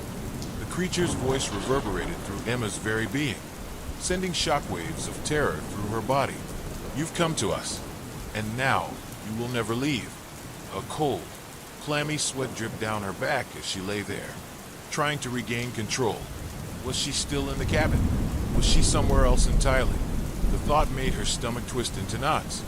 She tried to sit up, but the weight on her chest pressed down harder, and the air seemed to turn even thicker, closing in from all sides. Then, just when she thought she might suffocate from the silence, the darkness around her began to shift. It was slow, almost imperceptible at first, but gradually, the shadows began to move, slithering, undulating like a living thing. Her heart pounded louder now, thumping in her ears as she realized what was happening. The darkness wasn't just darkness. It was alive. From somewhere deep within the murk, a whisper began. Faint at first, a voice she could barely hear, but as it grew louder, it seemed to echo from every direction. It was impossible to locate its source, as if it came from all places at once. Emma, her name, a soft hiss, a voice that was both comforting and chilling at once. She wanted to scream, but her throat was dry, constricted. Her pulse raced, each beat drumming against her chest as she fought to make sense of the situation. Was this real? Was she truly in this dark void? Or was it simply another part of the nightmare? "You shouldn't have come here," the voice continued. The sound seemed to come from within her own mind, wrapping around her thoughts like a vine. "You are ours now. There is no escape." Her body tensed, and a cold shiver ran down her spine. It wasn't just the voice that terrified her. It was the presence behind it, the sensation of being watched. She wasn't alone. She could feel it now, the weight of eyes upon her, unseen but ever-present, suffocating her. "What are you?" The words left her mouth before she could stop them. The voice in the darkness chuckled, a low, distorted sound that made Emma's skin crawl. "We are the Forgotten," the voice spoke, the words dripping with malice, seeping into the very fabric of the air. "We were here long before you came, and we will remain long after you're gone." Emma tried to move, to stand, to flee, but the weight that pressed down on her chest grew heavier. It was as if the very air was solidifying, turning into a heavy, cloying fog. She couldn't breathe. Her lungs burned for air, but the darkness tightened its grip, suffocating her from all sides. "You can't escape," the voice said again, its tone growing more distorted, more grotesque. "Not from us. Not from what you've unleashed." The words echoed through her mind like a drumbeat, over and over, until they became a chant, a mantra. What had she unleashed? Her heart began to race faster. The fear twisted inside her, turning her insides to liquid as the whispers grew louder, more frantic. The ground beneath her feet shifted suddenly, and Emma's vision spun. The thick darkness began to dissolve, replaced by a new, horrifying sight. The blackness retreated, pulling away as though something was peeling back the veil between worlds. And what lay beyond it made Emma's blood run cold. She was no longer in the cabin. She was standing in the center of an ancient, decaying city, ruins stretching as far as her eyes could see. The structures around her were twisted, their architecture defying all reason. Walls that should have been straight leaned at unnatural angles, their surfaces covered in strange, alien symbols that seemed to pulse with a faint, sickly glow. The ground was cracked, as though it had been scorched by something catastrophic, and the air was thick with the scent of decay, like an open grave. There was no sky here, only a vast, swirling blackness above her head that seemed to move, swirling in on itself, as if it were alive. Her surroundings were so alien, so distant from anything she had known, that Emma felt her sense of reality slipping away, unraveling at the edges. "This is where we live," the voice said again, now clearer, stronger. "This is the place between places, the forgotten city that once was. And now you are here, with us." A shiver ran down Emma's spine as she looked around, realizing that the city wasn't as empty as it had seemed at first. There were figures in the distance, shadows moving just beyond her line of sight. Some were humanoid, while others were not. They lurked in the darkness, their forms too twisted and strange to fully comprehend. They were watching her as she stood there, rooted to the spot, unable to move. The whispers grew louder, more insistent, as the figures began to move toward her. She could hear the faint scrape of their feet against the cracked earth, the slithering of something wet and unnatural, the sound of breath, hot, ragged, as though they were getting closer. "You shouldn't have come," the voice whispered again, now almost a hiss. "You can never leave." Suddenly, Emma felt the ground beneath her feet tremble, and a deep, guttural rumble echoed through the air. The city was alive with something ancient, something powerful. The whispering became a cacophony of voices, all of them speaking at once, their words a jumbled mess that made no sense. Yet somehow, it made her stomach churn. From the darkness, a figure emerged, a towering shape, almost too tall for her to comprehend. It stepped forward slowly, its limbs stretching unnaturally long, its movements jerky, like a puppet being controlled by some unseen hand. Its face was nothing more than a featureless mask, its eyes dark pits that seemed to consume all light, and its mouth, when it opened, revealed rows upon rows of sharp, jagged teeth. It stepped forward, its massive foot landing with a sickening thud on the ground, sending a shockwave through the city. The air shifted, warping, as if the figure's mere presence was enough to distort reality itself. Emma's breath caught in her throat as she stared at the creature, unable to look away, her body frozen in place by a mix of terror and fascination. The whispers reached a crescendo, and then, all at once, they stopped. The silence that followed was deafening, and then the creature spoke. "Welcome to the Hollow," it said, its voice a low, rumbling growl that seemed to reverberate through her very bones. "You've come to us, and now you will never leave." The ground trembled beneath her feet again, and Emma knew. This was no dream. This was no hallucination. She was trapped in a place beyond time, beyond reality, in the heart of something that had existed long before she ever set foot in the cabin. And she wasn't alone. The creature's voice reverberated through Emma's very being, sending shockwaves of terror through her body. "You've come to us, and now you will never leave." The words hung in the air like a curse, a sentence of eternal imprisonment. Emma wanted to scream, to run, but her body refused to cooperate. Her legs felt like lead, her muscles frozen in place, her breath caught somewhere deep in her throat. The city around her had transformed into something unrecognizable, a twisted mockery of what it had once been. The buildings, now jagged and broken, seemed to lean inward as if closing in on her, suffocating her from all sides. She could hear the scraping sound of something dragging against the ground. Was it footsteps, or was it something worse? It was hard to tell in the unnerving silence that followed the creature's announcement. The figure before her loomed, like a god of some forgotten age, its towering form shifting unnaturally with every movement. The mask it wore was an abomination, featureless yet grotesque, with hollow black eyes that seemed to stretch into infinity. Each step it took made the ground shake beneath her, sending tremors through the broken streets. The closer it got, the more suffocating the air became, as if reality itself was bending around its presence. Emma's mind raced, struggling to comprehend what she was seeing. Her senses screamed at her to run, but her body betrayed her, locked in place like an insect in a spider's web. She could feel the oppressive weight of the creature's gaze as it studied her, a slow, deliberate scrutiny that made her skin crawl. She didn't know what it wanted, but deep in her gut, she knew it was bad, far worse than anything she could have imagined. The creature stopped just a few feet away from her, its face looming over her like the shadow of death.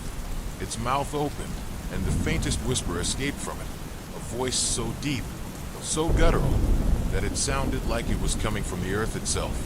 "Do you feel it?" The voice rumbled, and Emma could taste the foulness of it on her tongue. The pull, the weight of the hollow calling to you. Her eyes flickered, her breath shallow, and labored as her mind scrambled for some form of resistance. She tried to scream again, but nothing came out. Her throat was dry, constricted. Her eyes were wide with terror, as she desperately fought against whatever invisible force was holding her in place. Every muscle in her body ached, her arms and legs stiff from fear and the unnatural stillness that surrounded her. "You belong to the Hollow now," the creature continued, its voice a dissonant melody of malice and ancient hunger. "The city claims all who enter. You will become one of us. You will become a whisper in the dark." Emma's heart pounded, a frantic rhythm that echoed in her ears. Her mind screamed for her to run, but her legs remained immovable. The creature's words clawed at her, filling her with dread she had never known before. She thought of the cabin, of the mirror that had led her here, of the strange presence that had first stirred when she made the fatal mistake of looking into it. Was this some kind of alternate dimension? A place where the laws of nature and reality no longer applied? No. Her voice was weak, barely a whisper, but it was enough. The creature tilted its head slightly, as if intrigued by her resistance. It took another step closer, its eyes burning with an unnatural light. In its presence, the very air seemed to vibrate with a strange energy, like an ancient power that had not been seen by human eyes in millennia. "You are afraid," it said, its tone almost mocking. "You are scared, but it will pass. Soon, you will forget fear, just as you will forget who you once were. The Hollow has a way of consuming all that you were, to make you one of us." Suddenly, the ground beneath Emma's feet cracked open, splitting down the center like the maw of some great beast. The sound was deafening, a violent tearing that made her stomach lurch. She stumbled backward, her body finally reacting, but she could barely keep her balance as the earth trembled violently around her. The air thickened, turning viscous, like the atmosphere was turning into something alive, something hungry. From the cracks in the ground, shadows began to rise. At first, they were vague, shapeless masses, things that moved and twisted, impossible to describe. But as they grew, taking form, Emma realized with growing horror that they were people.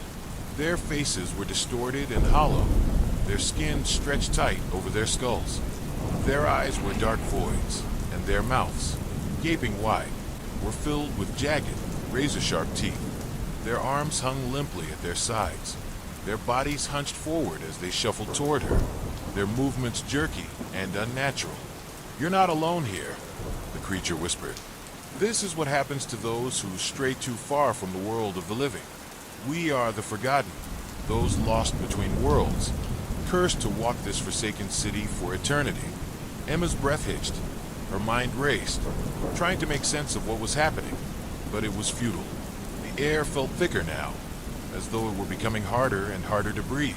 The figures shuffled closer, their eyes locked on her, drawn to her like magnets. She could hear the sound of their feet dragging across the cracked ground, wet slithering of their movements as they closed in. "Don't fight it," the creature warned. "You cannot escape the Hollow. You are here now. Forever." Emma stumbled back, tripping over the uneven ground. Her pulse raced as the shadows reached out to grab her. Their cold fingers brushed against her skin, sending icy tendrils of dread spiraling through her body. Every inch of her wanted to run, but she couldn't. The shadows surrounded her, encroaching on all sides. The city seemed to come alive around her, groaning, shifting as though the very walls themselves were alive, responding to the presence of the creatures that now crowded the streets. The figures reached for her, their fingers like claws, scraping against the air. Emma could feel her heart in her throat, her body shaking with terror. She was surrounded by them, trapped in this living nightmare, and there was no way out. "Please, no," she whispered, her voice trembling. I don't belong here. I need to go back." But the Hollow had no mercy. One of the figures, a tall, gaunt shape with an elongated face, reached out for her. Its fingers curled around her wrist with a grip that was bone-crushingly cold, its nails sharp like talons. Emma screamed, trying to pull away, but it was futile. The creature's strength was far beyond human. In the distance, a low, resonant hum began to build, a sound so deep, so primal, that it seemed to vibrate through the very core of the city. The ground shook again, and Emma's knees buckled beneath her as she was dragged toward the center of the street. The city, the hollow, was alive, and it was hungry. Emma felt as though the earth beneath her was a living thing, pulling her down into the depths. The hollow hum of the city, no longer just an eerie background noise, began to pulse with an almost sentient force, each beat reverberating through her chest like a warning, like an invocation of something older than time itself. The thing, the creature that had come for her, that had drawn her into this place, stood above her like a grim sentinel, watching her struggle against the grasp of the shadowed figures that continued to close in. The figure that had spoken to her, that had claimed her, seemed to tower even higher now, its presence growing as the shadows circled, feeding off her terror. Emma's heart pounded in her chest like a frantic animal, trying to escape a predator it couldn't see. The cold grip around her wrist tightened, pulling her deeper into the void, dragging her closer to the center of the hollow, where the ground opened like a maw, waiting to consume her. The figures, their faces twisted into grotesque masks of hunger and despair, continued their relentless approach. Their eyes, dark and endless, pierced through the shadows, each one seeming to promise nothing but torment. Emma tried to scream again, but her voice was nothing more than a breathless rasp, barely audible over the growing rumble of the earth itself. The air was thick now, heavy with a sense of inevitability, as if the very atmosphere was alive, aware of the end that was coming. Every time she thought she might escape, the shadows closed in tighter.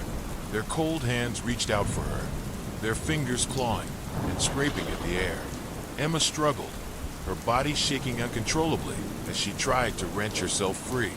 She fought with everything she had left, but it was as if the very city itself was holding her in place, rooting her to the spot.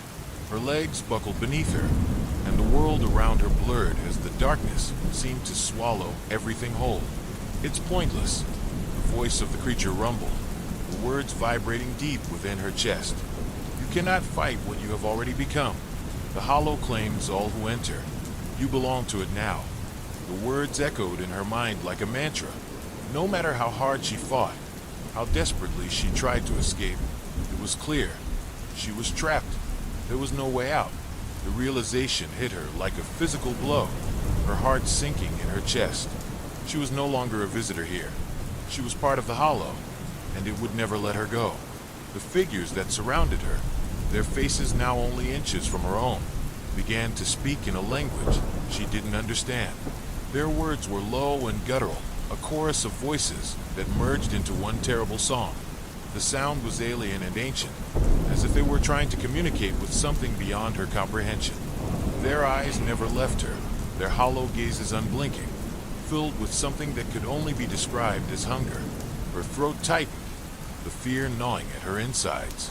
She could feel the cold tendrils of their presence slipping into her thoughts, warping her sense of reality. Everything around her seemed to blur and warp, the edges of the world beginning to dissolve like mist under the rising sun. The shadows seemed to move on their own now, undulating like a living, breathing thing. In the distance, something stirred. A low, ominous growl rumbled from deep within the hollow, growing louder with each passing second. Emma's eyes darted toward the source of the noise, her heart pounding with dread. It was then that she saw it, the thing that had been watching her from the shadows, lurking just beyond her sight. It was massive, a hulking mass of darkness that seemed to stretch on forever, its form indistinct, shifting like smoke in the air. The creature that stood before her, the one that had led her into this nightmare, turned its head toward the approaching thing, its expression unreadable. The figure seemed to know exactly what was coming, and Emma could feel the tension in the air grow thicker, more suffocating. Whatever this thing was, it wasn't something she could face alone. But then the creature spoke, its voice as cold and final as death itself. "Do not fear," it said, its voice dripping with an eerie calm. "It is too late for that." Emma's legs shook uncontrollably, and she stumbled forward, trying to gain some semblance of control over her own body. The world around her seemed to warp and distort, as if the very fabric of reality was tearing apart. And then, just as she thought she might lose herself entirely, something incredible happened.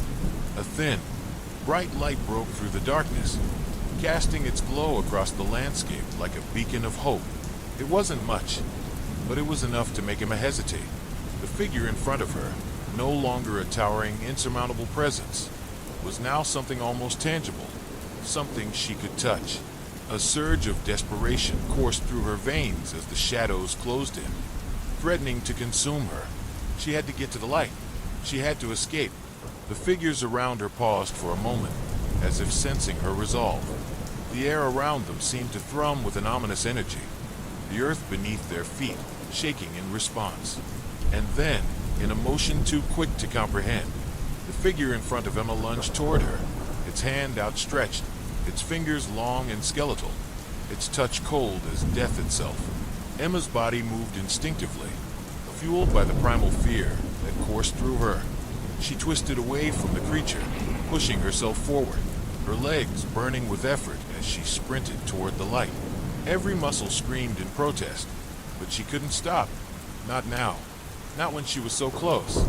The ground beneath her shifted again, but this time, she was prepared. She leaped over the chasm that had opened in the earth, her heart racing as she closed the distance to the light. The figures behind her wailed, a sound so high-pitched and unearthly that it cut through the air like a blade. But Emma didn't look back. She couldn't. She reached the light, her fingers brushing against its warmth. It was different from everything else around her, something pure, something that didn't belong in this world of darkness and decay. But as soon as she touched it, the ground beneath her gave way, and Emma felt herself falling. For a brief moment, everything went silent. Then, everything went black. As I sat there, the cool night air wrapping around me like a comforting blanket, I felt a deep sense of peace settle within me. The world was vast, yes, but I was part of it. And in this moment, I didn't need to understand everything. I didn't need to have all the answers. I simply needed to exist in the moment, and to embrace the beauty of life as it came. It was enough, and that was all I needed to know. With a final glance at the stars, I stood and began to walk once more, knowing that whatever came next, I would face it with an open heart, a clear mind, and a soul that had finally found peace. The journey was not over, but I no longer felt the need to race towards some distant goal. I was already here, already a part of it all, and that, I realized, was the most profound gift of all. The night air seemed to wrap itself around me as I walked, a soft caress that felt both familiar and new. It was as though the world had grown quieter, not just in sound, but in its essence, its rhythm. There was something about this moment that invited reflection, that gently encouraged me to look back, not with regret, but with a sense of gratitude. I thought of all the paths I had taken, the choices I had made, and the lessons I had learned along the way. I had once been caught in the frantic chase for something, a purpose, an answer, a destination. But now, I realized that the very act of living, of simply being, was enough. I didn't need to search for meaning outside of myself. The meaning was here, inside me, in each step, each breath, each quiet moment of existence. As I walked through the streets, my feet moving almost of their own accord, I felt a connection to the world around me that was deeper than anything I had ever experienced. The city, with its bustling energy, its crowd of strangers, now felt like a part of me, like a story unfolding in real time. Each person I passed had their own story, their own journey, and I wondered what it was that brought them to this point, at this hour, in this space. I realized how little we often know about the lives of the people around us, how much remains hidden behind the surface. And yet, even with all the hidden stories, we were all sharing this moment together, each of us a small piece of the larger puzzle that made up the world. I turned a corner and found myself standing in front of a small park, a peaceful oasis tucked away between two buildings. It was quiet here, the soft rustle of leaves the only sound. I stepped inside, drawn by the tranquility that seemed to hang in the air like a veil. The grass was damp with dew, and the scent of earth and grass filled my senses. I sat on a bench beneath a tree, its branches reaching out like the arms of an old friend, offering comfort and shelter. The sky above was a deep shade of navy, and the first stars had begun to appear, twinkling faintly against the vast expanse. I gazed up at them, wondering how many of them had been burning for centuries, long before I had even been born, and how many would continue to burn long after I was gone. There was something humbling about that thought, something that reminded me of the fleeting nature of my own life, and yet, at the same time, it brought me peace. The stars had always been there, watching over the world, and they would continue to do so, whether or not I was around to see them. As I sat there, lost in thought, I noticed a figure approaching in the distance. At first, I thought it was just a passerby, but as the figure drew closer, I saw that it was a woman, her steps slow and deliberate. She was older, her hair silver with age, and her face was etched with the lines of a life well lived. There was a certain grace to her movements, as though she carried the weight of the years not with burden but with acceptance. She sat on the bench next to mine without saying a word, and for a moment, we both simply stared at the sky, lost in our own thoughts. I felt no need to speak, no need to break the silence. It was enough just to share this moment with her, two strangers sitting together beneath the stars. After a while, the woman spoke, her voice soft but steady. "You know," she said, "there was a time when I thought I had to figure everything out. I thought I had to have a plan, to know where I was going, to understand the purpose of it all. But now, I've come to realize that the beauty of life lies in the uncertainty. It's in the not knowing. That's where the magic is." Her words hung in the air between us, simple but profound. I couldn't help but smile, a quiet smile that came from a place of understanding. I had been there too, caught in the web of expectation and the pressure to know, to achieve, to be something. But now, sitting here with this woman, I felt the truth of her words seep into my soul. Life didn't have to make sense. It didn't have to follow a linear path or fit into a neat box. It was messy, unpredictable, and yet it was perfect in its imperfection. The woman glanced at me, as though sensing my thoughts. "You're still figuring it out, aren't you?" she asked gently. I nodded, not out of shame, but with a quiet acceptance. It was true. I was still figuring things out. I wasn't sure where I was going, or even if I had a destination in mind. But somehow, in this moment, that felt okay. In fact, it felt more than okay. It felt freeing. The pressure to have all the answers had lifted, and I could simply be. For the first time in a long while, I wasn't chasing anything. I wasn't trying to reach some distant goal. I was here, in this moment, with this woman, beneath the stars. And that was enough. The woman smiled knowingly, as if she had seen this realization before, perhaps in herself, perhaps in others. "You'll get there in your own time," she said. "But don't be in a rush. Life isn't a race. It's a journey. And sometimes, the most beautiful moments come when you stop trying to force things to happen." Her words resonated deep within me, echoing through my heart like a song I had always known but had forgotten. I realized that I had been so focused on the future, so obsessed with what was to come, that I had missed the beauty of what was already here. The people, the places, the quiet moments, the simple acts of kindness, these were the things that mattered. Not the destination, but the journey itself. As the night stretched on, the woman and I sat together in silence, each of us lost in our own thoughts. The air was cooler now, but it felt refreshing, like a gentle reminder that change was constant, that nothing stayed the same for long. And yet, there was a timeless quality to this moment, a feeling that it would remain with me long after the night had passed. I knew I would remember this bench, this park, this conversation, as one of those rare moments in life when everything seemed to align. It was as though the universe had whispered to me, reminding me to slow down, to breathe, and to appreciate the small wonders that surrounded me. Eventually, the woman stood up, her movements slow but graceful. "I should be going," she said, her voice warm with a kind of quiet wisdom. "But I'm glad we met. You'll be okay, you know. You just have to trust that everything will unfold as it's meant to." I nodded, grateful for her words, and watched as she walked away, her figure disappearing into the night. I didn't feel sadness as she left, only a quiet sense of peace, as though her presence had left an imprint on my heart. I stayed there for a while longer, watching the stars, feeling the cool night air on my skin, and allowing the quiet to wash over me. It was amazing how something so simple, just sitting on a bench in a park, could feel so profound. I thought of everything I had learned in the past few days, the way I had begun to understand life in a new light. I had been so caught up in the chaos of the world, in the noise and the rush, that I had forgotten how to simply be. But now I knew.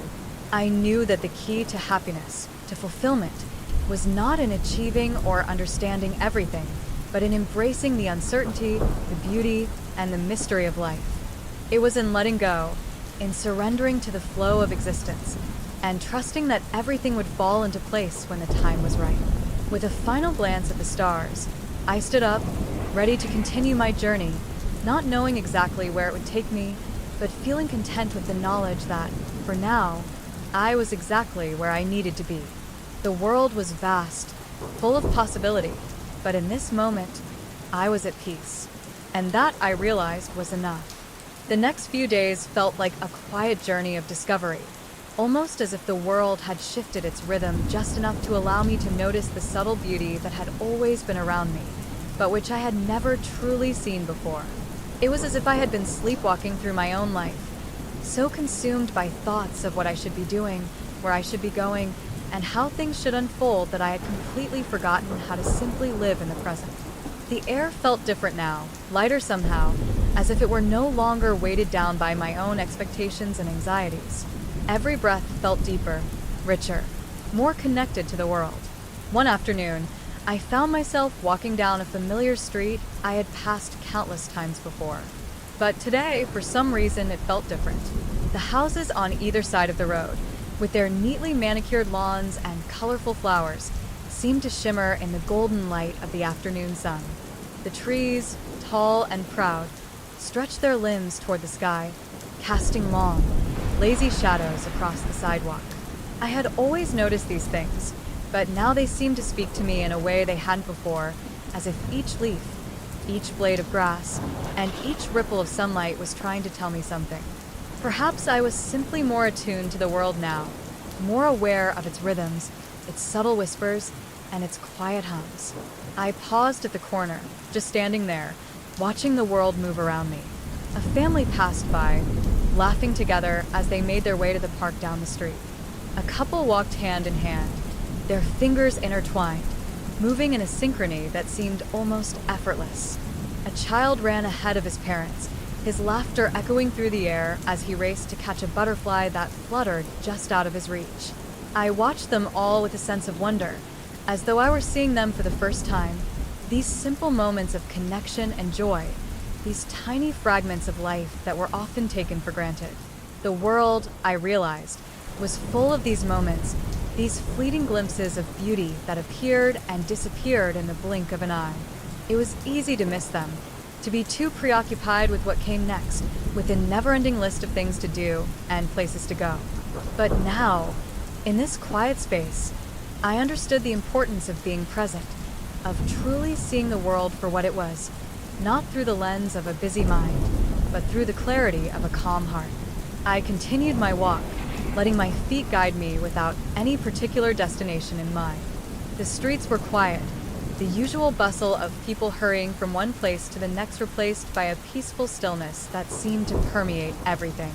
As I walked, I noticed the small things, the way the light filtered through the trees, the sound of birds chirping in the distance, the faint scent of flowers carried on the breeze.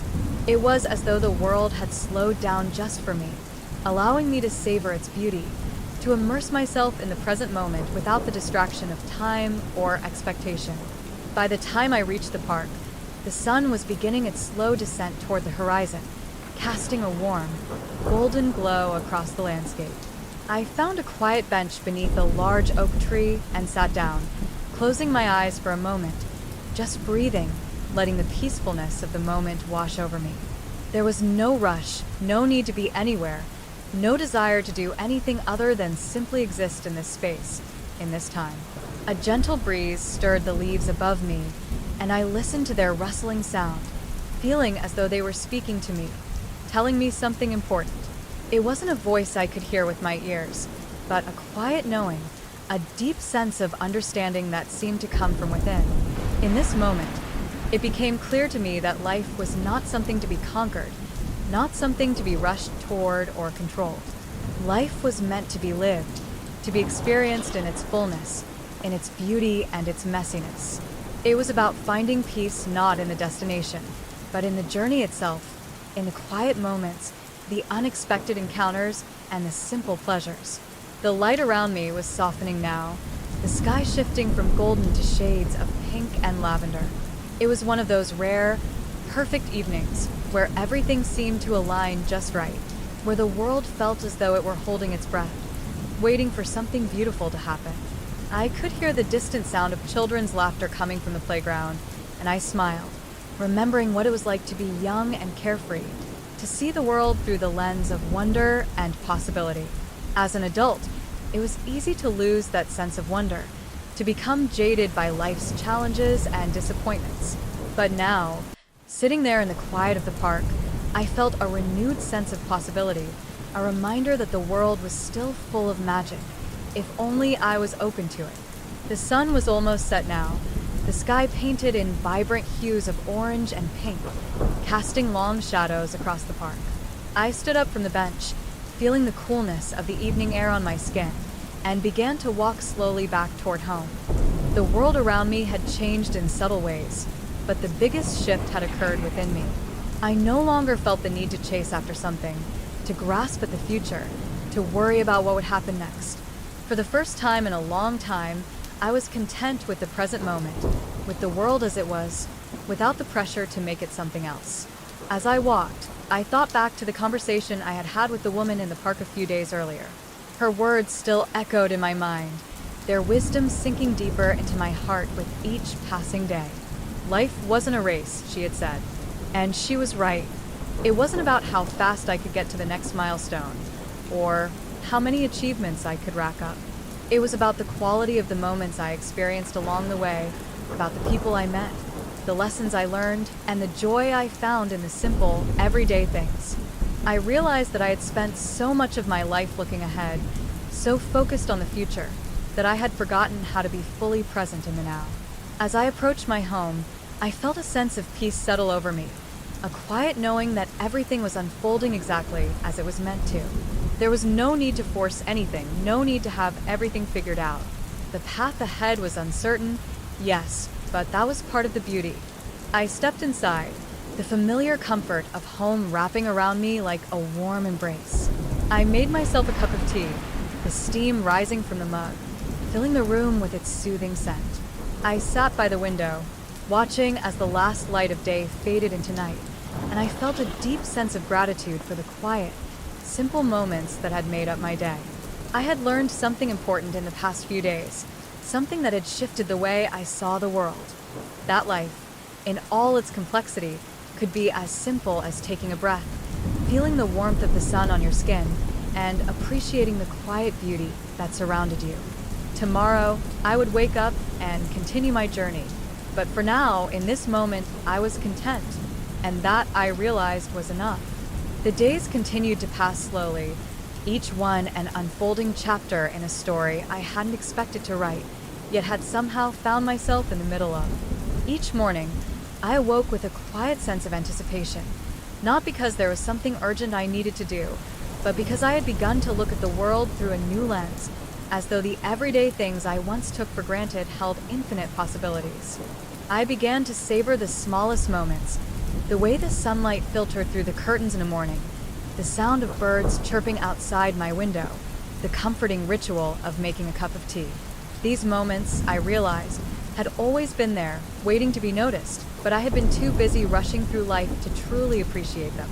As I sat in the cozy corner of my living room one afternoon, the soft hum of the world outside blending with the silence inside, I reflected on how much had changed. The restlessness that had once driven me seemed to have melted away, leaving behind a stillness that was both unfamiliar and incredibly peaceful. There were still moments of uncertainty, moments when old habits crept back in, and I found myself questioning whether I was doing enough, whether I was progressing fast enough towards some unknown goal. But those moments were fleeting now, replaced by an inner quiet that reminded me that I didn't need to be constantly in motion to be moving forward. The journey was unfolding in its own time, in its own way, and I was simply part of it. I had spent so many years caught up in the idea of success, of achieving something grand, of reaching some distant summit that I had forgotten what it felt like to simply be. To exist without the weight of expectations, to breathe without the constant pressure of having to do more. I had been afraid of slowing down, afraid that if I wasn't constantly striving for something, I would lose momentum, that I would be left behind. But in this quiet, peaceful space, I realized that there was beauty in stillness, that the world didn't demand constant movement, that life wasn't a race to the finish line, but a series of moments to be experienced, savored, and lived. One evening, as the sun began to set and the sky turned soft shades of pink and lavender, I found myself walking along the path that led through the park near my house. The air was cooler now, carrying with it the scent of freshly cut grass and the faintest trace of wildflowers. I walked slowly, my feet crunching against the gravel, taking in the sights and sounds around me. The park was peaceful, nearly empty except for a few people scattered across the open space. A couple sitting on a bench, a child playing with a kite, an elderly man reading a book beneath the shade of an oak tree. It was as if the world had paused here, in this small corner of the universe, and everything had become soft, muted, as though it were all waiting for something to happen. I sat on the same bench I had visited a few days before, the one beneath the large oak tree that had become my sanctuary. It was funny how something as simple as a bench, a tree, and the surrounding nature could feel so grounding, so comforting. The sound of the wind rustling through the leaves seemed to whisper secrets to me, things I hadn't yet learned, things I didn't need to understand, but simply to feel. I closed my eyes for a moment, letting the cool breeze kiss my skin, the sounds of the world washing over me like a lullaby. In that moment, I realized something profound. It wasn't that I had found peace, but rather that I had learned how to let go of the things that had once kept me from it. I had spent so much time trying to control everything around me, trying to make things fit into neat little boxes, that I had forgotten the beauty of surrender. It wasn't about doing more or being more. It was about letting go of the need to force everything into place and simply allowing life to unfold in its own time. As I sat there, I thought about the people I had met in the past few weeks, how their lives had touched mine in ways I hadn't anticipated. There was the woman in the park who had shared her wisdom about letting go of expectations. There was the elderly man who had smiled at me as I walked past his house, his eyes crinkling with kindness as though he had lived a lifetime of quiet joy. There was the young boy who had chased after the butterfly, his laughter ringing through the air like music, a sound so pure and carefree that it had made my heart swell with emotion. All of these people, with their simple moments of connection, had reminded me that life wasn't about grand achievements or distant goals. It was about these small, fleeting moments, these brief encounters, that made everything worthwhile. I stood up from the bench, feeling the weight of the day lifting off my shoulders. The sun had nearly set now, casting long shadows across the park, and the air had grown cooler, more comfortable. I felt a gentle tug in my heart, a sense of something pulling me forward, and I began to walk again, this time with no particular destination in mind. I wandered through the park, taking my time, letting my feet guide me wherever they chose. It was a walk with no agenda, no purpose other than to enjoy the journey itself. As I walked, I began to notice even more details, more beauty in the world around me. The way the last rays of sunlight danced across the leaves, turning them to gold. The way the flowers in the garden seemed to glow in the fading light, their colors deepening with the evening. The way the sky above me was slowly darkening, the stars beginning to peek through the veil of dusk. Everything seemed to be happening in perfect harmony, each moment unfolding exactly as it should, and I felt a deep sense of peace settle in my chest. It was a feeling I had long forgotten, the feeling of being truly present, of being fully alive in the moment. I didn't need to chase anything, to reach for some distant goal. I didn't need to prove anything to anyone, least of all myself. All I needed to do was breathe, to experience the world as it was, to appreciate the beauty that was always there, waiting to be noticed. As I reached the edge of the park, I found myself standing at a small bridge that crossed over a gently flowing stream. The water glimmered in the last light of day, its surface rippling gently as it moved downstream. I leaned on the railing of the bridge, watching the water flow beneath me, and I thought about how life was much like the stream. It flowed constantly, never stopping, never looking back. It didn't worry about where it was going or how long it would take to get there. It simply moved in its own time, in its own rhythm, trusting that the journey was enough. And in that moment, I understood. I didn't need to know the destination. All I needed to do was keep moving forward, one step at a time, trusting that the path would unfold as it was meant to. I took a deep breath, feeling the cool evening air fill my lungs, and as I exhaled, I let go of all the doubts, the fears, and the expectations that had once weighed me down. I didn't need to control everything. I didn't need to have everything figured out. I simply needed to trust the flow of life, to trust the journey, and to let it unfold in its own perfect way. With a renewed sense of clarity, I turned and walked back toward home, the stars now beginning to twinkle in the sky above me. The world felt vast and infinite, yet so close, so intimate, as if the universe itself were wrapping its arms around me in a quiet embrace. There was nothing more to do, nothing more to achieve. There was only this moment, and it was enough. As I made my way back through the park, the evening grew darker. The last vestiges of sunlight had disappeared, leaving the world bathed in soft moonlight. The park, once vibrant and alive, was now quiet and still, except for the occasional rustling of leaves or the distant call of an owl. The cool breeze whispered through the trees, and for a moment, I felt as if the world was holding its breath, waiting for something to happen, but nothing did. Nothing needed to happen. I passed the same bench where I had sat earlier, beneath the old oak tree, and I couldn't help but pause. It had become more than just a place to sit. It had become a symbol of everything I had come to understand. A place of stillness. A place to simply be. I touched the back of the bench lightly, my fingers brushing against the rough wood, and for a moment, I closed my eyes, taking in the sounds and sensations of the world around me. It felt as though the earth itself was exhaling, a deep, quiet breath that resonated with the very fabric of the universe. The idea of being at peace with oneself, of surrendering to the ebb and flow of life, was something I had only recently come to terms with. I had always thought that peace came from achieving certain goals or from reaching the mountaintop of success. But now, I realized that true peace was in accepting the present moment, in letting go of the need to control everything, and simply allowing life to unfold as it would. It was something that couldn't be forced or rushed. It had to come naturally, like the slow unfolding of a flower, or the steady movement of the river I had seen earlier. As I continued my walk, I felt the weight of the day lift from my shoulders, the worries and anxieties of the past slowly dissipating. I walked without destination, without purpose other than to enjoy the experience of walking itself. There was no urgency in my steps, no need to be anywhere other than where I was. And as I walked, I began to feel something shift within me, something deeper than just the quiet of the evening. It was a sense of connection, a feeling that the world was not separate from me, but part of me, that the trees, the grass, the sky, and the stars above were all intricately connected, and so was I. It was a realization that brought both comfort and awe. I had always felt that I was an individual, separate from the world around me. But now, I felt as though I was part of a much larger tapestry, one that stretched far beyond my understanding. It was a humbling thought, yet it didn't make me feel small or insignificant.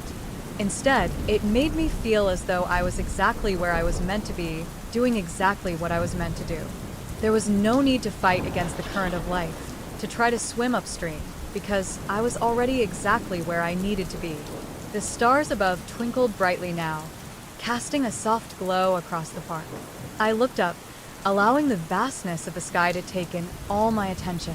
The stars seemed to go on forever, their lights flickering in patterns I couldn't quite understand. I had always been captivated by the night sky, fascinated by the sheer number of stars that filled it. It was a reminder of how vast the universe was, how small my life seemed in comparison. And yet, in that moment, it didn't matter. The vastness of the sky didn't make me feel lost or insignificant. Instead, it made me feel a deep sense of peace, knowing that I was a part of something much larger, something that stretched far beyond my comprehension, and that was enough. I didn't need to understand everything, didn't need to have all the answers. Life wasn't about figuring everything out, but about experiencing it, embracing the mystery, and finding beauty in the unknown. The quiet moments, the ones where I simply existed without striving for anything, were the moments that had the most meaning. They were the moments that connected me to everything else, that reminded me that I wasn't alone in this world. I was part of a living, breathing universe, and that was more than enough. As I walked back to my home, the night wrapping itself around me like a soft blanket, I felt a sense of fulfillment that I hadn't known in a long time. There was no need to chase after anything. The world was already perfect, just as it was, and so was I. I didn't need to be anyone other than who I was in that moment. I didn't need to be constantly moving, constantly striving. I could just be. And in that being, there was a profound sense of peace. When I reached my front door, I paused for a moment, looking out over the quiet street. The world felt still, yet alive, as though everything was perfectly balanced in this fleeting moment. I opened the door, stepping into the warmth of my home, and closed it softly behind me. The house was quiet, and I welcomed the silence, the stillness that had become my new companion. I felt at home, not just in the space I inhabited, but within myself. There was no longer a need to search for meaning outside of myself. The meaning was in the present, in the way I moved through the world, in the way I interacted with it. I took off my shoes and walked into the kitchen, the soft light from the overhead lamps casting a gentle glow on the room. The house was simple, but it felt like a sanctuary now, a place where I could rest and recharge, where I could just be without any expectations. I moved through the space slowly, taking my time, savoring the quiet, the stillness. The world outside was asleep, and for a moment, I felt as though I could hear the gentle rhythm of life pulsing through the house, through me. I made myself a cup of tea, the familiar ritual grounding me, reminding me that the simple things, the everyday things, were enough. I didn't need to go out and seek grand adventures, or constantly chase after new experiences. The beauty of life was right here, in these simple, ordinary moments. I didn't need to run anymore. I could stand still, and the world would come to me. As I sat at the kitchen table, sipping my tea, I allowed myself to reflect on everything that had led me to this moment. The experiences, the lessons, the people I had met along the way, they had all been stepping stones, guiding me to this place of understanding. I had spent so much of my life trying to figure out the answers, trying to control everything, but now I knew that the answers were not something to be found. They were something to be experienced, to be lived. Life wasn't about the destination. It was about the journey, the moments of connection, the quiet realizations that came when I allowed myself to simply be. As I finished my tea and stood up, I felt a sense of calm wash over me, a deep sense of contentment that I hadn't known in a long time. I didn't need anything else. I was already enough, just as I was. The world was already enough, just as it was. I didn't need to chase after anything. All I needed to do was keep moving forward, one step at a time, with an open heart and a quiet mind. And in doing so, I would find everything I had been searching for, not in the world outside, but within myself. With that thought, I walked to my bedroom, the soft hum of the night surrounding me. I climbed into bed, the warmth of the blankets comforting me, and closed my eyes. There was no more need to do. There was no more need to seek. There was only this moment, this stillness, and it was enough. It was more than enough. It was everything. The night passed peacefully, the quiet of the house embracing me as I slept. Dreams came and went, as they always do, shifting between moments of clarity and confusion.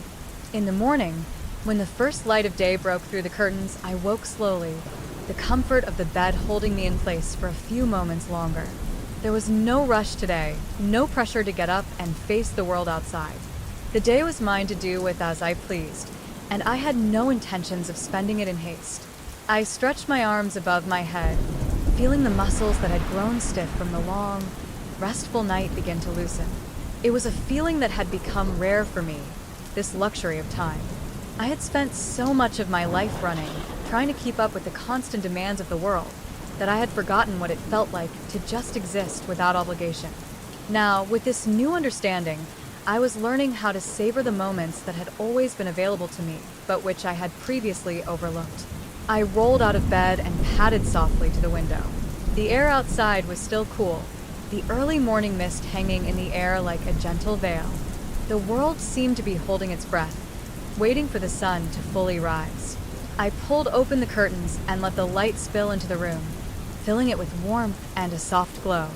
The trees outside swayed gently in the breeze, their leaves rustling softly, as if they were whispering secrets to one another. I smiled to myself, feeling a sense of peace that came from simply witnessing the world in its quiet morning beauty. The sun was rising higher now, casting long shadows across the street. Birds began to sing their morning songs, their melodies intertwining with the distant hum of life beginning to stir. It was a peaceful, almost sacred moment, a reminder that each day was an opportunity, a new beginning. I took a deep breath, allowing the stillness of the morning to fill me. There was something about the early hours that always felt like the world was still in a state of possibility, untouched by the busyness that would inevitably come later. As I made my way to the kitchen, the familiar routine of preparing my morning coffee felt comforting. I wasn't in a rush today, and for the first time in a long time, I didn't feel the need to be. I allowed myself the time to enjoy the simple process, to inhale the aroma of the coffee as it brewed, to watch the steam rise from the cup and curl into the air like a delicate wisp of smoke. There was something magical about the act of making coffee, something meditative. Each step, from the grinding of the beans to the final pour, felt deliberate and intentional, and I found myself savoring every moment of it. I took my time with the coffee, carrying it to the small table by the window where I often sat to reflect.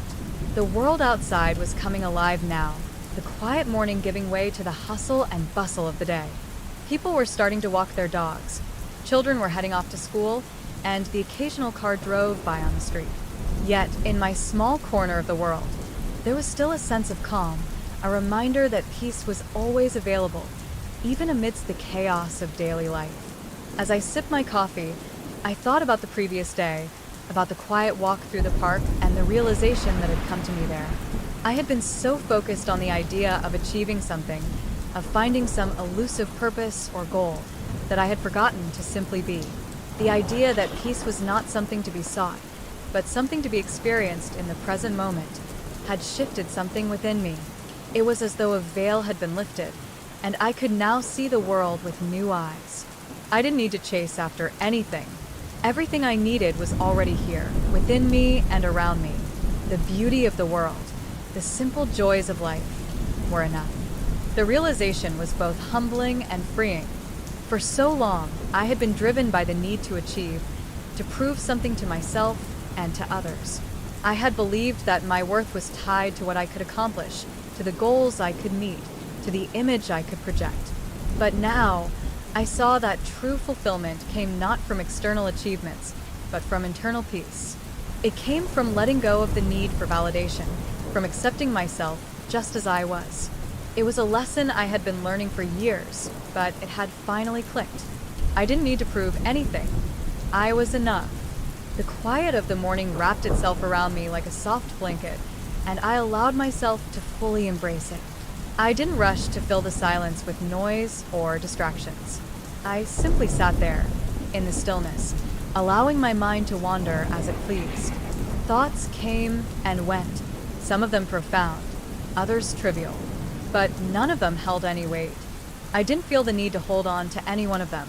I simply let them pass through me, like clouds drifting across the sky.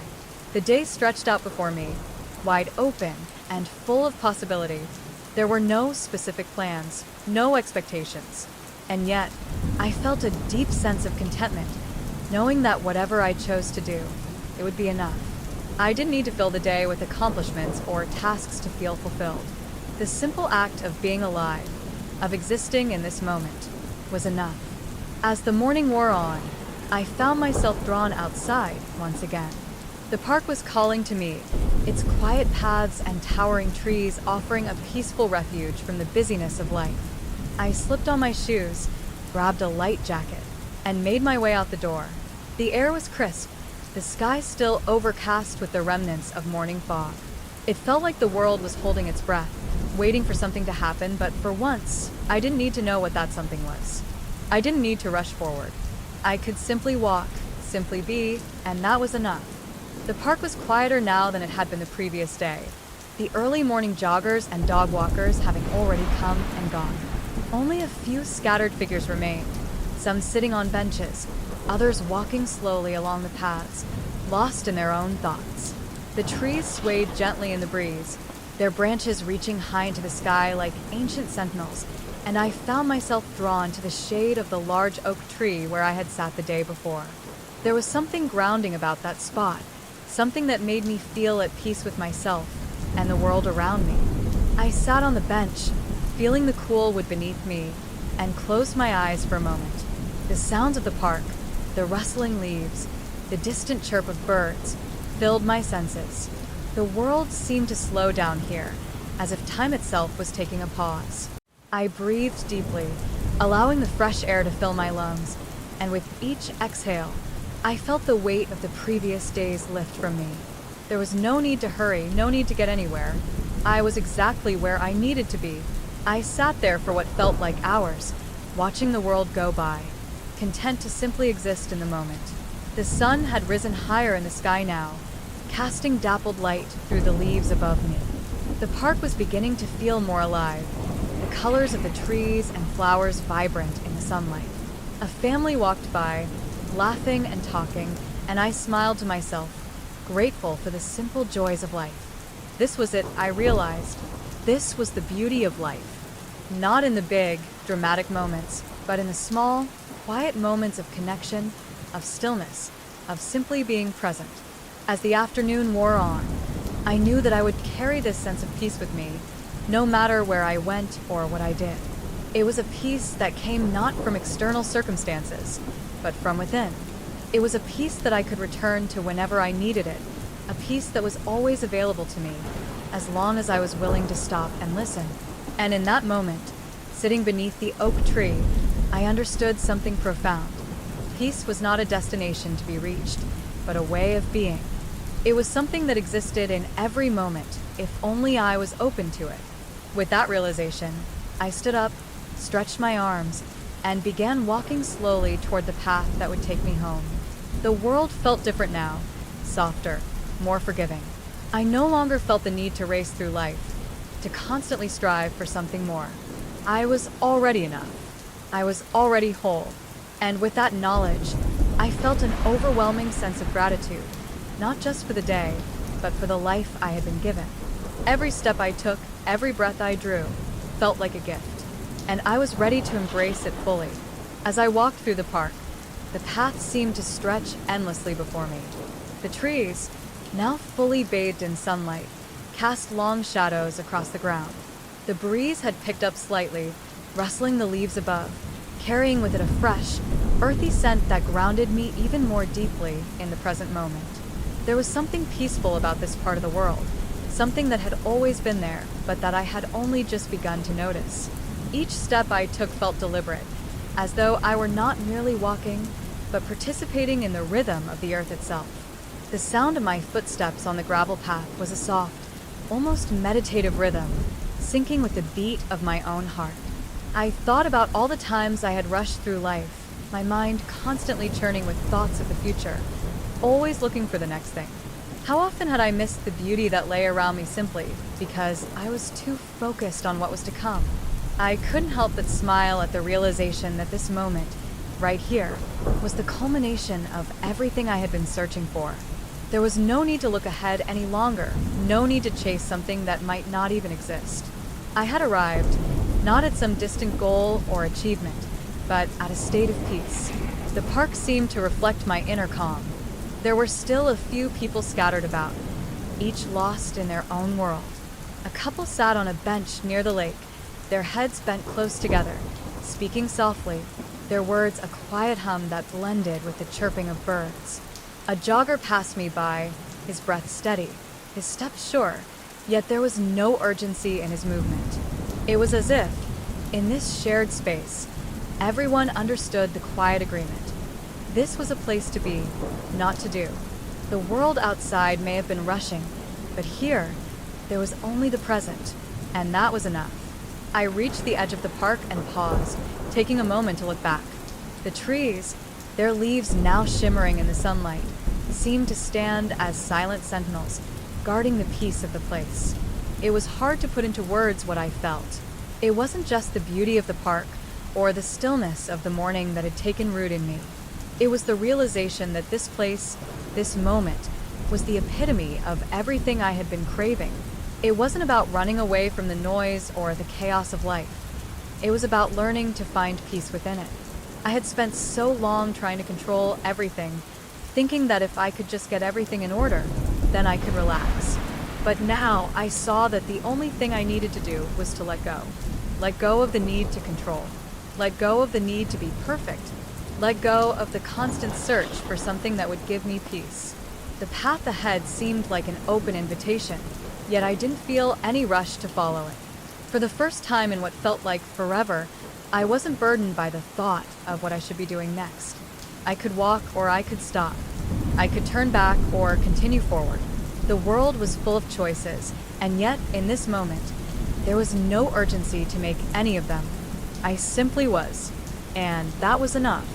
I walked slowly, letting my thoughts drift as I went. The air was warm now, but still gentle, the soft sunlight playing on my skin. It felt like the world had softened somehow, as if the edges had blurred and everything had settled into a more comfortable rhythm. I passed by a small cafe, its outdoor seating area lined with potted plants and hanging vines.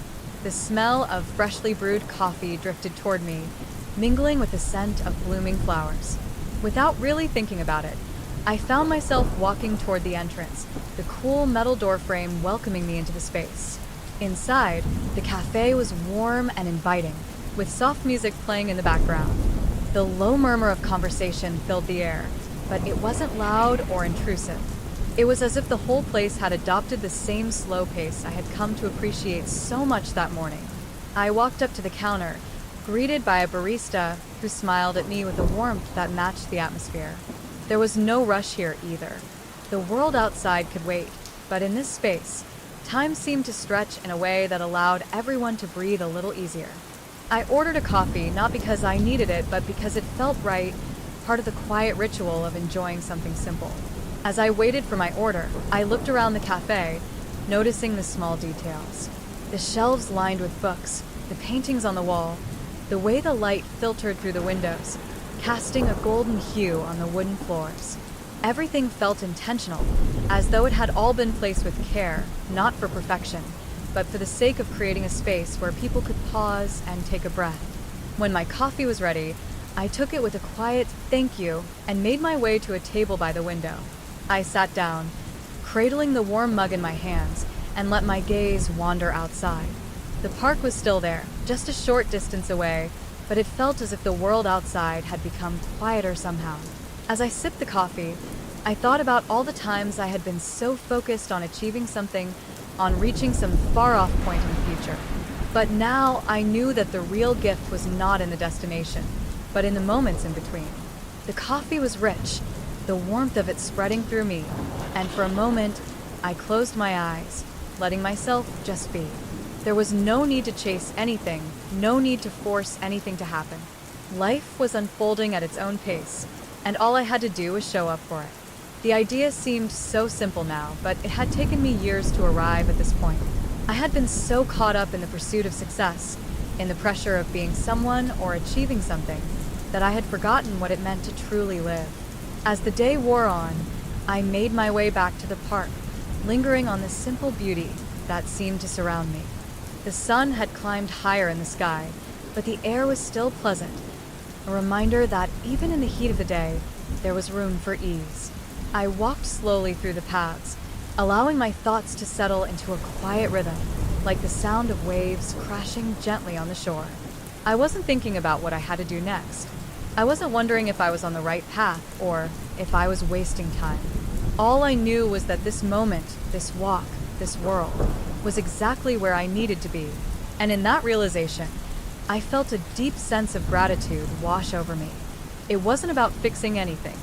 It wasn't about finding some elusive truth. It was about accepting the world as it was and allowing myself to be a part of it without striving for something more. It was a peaceful surrender, a quiet understanding that I was enough, just as I was. The park had transformed into a living tapestry of sound and color. Children ran past me, their laughter ringing in the air.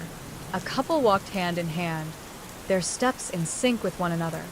The trees swayed in the breeze, their leaves rustling like a secret whispered between old friends. And through it all, I moved with a calmness that felt foreign yet familiar at the same time. It was as though, in these small moments, I was becoming something new, something gentler, something more present. When I reached the spot by the oak tree again, I sat down, letting the coolness of the earth seep into me.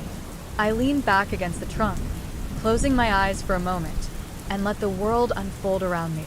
It was a perfect moment, but I wasn't trying to hold on to it. I wasn't trying to make it last forever.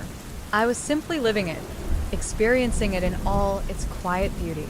And for the first time, I felt a sense of true peace, not in the things I had done or the things I was trying to accomplish, but in the act of being here, now. The day eventually began to fade into evening, the soft golden light giving way to the cool blues and purples of night.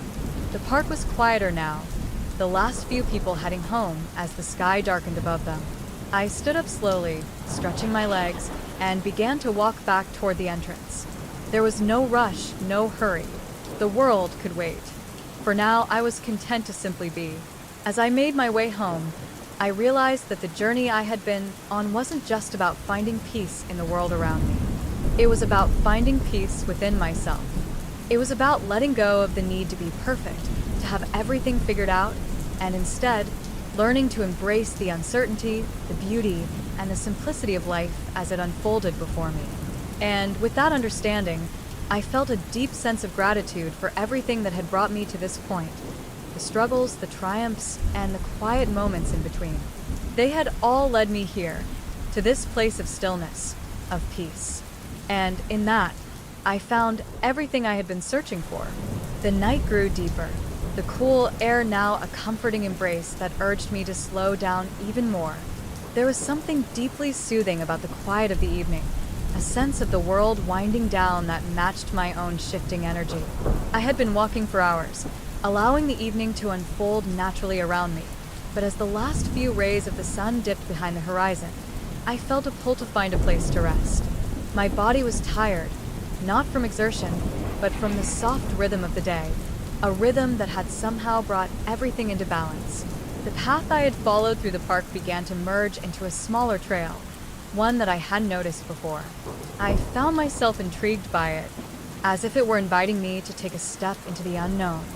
The trees lining the path seemed to stretch higher here, their branches intertwining like old friends deep in conversation. The leaves whispered in the wind, their rustling a gentle melody that resonated with something deep inside me.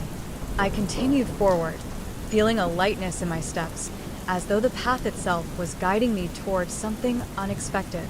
I passed through a small clearing where the trees opened up, revealing a quiet pond. The water was still, its surface mirroring the deepening colors of the sky above. The moon had risen, a soft silver orb that reflected in the water like a quiet promise. The sight of it stopped me in my tracks, and I stood there for a moment, mesmerized by the simple beauty of the scene. Everything around me felt untouched, like a secret world that had been waiting for me to discover it. I took a seat on the ground, my back resting against the trunk of a nearby tree. The earth beneath me was cool, but it felt grounding, as though it were holding me in place. I closed my eyes for a moment, allowing the peacefulness of the pond and the surrounding woods to wash over me. There was no need to chase anything anymore, no need to seek anything outside of myself. Everything I had been searching for was right here, within the stillness, within the quiet moments that seemed to stretch out endlessly. It was then that I realized how far I had come, not just in this day, but in my life. How often had I moved through the world in a hurry, always chasing something I thought would bring me fulfillment. And yet, here I was simply being, and it felt like everything I had ever needed had come together. It wasn't about finding a destination, it was about learning to savor the journey. Each step I had taken in the past had led me here, to this moment of profound stillness. The pond before me seemed to hold a certain magic, an unspoken invitation to dive deeper into the mystery of life.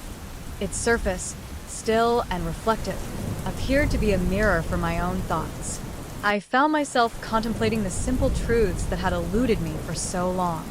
Perhaps the key to peace wasn't in what we accomplished, but in how we experienced each moment. Perhaps, by letting go of the need to control everything, we could finally see the beauty that was always there. I sat for what felt like an eternity, yet the time passed without any sense of urgency.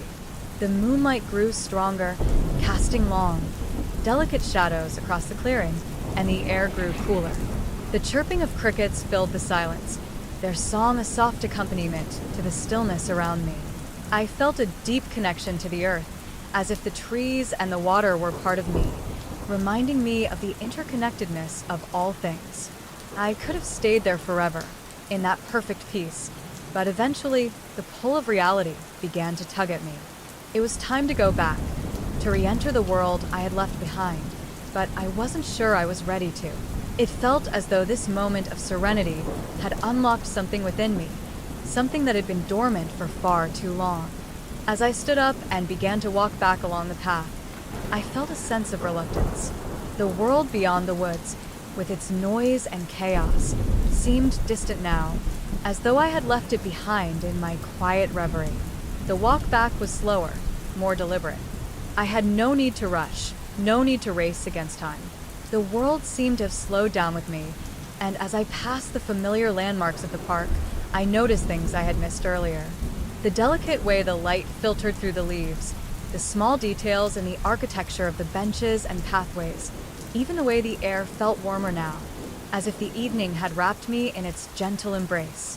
When I reached the entrance to the park, I stopped for a moment, looking out at the world beyond. The lights of the city glowed faintly in the distance, but it was the quiet of the night that drew me in. The park, the pond, the trees, they had all become a part of me, a reminder of the peace that was always within reach if I only knew how to quiet my mind enough to hear it. I stepped out of the park and into the streets, but something inside me had shifted. The world around me still buzzed with activity, but I felt strangely detached from it. I didn't need to engage with it, didn't need to chase after it. I was content in my own space, in my own peace. As I walked through the streets, I could hear the hum of life around me, the distant sounds of conversation, the soft rush of cars passing by, but they seemed to fade into the background, as if they were no longer my concern. I had found my own rhythm, my own pace, and for the first time in a long time, I felt free. I returned home as the night deepened, the stars now a glittering blanket overhead. The familiar surroundings of my apartment greeted me, but it felt different now. The walls, the furniture, even the soft hum of the refrigerator, they all seemed less important, less pressing. The world inside my apartment, like the world outside, could wait. It was a strange realization, this sense of detachment, but also a comforting one. I had learned something that day, something I would carry with me moving forward. I had learned that peace was not something to be found out there, in the world or in achievements. It was something to be cultivated within, something that existed in the stillness between thoughts and in the quiet moments between actions. As I prepared for bed, I felt a deep sense of gratitude wash over me. I had spent so many years running, so many years trying to find something that I thought would bring me happiness, only to discover that happiness was never something to be chased. It had always been here, in the present moment, waiting for me to slow down enough to recognize it. I closed my eyes and let out a soft sigh, knowing that tomorrow would bring with it more opportunities to simply be. And in that peace, in that simplicity, I found something far more valuable than anything I could have ever achieved. I had found myself, and that was enough. The next morning, the soft glow of dawn slowly filled my room. It was the kind of morning where the world felt fresh, as if the night had washed away any lingering tiredness, leaving only possibility in its wake. I woke up without an alarm, the natural light gently nudging me from my dreams. For the first time in a long while, I felt fully rested, not just physically, but mentally. There was a clarity in the air, and for a moment, I lingered in bed, savoring the stillness, the quiet hum of the world beyond my window. It was a moment of pause, of reflection, before the day began. I rose from my bed and stretched, feeling the subtle pull of my muscles as I moved. The apartment was still and peaceful, a haven of sorts. The events of yesterday, my walk through the park, the pond, the realization that had settled in my heart, were still vivid in my mind, and I felt an inner calm I hadn't experienced in years. It wasn't that my life was without challenges, or that everything was perfect, but for the first time, I realized that I no longer needed to fight for peace. It had always been there, tucked within me, waiting to be acknowledged. As I made my way to the kitchen to prepare a cup of tea, I reflected on the simplicity of the morning. No rush, no pressure, just the ritual of boiling water, steeping the leaves, and savoring the aroma that filled the space. There was something grounding about these small rituals, something that anchored me in the present. I found myself thinking about the choices I had made in my life, the decisions I thought were important at the time, the paths I had taken in search of fulfillment, of meaning. But now, I understood that perhaps the meaning wasn't in the destination, but in the journey itself, in the little moments of peace we sometimes forget to notice. I carried my tea to the small window seat in the corner of my apartment, looking out at the quiet street below. It was early, and the city had not yet fully woken up. The streets were still and empty, with only the occasional car passing by. I watched the world slowly begin to stir, people going about their morning routines, each one moving through their day, just as I was. But there was a part of me that felt connected to them, as if we were all moving in rhythm with the same heartbeat. It was a beautiful thought, and in that quiet moment, I felt a sense of belonging that I had never experienced before. As the sun climbed higher in the sky, I felt a desire to go back to the park, to revisit the peaceful place where I had found my clarity the day before. The idea of it was comforting, like returning to a familiar place that held the answers to questions I hadn't yet asked. I put on my shoes and stepped outside, letting the cool air greet me as I walked down the familiar streets. The city had begun to wake up now, the sounds of traffic and voices filling the air. But there was a certain rhythm to it, a pulse that seemed to mirror my own. When I reached the park, I felt a sense of calm wash over me. The trees still stood tall, their leaves rustling in the gentle breeze. The path I had taken the day before stretched out before me, inviting me to walk it once again. This time, though, I walked slower, allowing myself to truly experience the world around me. The sound of birds calling, the scent of the earth, the way the light filtered through the branches. All of it felt like a reminder that I didn't need to hurry. I didn't need to be anywhere other than right here, right now. I found myself drawn back to the same clearing where the pond had been. The stillness of the water greeted me like an old friend, its surface untouched by the wind. I sat on the same patch of grass, this time taking a deep breath, feeling the air fill my lungs. The world around me seemed to slow down, the noise of the city fading away until all that was left was the sound of my own thoughts. It was in this quiet that I realized how much I had been running from. The distractions, the constant striving, the need to achieve, these were the things that had kept me from truly living. But now I could let them go. I could choose to simply be. The pond in front of me was a perfect metaphor for that. Its surface remained undisturbed, reflecting the world around it, yet it held a depth that I could never fully comprehend. It was content in its stillness, content in its own existence. And maybe, just maybe, I could learn to be the same. I closed my eyes for a moment, letting the sounds of the park wash over me. The birds, the wind, the distant murmur of traffic. It all blended together into a symphony of life. I was no longer searching for anything, no longer longing for something more. In this moment, I was enough, and that realization filled me with a quiet joy, the kind that didn't need to be shouted from the rooftops, but was deeply felt within. As the hours passed, the sun shifted in the sky, casting long shadows across the ground. The park began to fill with people, families walking their dogs, joggers passing by, friends laughing together. But none of it seemed to disrupt the peace I had found. I watched them, but I wasn't focused on them. I was focused on the space within me, the stillness that now existed in the center of my being. Eventually, the time came to leave. I stood up slowly, brushing the grass from my clothes, and began to walk back along the path. The world had resumed its normal rhythm, but I no longer felt out of step with it. I was no longer trying to catch up or keep pace. I was simply moving with it, allowing the flow of life to carry me where it would. When I returned home, I felt a sense of completeness, as if I had learned something valuable during my time in the park. The day hadn't been extraordinary in any obvious way, but it had been profound in its simplicity. It was a reminder that life doesn't always need to be dramatic or filled with constant motion.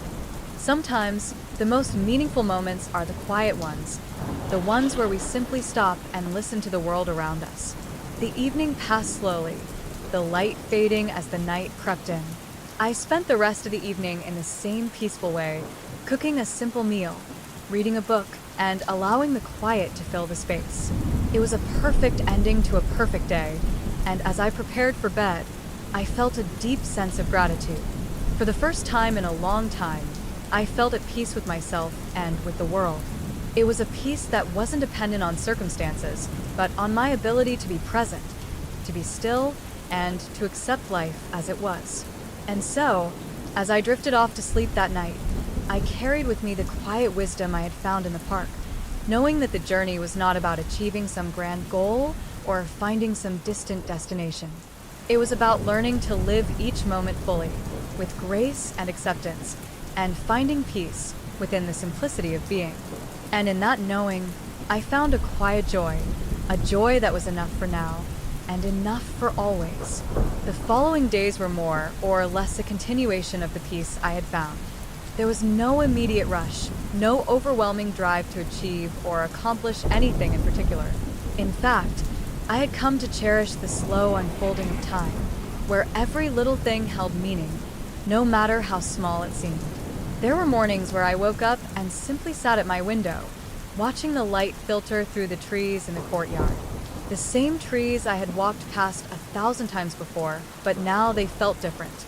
Their leaves, bright green and shimmering under the morning sun, seemed to have a story to tell. And perhaps they did. Perhaps it was just a matter of taking the time to listen. I had come to realize that every day held a quiet promise, a promise that if I slowed down enough, I could find beauty in even the most ordinary things. It wasn't that my life had suddenly become perfect or without challenges, but I had learned to be okay with the ebb and flow of life, the quiet moments of contentment that didn't necessarily require action or excitement. They were enough in themselves. Each step I took, each breath I inhaled, became a meditation in its own right. And in this way, I began to appreciate the stillness, the moments when there was nothing to do, but simply be. It wasn't long before I started to take longer walks again, this time not just through the park, but along the paths that led me further into the quieter parts of the city. It was as though the city itself had opened up to me, revealing its hidden corners. In the past, I might have rushed past these areas, too busy with the demands of daily life to notice the small wonders. But now, I found myself wandering down alleyways I had never noticed before, marveling at the details of the old buildings, the way the sunlight played on the cobblestones, the peacefulness of these forgotten spaces. Each one felt like a new discovery, a place to pause and reflect, and perhaps to let the city speak its quiet wisdom. I began to realize that there were many layers to this world I had been missing, layers that could only be appreciated when I slowed down long enough to truly see them. I also noticed the people around me in a way I hadn't before. There was a woman in the cafe down the street who always smiled when she handed me my coffee. I hadn't thought much of it before, but now I found myself savoring the warmth of that small interaction, the kindness in her eyes as she passed me my cup. There was the elderly man who walked his dog every morning, slow and steady, his dog wagging its tail happily as they strolled down the street. I had seen them both 100 times before, but now they felt like part of the fabric of the city, as important as the trees or the birds in the park. Life, it seemed, was full of these small moments, these tiny connections that formed the web of existence. I had spent so much of my life focused on the bigger picture, on what was coming next, on the future, on the next task to complete. But now, it felt like the present was a treasure chest, waiting to be opened, each moment holding a small gem of experience, something to cherish and remember. One afternoon, I found myself at the park again, sitting by the pond, my feet dipping into the cool water. The sunlight glinted off the surface of the water, and the air was thick with the scent of pine and earth. I closed my eyes for a moment, letting the peace of the place wash over me, and when I opened them again, I saw a young couple walking along the path. They were laughing, holding hands, their eyes bright with affection for one another. It was such a simple thing, but it struck me deeply. There was something so pure in their joy, something so unguarded and natural. In that moment, I was reminded that love was not just about the grand gestures, the sweeping declarations, but about these quiet, everyday moments of connection, of being with someone in a way that felt effortless.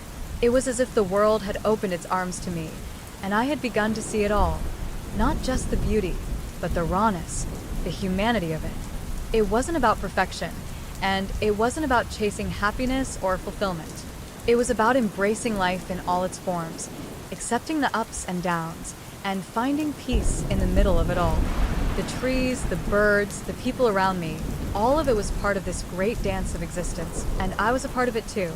As the days turned into weeks, I began to develop a routine that was grounded in this newfound sense of presence. I started my mornings with tea and quiet reflection, spending time with my thoughts before the world rushed in. I took long walks through the city, letting myself get lost in its streets, finding new places to explore. I went to the park as often as I could, sitting by the pond or walking along the trails, listening to the sounds of nature and allowing myself to just be. I stopped rushing. I stopped trying to fill my days with noise and activity. Instead, I let the moments unfold naturally, one after another, without the need for anything to be more than what it was. There was a kind of magic in this simplicity, a quiet joy that came from knowing I didn't have to strive for anything. I was already here, already enough. I had found my peace, and now I was learning to let it fill every corner of my life. It was like a light that shone within me, a soft glow that didn't demand attention but simply radiated, lighting up the world around me in ways I had never noticed before. One day, while I was walking through the park, I noticed an older man sitting alone on a bench. He had a quiet air about him, his eyes focused on the trees, his hands resting lightly on his knees. There was something about his presence that felt calm, grounded.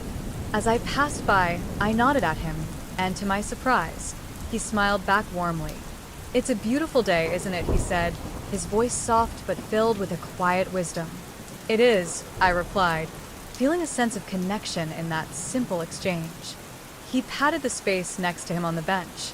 "Would you mind sitting for a while? I don't have many people to talk to these days."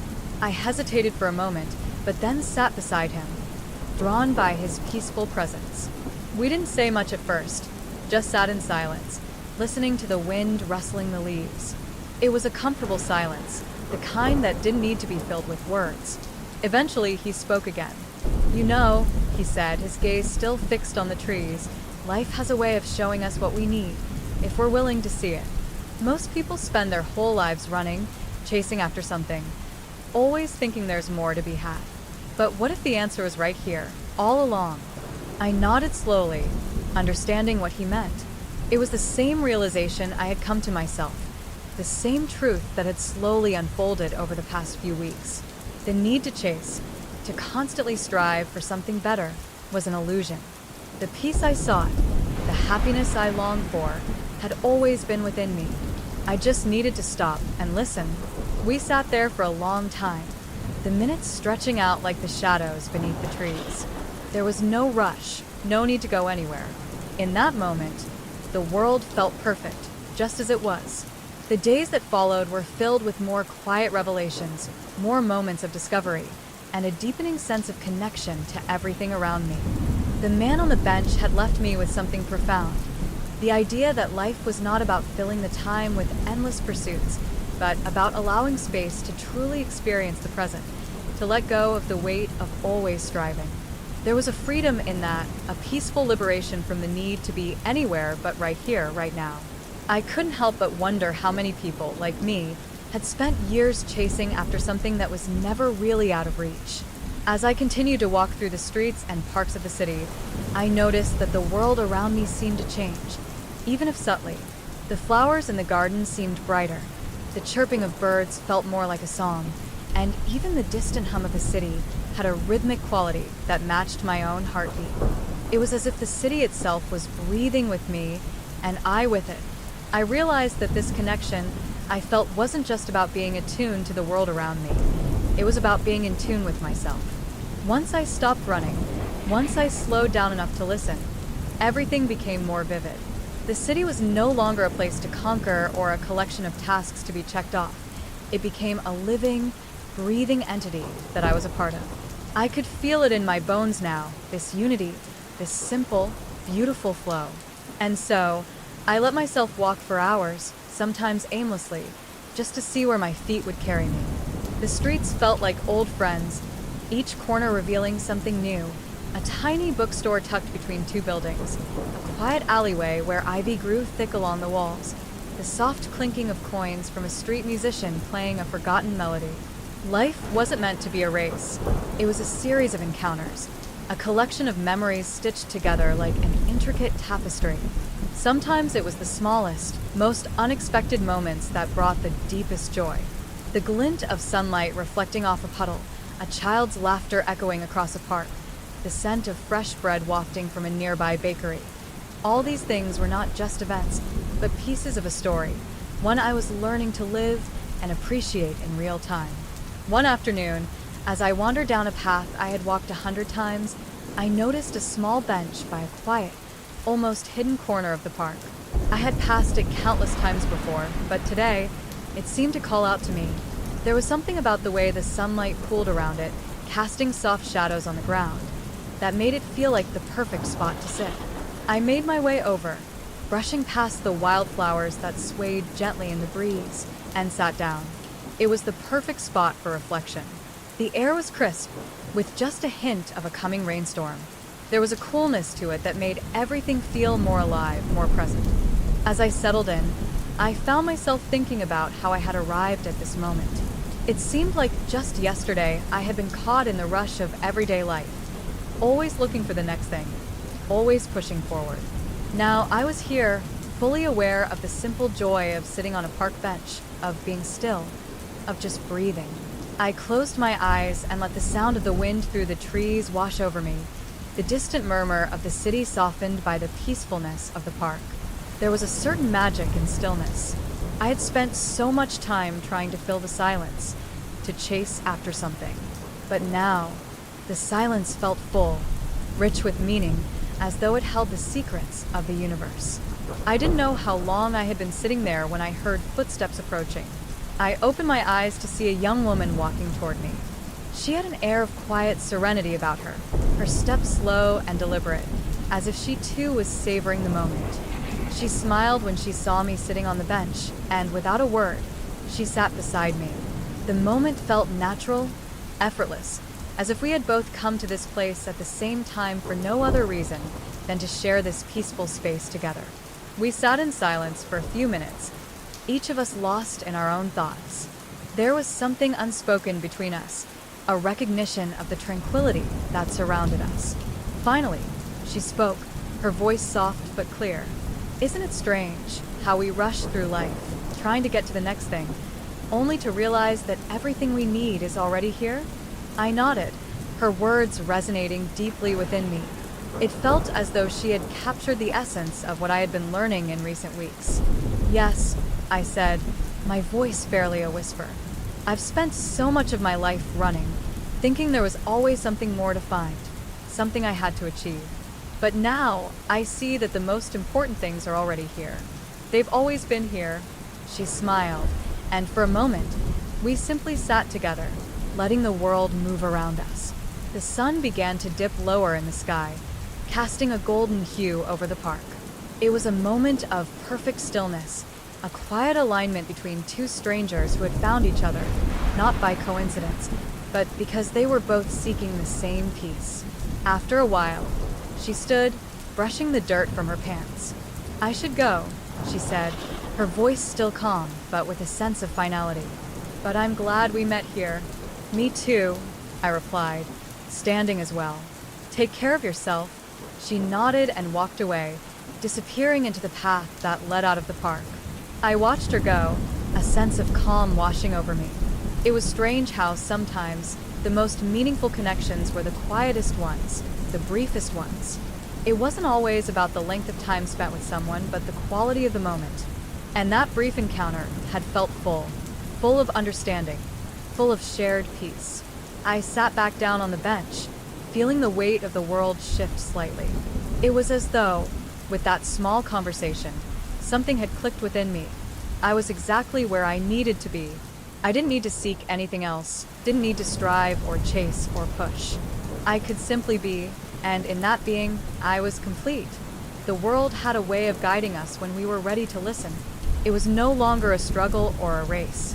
It was simply a journey of unfolding, of accepting the present for all its simplicity, all its richness. The evening stretched on, and I found myself lost in thought, drifting between memories and dreams. The sky deepened into shades of lavender and pink, the stars starting to blink to life one by one. There was a calmness to the air now, a coolness that signaled the arrival of night. I stood up and began to walk back through the park, my steps slow and deliberate. There was no hurry now. The night had come, and with it, a deep peace that settled into my bones. I didn't need to go anywhere else, do anything else. I had arrived right here, right now, and that was enough.